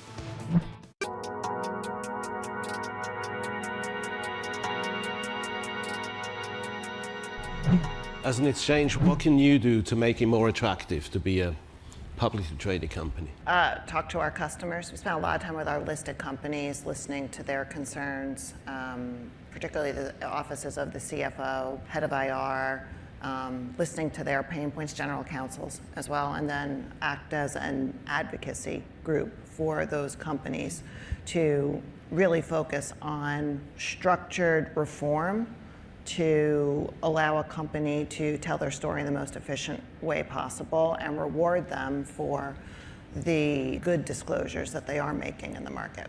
Is there any sort of financial innovation that you could drive to get more companies to list? Tokenization has come up. Well, we did announce our tokenization initiative earlier this year. We already built the technology, we've already done a variety of proof of concepts. It allows for instantaneous settlement, 24/7 trading. It importantly allows for the rights associated with a share to move into that electronic form. but is going to be a platform that runs in parallel to our more traditional exchanges.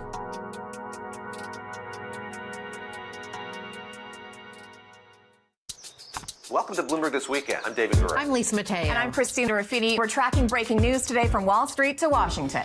Let's start overseas. The sector is really propelling this deal forward. Yeah, the hope is this will open up new markets and provide some additional liquidity. Of course, now they're going to have competitors. We got a big week coming up in politics. Earnings season is underway. We're going to get some key reports. Everything you need to know before the markets open on Monday.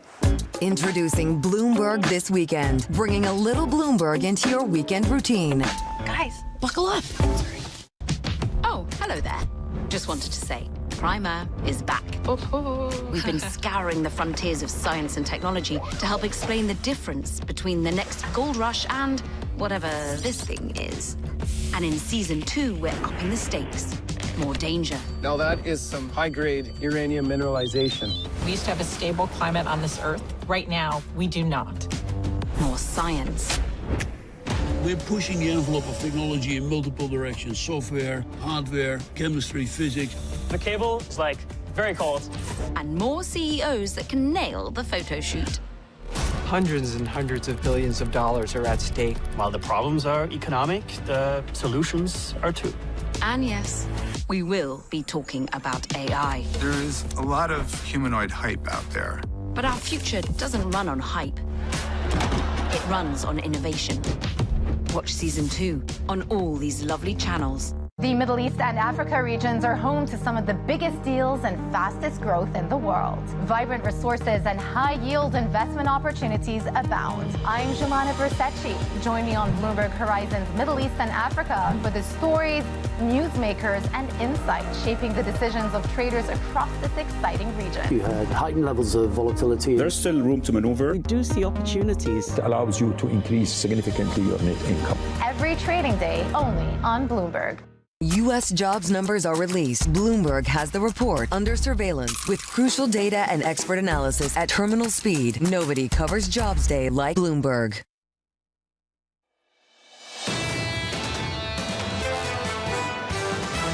The economy is bruised, but not yet really battered. This is a labor market that's very unlike any that we've seen before. It's really challenging at this juncture to get a really good sense of the labor market. There really is very little evidence that the labor market's falling apart at this point. The underbelly of labor, I think, is softer than most people appreciate. This is Bloomberg Surveillance with Jonathan Farrow, Lisa Abramowitz, and Anne-Marie Hordern.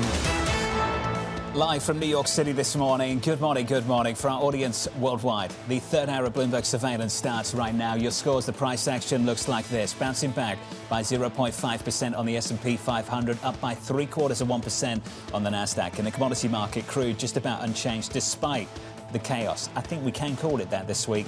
The chaos and volatility, the tension in the Middle East. Brent crude right now 100 and up by 0.5%. Bonds, 2s, 10s, 30s, yields just about unchanged. 10s at 437, 2s at 390. Heading into this, 29 minutes away. The payrolls report just around the corner. The U.S. economy has been strong. That has been a feature throughout this entire conflict in the Middle East. And the reason why so many Wall Street analysts have had the luxury of increasingly ignoring the chaos that you were talking about in the Middle East, at least when it comes to near-term stock market performance. Do we get confirmation of that in the numbers that come out today? Or is it treated like an afterthought, like so many other aspects of the news cycle right now, in just to prioritize the AI spending and how much that really is dominating the U.S. economy? AI spending and the conflict in the Middle East absolutely dominating the financial markets, or lack thereof when it comes to the oil market, depending on everyone just getting used to the conflict. But the scope we have on the jobs makes it almost difficult to understand the impact. Negative 15,000 to 133,000. Jonathan, you called it a random number generator. That is exactly what it feels like it's going to be in 30 minutes. Well, it's negative 1 month, positive the next. Negative 1 month, positive the next. There's been so much chop in the last 12 months. Yeah, if we do get a positive number, we keep repeating this. This would be the first back-to-back positive reads in the jobs number going back to May of last year. It has been a difficult number to get a handle on, which is the reason why people are focusing on the unemployment rate. With the unemployment rate, if it stays at 4.3%, what signal are people getting? There's nothing to see here. We're still in that low hire, low fire dynamic. If we see a drop down to 4.2% with the inflation that we're seeing pick up in certain metrics, how much does that put the Fed in a corner to at least remove the easing bias, if not signal the potential for some sort of rate hike? It would be nuts if we retained an easing bias in the face of that, wouldn't it? It's kind of crazy right now that you're seeing central bank hikes through this week. Norway, Australia, the ECB on course to hike if nothing changes, maybe by June, and a Federal Reserve with better economic data, by the way. Really powerful data in some places, particularly the capex we're seeing in this country right now, a boom. And we're holding on to an easing bias. And you can tell that this is clearly making some Fed officials uncomfortable. We saw that from Susan Collins, who is not a voting member, but gave a discussion to Bloomberg talking about how she would have also dissented in the language. That said, people are putting a lot of stock in Kevin Warsh and who he might be coming in, what he's going to be focused on in his desire to cut rates in tandem with some of the desires coming from the White House. That's going to be tested, though, if the data doesn't cooperate. Hasn't he got a bit of cover right now to do nothing? Absolutely. Feels that way. And Treasury Secretary Scott Bessent has come out and said you can hold it steady. Question is, if the data gets that much more uncomfortable, how much does he have to come in with something of a different? That's what Chris Verone said at the start of the program. Basically, he thinks that Kevin Warsh has some leeway to keep things status quo as is. He said it would be acceptable. I said acceptable to who? And he just sort of smiled. But we know who this would be acceptable to. Stocks positive this morning by 0.5%. The jobs number, 8:30 Eastern Time. Coming up, Nadia Lovell of UBS with stocks rebounding. Michael Collins of PGIM on the growing divide inside the Federal Reserve. And Francis Donald of RBC breaking down the latest payrolls report. We begin this out with stocks edging higher and crude hovering near triple digits. Nadia Lovell of UBS Global Wealth Management writing, we remain constructive on US equities earnings momentum, but expect a bumpier path as energy and geopolitics reintroduce headline-driven volatility. Nadia joins us now for more. Nadia, good morning. It's good to see you. Year-end price target, 7,500, right? Yes. As bull of now, case, what have you got, 8,400 bull case? Is that in play? We're not quite there yet to pull the trigger on 8,400, but does it feel like we could be on a path to above the 7,500? It does feel so today. When you think about it, look what the market is trying to price. It's trying to price that stronger micro, but at the same time respect that louder macro. When you look at the earnings season that we've had so far, like, wow, very strong earnings, and that's being driven by the AI demand. But at the same time, you do have concerns around inflation, concerns around higher rates that could be a headwind to the market. Now, don't get me wrong. As I noted, we're very constructive on the market. We still think this is a risk on take, but it's probably becoming more conditional because now you're sort of moving into that environment where the market is probably less tolerant of good and not great than it was, just a month or so ago. Let's just sit on the super powerful earnings and the charts. Some of the charts in certain sectors, chips, for instance, have gone vertical. Parabolic is the word that gets thrown around a lot. What do you make of the comparisons to 1999? Do you think they're fair comparisons? I don't think that they're fair because the spending is still very much being supported by the balance sheet and by free cash flow and a little bit more by the balance sheet more recently. But the demand is very strong. Look at the earnings season. The fact that you've seen cloud growth by some of the large cloud providers at 40%. You're also seeing improvement in terms of ad-driven efficiency coming through from AI. So the monetization is happening, and that's helping to fuel the spending. I mean, we ourselves took up our capex expectations for global AI capex to $820 billion for this year. That's almost a 70% year-over-year increase. And next year, we think that it gets to $1 trillion. But I think across, and the way we think about it in our... Oh, guys, 5:30 हो चुका है. New York session already open. Now expecting the data. कुछ खास move किया नहीं market आज. Indian market भी sideways था, ये भी sideways लग रहा है. Crude oil morning से देखोगे. कल एक अच्छा मूव आया था, बिल्कुल एक साइडवेज मोमेंटम है. मुझे लग रहा है शायद थोड़ा मूव करना चाहिए. अब दिन भर कुछ भी नहीं किया, ना मॉर्निंग एशियन सेशन में ना लंदन सेशन में. एक्सपेक्टेड है थोड़ा मूव अब आना चाहिए इन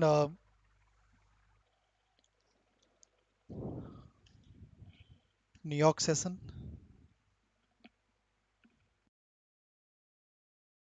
बाकी नेचुरल गैस को भी देखोगे, मॉर्निंग पे एक ओपनिंग के बाद मूव किया था, बस उसके बाद कुछ भी नहीं हुआ है, वापस उसी रेंज पे आ गया.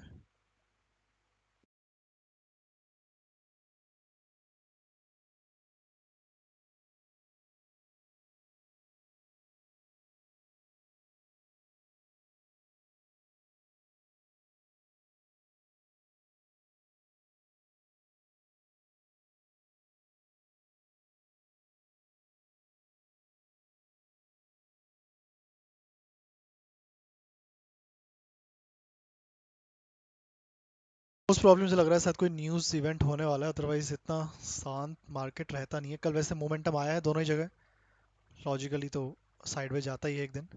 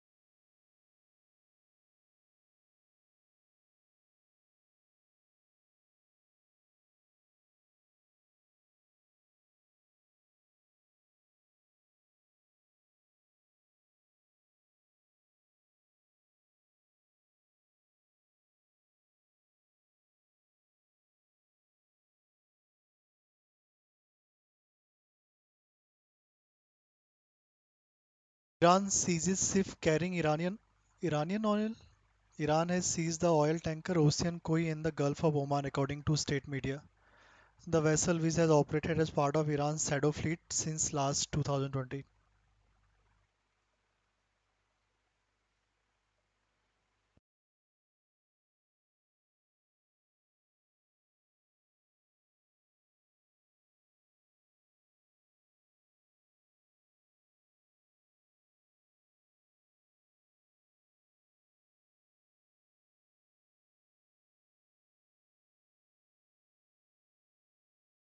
The UAE Ministry of Defense says Iran launched 2 ballistic missiles and 3 drones towards the country today.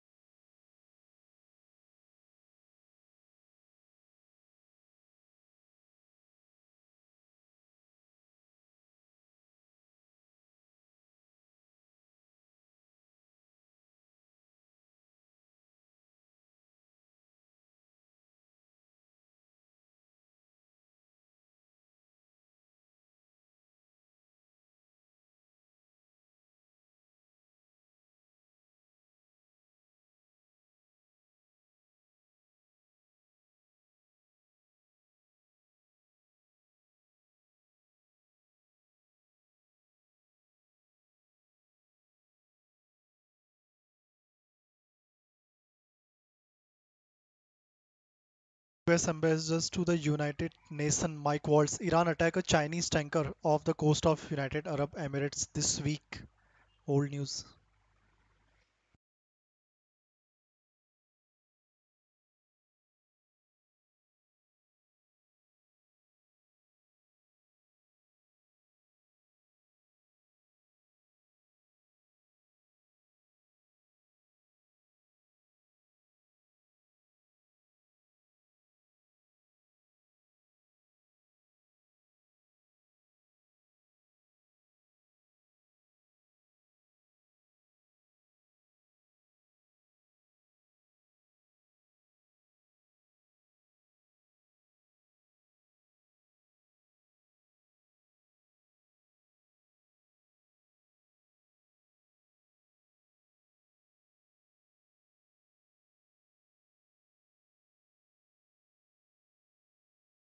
देखते हैं 6 PM का डेटा इंपॉर्टेंट है most probably market will move after that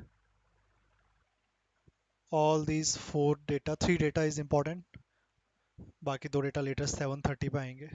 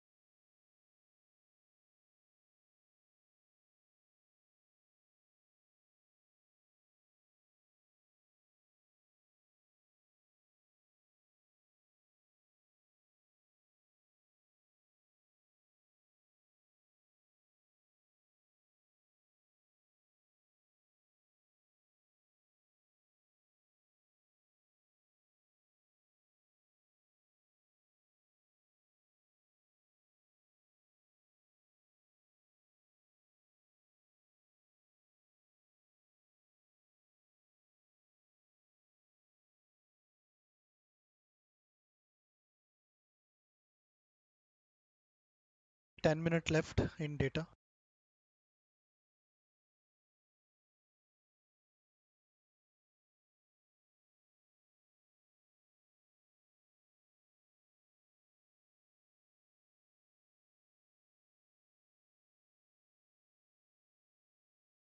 test करना तो इसमें पेंडिंग है अभी भी क्रूड में, एक ना एक बार तो करेगा डेफिनेटली. लेट्स होप ये कुछ इस तरह का मोमेंटम देख क्रूड बुलिश साइड पे अगर जाता है तो.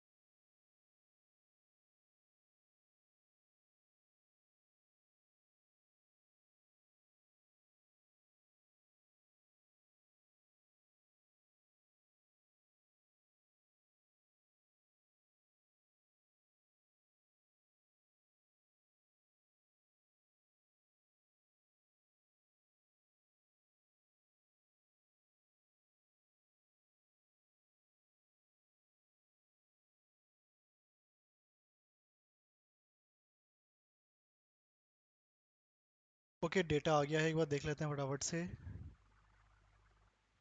Which is better than expected, but down from a revised up 185 in the month of March. The 2-month net revision, though, negative 16,000, so we lost some in February. Change in private payrolls, 123,000. That's from a 190,000 revised number for the last month. And then average hourly earnings, 0.2%, which is a little less than thought. 3. Okay तीनों data देखोगे positive ही हैं. US dollar के लिए देखोगे all these 3 data is positive. Sorry 2 data is positive. Unemployment rate US में neutral है, 4.3% expected था, उतना ही है. अनएम्प्लॉयमेंट रेट इंक्रीज नहीं हुआ. Non farm employment change is increasing which is good. Average early earning थोड़ा सा कम हुई है which is not good, but हमारे लिए मेन इंपॉर्टेंट डेटा ये था. नॉन फार्म एम्प्लॉयमेंट चेंज बहुत ही अच्छा आया है, फोरकास्ट के कंपैरिजन में देखोगे too much good. US market देखोगे S&P future, Nasdaq, Russell 2000 future all are going up. Up by 0.8%. In the bond market right now, 2s, 10s, 30s, just erasing some of the move from earlier on this morning. Not a big move, holding on to 390 on 2s right now. I'll mention crude because it's part of the conversation. Triple digits on Brent, 300, 100 rather. Oof, not 300. WTI right now at 95, positive by about a tenth or 0.2%. That is a good jobs number.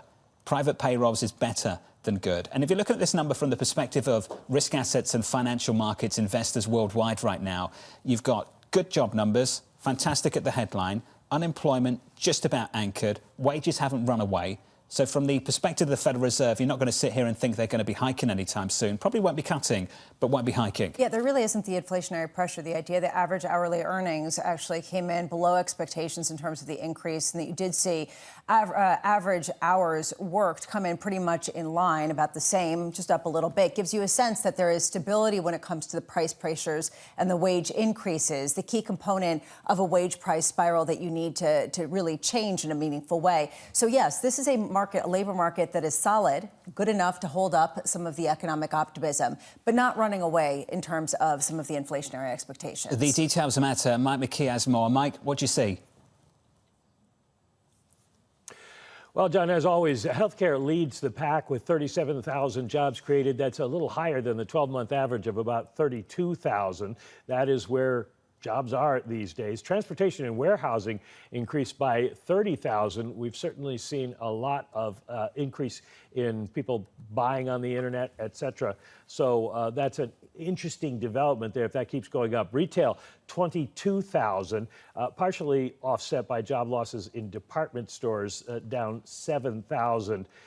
Federal government, the administration's effort to pare things back has continued. Federal government employment declined by 9,000 in April. And since October 2024, the federal government employment down by 348,000 or 11.5%.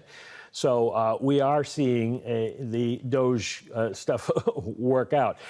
In terms of what Lisa was saying, I was talking to a lot of Fed people here at the Hoover conference last night, and they are keeping an eye on the average hourly earnings because they want to make sure that the inflation that we're seeing isn't feeding into people's psychology where they're going and asking or demanding raises at this point, especially with the labor market loose right now. It is a relatively good situation for employers. They don't have to pay up.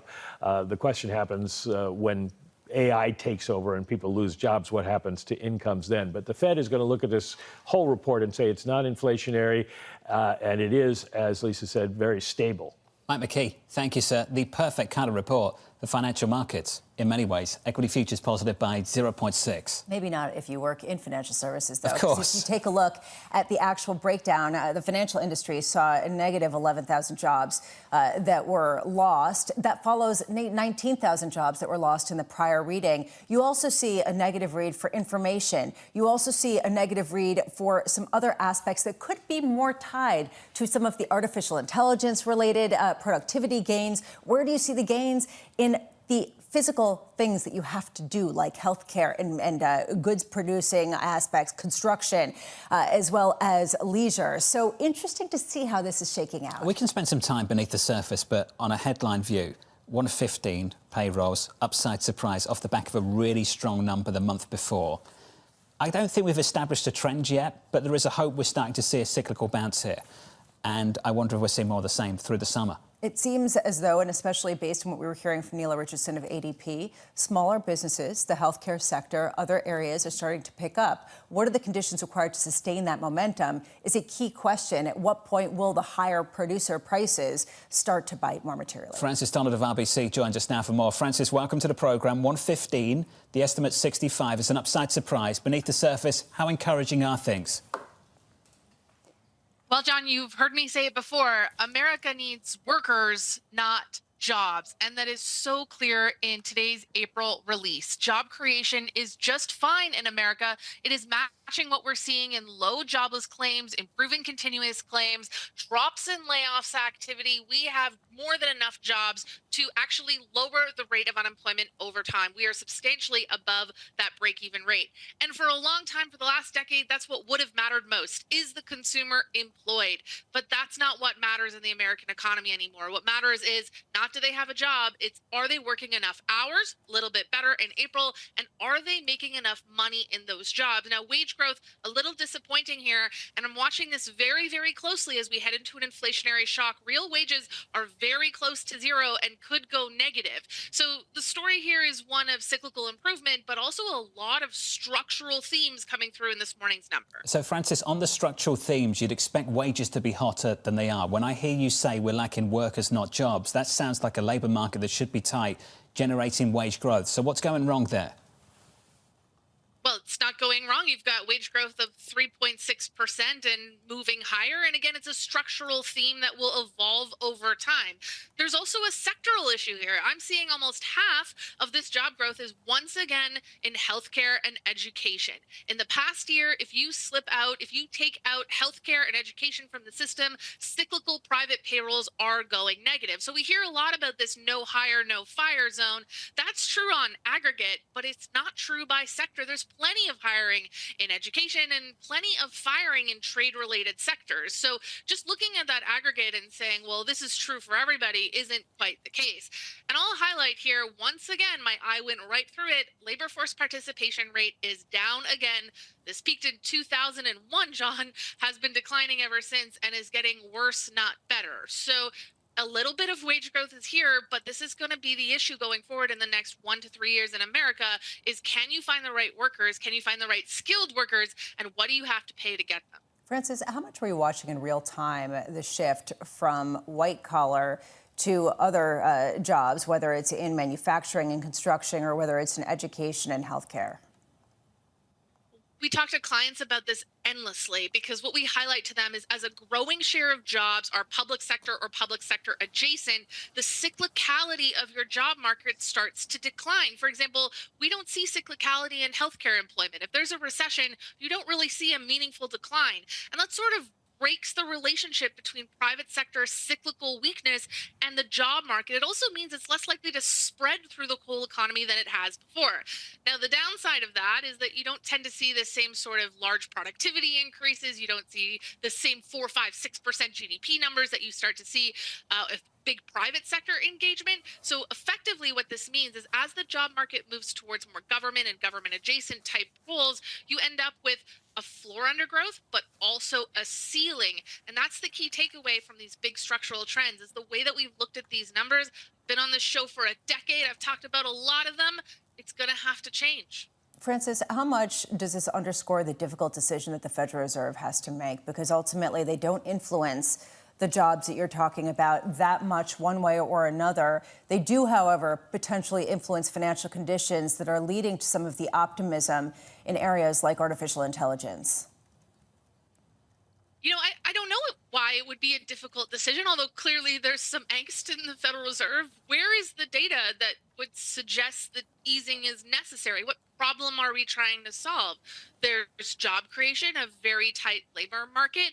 Underlying trends of inflation are heading upwards, not downwards. There's still a significant amount of heat under this economy. And the risk now, particularly in the last month of seeing a lot of underlying labor market indicators picking up, is not of disinflation or needing to ease to correct for some growth downturn, but actually having to be very cognizant of the upside risks, no longer just for inflation, but for the economy as well. And, every month we put out a report and we say, what's the risk to our base case? The risk to our base case for growth is now tilted upwards. And that's really disjointed from the ongoing narrative that there's weakness in the job market and that there could be recession concerns coming. We just don't see it. Hey, Francis, always good to catch up. Francis Donald there of RBC following the jobs report. It's not an argument for a rate hike right now, but it's certainly not an argument for holding an easing bias to the Federal Reserve either. This is a solid labor market, and you can see that. It might not be the kind of labor growth that indicates some sort of cyclical upturn that some people would like. Nonetheless, it is solid. If you want a job, for the most part, if you're willing to be flexible about where you go to look for it, you can find one. That said, is this a Fed that is looking for a broader-based participation in some of the other sectors, too? And will Fed rates do anything about that? Will that cause some of these sectors to increase jobs, or is this a structural shift underpinning this economy? I should clarify my comments on wages. What I mean is we're not seeing an upside surprise on wages relative to gains you would expect to see that would generate that kind of upside surprise. 0.2 month over month. The estimate was 0.3. Yeah, and this is a reason why, on one hand, you could say this isn't going to lead to inflationary pressures. If you were still a dove on the Federal Reserve, you could point to this and say, actually, as Francis Donald was talking about, you're not getting actual real wages increasing. In fact, they are going to go negative, given the fact that inflation is surpassing that in certain consumer goods. So that could lead to disinflation, possibly what the likes of McDonald's and Shake Shack are seeing. Mike Collins at PGIM, still with us. Mike, you've been going through the numbers, the results. What was your first reaction when you saw that 115? Yeah, this just kind of, this locks in the stalemate at the Fed, right? It really kind of solidifies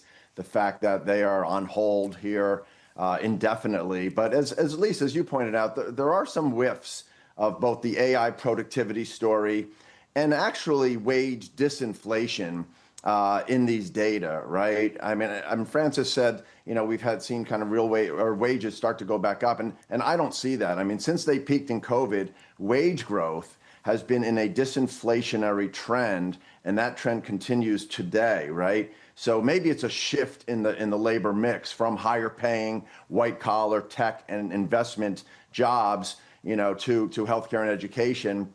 But you are seeing disinflation on the wage story. So as a whole, this labor market picture is not an inflation. It's not adding to the inflationary story. It's the other things like energy and supply shortages that are causing the inflation. And those are things actually that the Fed can't control, right? They can control the demand side, not the supply side. So, if anything, maybe this is just more fuel to the fire for, someone like Warsh who can, say, wow, look, you're seeing the productivity come through. You're not seeing wage pressures at all. Maybe ultimately he can sway a couple other members to cut rates, in a year from now. Mike, with that in mind, did you look across the curve, 2s, 10s, 30s, given everything you've said this morning? You said you're bullish bonds. I imagine you still are. This number's not going to change that, of course. It might encourage it. Where's the opportunity across the curve right now? It's really in that belly, and to get inside the yield curve here, like that 5 to 10 year part is where we're long. The 20-year looks cheap. Basically 5 to 20 year part of the curve is where we're overweight. That's the steeper part of the curve that's upward sloping, and there looks like there's a lot of value there. Mike Collins, good to see you. Mike, thanks for making time for us. We appreciate it. Mike Collins there of PGIM. If you're just joining us, a solid 115 on payrolls. Upside surprise. The estimate 65k. Wages a bit softer than expected month over month, and unemployment so far pretty stable. We can't overstate, we can't really emphasize enough how much this is an economy in transition on multiple fronts. And these numbers have very different meaning when you dig under the surface and you understand that this is a shift to jobs that previously were largely taken also by immigrants and people taking over those jobs, and other areas seeing more AI disruption. A really interesting moment. Things can change. The first move isn't always the right move. We play that game every single first Friday of any given month when we get the payrolls report. But right now, session highs, a bullish take on this jobs market, 0.6% higher on the S&P 500. With an update on stories worldwide with your Bloomberg Brief, Yahira has more. Hey, Yahira. Hi, John. Recapping the jobs report, non-farm payrolls coming in well above estimates for April, with 115,000 jobs added in the month versus estimates for 65,000. It marks the first back-to-back advance in nearly a year. The unemployment rate holding steady at 4.3%. A federal trade court declaring President Trump's 10% global tariffs unlawful. The panel granting a request by a group of small businesses and some states to vacate the levies. The move coming months after the Supreme Court struck down Trump's other tariffs done under emergency powers. And the U.S. awaiting a response from Iran on its peace deal proposal. Secretary of State Marco Rubio says he's confident the response is coming soon. We're expecting a response from them today at some point. We have not received that yet, as you know, in the last hour, but perhaps that will come. Their system is still highly fractured and a bit dysfunctional as well, so that may be serving as an impediment. I hope it's a serious offer. I really do. And yet, Iran's foreign minister writing on social media this morning, quote, Iranians never bow to pressure. That's your Bloomberg Brief. John. Yahara, thank you. Thanks for this morning. Up next, Jeff Rosenberg of BlackRock breaking down the latest jobs report. Plus, Danny has your morning movers. CoreWeave sinking on a disappointing outlook. That name is down by 7% in the pre-market.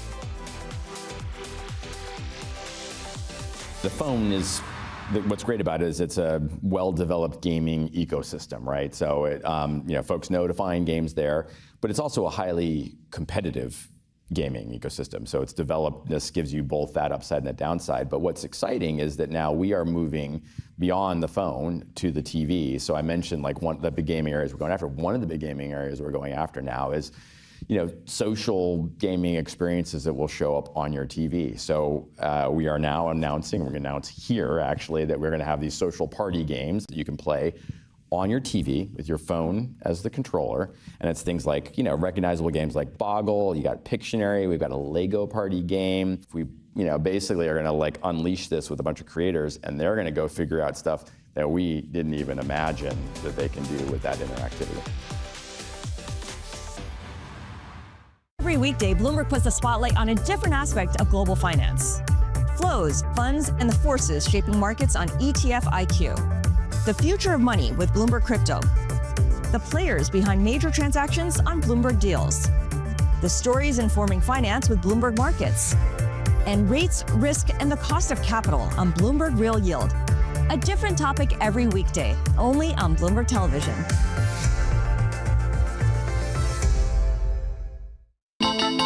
The countdown is on.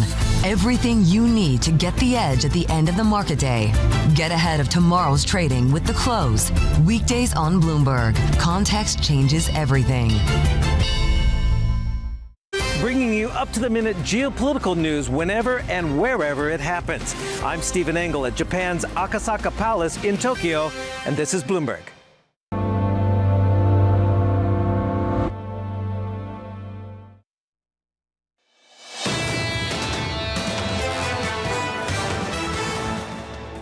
America needs workers, not jobs. And that is so clear in today's April release. Job creation is just fine in America. It is matching what we're seeing in low jobless claims, improving continuous claims, drops in layoffs activity. We have more than enough jobs to actually lower the rate of unemployment over time. Francis Donald, RBC, on this jobs report, upside surprise on payrolls. Equities just off session highs, up by 0.6% on the S&P 500. On the Nasdaq, up by 0.9. The cash open about 40 minutes away. With your morning movers, here's Danny Berger. Hey, Danny. Hey, Don. It's been a rough morning for what this cycle has been the poster child for fears over AI spending, and that is CoreWeave. First quarter, that beats, but their second quarter outlook disappoints. That's particularly a problem because in their estimate for how much they're going to spend on CapEx was raised. At the low end, they now see as much as $31 billion. That's a $1 billion increase. They hold the top end of their range, which would be $35 billion for the year. So those shares falling just about 6.7%. Elsewhere this morning, Block reporting earnings, seeing a sunnier outlook, saying that all those job cuts, that was 40% that they announced, while painful, were necessary and are paying off. They say you'll start to see that pay dividends in the second quarter, so shares are up 9.5%. Finally, the last round of earnings coming from Monster, a good set of results. Shares up 8.3%. JP Morgan upgrades their price target for the company. Our analysts at Bloomberg note that it's been a really strong market for all energy drinks. Anne-Marie Celsius, for example, reported earnings yesterday. Those were also strong. So this market for energy drinks, really strong, John. Danny, thank you. Is this morning a Celsius morning? No, it's not. It's really once in a while. It's after a party night. Is that right? Yeah, which is like twice a year. Twice a year. OK. Danny, thank you. Looking forward to the program with Danny in about 40 minutes' time. She'll be catching up with the NEC director, Kevin Hassett, so look out for that. The view from the White House just around the corner. Stocks trading very close to all-time highs when we open up in about 40 minutes' time. The April payrolls report showing the first back-to-back monthly gains in nearly a year. Jeffrey Rosenberg of BlackRock joins us now for more. Jeff, your first take on that jobs report.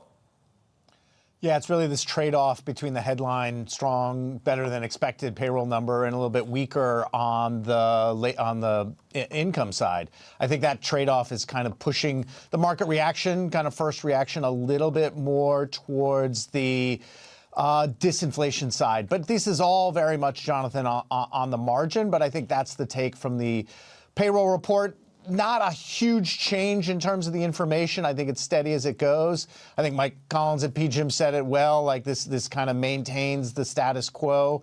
And, you know, the market's kind of pricing that in terms of the expectations for the Fed. So I don't think this really changes that story. But if anything, there's a story coming out. It's a little bit on the margin, the weakness on the income side. Do you think going forward on the margins that payrolls report is going to be less and less relevant to risk appetite going forward, as we seem to be seeing this morning? Yeah, well, it's just because what is the dominant theme that is driving all things in these markets? Whether you're a macro player or a micro player, the story isn't really so much traditional macroeconomics. Macroeconomics have been taken over by the AI theme, right? So when we look at the GDP statistics, when we look at spending, you know, it's less about the consumption that's moving and much more about the capital expenditures. And we know that story is much more about AI. And then when you look at financial markets, it's really much more about the impact of AI. So, you know, payrolls, they're important. They're a big summary measure, but there's a lot of dispersion going on. You guys talked about it in the early segments. You know, what you see a lot more in the payroll reports is that education and that healthcare space. Yes, that's an impact. But what we're seeing in financial markets, both macro and micro, it's just much more about this AI theme. Jeff, do you agree with Kevin Warsh that AI is more disinflationary than it is inflationary? Well, there's a long history here of technology being disinflationary. And most of that has been on the good side. Now what we're seeing, and this is the huge debate, right, is this technology is really about the services. Now, first, it's not hitting that directly because it's about the physical infrastructure, whether we're talking about chips or data centers or energy, but it's all coming to the service side of the economy. And this is the big uncertainty about what impact does that have. It raises productivity. That's ultimately good. That's ultimately good for wages. But the transition effects are unknown. How quickly does it happen? What's the impact in terms of jobs? And do you do more with what you have, or do you do the same with a lot less? And that impact can have a much shorter run impact in terms of wages and wage inflation, which is where we may see that AI impact first. The sequencing could be really messy. Jeff, appreciate your time today, buddy. Thank you as always. Jeff Rosenberg there of BlackRock, following a really decent jobs report. The next stop for this market is Iran and their response to the proposal made by the US earlier on this week. The Secretary, Mr. Rubio, mentioned a little bit earlier on in a briefing that we should be getting that response later on today. Does it continue to de-escalate? Does this also continue to lead us toward a sense that we are heading toward a resolution? I'm just thinking, if you've got inflationary pressures coming from energy costs, which are probably going to remain higher, you have inflationary pressures coming from the build-out of AI, and you have disinflationary pressures coming from people's wages if they're not keeping up with the level of inflation. Is that a good thing? Is that a bad thing? Is that inflationary? Or is that just something that is problematic, at least for the humans? What? The less you know. I mean, this is, okay, yeah, I'm going to go back into that place of oblivion. To John's point and your point earlier about the fact that it has been such a fractured regime, that's what Secretary of State Marco Rubio was talking about. The system is highly fractured and a bit dysfunctional, so that might be serving as an impediment on why it's taking them so long to respond. It also might mean they're not sure exactly how to respond, because our own CIA intelligence, according to the Washington Post, says they could withstand this blockade for another 3-4 months. That's the entire summer for the United States going into the midterm elections. Coming up on Monday, the conversation continues. Sarah Hunt of Alpine Saxon Woods, Norman Rule of CSIS, Matt Hornbeck of Morgan Stanley, James Steele of HSBC. From New York City, thank you for choosing Bloomberg TV. To all the mums who make the world go round, have a wonderful Mother's Day. This was Bloomberg Surveillance.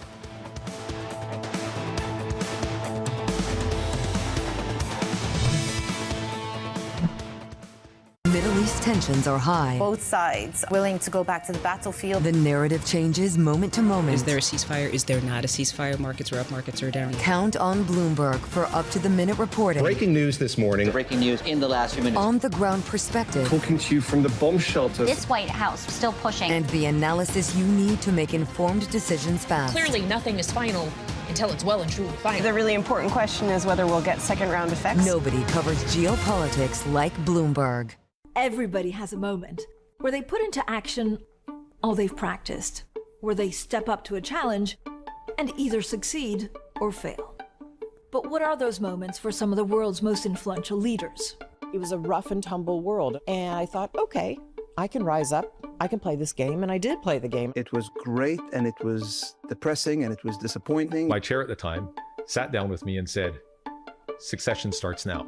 I'm Francine Lacqua, an award-winning journalist. For the last 25 years, I've interviewed world leaders, bank bosses, even fashion icons. I'm often asking about the news of the moment. But I've always been curious, who are these people as leaders? Join me for the podcast version of Leaders with Francine Lacqua. I'll start your week with conversations that explore what drives the world's most influential people, how today's leaders got to where they are, where they're going next, and how they've transformed their organization in the process. Make decisions. A poor decision is always better than no decision. You have to have truth tellers around you, and you have to be willing to listen. You don't want to be setting strategy in the middle of a transaction, that's for sure. Do it for the right reasons. Don't do it because of FOMO. We'll also learn lessons which we can apply to our work and daily lives. Tune into the podcast version of Leaders with Francine Lacqua. Listen and watch on Bloomberg Television or wherever you get your podcasts.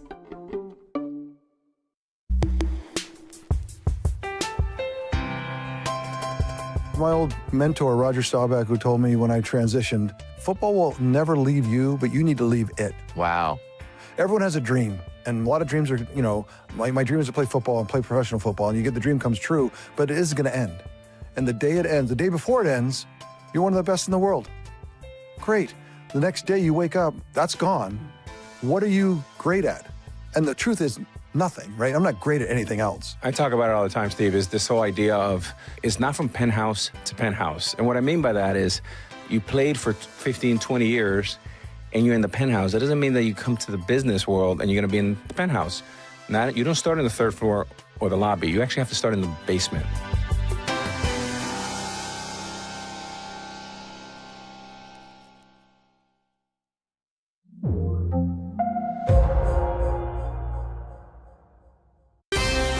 bringing you up to the minute news whenever and wherever it happens. I'm Shevrian in Seoul, and this is Bloomberg. A big jobs beat to carry you through to the weekend. We are rallying off the back of it. 30 minutes until the start of cash equity trading. I'm Danny Berger. Matt Miller is off today. Bloomberg Open Interest starts right now.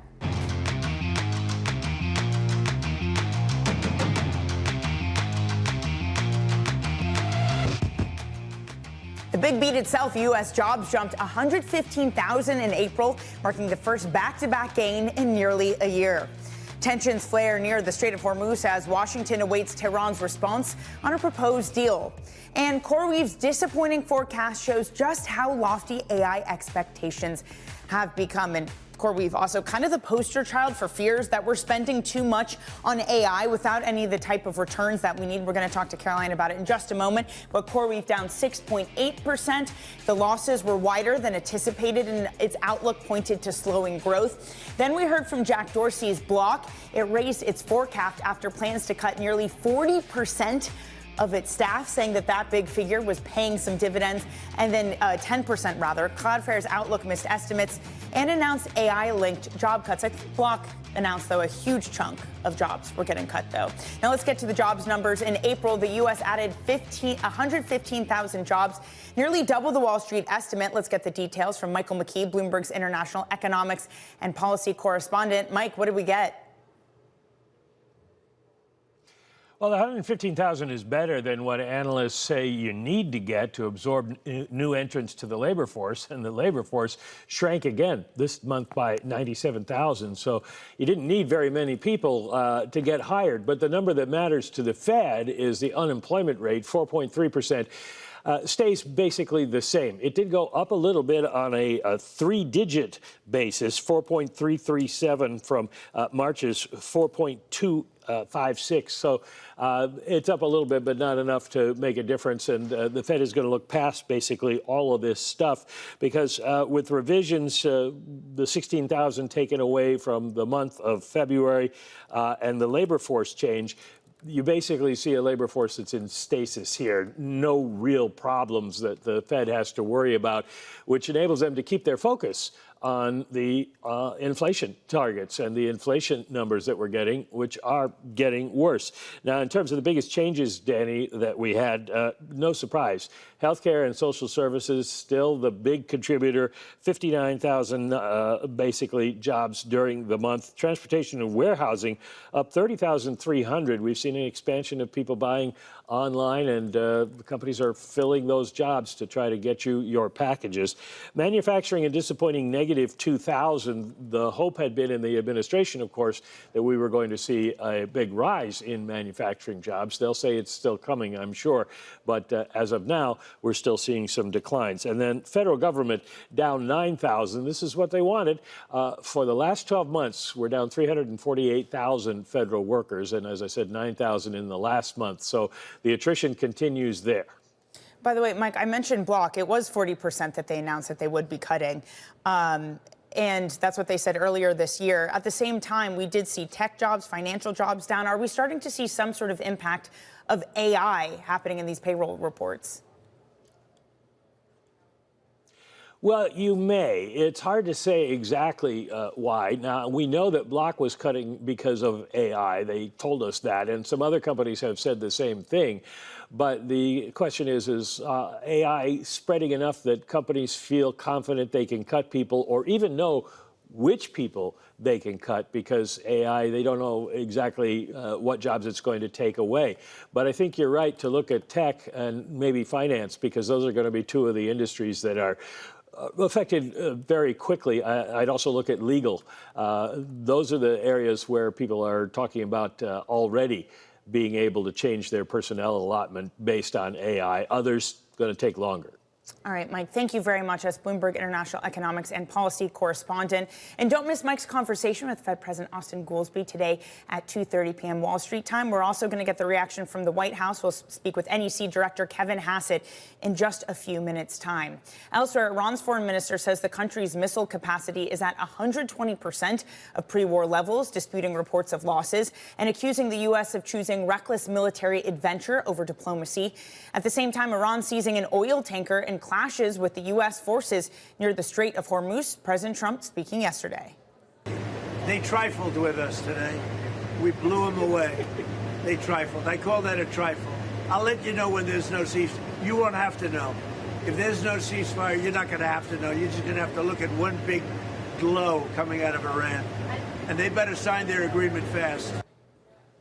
Bloomberg Washington correspondent Tyler Kendall joins us now. Tyler, is this an escalation or, in the president's words, just a love tap? Well, Danny, at this point, President Trump says that the ceasefire is still in full effect, at least for now, though he did renew threats to resume military operations if Iran doesn't come to the negotiating table. Though we did hear from the U.S. Secretary of State Marco Rubio speaking to reporters within the last hour, saying that the U.S. does expect to hear a response from Iran today on the latest proposal. But it comes amid a flare-up in fighting around the Strait of Hormuz, as actually we're talking headlines are crossing the Bloomberg terminal as Fox News reports that the U.S. military has carried out additional airstrikes today, hitting several empty tankers that have been trying to go through the Strait of Hormuz and the U.S.'s military blockade. Just yesterday, CENTCOM did confirm that it had hit several Iranian military assets after Iran had went after 3 U.S. naval tankers that were making their way through the Strait of Hormuz. So we're seeing this flare-up in the fighting that does, of course, risk any potential progress when it comes to a deal. And we heard from Iran's foreign minister. You mentioned some of the comments there. Out with this post earlier today on social media saying, in part, quote, that Iranians never bow to pressure. We'll have to see where this ultimately goes, Danny, because we know it's also heightening that regional risk. The UAE confirmed earlier today that overnight its air defense system did intercept multiple missiles and drones that were fired from Iran. Tyler, at the same time, we got this court ruling on U.S. tariffs striking down Section 122. It's only applying, of course, to 2 companies that sued in Washington state. But you add this to the Iran war and Trump talks in China next week. How does that set up the diplomacy between the U.S. and China? It's definitely a complicated picture, but you did definitely hit the main point here, which is that at this point, the judge did not put this into what's known as a universal ruling. So it only applies to those 2 companies in Washington state. But it does have ramifications for the president's trade priorities going forward, considering that we do know that the Trump administration has been relying on these other authorities like Section 122 after the Supreme Court had struck down his use of IEPA, the International Emergency Economic Powers Act.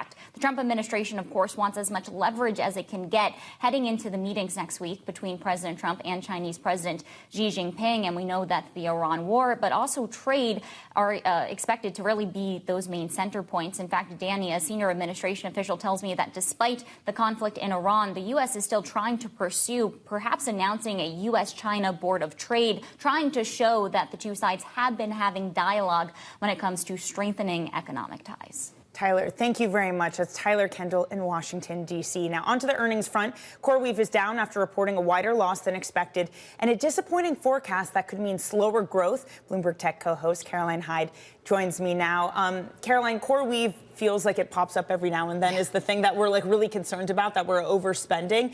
How much higher was their CapEx that we're expecting, and how much weaker was the revenue than we were expecting? I think the revenue is still going to more than double. And that's what has to be appreciated here. They just posted a first quarter that did beat, and you did see a doubling in revenue. You did see a doubling in the forecast for the revenue too. But $2.45 to $2.6 billion for their fiscal second quarter is below what the market had hoped for. And in particular, their operating income, so basically the amount that they're making from a profitability perspective, still much lower. It's going to be 30 to 90 million. And the market wanted to see 154 million, so up to 5 times their lowest bandwidth there. So there is this anxiety that you're just having to be more patient. When the stock has already run up 80% ahead of these numbers, just in this year alone, no wonder the market had got ahead of itself a little bit here. And so they're having to say, okay, more capital expenditure, maybe more debt being taken on. Are they going to be able to be clever in the way that they're using assets like GPUs or customers like Meta to make this debt a little bit cheaper. Certainly, we've got a bullish CEO who's talking about the expansion of offerings, more companies coming to them. Remember, they signed deals with Anthropic, with Meta recently that helped buoy the stock. They're going into the retail industry, financial industry a little bit more, but still you have to wait for the dividends in that respect from a shareholder perspective of actually profits and revenues really being catalyzed. He didn't upgrade the full year forecast. And I think when you've just signed so many deals, what is it that's stopping that? All right, Caroline, thank you so much for joining. That's the latest on CoreWeave. Again, shares down nearly 7% this morning. Bloomberg Tech co-host Caroline Hyde. And importantly, stick with Bloomberg Tech. They'll start at 11 a.m. And there, Caroline will be interviewing the CEO of CoreWeave, a conversation you don't want to miss. All right, we got about 20 seconds until the start of cash equity trading. Again, we come off the back of a blockbuster jobs number, 115,000. We revise up for February, too. We're up 0.4%. The NASDAQ goes higher by 0.7%. 10-year yields, those fall about 1.6 basis points. And Brent crude, that remains above $100 a barrel. So still some inflationary pressure coming into this market. And now we welcome our Bloomberg TV and radio audience. I'm Danny Berger, and we saw U.S. jobs jumping 115,000 in April. It beats estimates, marking the first back-to-back gain in nearly a year. Joining us now, I'm pleased to say, is the White House Director of National Economic Council, Kevin Hassett. Director Hassett, thank you so much for joining. A strong jobs number, a beat. Let me just get your initial reaction. Right. Well, 2 months in a row now, we've had blockbuster jobs numbers. And the really interesting thing is that we look at these things that you guys do too, I'm sure, called heat maps, where you look by category, like where's the green and where's the red. And pretty much it was green across the board. And so what it means is it's a rip-roaring jobs market. And it's completely consistent with what we saw with the claims data just a few days ago, right? Like initial claims for unemployment insurance right now are the lowest since we've ever been counting them, all the way back to the 1960s. And so the job market is really, really, really strong. Kevin, part of the issue, though, that people would focus on is the fact that the jobs creation is narrow. It's in issues like healthcare. Meanwhile, we saw financial jobs down, tech jobs down. These are exactly the type of categories you would expect if AI is having an impact on jobs in this economy. Is there a plan from this administration to combat job loss over AI's impact? Well, right now what we're seeing is that AI is creating job creation. There are a couple of new studies out at the National Bureau of Economic Research that show, and one at Stanford University, that show that AI-adjacent jobs and AI-adjacent professions are actually increasing faster than everywhere else. But of course, in the medium to long term, people are right to be concerned about what might AI mean for them. But right now, the very, very best thing that you could do in order to protect yourself and to protect your career is start to use AI tools yourself to make yourself more productive. And that's what we're seeing in the data. I guess, Kevin, will there be a point where the White House needs to address this? I've talked to many, many people who say that 2028, the election will be centered around AI and what politicians are saying about it. You're already seeing hints of it in 2026. Does there need to be a clear plan going forward if there are huge economic consequences of what AI does? Oh, absolutely. It's something that's being very, very carefully studied by all of government.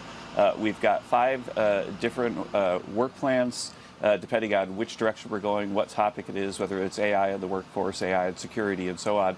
And these have been underway since President Trump took office, really. And so absolutely, we're working through policy options as we watch the data evolve. But right now, we're reassured to see that AI-adjacent jobs are the ones that are growing the fastest. And so the story that AI is destroying people's jobs right now is not anywhere in the data. But we can imagine things, especially once robots get better and better, then we're going to have more policies to help people reskill and so on. So in the meantime, as you say, the figures are strong for this jobs market. Yes. Doesn't that essentially kill any hopes of a rate cut this year? For me, I think that when we have a strong supply side shock, then that means that there's downward pressure on inflation, and that's what we're seeing. And in fact, even with the oil prices going up, excuse me for the big truck running by me, okay. even with the oil prices going up, you saw core inflation remain stable, and you can even see that in the wage data in today's jobs report, where there was strong wage growth, but not anything that was a sign of the kind of runaway Phillips curve inflation that should make the Fed want to lift rates. Well, I suppose, Kevin, last time you were on the show, last Friday, after the CPI report, you mentioned that you were looking forward to a Warsh Fed chair because of the independence it would bring to the Fed. Since then, we've learned more about the dissents coming from the FOMC, that one of the language of the statement changed to take out any bias, any sort of easing bias. It was 3 dissents. You can make that 4 if you have Susan Collins adding, as she spoke to Bloomberg, saying that she agreed with that idea. Do you think that this is an FOMC, at least those 4 members, that are gearing up to push back against a Warsh Fed chair? Well, I can tell you speak specifically about Susan Collins. I've known her since graduate school. She's an A-plus economist who goes where the evidence leads.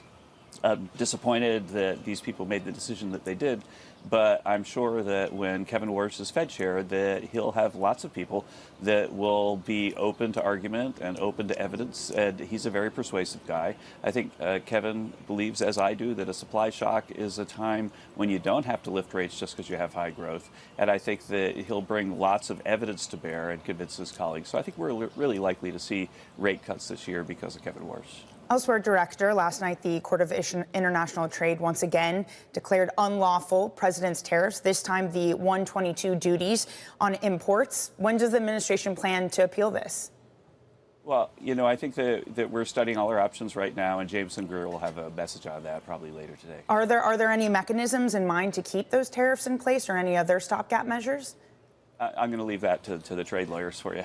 Okay, fine. I guess there is this bigger question then, if we're going to leave that part to the trade lawyers. But the economic talks with China then, does this put the White House at a disadvantage as the president goes to have those discussions with Xi next week? You know, I don't think so. First of all, this affects, one corner of the trade policy.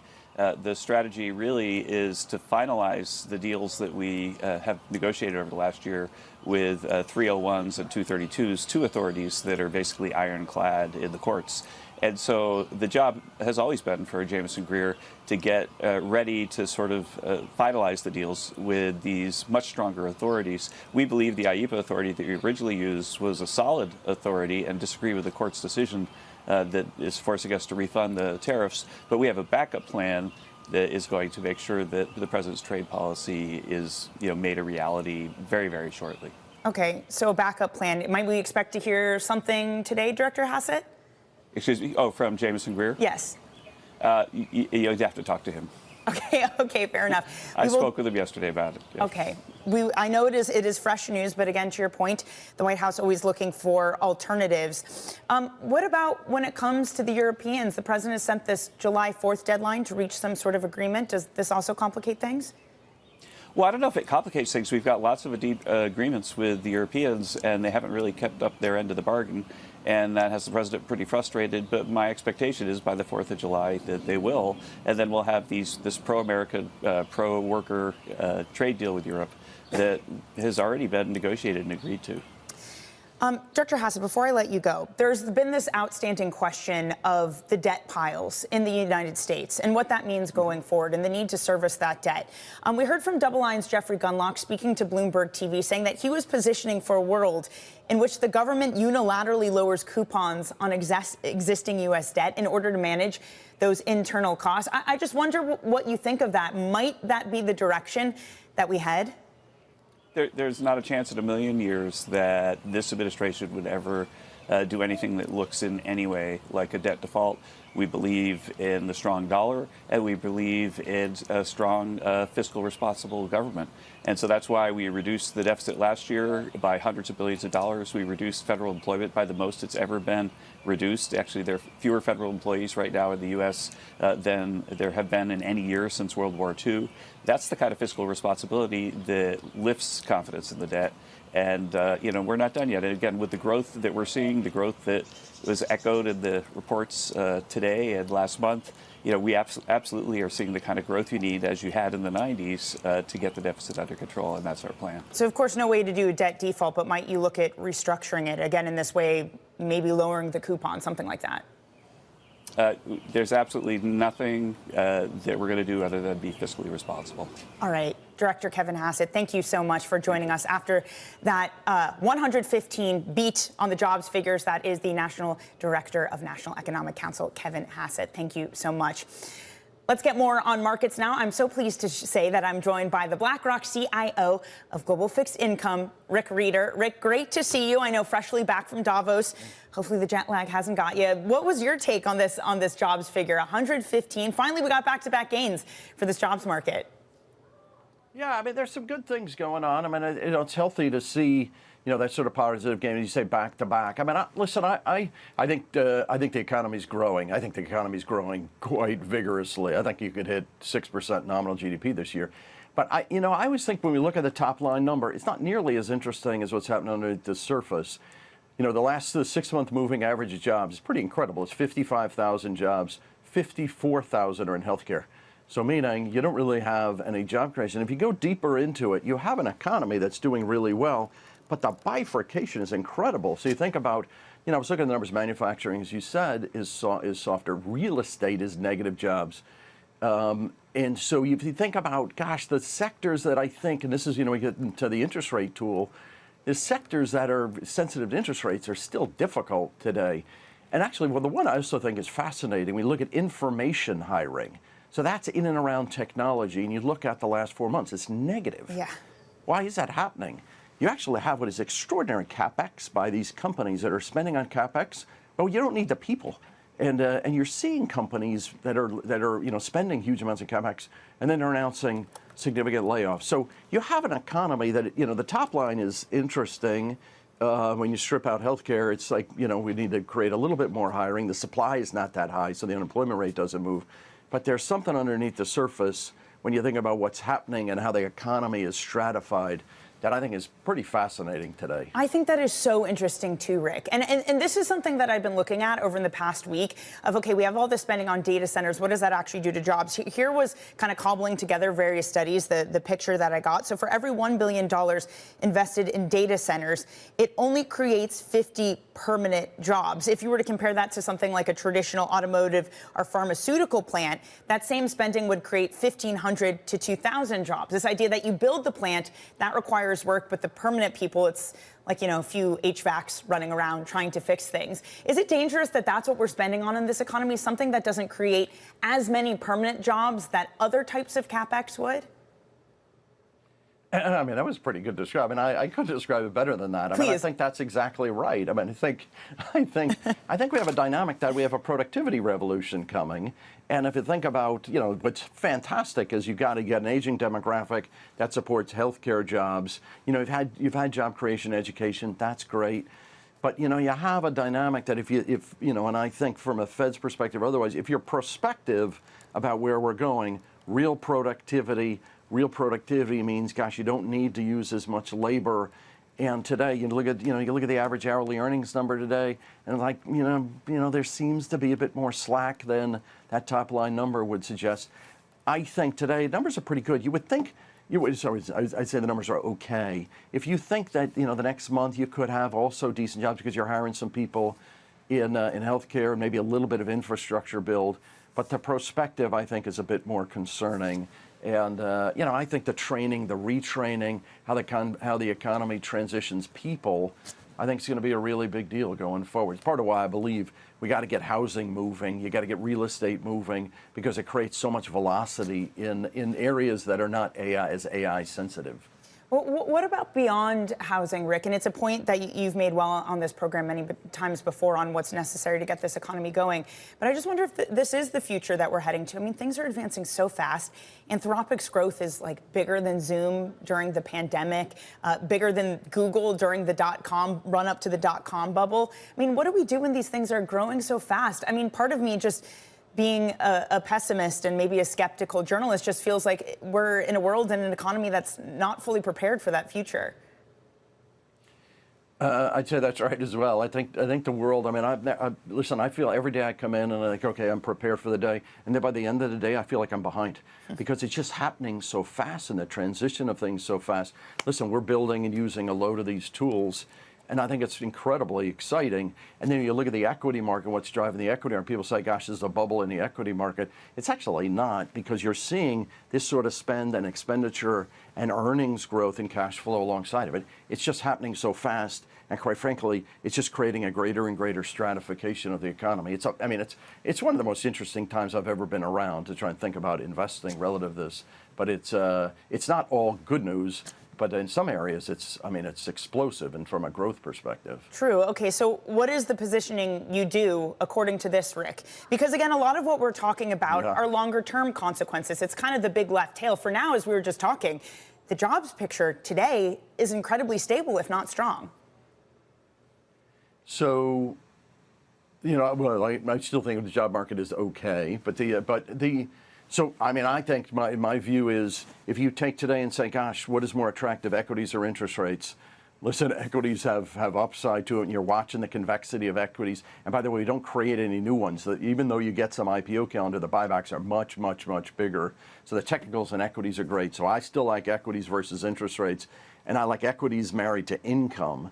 And because you have an economy that's growing like this, and you think about some of the yielding markets in securitization markets, high yield markets, pretty hard to have a default cycle of significance other than parts of the securitization market that are tethered to lower income. So you think about subprime auto, you think about some parts of credit card.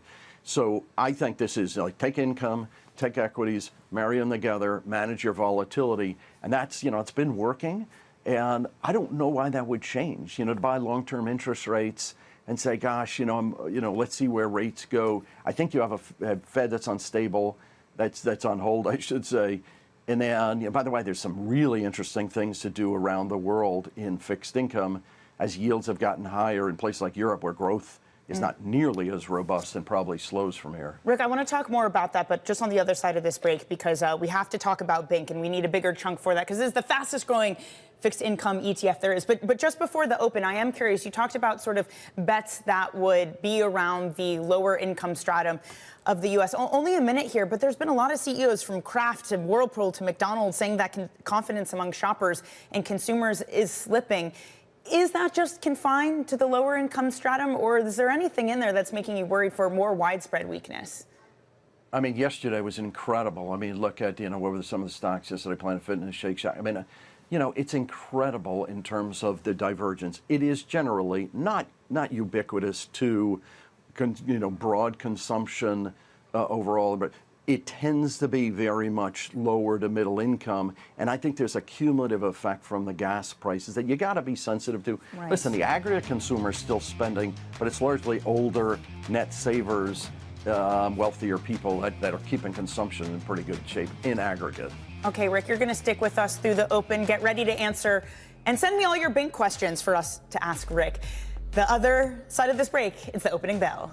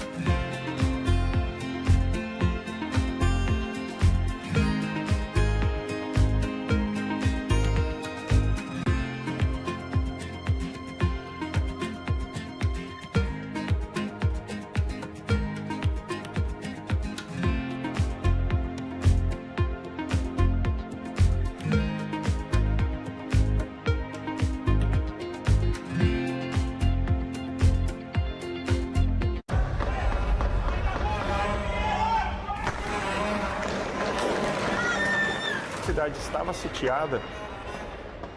Nisso eu começo, eu não sabia o que fazer. Foi a mais terrível que eu passei na minha vida. Eu temo, que o Brasil se torne, num futuro próximo, um narco-estado. Porque no final, tudo é dinheiro. People back home, they are suffering. And someone is driving a Range Rover with their money. Where is my money? I think she's a scam up to now. It's some of the world's most desperate people who are getting ripped off. Repeat after me. I am a winner. I didn't know how big it was. I didn't really understand what I was getting myself into. If you tell me you have a vision of being a billion-dollar business, then you're going to have to do what it takes. And if you're not going to do that, everybody's going to suffer.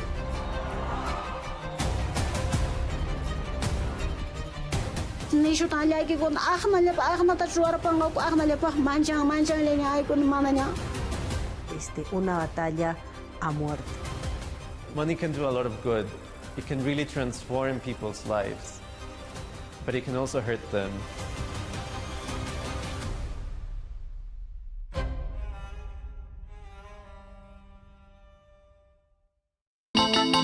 The countdown is on. Everything you need to get the edge at the end of the market day. Get ahead of tomorrow's trading with The Close. Weekdays on Bloomberg. Context changes everything. It's a multi-trillion-dollar industry. We'll show you what's happening in ETFs like no one else. ETF IQ, only on Bloomberg.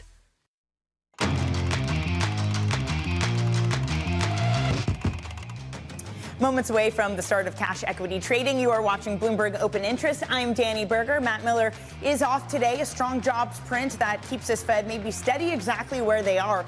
And an equity market that rallies. Yesterday was nerves over escalation in the Middle East, but Trump saying we still have a ceasefire despite some firing between the U.S. and Iran. S&P futures up 0.4%. The NASDAQ up 0.7, Dow Jones, that goes up about 0.5%. So it is tech leading us higher. The opening bell got a lot of IPOs. This is the second day in the row. 2 bell ringers or IPOs. We have Silverbow Mining. As you might assume, I believe they are a mining company. They IPO'd last week. They brought the kids, which I love. It's a once-in-a-lifetime event. I mean, if you're IPOing, presumably, bring the kids along. I love it. And then another IPO, Odyssey Therapeutics, obviously a biotech company, bringing the whole gang, ringing the opening bell for their IPO. Congrats to all. And again, it's a really robust IPO market, despite all the volatility that's happening. Speaking of volatility, a lot of moves in tech names. CoreWeave, which has been kind of the poster child for AI spending and fears over that, reported wider losses than anticipated. And that's an issue because it upgraded what it saw for its capital expenditures for the year by about $1 billion on the low end. And then there is Block. I guess this is the new world we live on. You spend more on AI and you fire all of your employees. Remember, it announced those plans earlier this year to cut 40% of staff. Block says that it's paying off and they're raising forecasts. Then there is Cloudflare. Their outlook missed estimates and announced AI job cuts. Let's get back to BlackRock's CIO of Global Fixed Income, Rick Reeder. Rick, I'm going to be honest, my messages just blew up with questions from you. I've actually gotten multiple questions on this, so I just want to start with here on where on this curve you'd be positioning and in what geographies. So, I mean, quite frankly, recently I found Europe to be pretty interesting. So just put in perspective. So today I was looking at, if you're a dollar investor, you could buy things like Spain and Italy. And I was looking at if you assume you move on the yield curve, not to get too technical, you get a cross-currency swap, you get close to 7% in Italy, mid-6s, Spain, Italy, and you say, gosh, I'm buying single B high yield at those levels. Like, that seems okay to me. Is ECB going to hike? Probably. They'll try, but then the economy's going to slow. That's been really interesting. So, do you go a bit further out the curve to take advantage of that? That's been pretty interesting. Today, listen, I don't think we're going to make any real money in interest rate exposure today. Well, so we're, hanging in the front to the belly of the curve generally in the U.S. And I mean, honestly, what I'm trying to do today, you think about, diversify. In equities, you can't really diversify. Tech is just going to keep driving it high, driving higher. It's pretty unbelievable. I'm just trying to create diversification, stability, income, so people can marry it to their equity portfolio, because equities are harder to diversify. If I can keep stable income using the securitization market, that to me is like I'm trying to do, what used to be 60-40, just give me stability with volatility that's got some upside convexity to it. And and marry diversification to what is harder to diversify, and that's what I'm trying to create in fixed income today. Just keep clipping coupon and marry that to your equity beta. Rick, I have heard the argument that a 30-year yield just hovering under 5% is an attractive level, that it's cheap, it looks good with the Fed, that for structural reasons won't see sustained inflation and will need to continue to cut. What are you thinking about duration at this point? So I think it matters who you are a lot today. So if I was a pension fund, if I was a life insurance company, I had a liability, and I said, gosh, this real rate over time, particularly if you're a pension, if you think, gosh, that real rate is pretty darn attractive, and equities have carried me to a full funded status. Boy, maybe I take some long end at these levels, and 5 seems like a pretty good level. The real rate particularly seems like a good level. If I don't have a liability against me, I'm an individual or an endowment, et cetera, and I said, okay, I can buy 2 long-durated assets that have some volatility. And by the way, they seem to correlate exactly 1 for 1 these days based on inflation. If I could buy a long-duration asset that's a treasury getting me, what's my return going to be? Yes, I think you can have some positive return, and will when inflation comes down. Or I could buy a long-durated asset that's equities, and that's compounding return on equity of over 20%. It's like to me, it's a no-brainer. Like, why would I take the volatility out in the back end of the curve? It doesn't make any sense. Just ride equities. You think about since the low in the, since the war, the bond market's done okay, but what's your return in the back end? Not really much of anything. Equities have killed it for you. I mean, what was it? Low mid-teens type of return. So if I can own 2 assets as an individual agnostic to a liability, like I think the answer becomes pretty clear. Well, just on the stellar run for equities, Rick, looking at earnings has been remarkable, despite, again, some of those wobbles we talked about, the Shake Shack, the Planet Fitnesses of the world. Just looking at where earnings growth is projected to go, it's projected to accelerate to 24.6% in the 4th quarter. That is a 4-year high, and it's a level that's rarely seen out of post-shock recoveries. I had a viewer write in, and I think this is relevant, especially just given that acceleration that we've seen, is just where are we in this overall cycle right now, Rick? So I think today, if you got an economy that's going well and you've got CapEx expenditure, so one person's CapEx is another person's revenues and another person's cash flow. So you got a lot of CapEx flowing into revenues, earnings, cash flow, and you got an economy that's promoting a top-line revenue. So this is pretty much nirvana in terms of where you are.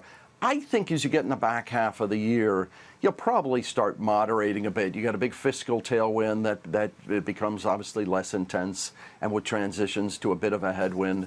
So I think you got a pretty good environment today. My sense is this is as good as it gets. But I don't think it's, people love to say, including last year, including the war, we're going to recession. I still think you get real rate of growth that's still for the year mid to high 2s. So it's still pretty good. My sense is the trajectory of that euphoria is probably cresting here, but not like it's got to turn grossly the other way. Right. So is that kind of just like a muddling along type of economy then, Rick? What does that look like? No, it's good. It's still pretty good. It's still pretty good. The CapEx is still going to be robust. Got a high-end consumer that's in pretty good shape. I would argue there are parts of the economy, though, that you could argue are in recession. We talked about traditional manufacturing. We talked about housing. We talked about small business, lower income. So, but in aggregate, it's still pretty good. It's just, what I think, and we go back to the interest rate tool. The interest rate tool doesn't really work on, it doesn't cut CapEx for the big, the big hyperscalers. But, there are parts of the economy that just aren't great. But they're not large enough and impactful enough today to really create an economy that's anywhere close to talking about recession. But I would argue today it's very good, maybe transitioning to good. Hey, Rick, it is always such a pleasure to have you. Thank you for joining us on another Jobs Day. That is the BlackRock CIO of Global Fixed Income, Rick Reeder. Have a wonderful weekend. Let's now get a check on your equity market about 8 minutes or so into your trading day. And again, it's one of strength. We're up 0.5%. We declined yesterday. Nerves over escalation in the Middle East. Hopes of reaching some sort of agreement. Are we still going to get there? But again, it's this kind of Goldilocks report we got from this jobs market that, yes, things look strong, but not anything to really suggest inflation. So you have another day of the Mag 7 doing well. NVIDIA, those shares are up 1.8%. It also just reached an agreement with another company to give it a more gigawatt access exposure. At the same time, Micron, Broadcom, AMD. So a lot of the kind of chip stocks doing well today. Applied Materials is higher to the downside. Microsoft was a winner yesterday. It's a loser today. You have some of the energy stocks in the down column. ExxonMobil, that's down 1.3%. Again, it's this back and forth between energy prices. I suppose we are falling today. Let's look at the overall sectors and how we are shaping up. GRR is the function you want to run on the S&P 500. Materials were actually gaining pre-market, and that flips. That's kind of been the usual. Materials down 1.8%. Energy, that also is falling, as I showed you, down 1.7%. Comms down 0.08%. So we're looking at a market that is, it actually is higher. So this might be slightly outdated. We are still up on the S&P 500. You see negative there. We actually are higher here at the open. Coming up, we're going to dive into CoreWeave earnings, which show higher costs overshadowing rising demands. Down 10 1/3%. We'll have the details for you next right here on Open Interest.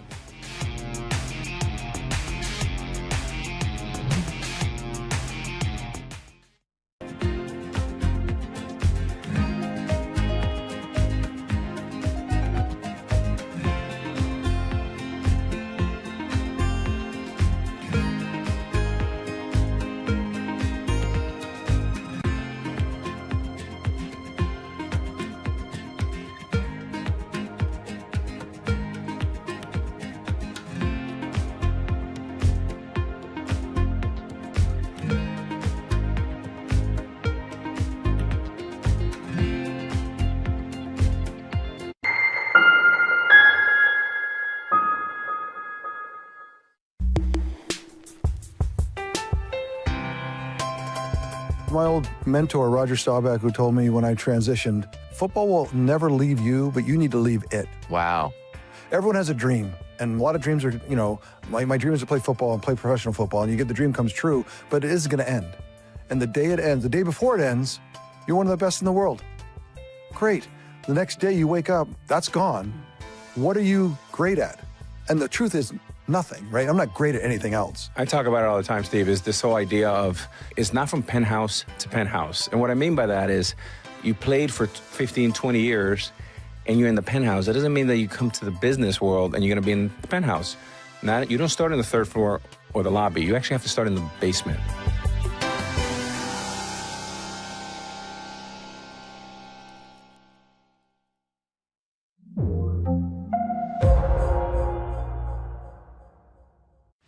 Tune in to Bloomberg Business Week Daily. We got to talk crypto. From the magazine that helps global leaders stay ahead. What's the conversation around your company? Bringing you insight on the people, companies, and trends shaping today's complex economy. Planning very big things. A new level of premium. Plus global business, finance, and tech news as it happens. The floodgates of innovation are going to open up. You can't fake passion. You either are or you aren't. Bloomberg Business Week Daily, only on Bloomberg. Bringing you up-to-the-minute geopolitical news whenever and wherever it happens. I'm Stephen Engel at Japan's Akasaka Palace in Tokyo, and this is Bloomberg. The trading day is about to start. And you're already looking for that edge. The opening trade brings you everything you need to know as markets open across Europe. I'm Guy Johnson. I'm Anna Edwards. And I'm Tom McKenzie. This is your opening trade. Only on Bloomberg. Middle East tensions are high. Both sides willing to go back to the battlefield. The narrative changes moment to moment. Is there a ceasefire? Is there not a ceasefire? Markets are up, markets are down. Count on Bloomberg for up-to-the-minute reporting. Breaking news this morning. Breaking news in the last few minutes. On-the-ground perspective. Talking to you from the bomb shelter. This White House still pushing. And the analysis you need to make informed decisions fast. Clearly, nothing is final until it's well and truly final. The really important question is whether we'll get second-round effects. Nobody covers geopolitics like Bloomberg.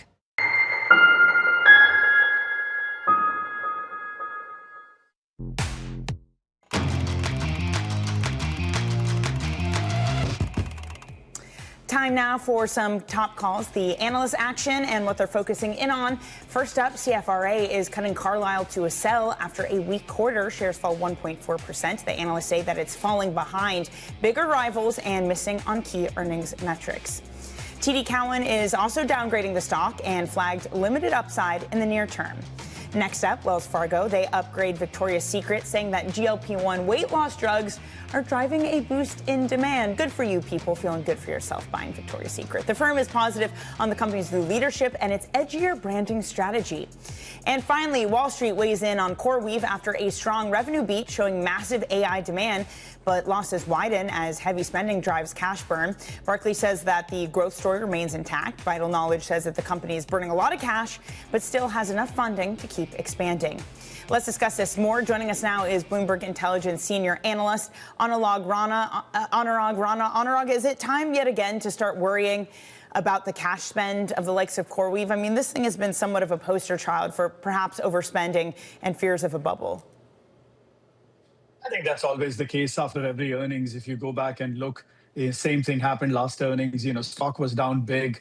I think 16, 17, 18% after they reported. But then over the next several months, it bounced back and it has done fairly well since then. So I think it could be a little bit of selling on that. But, when we looked at results, the revenue backlog was super interesting and super good.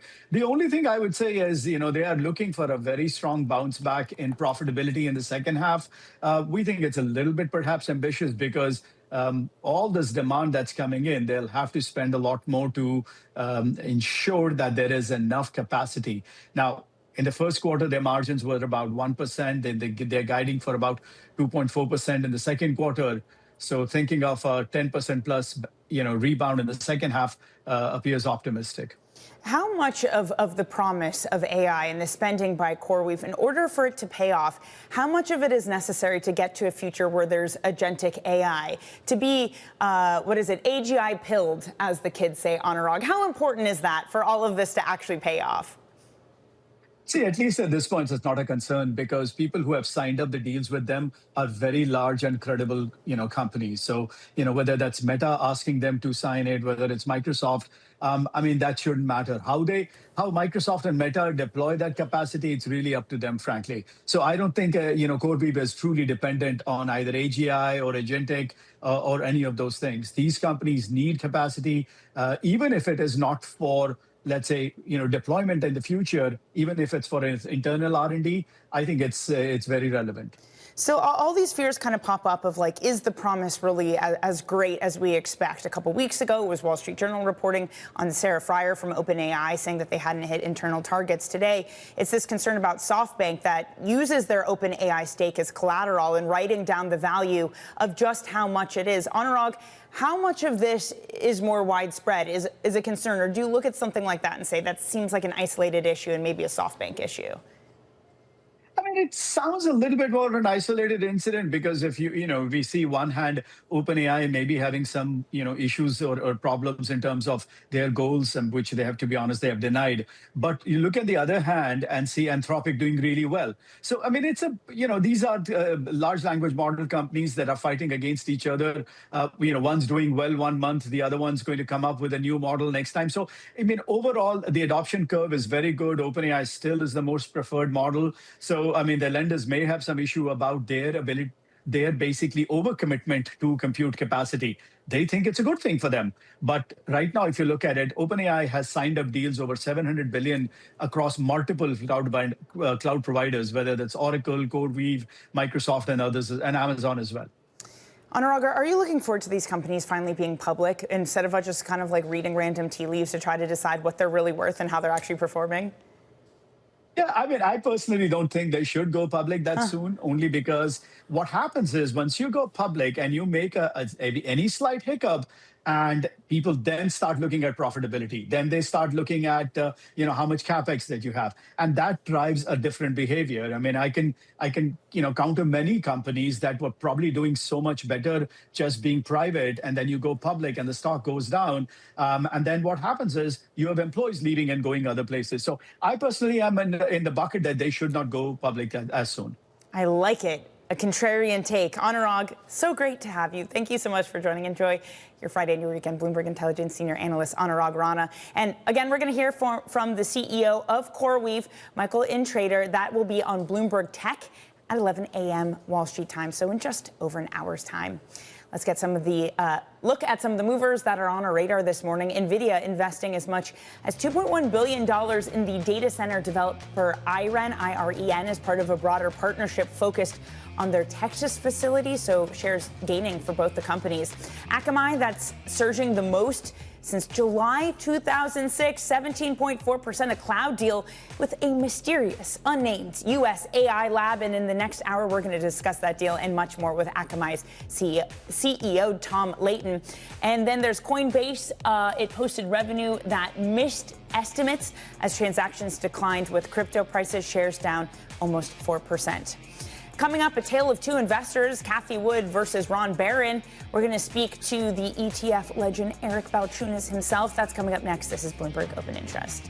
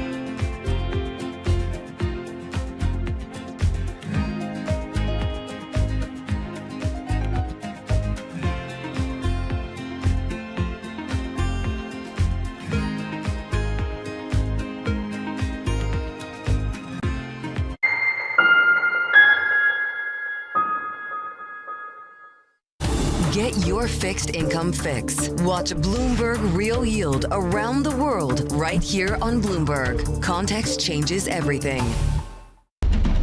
Astonishing day for US technology. Shaping the region's technology ecosystem. Asia's biggest tech news and innovation.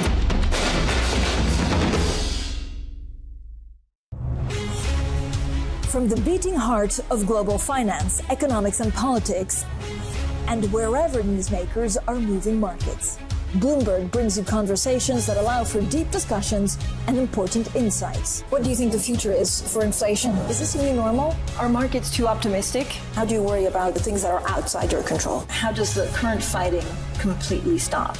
I'm Francine Lacqua, and this is The Pulse, every weekday only on Bloomberg. Join me each week on Wall Street Week for stories of capitalism from business, markets, economics, tech, and climate. More than what you need to know, it's what you need to think about.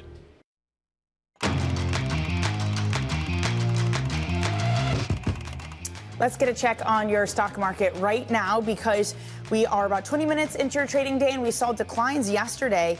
But here we are with gains today. Optimism after jobs report coming in much stronger than expected. 115,000 jobs. You also get a revision up for at least one of the months prior.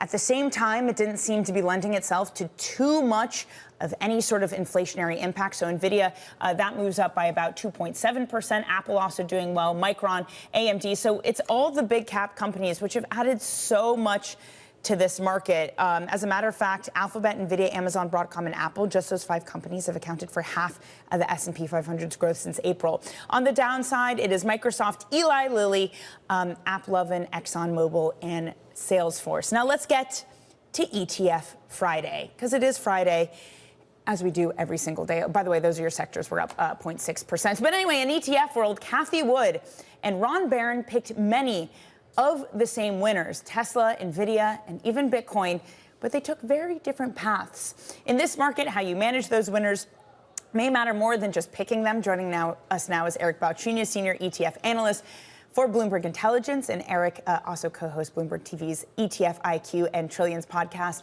Eric, what an absolute pleasure to have you on this morning. So that was a little bit of a teaser of just how much Barron and Woods' funds differed. What was the different strategy after picking the right winners? Yeah, no, I've been fascinated by this for a while, because Tesla in particular was owned by both Ron Barron and Cathie Wood very early. Both of them had an eye for this stock. Ron Barron just never sold it, right? He just let it get bigger and bigger to the point where it's 50% of the mutual fund. Cathie has more of a disciplined rebalancing strategy, which I understand. something starts to go up, you got to trim it so you can keep the desired weighting, say in her case 11 or 12%. But by doing that, then you put more money into the stuff that might have gone down, but you want to have that at a higher weight. So you're in a way kind of always trimming your winners and buying more losers. This is the problem with equal weighting, generally speaking, why cap weighting tends to win, which it comes back to this Bessenbinder study from about 6 years ago that found that really only 4% of stocks account for all the wealth creation, and that the majority of stocks don't even keep up with treasuries. And so the key takeaway here is maybe let winners run if you're active, because you got to fight the market cap weighted index also. And B, it's important to be in the right wrapper, because Kathy was in the ETF. She had a good eye there. Barron did all this in the mutual fund, had great returns, but nobody really noticed because the mutual fund just isn't the desired vehicle. So there was a lot of things to unpack here between these two these are, I would call home run hitting type active managers. I got to say, Eric, what does this kind of portend not just for active management strategy, but for passive, for equal weight versus market cap weighted? Because we've heard lots of calls, especially this year, that it's the era of broadening, so you want to move into an equal weighted index. Yeah, equal weight is kind of like small caps. It's kind of like the word fetch from Mean Girls. People always try to make it happen, and it just doesn't happen. Maybe it will happen. I know small caps are having a nice little run, but usually it's only for a year. Seems like every fourth year, the little guys catch up, and then the big guys take over again. Over the past, since 1990, when we started tracking the S&P equal weight index, it's underperformed the market cap weighted index by 1,000%. It's the same 500 stocks. And so I think market cap weighting, if you bring back in that study, it allows you to really ride the winners. And the winners are so crucial. If, again, the goal is long-term wealth creation, you have to ride those winners. They're where all the big returns come from ultimately. Doesn't that also just mean that traditional active managers are somewhat fighting a losing battle against the math of a market cap weighted index too? Yes. I think value managers in particular have struggled with this. However, there are moments where everybody gets too carried away with the winners, right? And there's a correction. That's when value really wins. And if you're right there, those returns over that year you can ride those returns for a long time. So value is sort of just waiting till the great pumpkin comes, and finally it comes, you better be ready. But I think for most people, it's a little easier to just ride winners because it takes less work and energy. But again, it's interesting, right? You can have the right picks, but the wrong rebalancing method. Anyway, this is part of why there's many factors into why indexes are different and why active is different. What difference does it make, Eric, when we're about to get even bigger companies that are going to IPO, a SpaceX, OpenAI, Anthropic? Only about a minute here, but the indexes are trying to change the rules to help incorporate them more quickly. Does it exacerbate this issue? What does it change? Probably exacerbates it. I think the issue here is, are there antitrust laws anymore? Because the Mag 7 has acquired 850 companies. So I look at them as the Magnificent 70 or even 700. SpaceX is also a juggernaut. So we're just in an era where these big companies are almost like holding companies. So I think SpaceX is going to fit right in, like maybe the Mag 8, and we're going to, it's going to dominate the market for a while. Whether it goes down after the IPO or not, that's some of the debate on whether the indexes should take it in sooner or later. We don't know the future. But certainly, it's going to be a big topic of discussion. Eric, thank you so much. That's Eric Balchunas of Bloomberg Intelligence. And of course, catch Eric on ETF IQ on Mondays, 12 p.m. New York time. Coming up, it's your Hour 2 of Bloomberg Open Interest.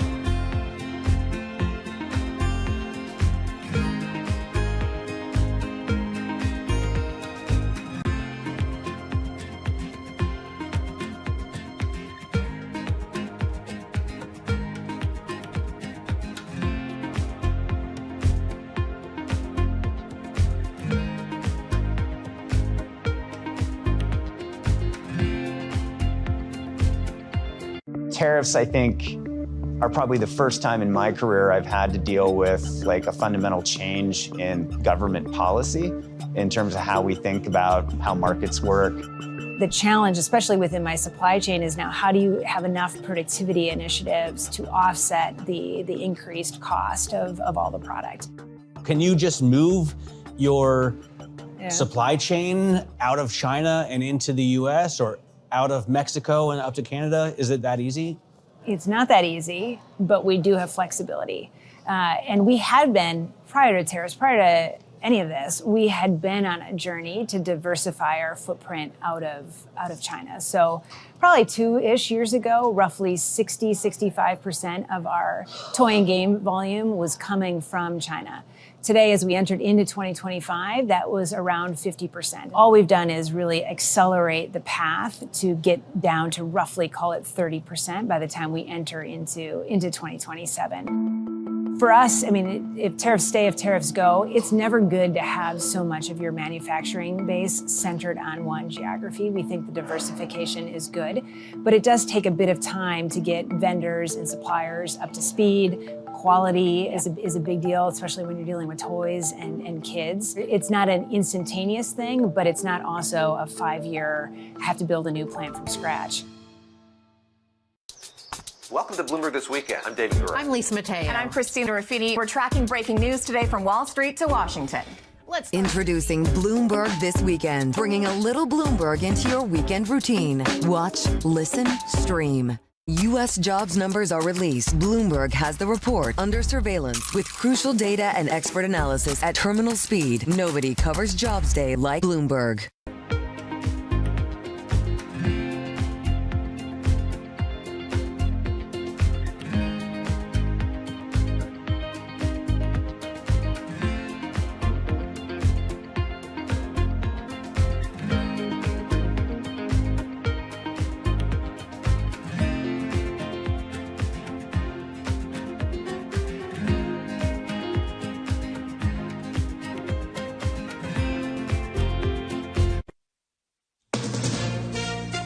From ABC News, I'm Brian Clark. Secretary of State Marco Rubio told reporters in Rome the U.S. expects to hear from Iran today regarding the latest peace proposal.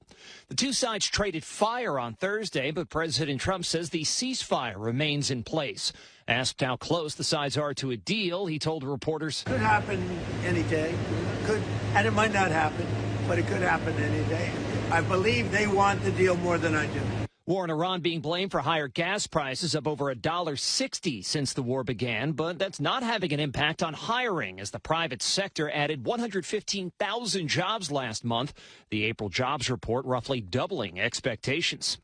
Sources tell ABC the CDC's classified hantavirus as a level 3 emergency response. That's its lowest level.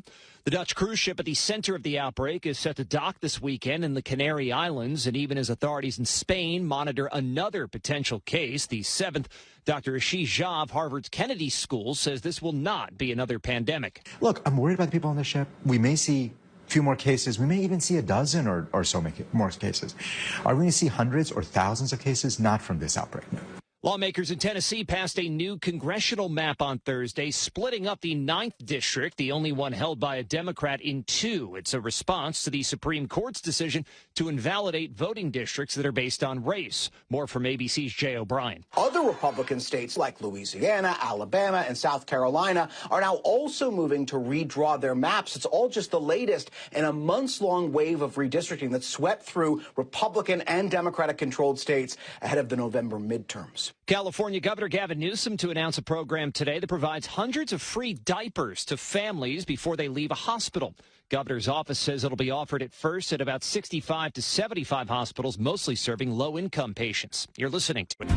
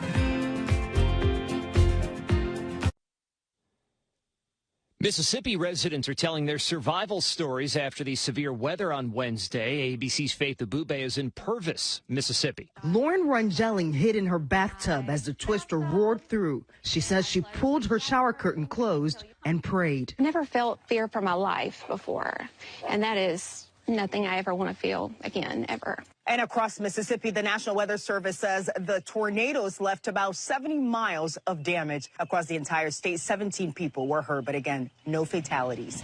Billions of dollars worth of trades in the oil market are under investigation because of potentially suspicious timing, as ABC's Eric Katursky explains to our Start Here podcast. For example, March 23rd, President Trump posts that he was going to delay attacks on Iran's power grid. And just 15 minutes before President Trump put that post online, traders bet more than $500 million that oil prices would fall. It's been 1 year since Cardinal Robert Prevost was elected Pope. And today, Pope Leo, the first U.S.-born Pope, is on a trip to southern Italy, this ceremony at a shrine in Pompeii. Officials in New Jersey have lowered the cost of a round-trip train ticket to the World Cup from $150 to $105, still far more than the usual $12.90. I'm Brian Clark, ABC News. This is Bloomberg Intelligence with Scarlett Fu and Paul Sweeney. How do you think the Fed is looking at tariffs, the uncertainty of tariffs? Let's take a look at the sectors and how they performed. A lot of investors getting whipsawed every day by news events. Breaking market headlines and corporate news from across the globe. Could we see a market disruption, a market event? Are people just too exuberant out there? You see some so-called low-quality stocks driving this short-term rally. Bloomberg Intelligence with Scarlett Fu and Paul Sweeney on Bloomberg Radio, originals and the Bloomberg Business app. Good Friday morning from the Bloomberg Interactive Broker Studio in New York City. To our worldwide audience, we are streaming live on YouTube and at Bloomberg.com as well. Scarlett Fu out for the 10 o'clock hour. Her people tell me she'll be back for the 11 o'clock hour. We'll see how that goes.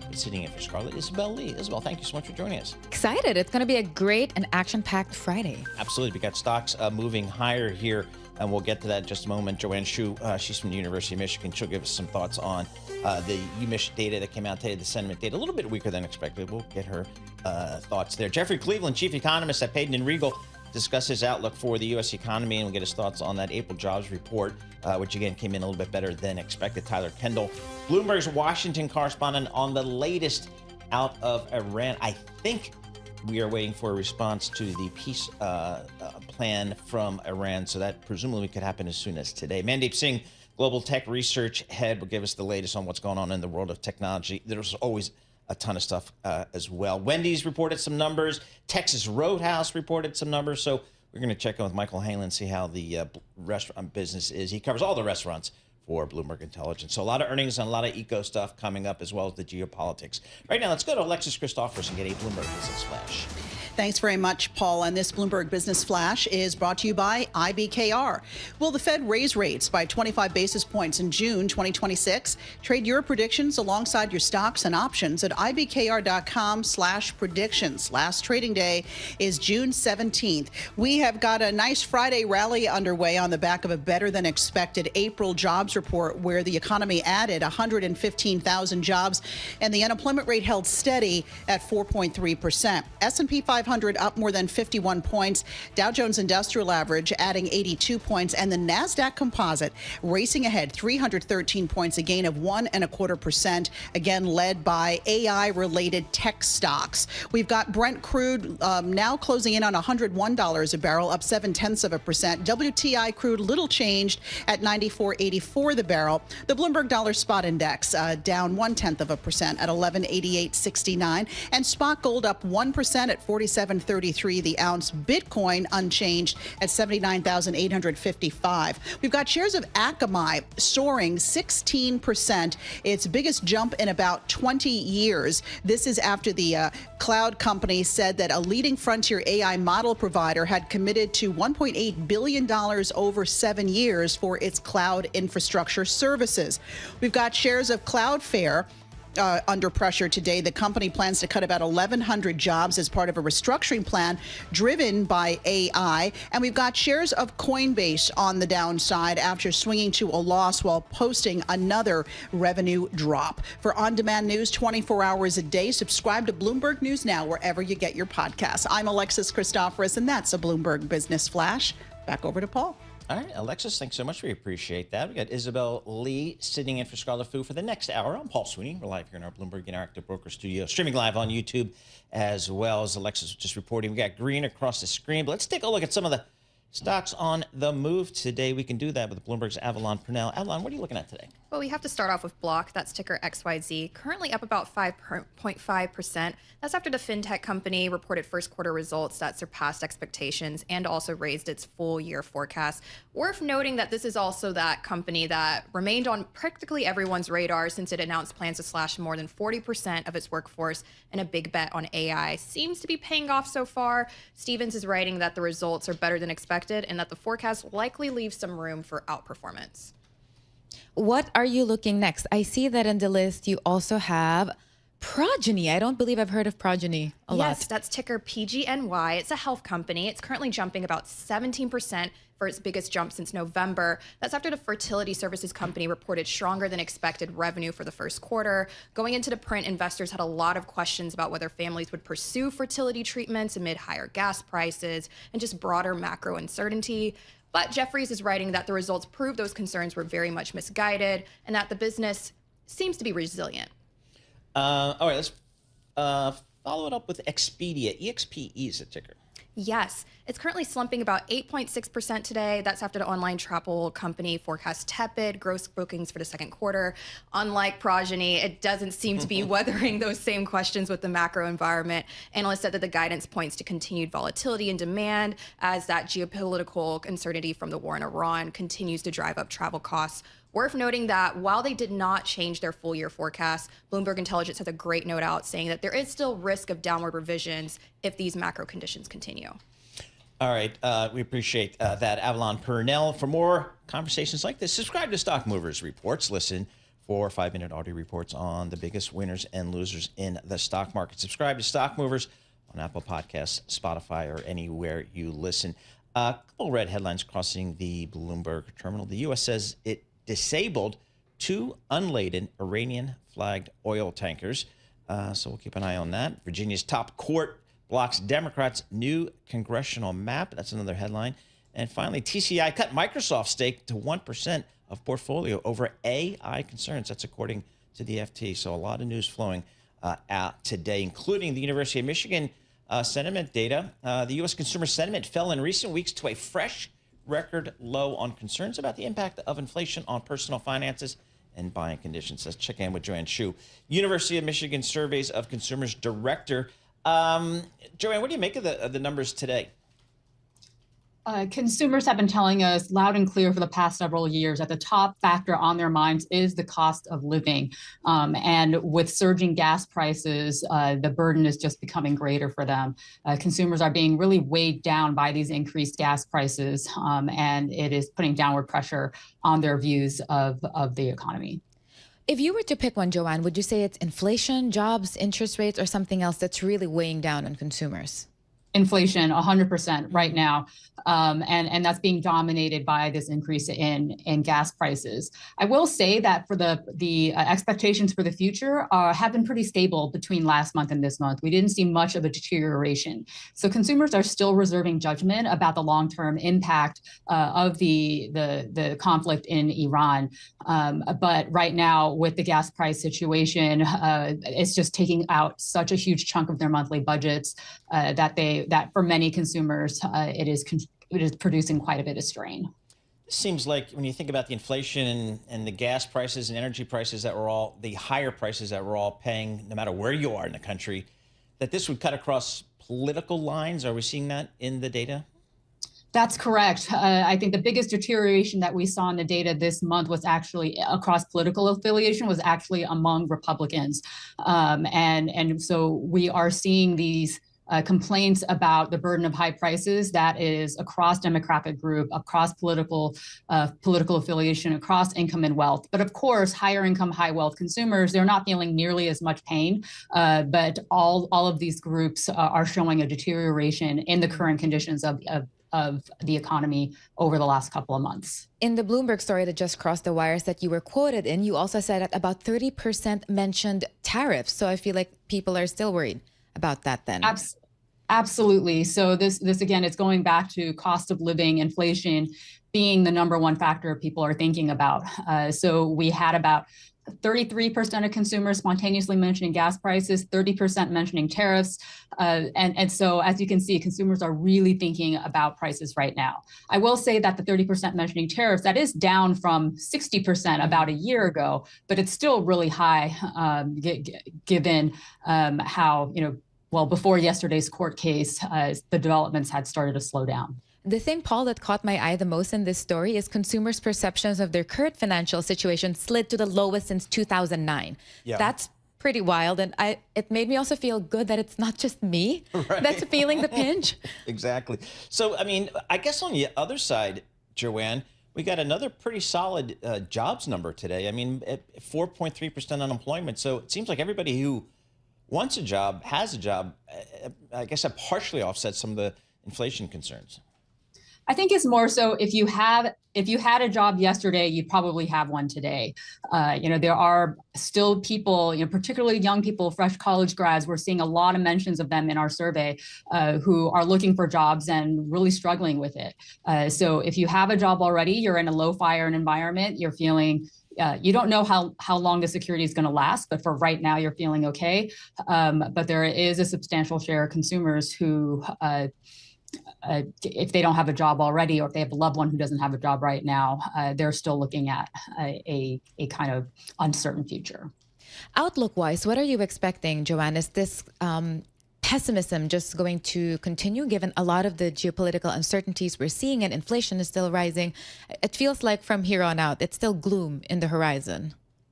A lot is going to depend on the trajectory of gas prices.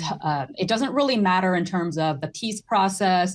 Is there a ceasefire or not? None of those things are really going to matter to consumers with respect to their sentiment unless gas prices come down meaningfully. And it's not just gas prices, right? Where consumers are kind of holding their breath on whether or not the higher fuel prices are going to pass through to other consumer-facing prices. And we're already seeing a little bit of evidence that companies are going to be doing that exactly.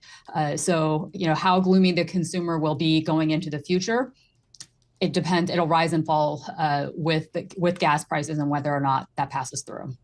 Joanne, thanks so much for joining us. Really appreciate getting some of your time. Joanne Shu, Surveys of Consumers Director at the University of Michigan. Here's a story that I think for Alexis and you, Isabel, might be of interest. New York City's Rent Guidelines Board voted to set 0% to 2% range for rent increases for one-year leases and a 0 to 4% range for two-year leases. The preliminary range puts Mayor Mamdani's pledged freeze within reach, with the final decision to be made in June. The potential freeze is highly contentious, with landlords and business groups arguing that rental income hasn't kept up with soaring expenses, while tenants are grappling with higher rents. Well, this is for rent-stabilized apartments, though, right? Or for everything? I don't know. I got so excited. I'm not renting anything here, but for I'm a lot a renter. Of people, yes. It sucks. Yep. Because so now we're thinking again if we're going to move, and you have to think of the current price not as a static price, obviously. You have to think about, okay, in the second year, it may increase X, Y, Z, and can I afford that? I mean, affordability, I've been in the city for 40 years. Alexis, you've been in the city forever. Oh, forever. Your whole entire life. Yep. It has always been an issue.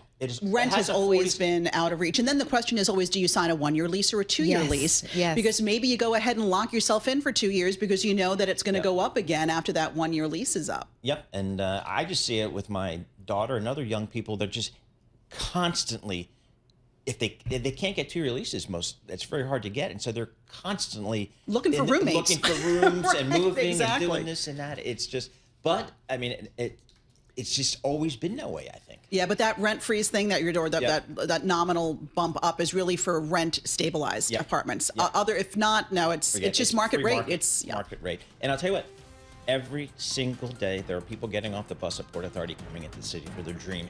Again, they've been doing that since the beginning of time. Nothing's changed. I don't care what happens. You can't keep this city down. People keep coming. And I think that's a good thing. But it results, one of the costs is cost of living. S&P up 50 points. The Dow up 100 points. The NASDAQ up 300 points. That's 1.1%. This is Bloomberg.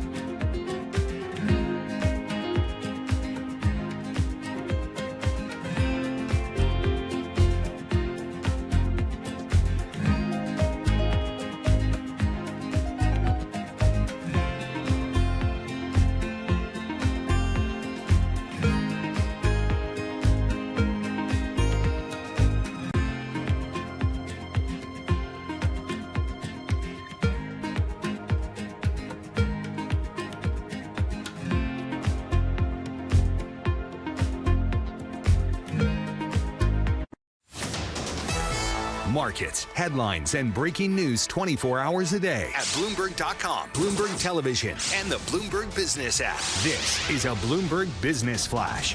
10:21 on Wall Street. I'm Alexis Christophorous from the Bloomberg Interactive Brokers studio. Stocks are getting a lift after a stronger than expected April jobs report that's helping to offset escalating tensions between the U.S. and Iran. Right now, the S&P 500 is up 56 points. Dow Jones Industrial Average up 100 points at 49,697. NASDAQ Composite up 330 points now at 26,140. Brent crude now above $101 the barrel. West Texas Intermediate at 95.40 the barrel. The Bloomberg Dollar Spot Index down 0.1%, 1188.45. The 2-year yield 3.88%. The 10-year at 4.35%. Taking a look at shares of Airbnb, up 2.5%, topping Wall Street's first quarter revenue estimates, but falling short of earnings expectations. The online rental company saw a rise in cancellations in the Middle East due to the Iran war. Shares of Expedia sliding nearly 9% after the online travel company forecasts tepid gross bookings for the second quarter, though Expedia did say it expects healthy demand for this summer's FIFA World Cup.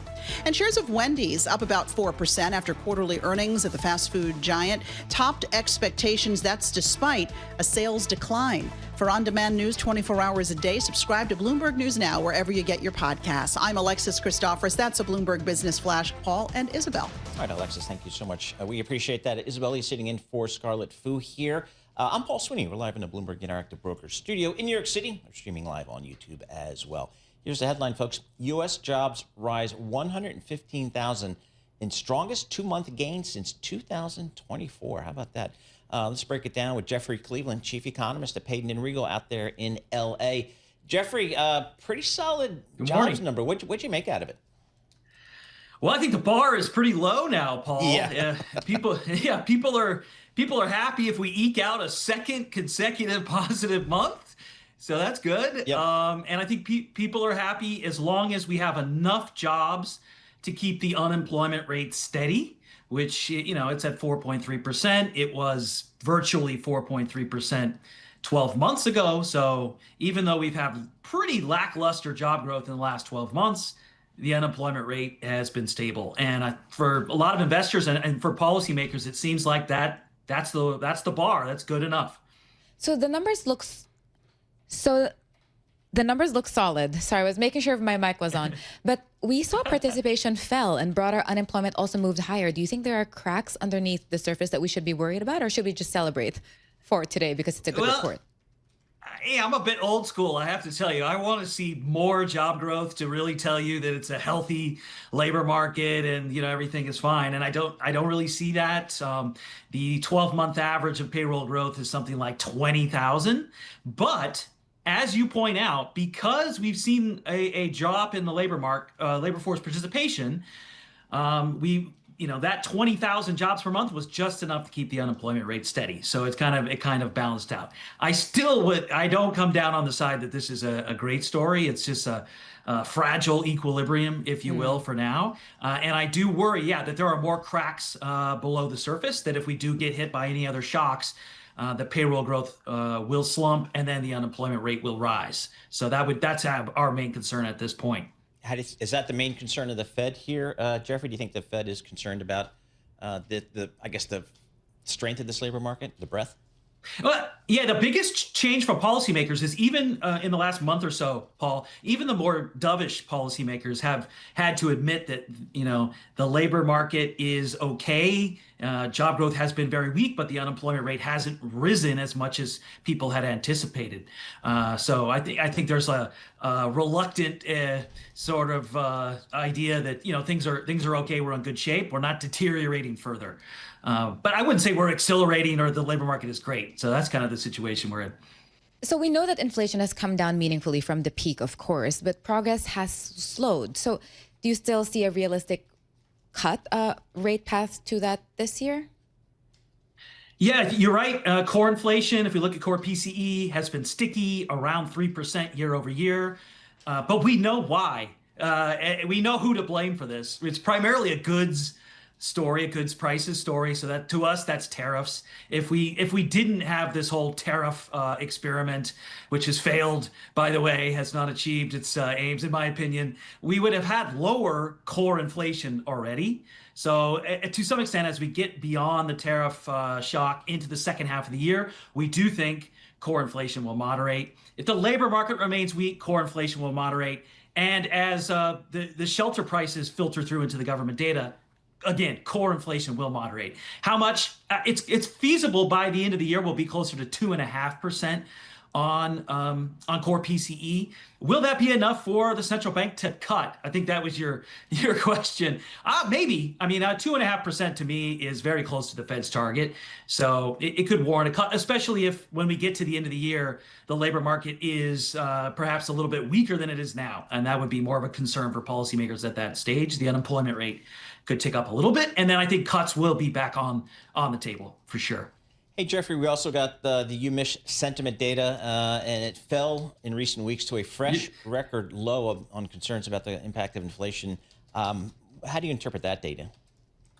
Yeah, we always say, watch what the consumer does, not what the consumer says. The consumer has been saying it's unhappy for years, really. I mean, consumer sentiment surveys have been weak for quite some time. But consumer spending, as you know, has been pretty resilient. Our concern, though, Paul, would be, with average hourly earnings, let's call it 3.5% in nominal terms. With higher energy prices, your headline inflation is going to be a bit higher. So your real earnings, your real wages are going to take a hit here. And we suspect that might translate into a bit weaker consumer spending in the months ahead. So that's another reason that makes us a bit more cautious on saying everything is great here. We are seeing the S&P set for an annualized gain of 20%, according to Bank of America, and it's really racing towards a fourth year of double-digit gains. And markets have largely shrugged off geopolitical risks. Do you think that there are underlying economic headwinds that investors are probably underpricing? Oh, absolutely. I mean, equities typically rise until, it's obvious that we're in a downturn. So that, we saw that in 2007.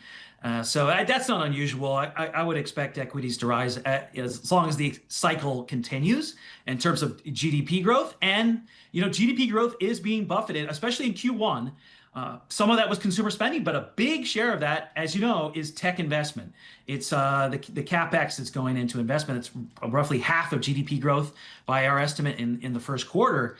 So that's keeping the economy going. I think that is also driving a lot of earnings. So that's playing out. I think underneath, though, there are signs of weakness we talked about with the labor market. But I think the equity market will ignore that until it's very obvious. That would mean very obvious would be a rise in the unemployment rate, something north of 4.6, 4.7. And then I think people will start to take notice. Stability in the unemployment rate the last 12 months, everyone thinks it's fine. All right, Jeffrey, thank you so much. We always appreciate getting a few minutes of your time. Jeffrey Cleveland, he's the chief economist at Payden & Regal, joining us via Zoom from Los Angeles. Let's get back to the geopolitics front and center here. I think this headline you can go to, if you're on the Bloomberg terminal, NI space Iran gives you all the Iran news collated there. So that's a cool function there. The one that jumps out at me is Iran, U.S. involved in Hormuz clashes with deal response awaited. So as we wait for Iran to respond to the peace plan, or the term sheet, if you will, there's still some clashes going on. So let's get the latest reporting. Tyler Kendall, Bloomberg Washington correspondent, joins us here. Tyler, what's the mood in Washington, D.C.? What are kind of the next steps here as we try to move towards some type of de-escalation there? Well, Paul, as you're mentioning, these fast-moving headlines this morning outlining that there have been clashes from both sides, particularly when it comes to the Strait of Hormuz. In Washington, the line as of now is that they are still working towards a diplomatic solution. President Trump saying yesterday that the flare-up that we've seen in the fighting doesn't constitute a violation of the ceasefire. And we also heard from Secretary of State Marco Rubio speaking earlier today to reporters saying that the U.S., quote, should get a response from Iran at some point today. That does track with Bloomberg News' reporting from earlier this week. On Wednesday, sources told us that Iran was essentially going to respond within 48 hours via Pakistani mediators, though so far we haven't gotten indications that that response is imminent, though Iranian state media did say that officials are reviewing that latest term sheet, as you dubbed it, this one-page memorandum of understanding. But at the moment, escalation does feel like it is very much on the table, even as the White House does say that progress is being made. Yeah, it's a little tough to read whether it's a real ceasefire or a conflict is escalating. Do you think, Tyler, that with Trump's mix of diplomacy and pressure, are we actually closer to a deal, or are we closer to maybe a wider conflict? That's the big question at this point. If you ask the administration, they say that they are making progress, Isabel, when it comes towards perhaps a firmer agreement. We know that the latest U.S. proposal feels similar to something that Iran had put on the table the other week. That would see a gradual reopening of the Strait of Hormuz and the U.S. lifting its naval blockade. That would then give way to a 30-day window for negotiations on Iran's nuclear capabilities. And it is that latter point that the two sides still feel pretty distant on. When we hear Iranian officials, at least publicly, they have maintained that at the moment there are no concessions related to the country's nuclear program. And that's really what appears to be at least one of the main sticking points right now when it comes to these talks. We did hear from Iran's foreign minister earlier today. He posted on social media saying, quote, Iranians never bow to pressure, whether or not that was in reference to the flare-ups that we've seen, including that the U.S. military did confirm overnight that it hit Iranian military targets in retaliation for Iran going after U.S. naval vessels in the Strait of Hormuz, or if that's under the threat from President Trump, in response to the threat from President Trump, that the U.S. could resume military operations if Iran does not come to the table in a more meaningful way. Tyler, you mentioned we had heard from Secretary Rubio earlier. Is there a sense that he's trying to maybe take a bigger role here? Because any peace discussions have typically been driven by Jared Kushner and by Stephen Witkoff, the special envoy to the Middle East. Who's representing the U.S. these days? That's an interesting point, Paul, though, when Secretary Rubio did brief the press earlier this week in the White House briefing room, seeming to take on more of that role to answer questions. He did maintain that Special Envoy Steve Witkoff and the president's son-in-law Jared Kushner are still the two leading voices when it comes to these negotiations. So far, the U.S. has said that they're not prepared for another round of talks to happen in person. It is our understanding that the back and forth, including through Pakistani mediators, has been done at this point over the phone. President Trump was asked earlier this week if we should expect another round of in-person talks, and he said at this point it was, quote, too soon. But then yesterday he also said that a deal could come at, quote, any time. So it's hard to gauge exactly where the progress is, though at this point the White House maintains that it's very simple for them. They want this to be a defensive mission from here on out. They only are going to strike Iran if Iran strikes first, and they want to get closer to a diplomatic solution. Tyler, thank you so much for your reporting. We always appreciate it. Tyler Kendall, she's the Bloomberg Washington correspondent for Bloomberg News, and she's based down there in our Washington, D.C. studio. Just to get a sense of what's the markets, how's it viewing kind of the situation around, I looked to oil, and it's pretty calm today. We got WTI crude oil up 60 cents to about $95, and Brent up about $1.50. That's 101.50 on Brent. Also fairly steady there, suggesting maybe a little bit of calm here as we wait for a response from Iran to see where the next steps may take us here. S&P 500 up 50 points. The Dow up 75 points. NASDAQ up 290 points.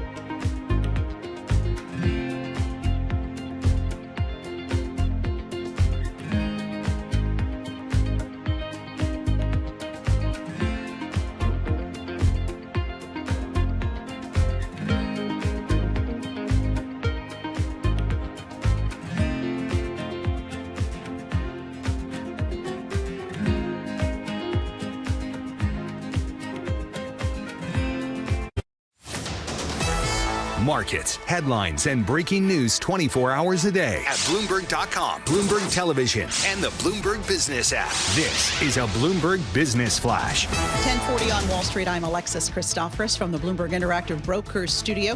Stocks are getting a lift after hiring in April blew past expectations with 115,000 jobs added. The unemployment rate held steady at 4.3%. Tech stocks leading the advance today. The S&P 500 up 55 points. Dow Jones Industrial Average climbing 148. The NASDAQ Composite rallying nearly 300 points, a gain of more than 1%. Brent crude at now 101 the barrel, up about 1%. West Texas Intermediate is little changed at 94.85 the barrel. And yields are a bit lower this morning. 2-year yield 3.88%. The 10-year down 3 basis points at 4.35%. We've got shares of CoreWeave on the move today to the downside. It's off more than 12%. The cloud provider widened its loss in the first quarter and said higher component costs will push up the cost of its data center build out. Shares of Trade Desk tumbling about 6% after the advertising tech company posted first quarter earnings that missed expectations. It also gave a second quarter forecast that was weaker than expected. But we have got Monster Beverage rocketing up 14%. The energy drink maker said international sales were up nearly 45% last quarter, helped by the weaker U.S. dollar. And since we mentioned it, the dollar is on pace for its second straight weekly loss. Right now, the Bloomberg Dollar Spot Index down nearly 0.2%, 1188.26. For on-demand news 24 hours a day, subscribe to Bloomberg News Now wherever you get your podcasts. I'm Alexis Christoforous. That's the Bloomberg Business Flash. Paul and Isabel. All right, Alexis, thank you so much. We appreciate that. Isabel Lee sitting in for Scarlett Fu here. I'm Paul Sweeney. We're live in our Bloomberg Interactive Broker Studio, streaming live on YouTube as well. A lot of earnings flowing out here, including some of the tech companies and some of the online travel places as well. So we want to check in with Mandeep Singh, Global Tech Research Head for Bloomberg Intelligence, joining us here. Hey, Mandeep, we talked about Uber a day or so ago, and we had the Lyft numbers came out. I see the stock company kind of missed estimates here. Give us a sense of what is going on operationally with Lyft. We know things are going pretty darn well at Uber. How about at Lyft, and where do they fit in going forward, do you think? I mean, all these companies right now have to look at, the scale of AV rides from Waymo and how fast Waymo could, go from here. Right now, they are doing 500,000 rides across the U.S. in more than 10 cities. And I think that's where you're starting to see an impact. I mean, like Uber and Lyft still are growing double digits, but when you look at the take rates, you're starting to see some sort of pressure. And they've been talking about, partnerships and alliances. In the case of Lyft, they have partnered with Waymo in one city, Nashville, and they have partnered with Baidu in London. But that's not going to be enough if we are talking about Waymo ramping up the way they have been. They've almost doubled their rides over the past 12 months. So that's where you will start to see challenges emerge when it comes to the business models of both Uber and Lyft, which has been asset light so far, but they have to start thinking about how they add more AV capacity on their platform. Mandeep, another thing that caught my eye is management saying premium rides are growing 35%. Is this becoming a real margin and revenue driver for the company? All I know is when I take Uber or Lyft, I pick the cheapest option, but I guess some people take the premium ones.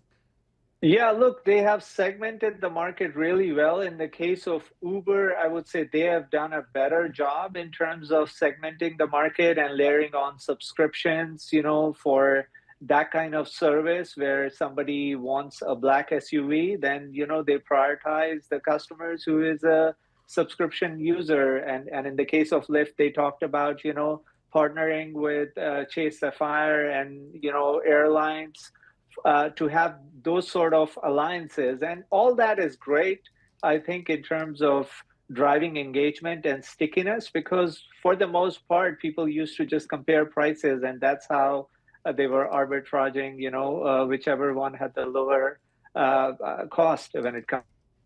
Should somebody to a particular ride? Should Lyft just sell itself, Mandeep? It just doesn't feel like they can scale here vis-a-vis Uber. What do we do with this thing?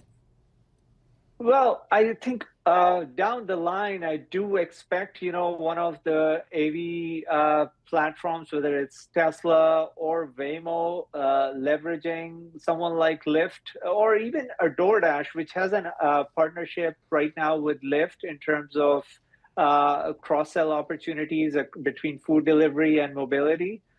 So DoorDash is a great example of a company that has scaled really well on the delivery side, is making that pivot to agentic AI use cases. And so, for them, it would make a ton of sense to expand into, ride sharing with an acquisition, as they've done with their acquisition of Deliveroo in the UK. So I do think, that combination makes a ton of sense. And we can go to Airbnb because they also raised their full year outlook, but profits still missed because spending jumped. What do you make of the balance they're doing right now? Because I know they're expanding into hotels, airport pickups, and a lot of other add-on services. I mean, Airbnb's big advantage has been that they get a lot of direct traffic, and they are a verb, similar to what Uber is on the ride-sharing side. So the problem they're trying to solve for is the saturation in that alternative accommodations market. So they had to expand in new categories. It sounds like hotels and possibly, layering on some ride-sharing services or airlines would make a ton of sense. But they also have to cater to this agentic shift that is happening. So I think platform level, there will be some changes, but clearly they have the stickiness when it comes to the hosts they have on the platform and the inventory they have when it comes to, exclusivity on Airbnb's platform. So Airbnb, I mean, they actually boosted their sales outlook, but Expedia had some problems there. Is that an Expedia-specific issue, or is that just people doing more on Airbnb, maybe less on Expedia? I mean, all these companies have a big catalyst in FIFA World Cup, for the second half. And we know these big events drive a lot of demand when it comes to, platforms like Airbnb. Even, Uber and Lyft will get a boost during that quarter. So there's no doubt that, no matter what the macro situation is with higher gas prices and what's going on, the FIFA World Cup will be a big event, and all these companies should do well, in terms of catering to that demand. I mean, the Jersey Shore mansion is only about an hour and 10 minutes away from MetLife Stadium. I'm just saying. I'd love to visit. Yeah, let's check it out. What about, so airlines and other travel companies are warning about softer demand, but Airbnb sounds pretty optimistic. Why do you think it's holding up when you made the point earlier that they have direct access to these companies, whether airlines or hotels? Yeah, look, I think when it comes to the supply side, Airbnb still has some exclusive supply. Like you could say, I would go across different hotel chains depending on whoever is offering a lower price.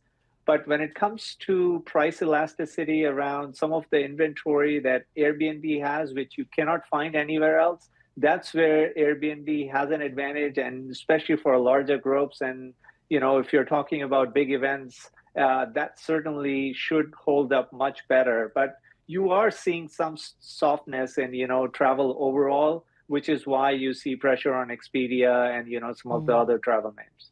All right, thanks so much for joining us.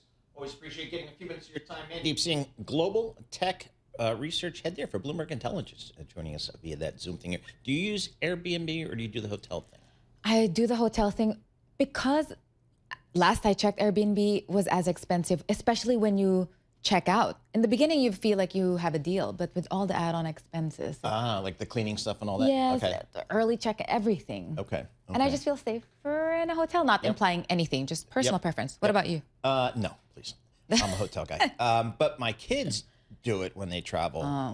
They just, again, they arbitrage, wherever they go, they arbitrage. What's the hotel that I would want to stay in? But they, like my daughter travels all over the world doing crazy stuff. So, but she and her friends, they're all on top of it. So they know how to travel much better than I do. We need them for advice. Like I'm doing it next week when I go to San Francisco. I'm going to the Four Seasons. I'm not messing around. I'm, in we all policy, wish to be policy. We all wish to be Paul and go to Four Seasons. There you go. Cottage Grill. We'll get dinner in San Francisco and that'll be it. All right, we're going to have more coming up. This is Bloomberg.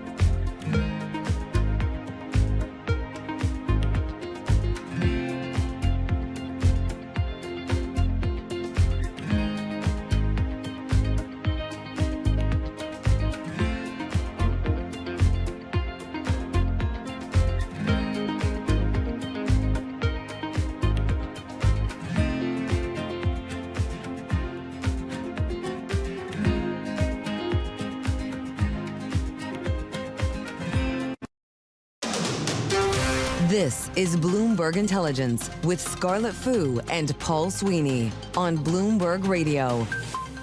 All right, Isabel Lee sitting in for Scarlett Fu. I'm Paul Sweeney. We're live here in our Bloomberg Interactive Broker Studio, streaming live on YouTube as well. More earnings.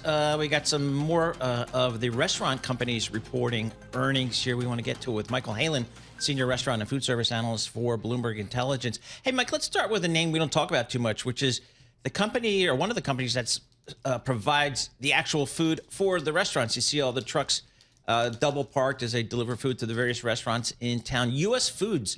Talk to us about that company and what did they report? Yeah, more of the same. I mean, this is one of the best run food service distributors in the country. They're looking to grow sales a little bit through M&A, but also with improved technology for their customers. They're shifting to a 100% commission-based sales plan to kind of motivate them to sell certain things, but particularly branded products, which can boost margins. Just a really well-run company that's taking share slowly and steadily in the food service business. So, I mean, again, U.S. Foods Holding, this is a company that I rarely look at, but I should, because I see their trucks everywhere. $19 billion market cap. It's got about 30,000 employees based in Rosemont, Illinois, but they provide food to a lot of restaurants around the country. Again, the stock's up 14% year to date, up 20% on a trailing 12-month basis. It's a great report, actually. Can you talk to us about international growth? Is it becoming a bright spot, and can that offset some weakness they're seeing in their business? So U.S. Foods is 100% U.S. based. Oh. Yeah, so they are. They've done a good job, like I said, of taking share here in the United States. That's been their focus. That's one of the. One reason why investors do like this name, because the U.S. economy has been more resilient than, say, a place like Europe, especially with the higher inflation that they've seen over there. Also, this company is pretty well positioned in market downturns. So when people tend to cut back, they have a larger percentage of their business that's dedicated to government, education customers, hospitals, and those types of customers have these fixed and dollar cost contracts, which basically are indexed to inflation. So as inflation goes up, margin dollars are protected, and those businesses, that I mentioned, typically don't decline when the overall economy declines. So this tends to be a safer bet when the restaurant industry falters. We had a big debate internally here this morning on Bloomberg Surveillance about best French fries, and Wendy's got a lot of support here. Talk to us about the Wendy's profit earnings release they had. Yeah, Wendy's was a disaster. It's been a disaster all through, throughout last year. There was some hopes for a turnaround in results, or maybe just, from bad to less bad, and it didn't materialize in the quarter. They're saying the right things on the call, but this company has had a lot of negative momentum. Chicken was always a big part of their offering, and now everybody's in that game. Discounting is ramping up across the industry. This is the most aggressive I've seen McDonald's in my career. So all of that is going to make the turnaround at Wendy's much more difficult to execute. I'm a big fan of the Baconator, too, so I hope they pull through here. One more before we let you go here. Texas Roadhouse. I know, reading your research in the past, they're trying to strive value here, and that seems like a pitch that would work in today's economy. Yes, you're right, and it does. And the way we look at value is what you get for what you pay, and nobody offers you more value on the plate than Texas Roadhouse. You go there, you get unlimited bread, you get massive portions, all for a reasonable cost. Look, management said that they're seeing some people trade down to cheaper cuts of beef or even to chicken and pork. They're cutting back on drinks, but they're making it up in traffic.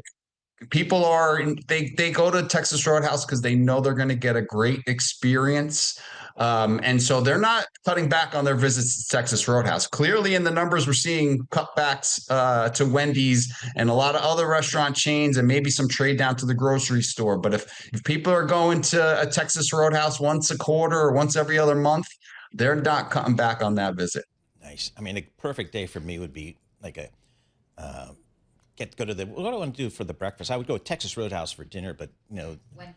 Yeah, do some of that. There's a lot of ways. And then Wendy's fries. Yeah, exactly. Michael Halen, thanks so much. We appreciate it. Senior restaurant and food service analyst for Bloomberg Intelligence, covering all the restaurants. And we like talking to Mike because he really knows about the restaurant industry. But the restaurant industry is just one of those, I think, those data points that gives you a good sense of how the consumer is doing. Where are they? Are they dining? Are they dining more, less? Where are they dining? Because the restaurant industry, and Mike's research, segments the market so well. The high end, maybe steakhouses, and maybe some of the fast, all the way down to fast food and everything in between. And you also have the high end offering smaller servings because people are on a diet and are weight conscious. And the GLP-1 thing it's a thing. I mean, people are eating less, and it's a big issue. So you got to pay attention. And healthier. And healthier. Skip the bread basket. And they're also skipping booze, I understand. Doing skipping because booze. they're doing the gummies. That's what I'm. Oh, wow. That's what I think is happening out there. For our listeners in the U.S., a reminder: you can listen to us via satellite radio on Sirius XM channel 121. Access the world's only global audio business network, coast to coast, 24 hours a day. Bloomberg Radio on Sirius XM channel 121 is presented by Golden Crest Metals. Stay tuned for the latest market news and industry research. The next hour of Bloomberg Intelligence starts in just a moment with stocks higher. S&P up 0.8%.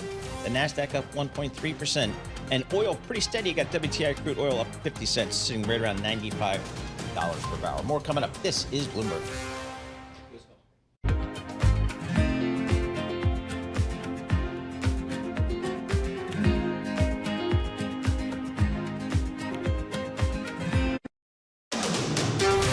This is Bloomberg Intelligence with Scarlett Fu and Paul Sweeney. Concern about rising prices spooking investors. What does renewables investment look like in the U.S.?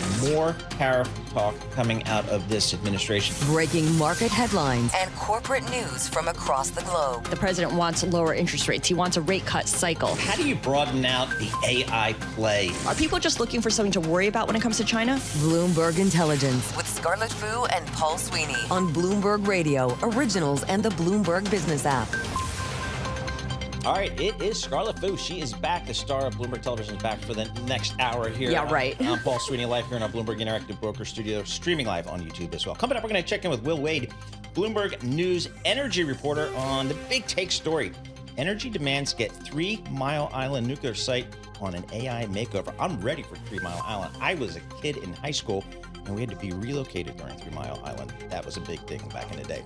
Amy Glazer, Senior Vice President with Adecco U.S. on the April jobs report. Jobs report came in some pretty darn strong there. It's Friday, which means we talk municipal bonds. You're darn right we do. Eve Lando, Portfolio Manager, Managing Director at Thornburg Investment Management, going to join us. Eric Balchunas, we're going to talk Philly cheesesteaks with him, and maybe there's probably an ETF for cheesesteaks, so we'll talk to Eric about all things on the ETF business. He is the expert. But right now, let's kick this hour off. Charlie Peltman, Bloomberg Business Flash. Hi, thank you very much. We are on track for yet another week of gains. If that happens, it will be 6 in a row, just about the best level of the day right now on the S&P 500 index. Stocks continue to push higher. Jobs Friday and signs of labor market strength are driving stocks to records, bolstering speculation that the U.S. economy does remain resilient in the face of an energy shock triggered by the Iran war.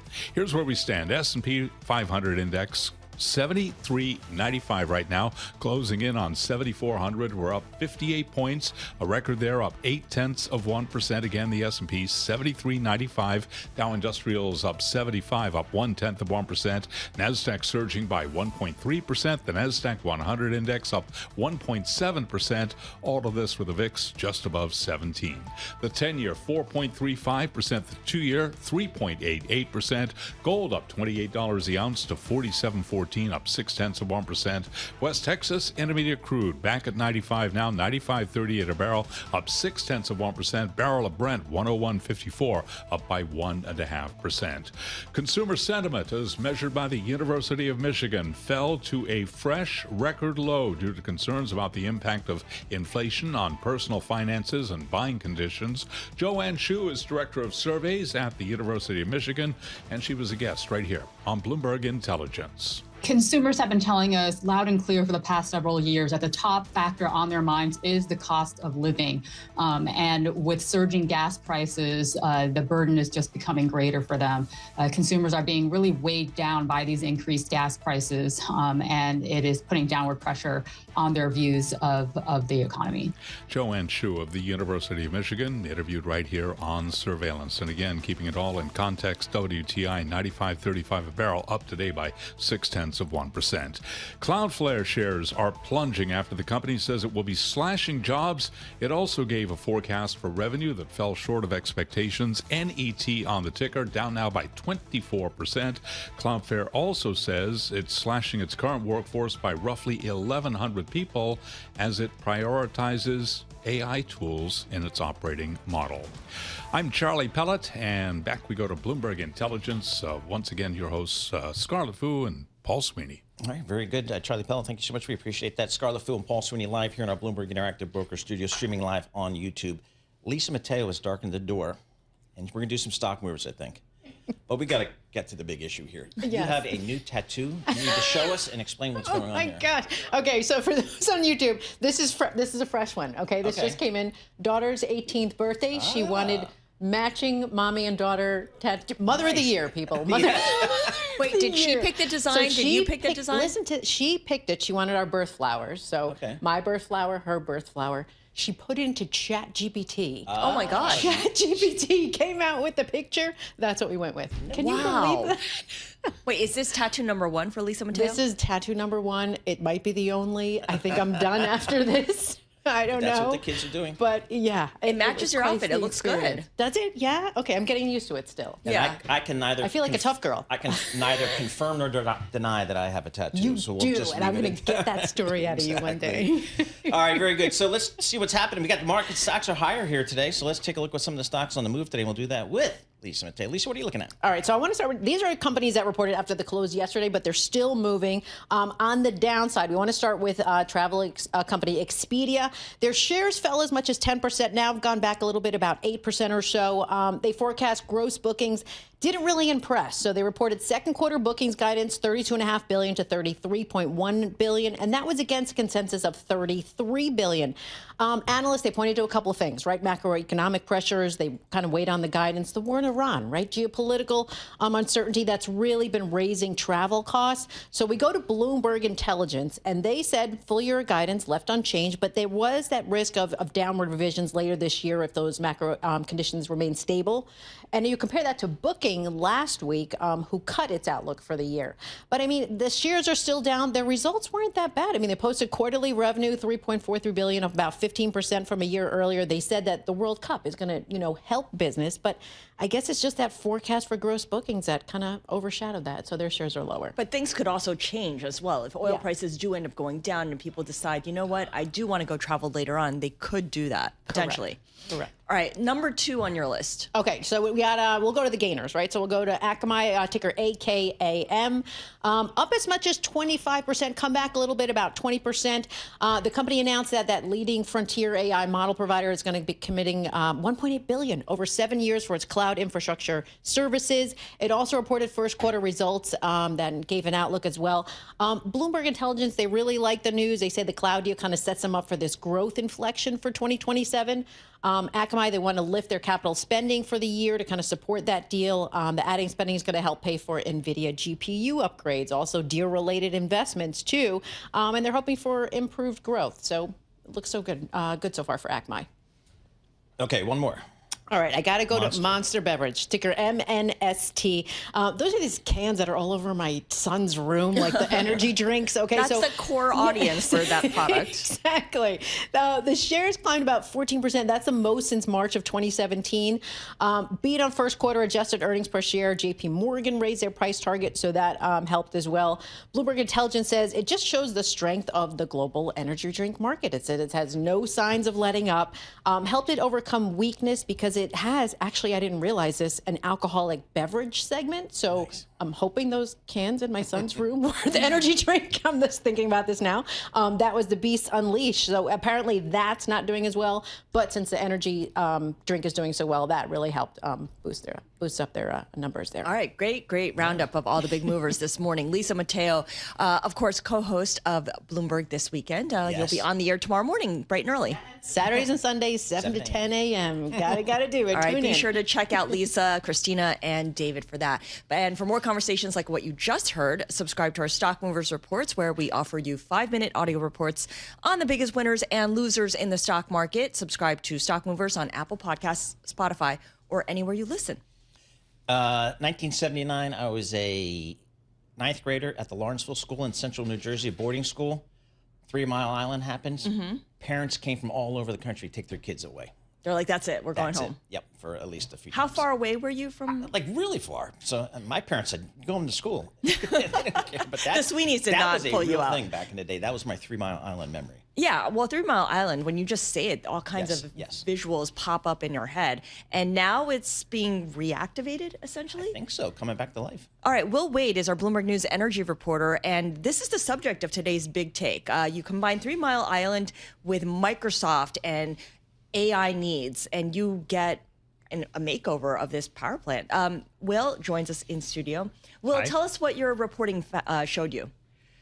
So AI is just supercharging the demand for electricity. They want so much electricity. They want as much as they can get it, and they want it yesterday.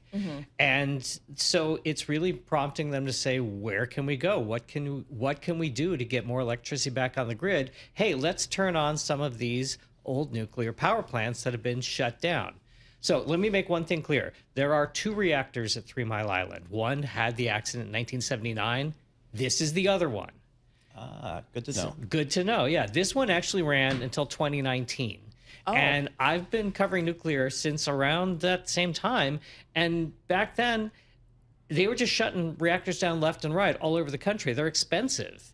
And the market just didn't want them. Renewables were getting cheaper. We got so much natural gas. And the expensive nuclear plants, they were like, I guess we don't really want that. So they shut down a whole bunch of them. So 3 Mile Island is one of 3 that they're actually working to restart. How long does it take to restart a nuclear reactor? Long time. Long time. Long time. So this is going to take, it's a years-long project. They announced it in 2024. They said the work could be done by 2027-ish. Initially, they said they couldn't connect it until 2028 because actually part of the project is you got to get all the paperwork done to start sending electricity back to the grid.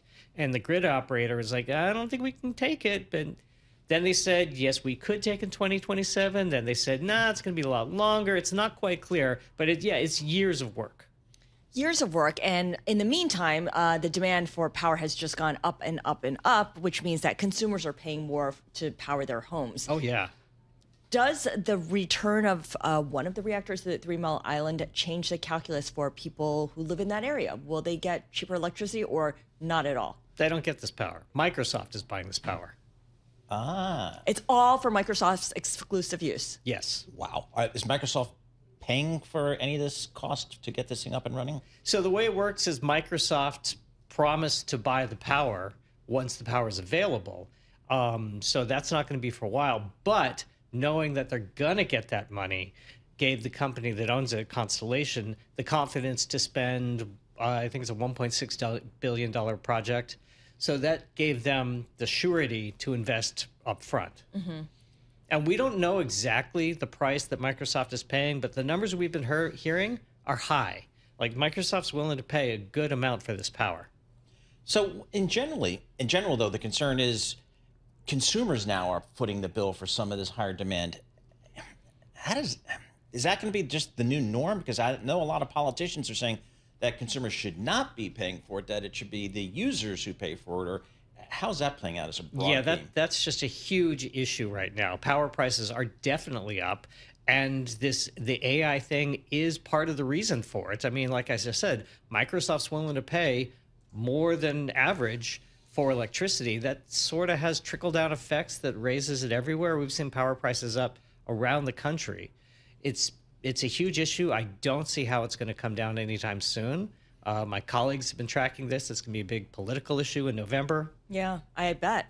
Now, the reopening of this nuclear reactor, does that mean a lot of jobs coming back to the area? Yes, lots of jobs. Yeah, the people in the area are really happy about it.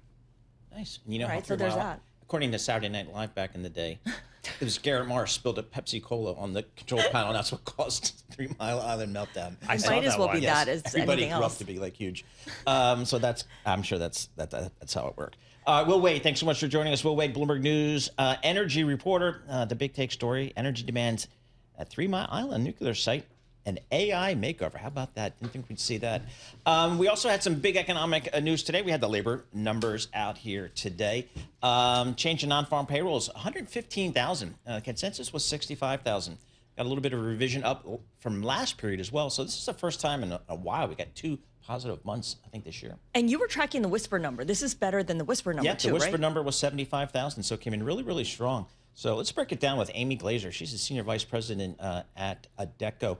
Amy, what did you make of the labor market? It seems pretty resilient at this point. Yeah, so the labor market just told Wall Street it was wrong, almost by double.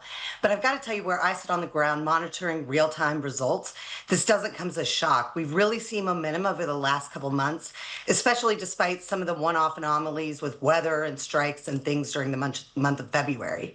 So the minimum we've been tracking pointed exactly towards the results we saw this month. So tell us a little bit about what you've seen in terms of industries experiencing the most gains and, in this report, and also what you see from your point of view at Adecco. Yeah. So healthcare has been the engine consistently, and transportation and retail both picked up in April too. The more interesting signal we're tracking is that small business has finally started growing again, and ADP reported it this month as well, which is great news for positive momentum and confidence moving forward. What's the feeling that when you talk to your clients and just employers in general about AI? Is it a net job creator, destroyer? It matters on your time frame. What's the AI narrative now? Right now, we're seeing it as more of a break-even point. So nobody's been able to really quantify any direct losses. And just as you were speaking about earlier, we're actually seeing job creation in certain areas and data centers being opened. So it's a wait and see kind of moment. Employers are really focused on enabling their colleagues to use AI to improve productivity. So I anticipate we'll see productivity gains in the future as well. But it is top of mind for every client I speak to. In fact, I'm headed out next week for AI training within my own company. Yeah, there's a lot of companies investing in that AI training and hoping that the employee base can really capitalize on this new technology. Of course, you have a whole group of people who are familiar with this technology, the class of 2026. They're getting ready to graduate if they haven't already, and they're looking for jobs. How do they navigate today's hiring landscape, given that they know how to use AI, but the jobs that they are applying to are not available because AI can do it for them? Yeah, I do have to say, recent college graduates are having a bit of a tough time lately. I anticipate more openings coming available this summer as the class gets ready to graduate. But it's really about attitude and aptitude. So those students that are willing to highlight their experience and their aptitude to learn and grow are really going to gain the competitive edge. There's a lot of noise out there. So oftentimes we're returning to grassroots, skill marketing yourself out there, actually calling employers is where we're seeing some traction. Immigration has slowed dramatically. Amy, how are we seeing that in the labor market? We're not really seeing any real big impacts right now. I think what we're seeing more is really where the jobs are moving to. So the West and the South have been very hot, while you see the Northeast, where a lot of the professional jobs are kind of stalled and slowing. So really monitoring where the people are moving and where the jobs are being created. And we're seeing that very strongly in the West and the South right now. Amy, are there any industries that are hiring but can't find the right people with the right skill set? Absolutely. We still have the skilled trades gap and the worker shortage there. So employers are really focused on upskilling their current workforce. We continue to see retirees, especially in the manufacturing sector, return to work. Healthcare as well continues to boom and continues to support the labor market, and there is a shortage of workers there. All right, Amy Glazer, Senior Vice President with Adecco U.S. on the April jobs report. Again, 115,000 jobs added to the U.S. economy for the month of April, much higher than the consensus estimate, as well as the whisper number. Average hourly earnings on a month-over-month basis came in a bit softer, but year-over-year up 3.6%. And unemployment, Paul, unchanged at 4.3%. Pretty solid number. I think the Fed's going to like that one. This is Bloomberg Intelligence on Bloomberg Radio.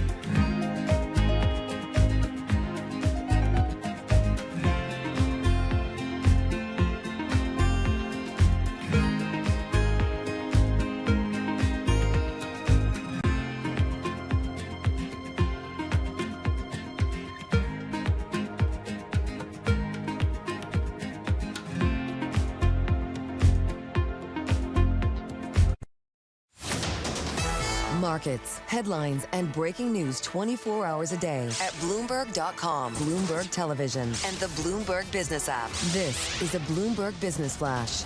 It's 11:21 on Wall Street. We do check markets all day long here at Bloomberg. We have got the S&P 500 index trading at a record 73.91, closing in on 7,400. This Bloomberg Business Flash is brought to you by Golden Crest Metals. Inflation, tariffs, and volatility have some investors turning to gold for stability. To get a free gold and silver info guide and learn how to add metals to your IRA or 401k tax and penalty free, go to goldencrestmetals.com/guide. That's goldencrestmetals.com/guide. Signs of labor market strength driving stocks higher. The S&P up 54 now, up 0.7%, on track for a 6th winning week of gains. We've got the Dow fluctuating, but up 26 right now, up under 0.1%. NASDAQ up 339, up 1.3%. The NASDAQ 100 index up now by 1.8%.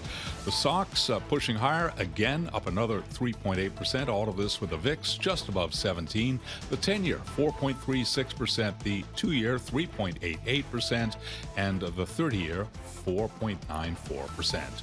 Gold up almost $20 the ounce to 47.06, up 0.4%. And West Texas Intermediate crude up 0.8%, 95.60 a barrel on WTI. After earnings, Airbnb up 3.1%. It has boosted its annual forecast on robust bookings in the major markets in the U.S. Also after earnings, Expedia Group posted quarterly revenue that came in slightly ahead of estimates, but Expedia shares, they are slumping now by 7%.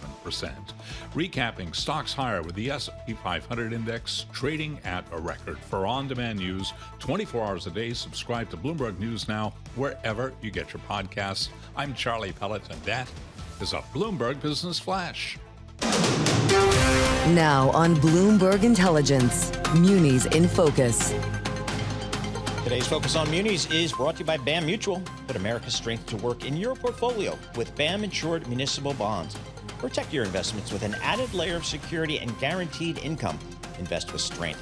Build a stronger tomorrow with BAM Mutual. It is Friday. That means we go Munis. We do it like nobody else, folks. Eve Lando joins us here, portfolio manager and managing director, Thornburg Investment Management. Somehow they scam the system, and they're based out there in Santa Fe, New Mexico. I still haven't figured out how that works. Eve, thanks so much for joining us here. How's the muni bond been performing this year? There's a lot of crosswinds, a lot of black swans out there for investors to deal with. Absolutely, Paul. Scarlett, thank you for having me. And Paul, you're welcome in Santa Fe at any time. Yes. So, yes. Well, munis, think of the sector as not isolated, but well insulated. So we've had an interesting first quarter for sure, but things are improving. And the inflows show that the interest is insatiable in this sector. We're seeing a lot of inflows, which is fantastic for our funds. There's a lot of interest in our Thornburg Muni products. Our intermediate fund, THMIX, is seeing over 100 million coming in year to date. Same interest in separately managed account and limited term funds. So things are okay in Muniland. They're okay, Muniland, but you had kind of a volatile first quarter, and I really like your comparison, Eve, where you talk about how it was like Game of Thrones for the first quarter. Just walk us through what you mean by that. Sure, Scarlett. Big fan of the books. Love it, love it. And as readers, we always want more. We always want to end as well as it started.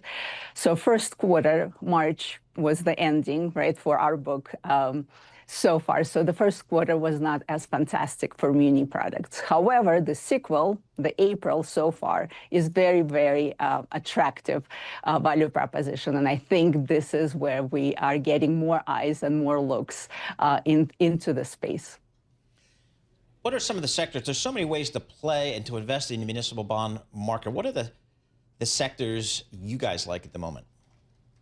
Yeah, Paul, you're absolutely right. In munis, we have so many different flavors. It is certainly not one for all, and we're not necessarily across the sectors moving in tandem. We are bullish on things like essential services. power generation, water and sewers, those are fantastic. We also have a lot of interest in charter schools. That sector performed very well and has very good, strong management behind it. So those sectors we are liking and adding to that. There are, of course, sectors that we're neutral on, local government, states.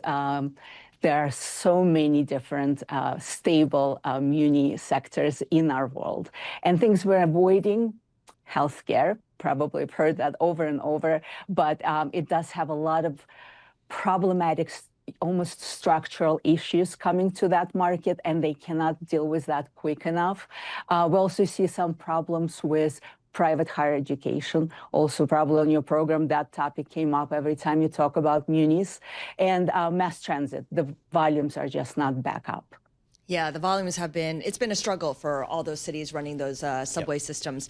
One thing I want to get your take on is what demand will look like with all these different states in the U.S. starting to pass, or at least think of passing, millionaires' taxes or wealth taxes. What does that mean for demand for tax-free municipal bonds?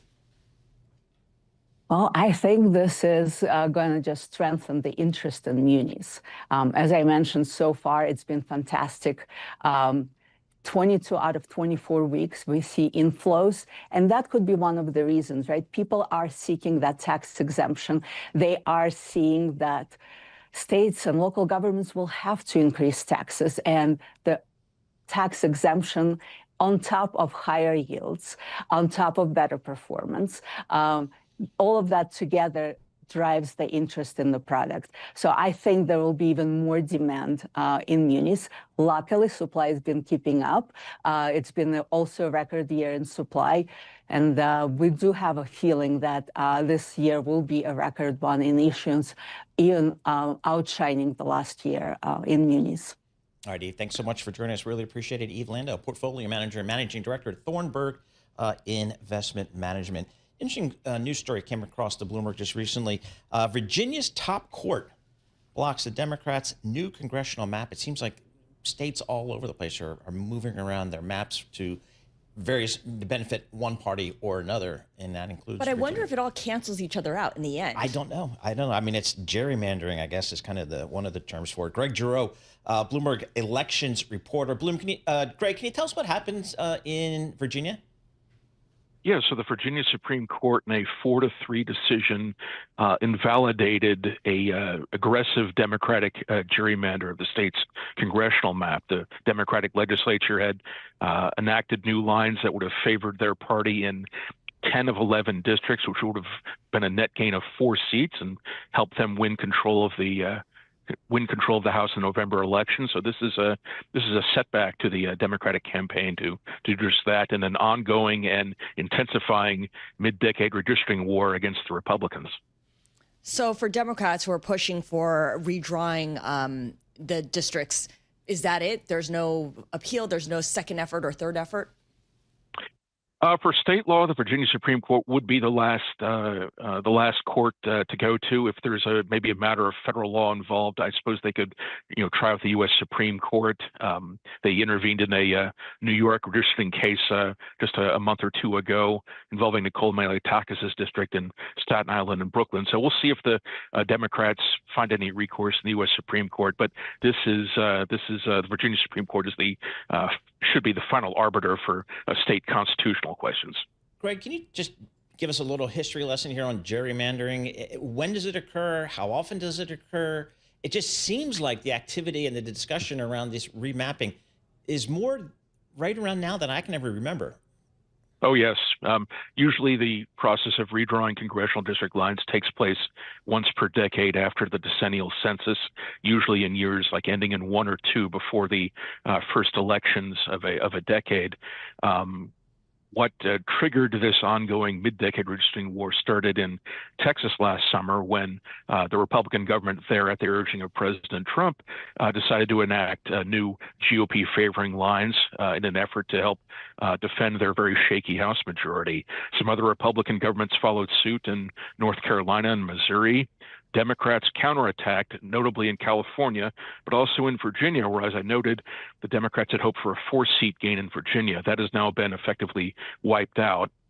And some other states some other Republican states are trying to redraw lines in light of a U.S. Supreme Court decision last week that curtails the use of race in redistricting. The big question will be how much will really all matter in the midterm elections. The redistricting wars may turn out to be somewhat of a partisan wash at the end of the day. Are there any other redistricting efforts that are pending right now that could affect the midterms? Yes, Tennessee's Republican government district, a compact black majority district in the Memphis area. South Carolina Republicans are looking at redrawing lines. Louisiana, that was the state that was at the center of the U.S. Supreme Court decision last week. Louisiana Republicans are looking at eliminating at least one of the Democratic districts there. So a few more states may try to shoehorn in new lines before the November elections. A lot of state candidate filing deadlines have passed, so it might be hard. Some of the new maps are going to face court challenges. The Tennessee map already has a challenge filed in the last 24 hours by the NAACP. So the courts will be the final arbiters in some of these cases. But we still may have a couple of states left to try and get new maps in before the November elections.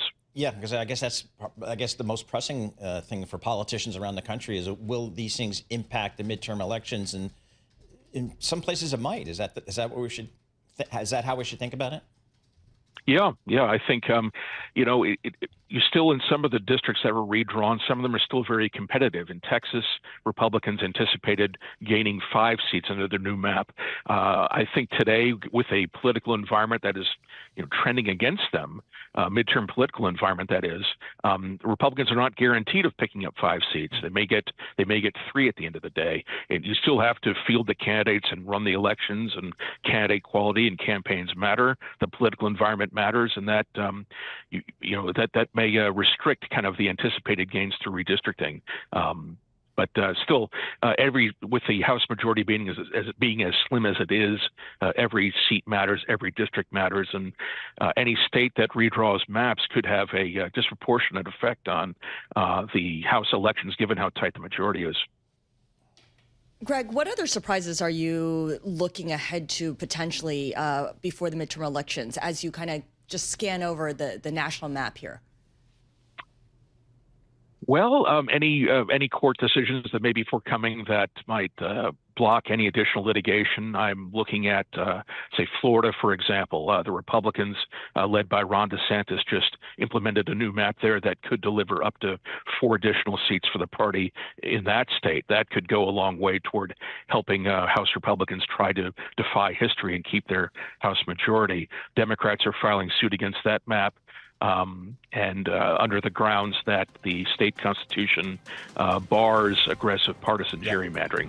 We'll see what the court says there, but what do the courts say? That's one big thing I'm watching. All right, Greg, thanks so much. Appreciate it. Greg Giroux, Bloomberg elections reporter. Yes, we have an election reporter for just reasons like this. Greg knows every district in every state. It's an uncanny skill and knowledge base that he has, so we appreciate getting him in some time.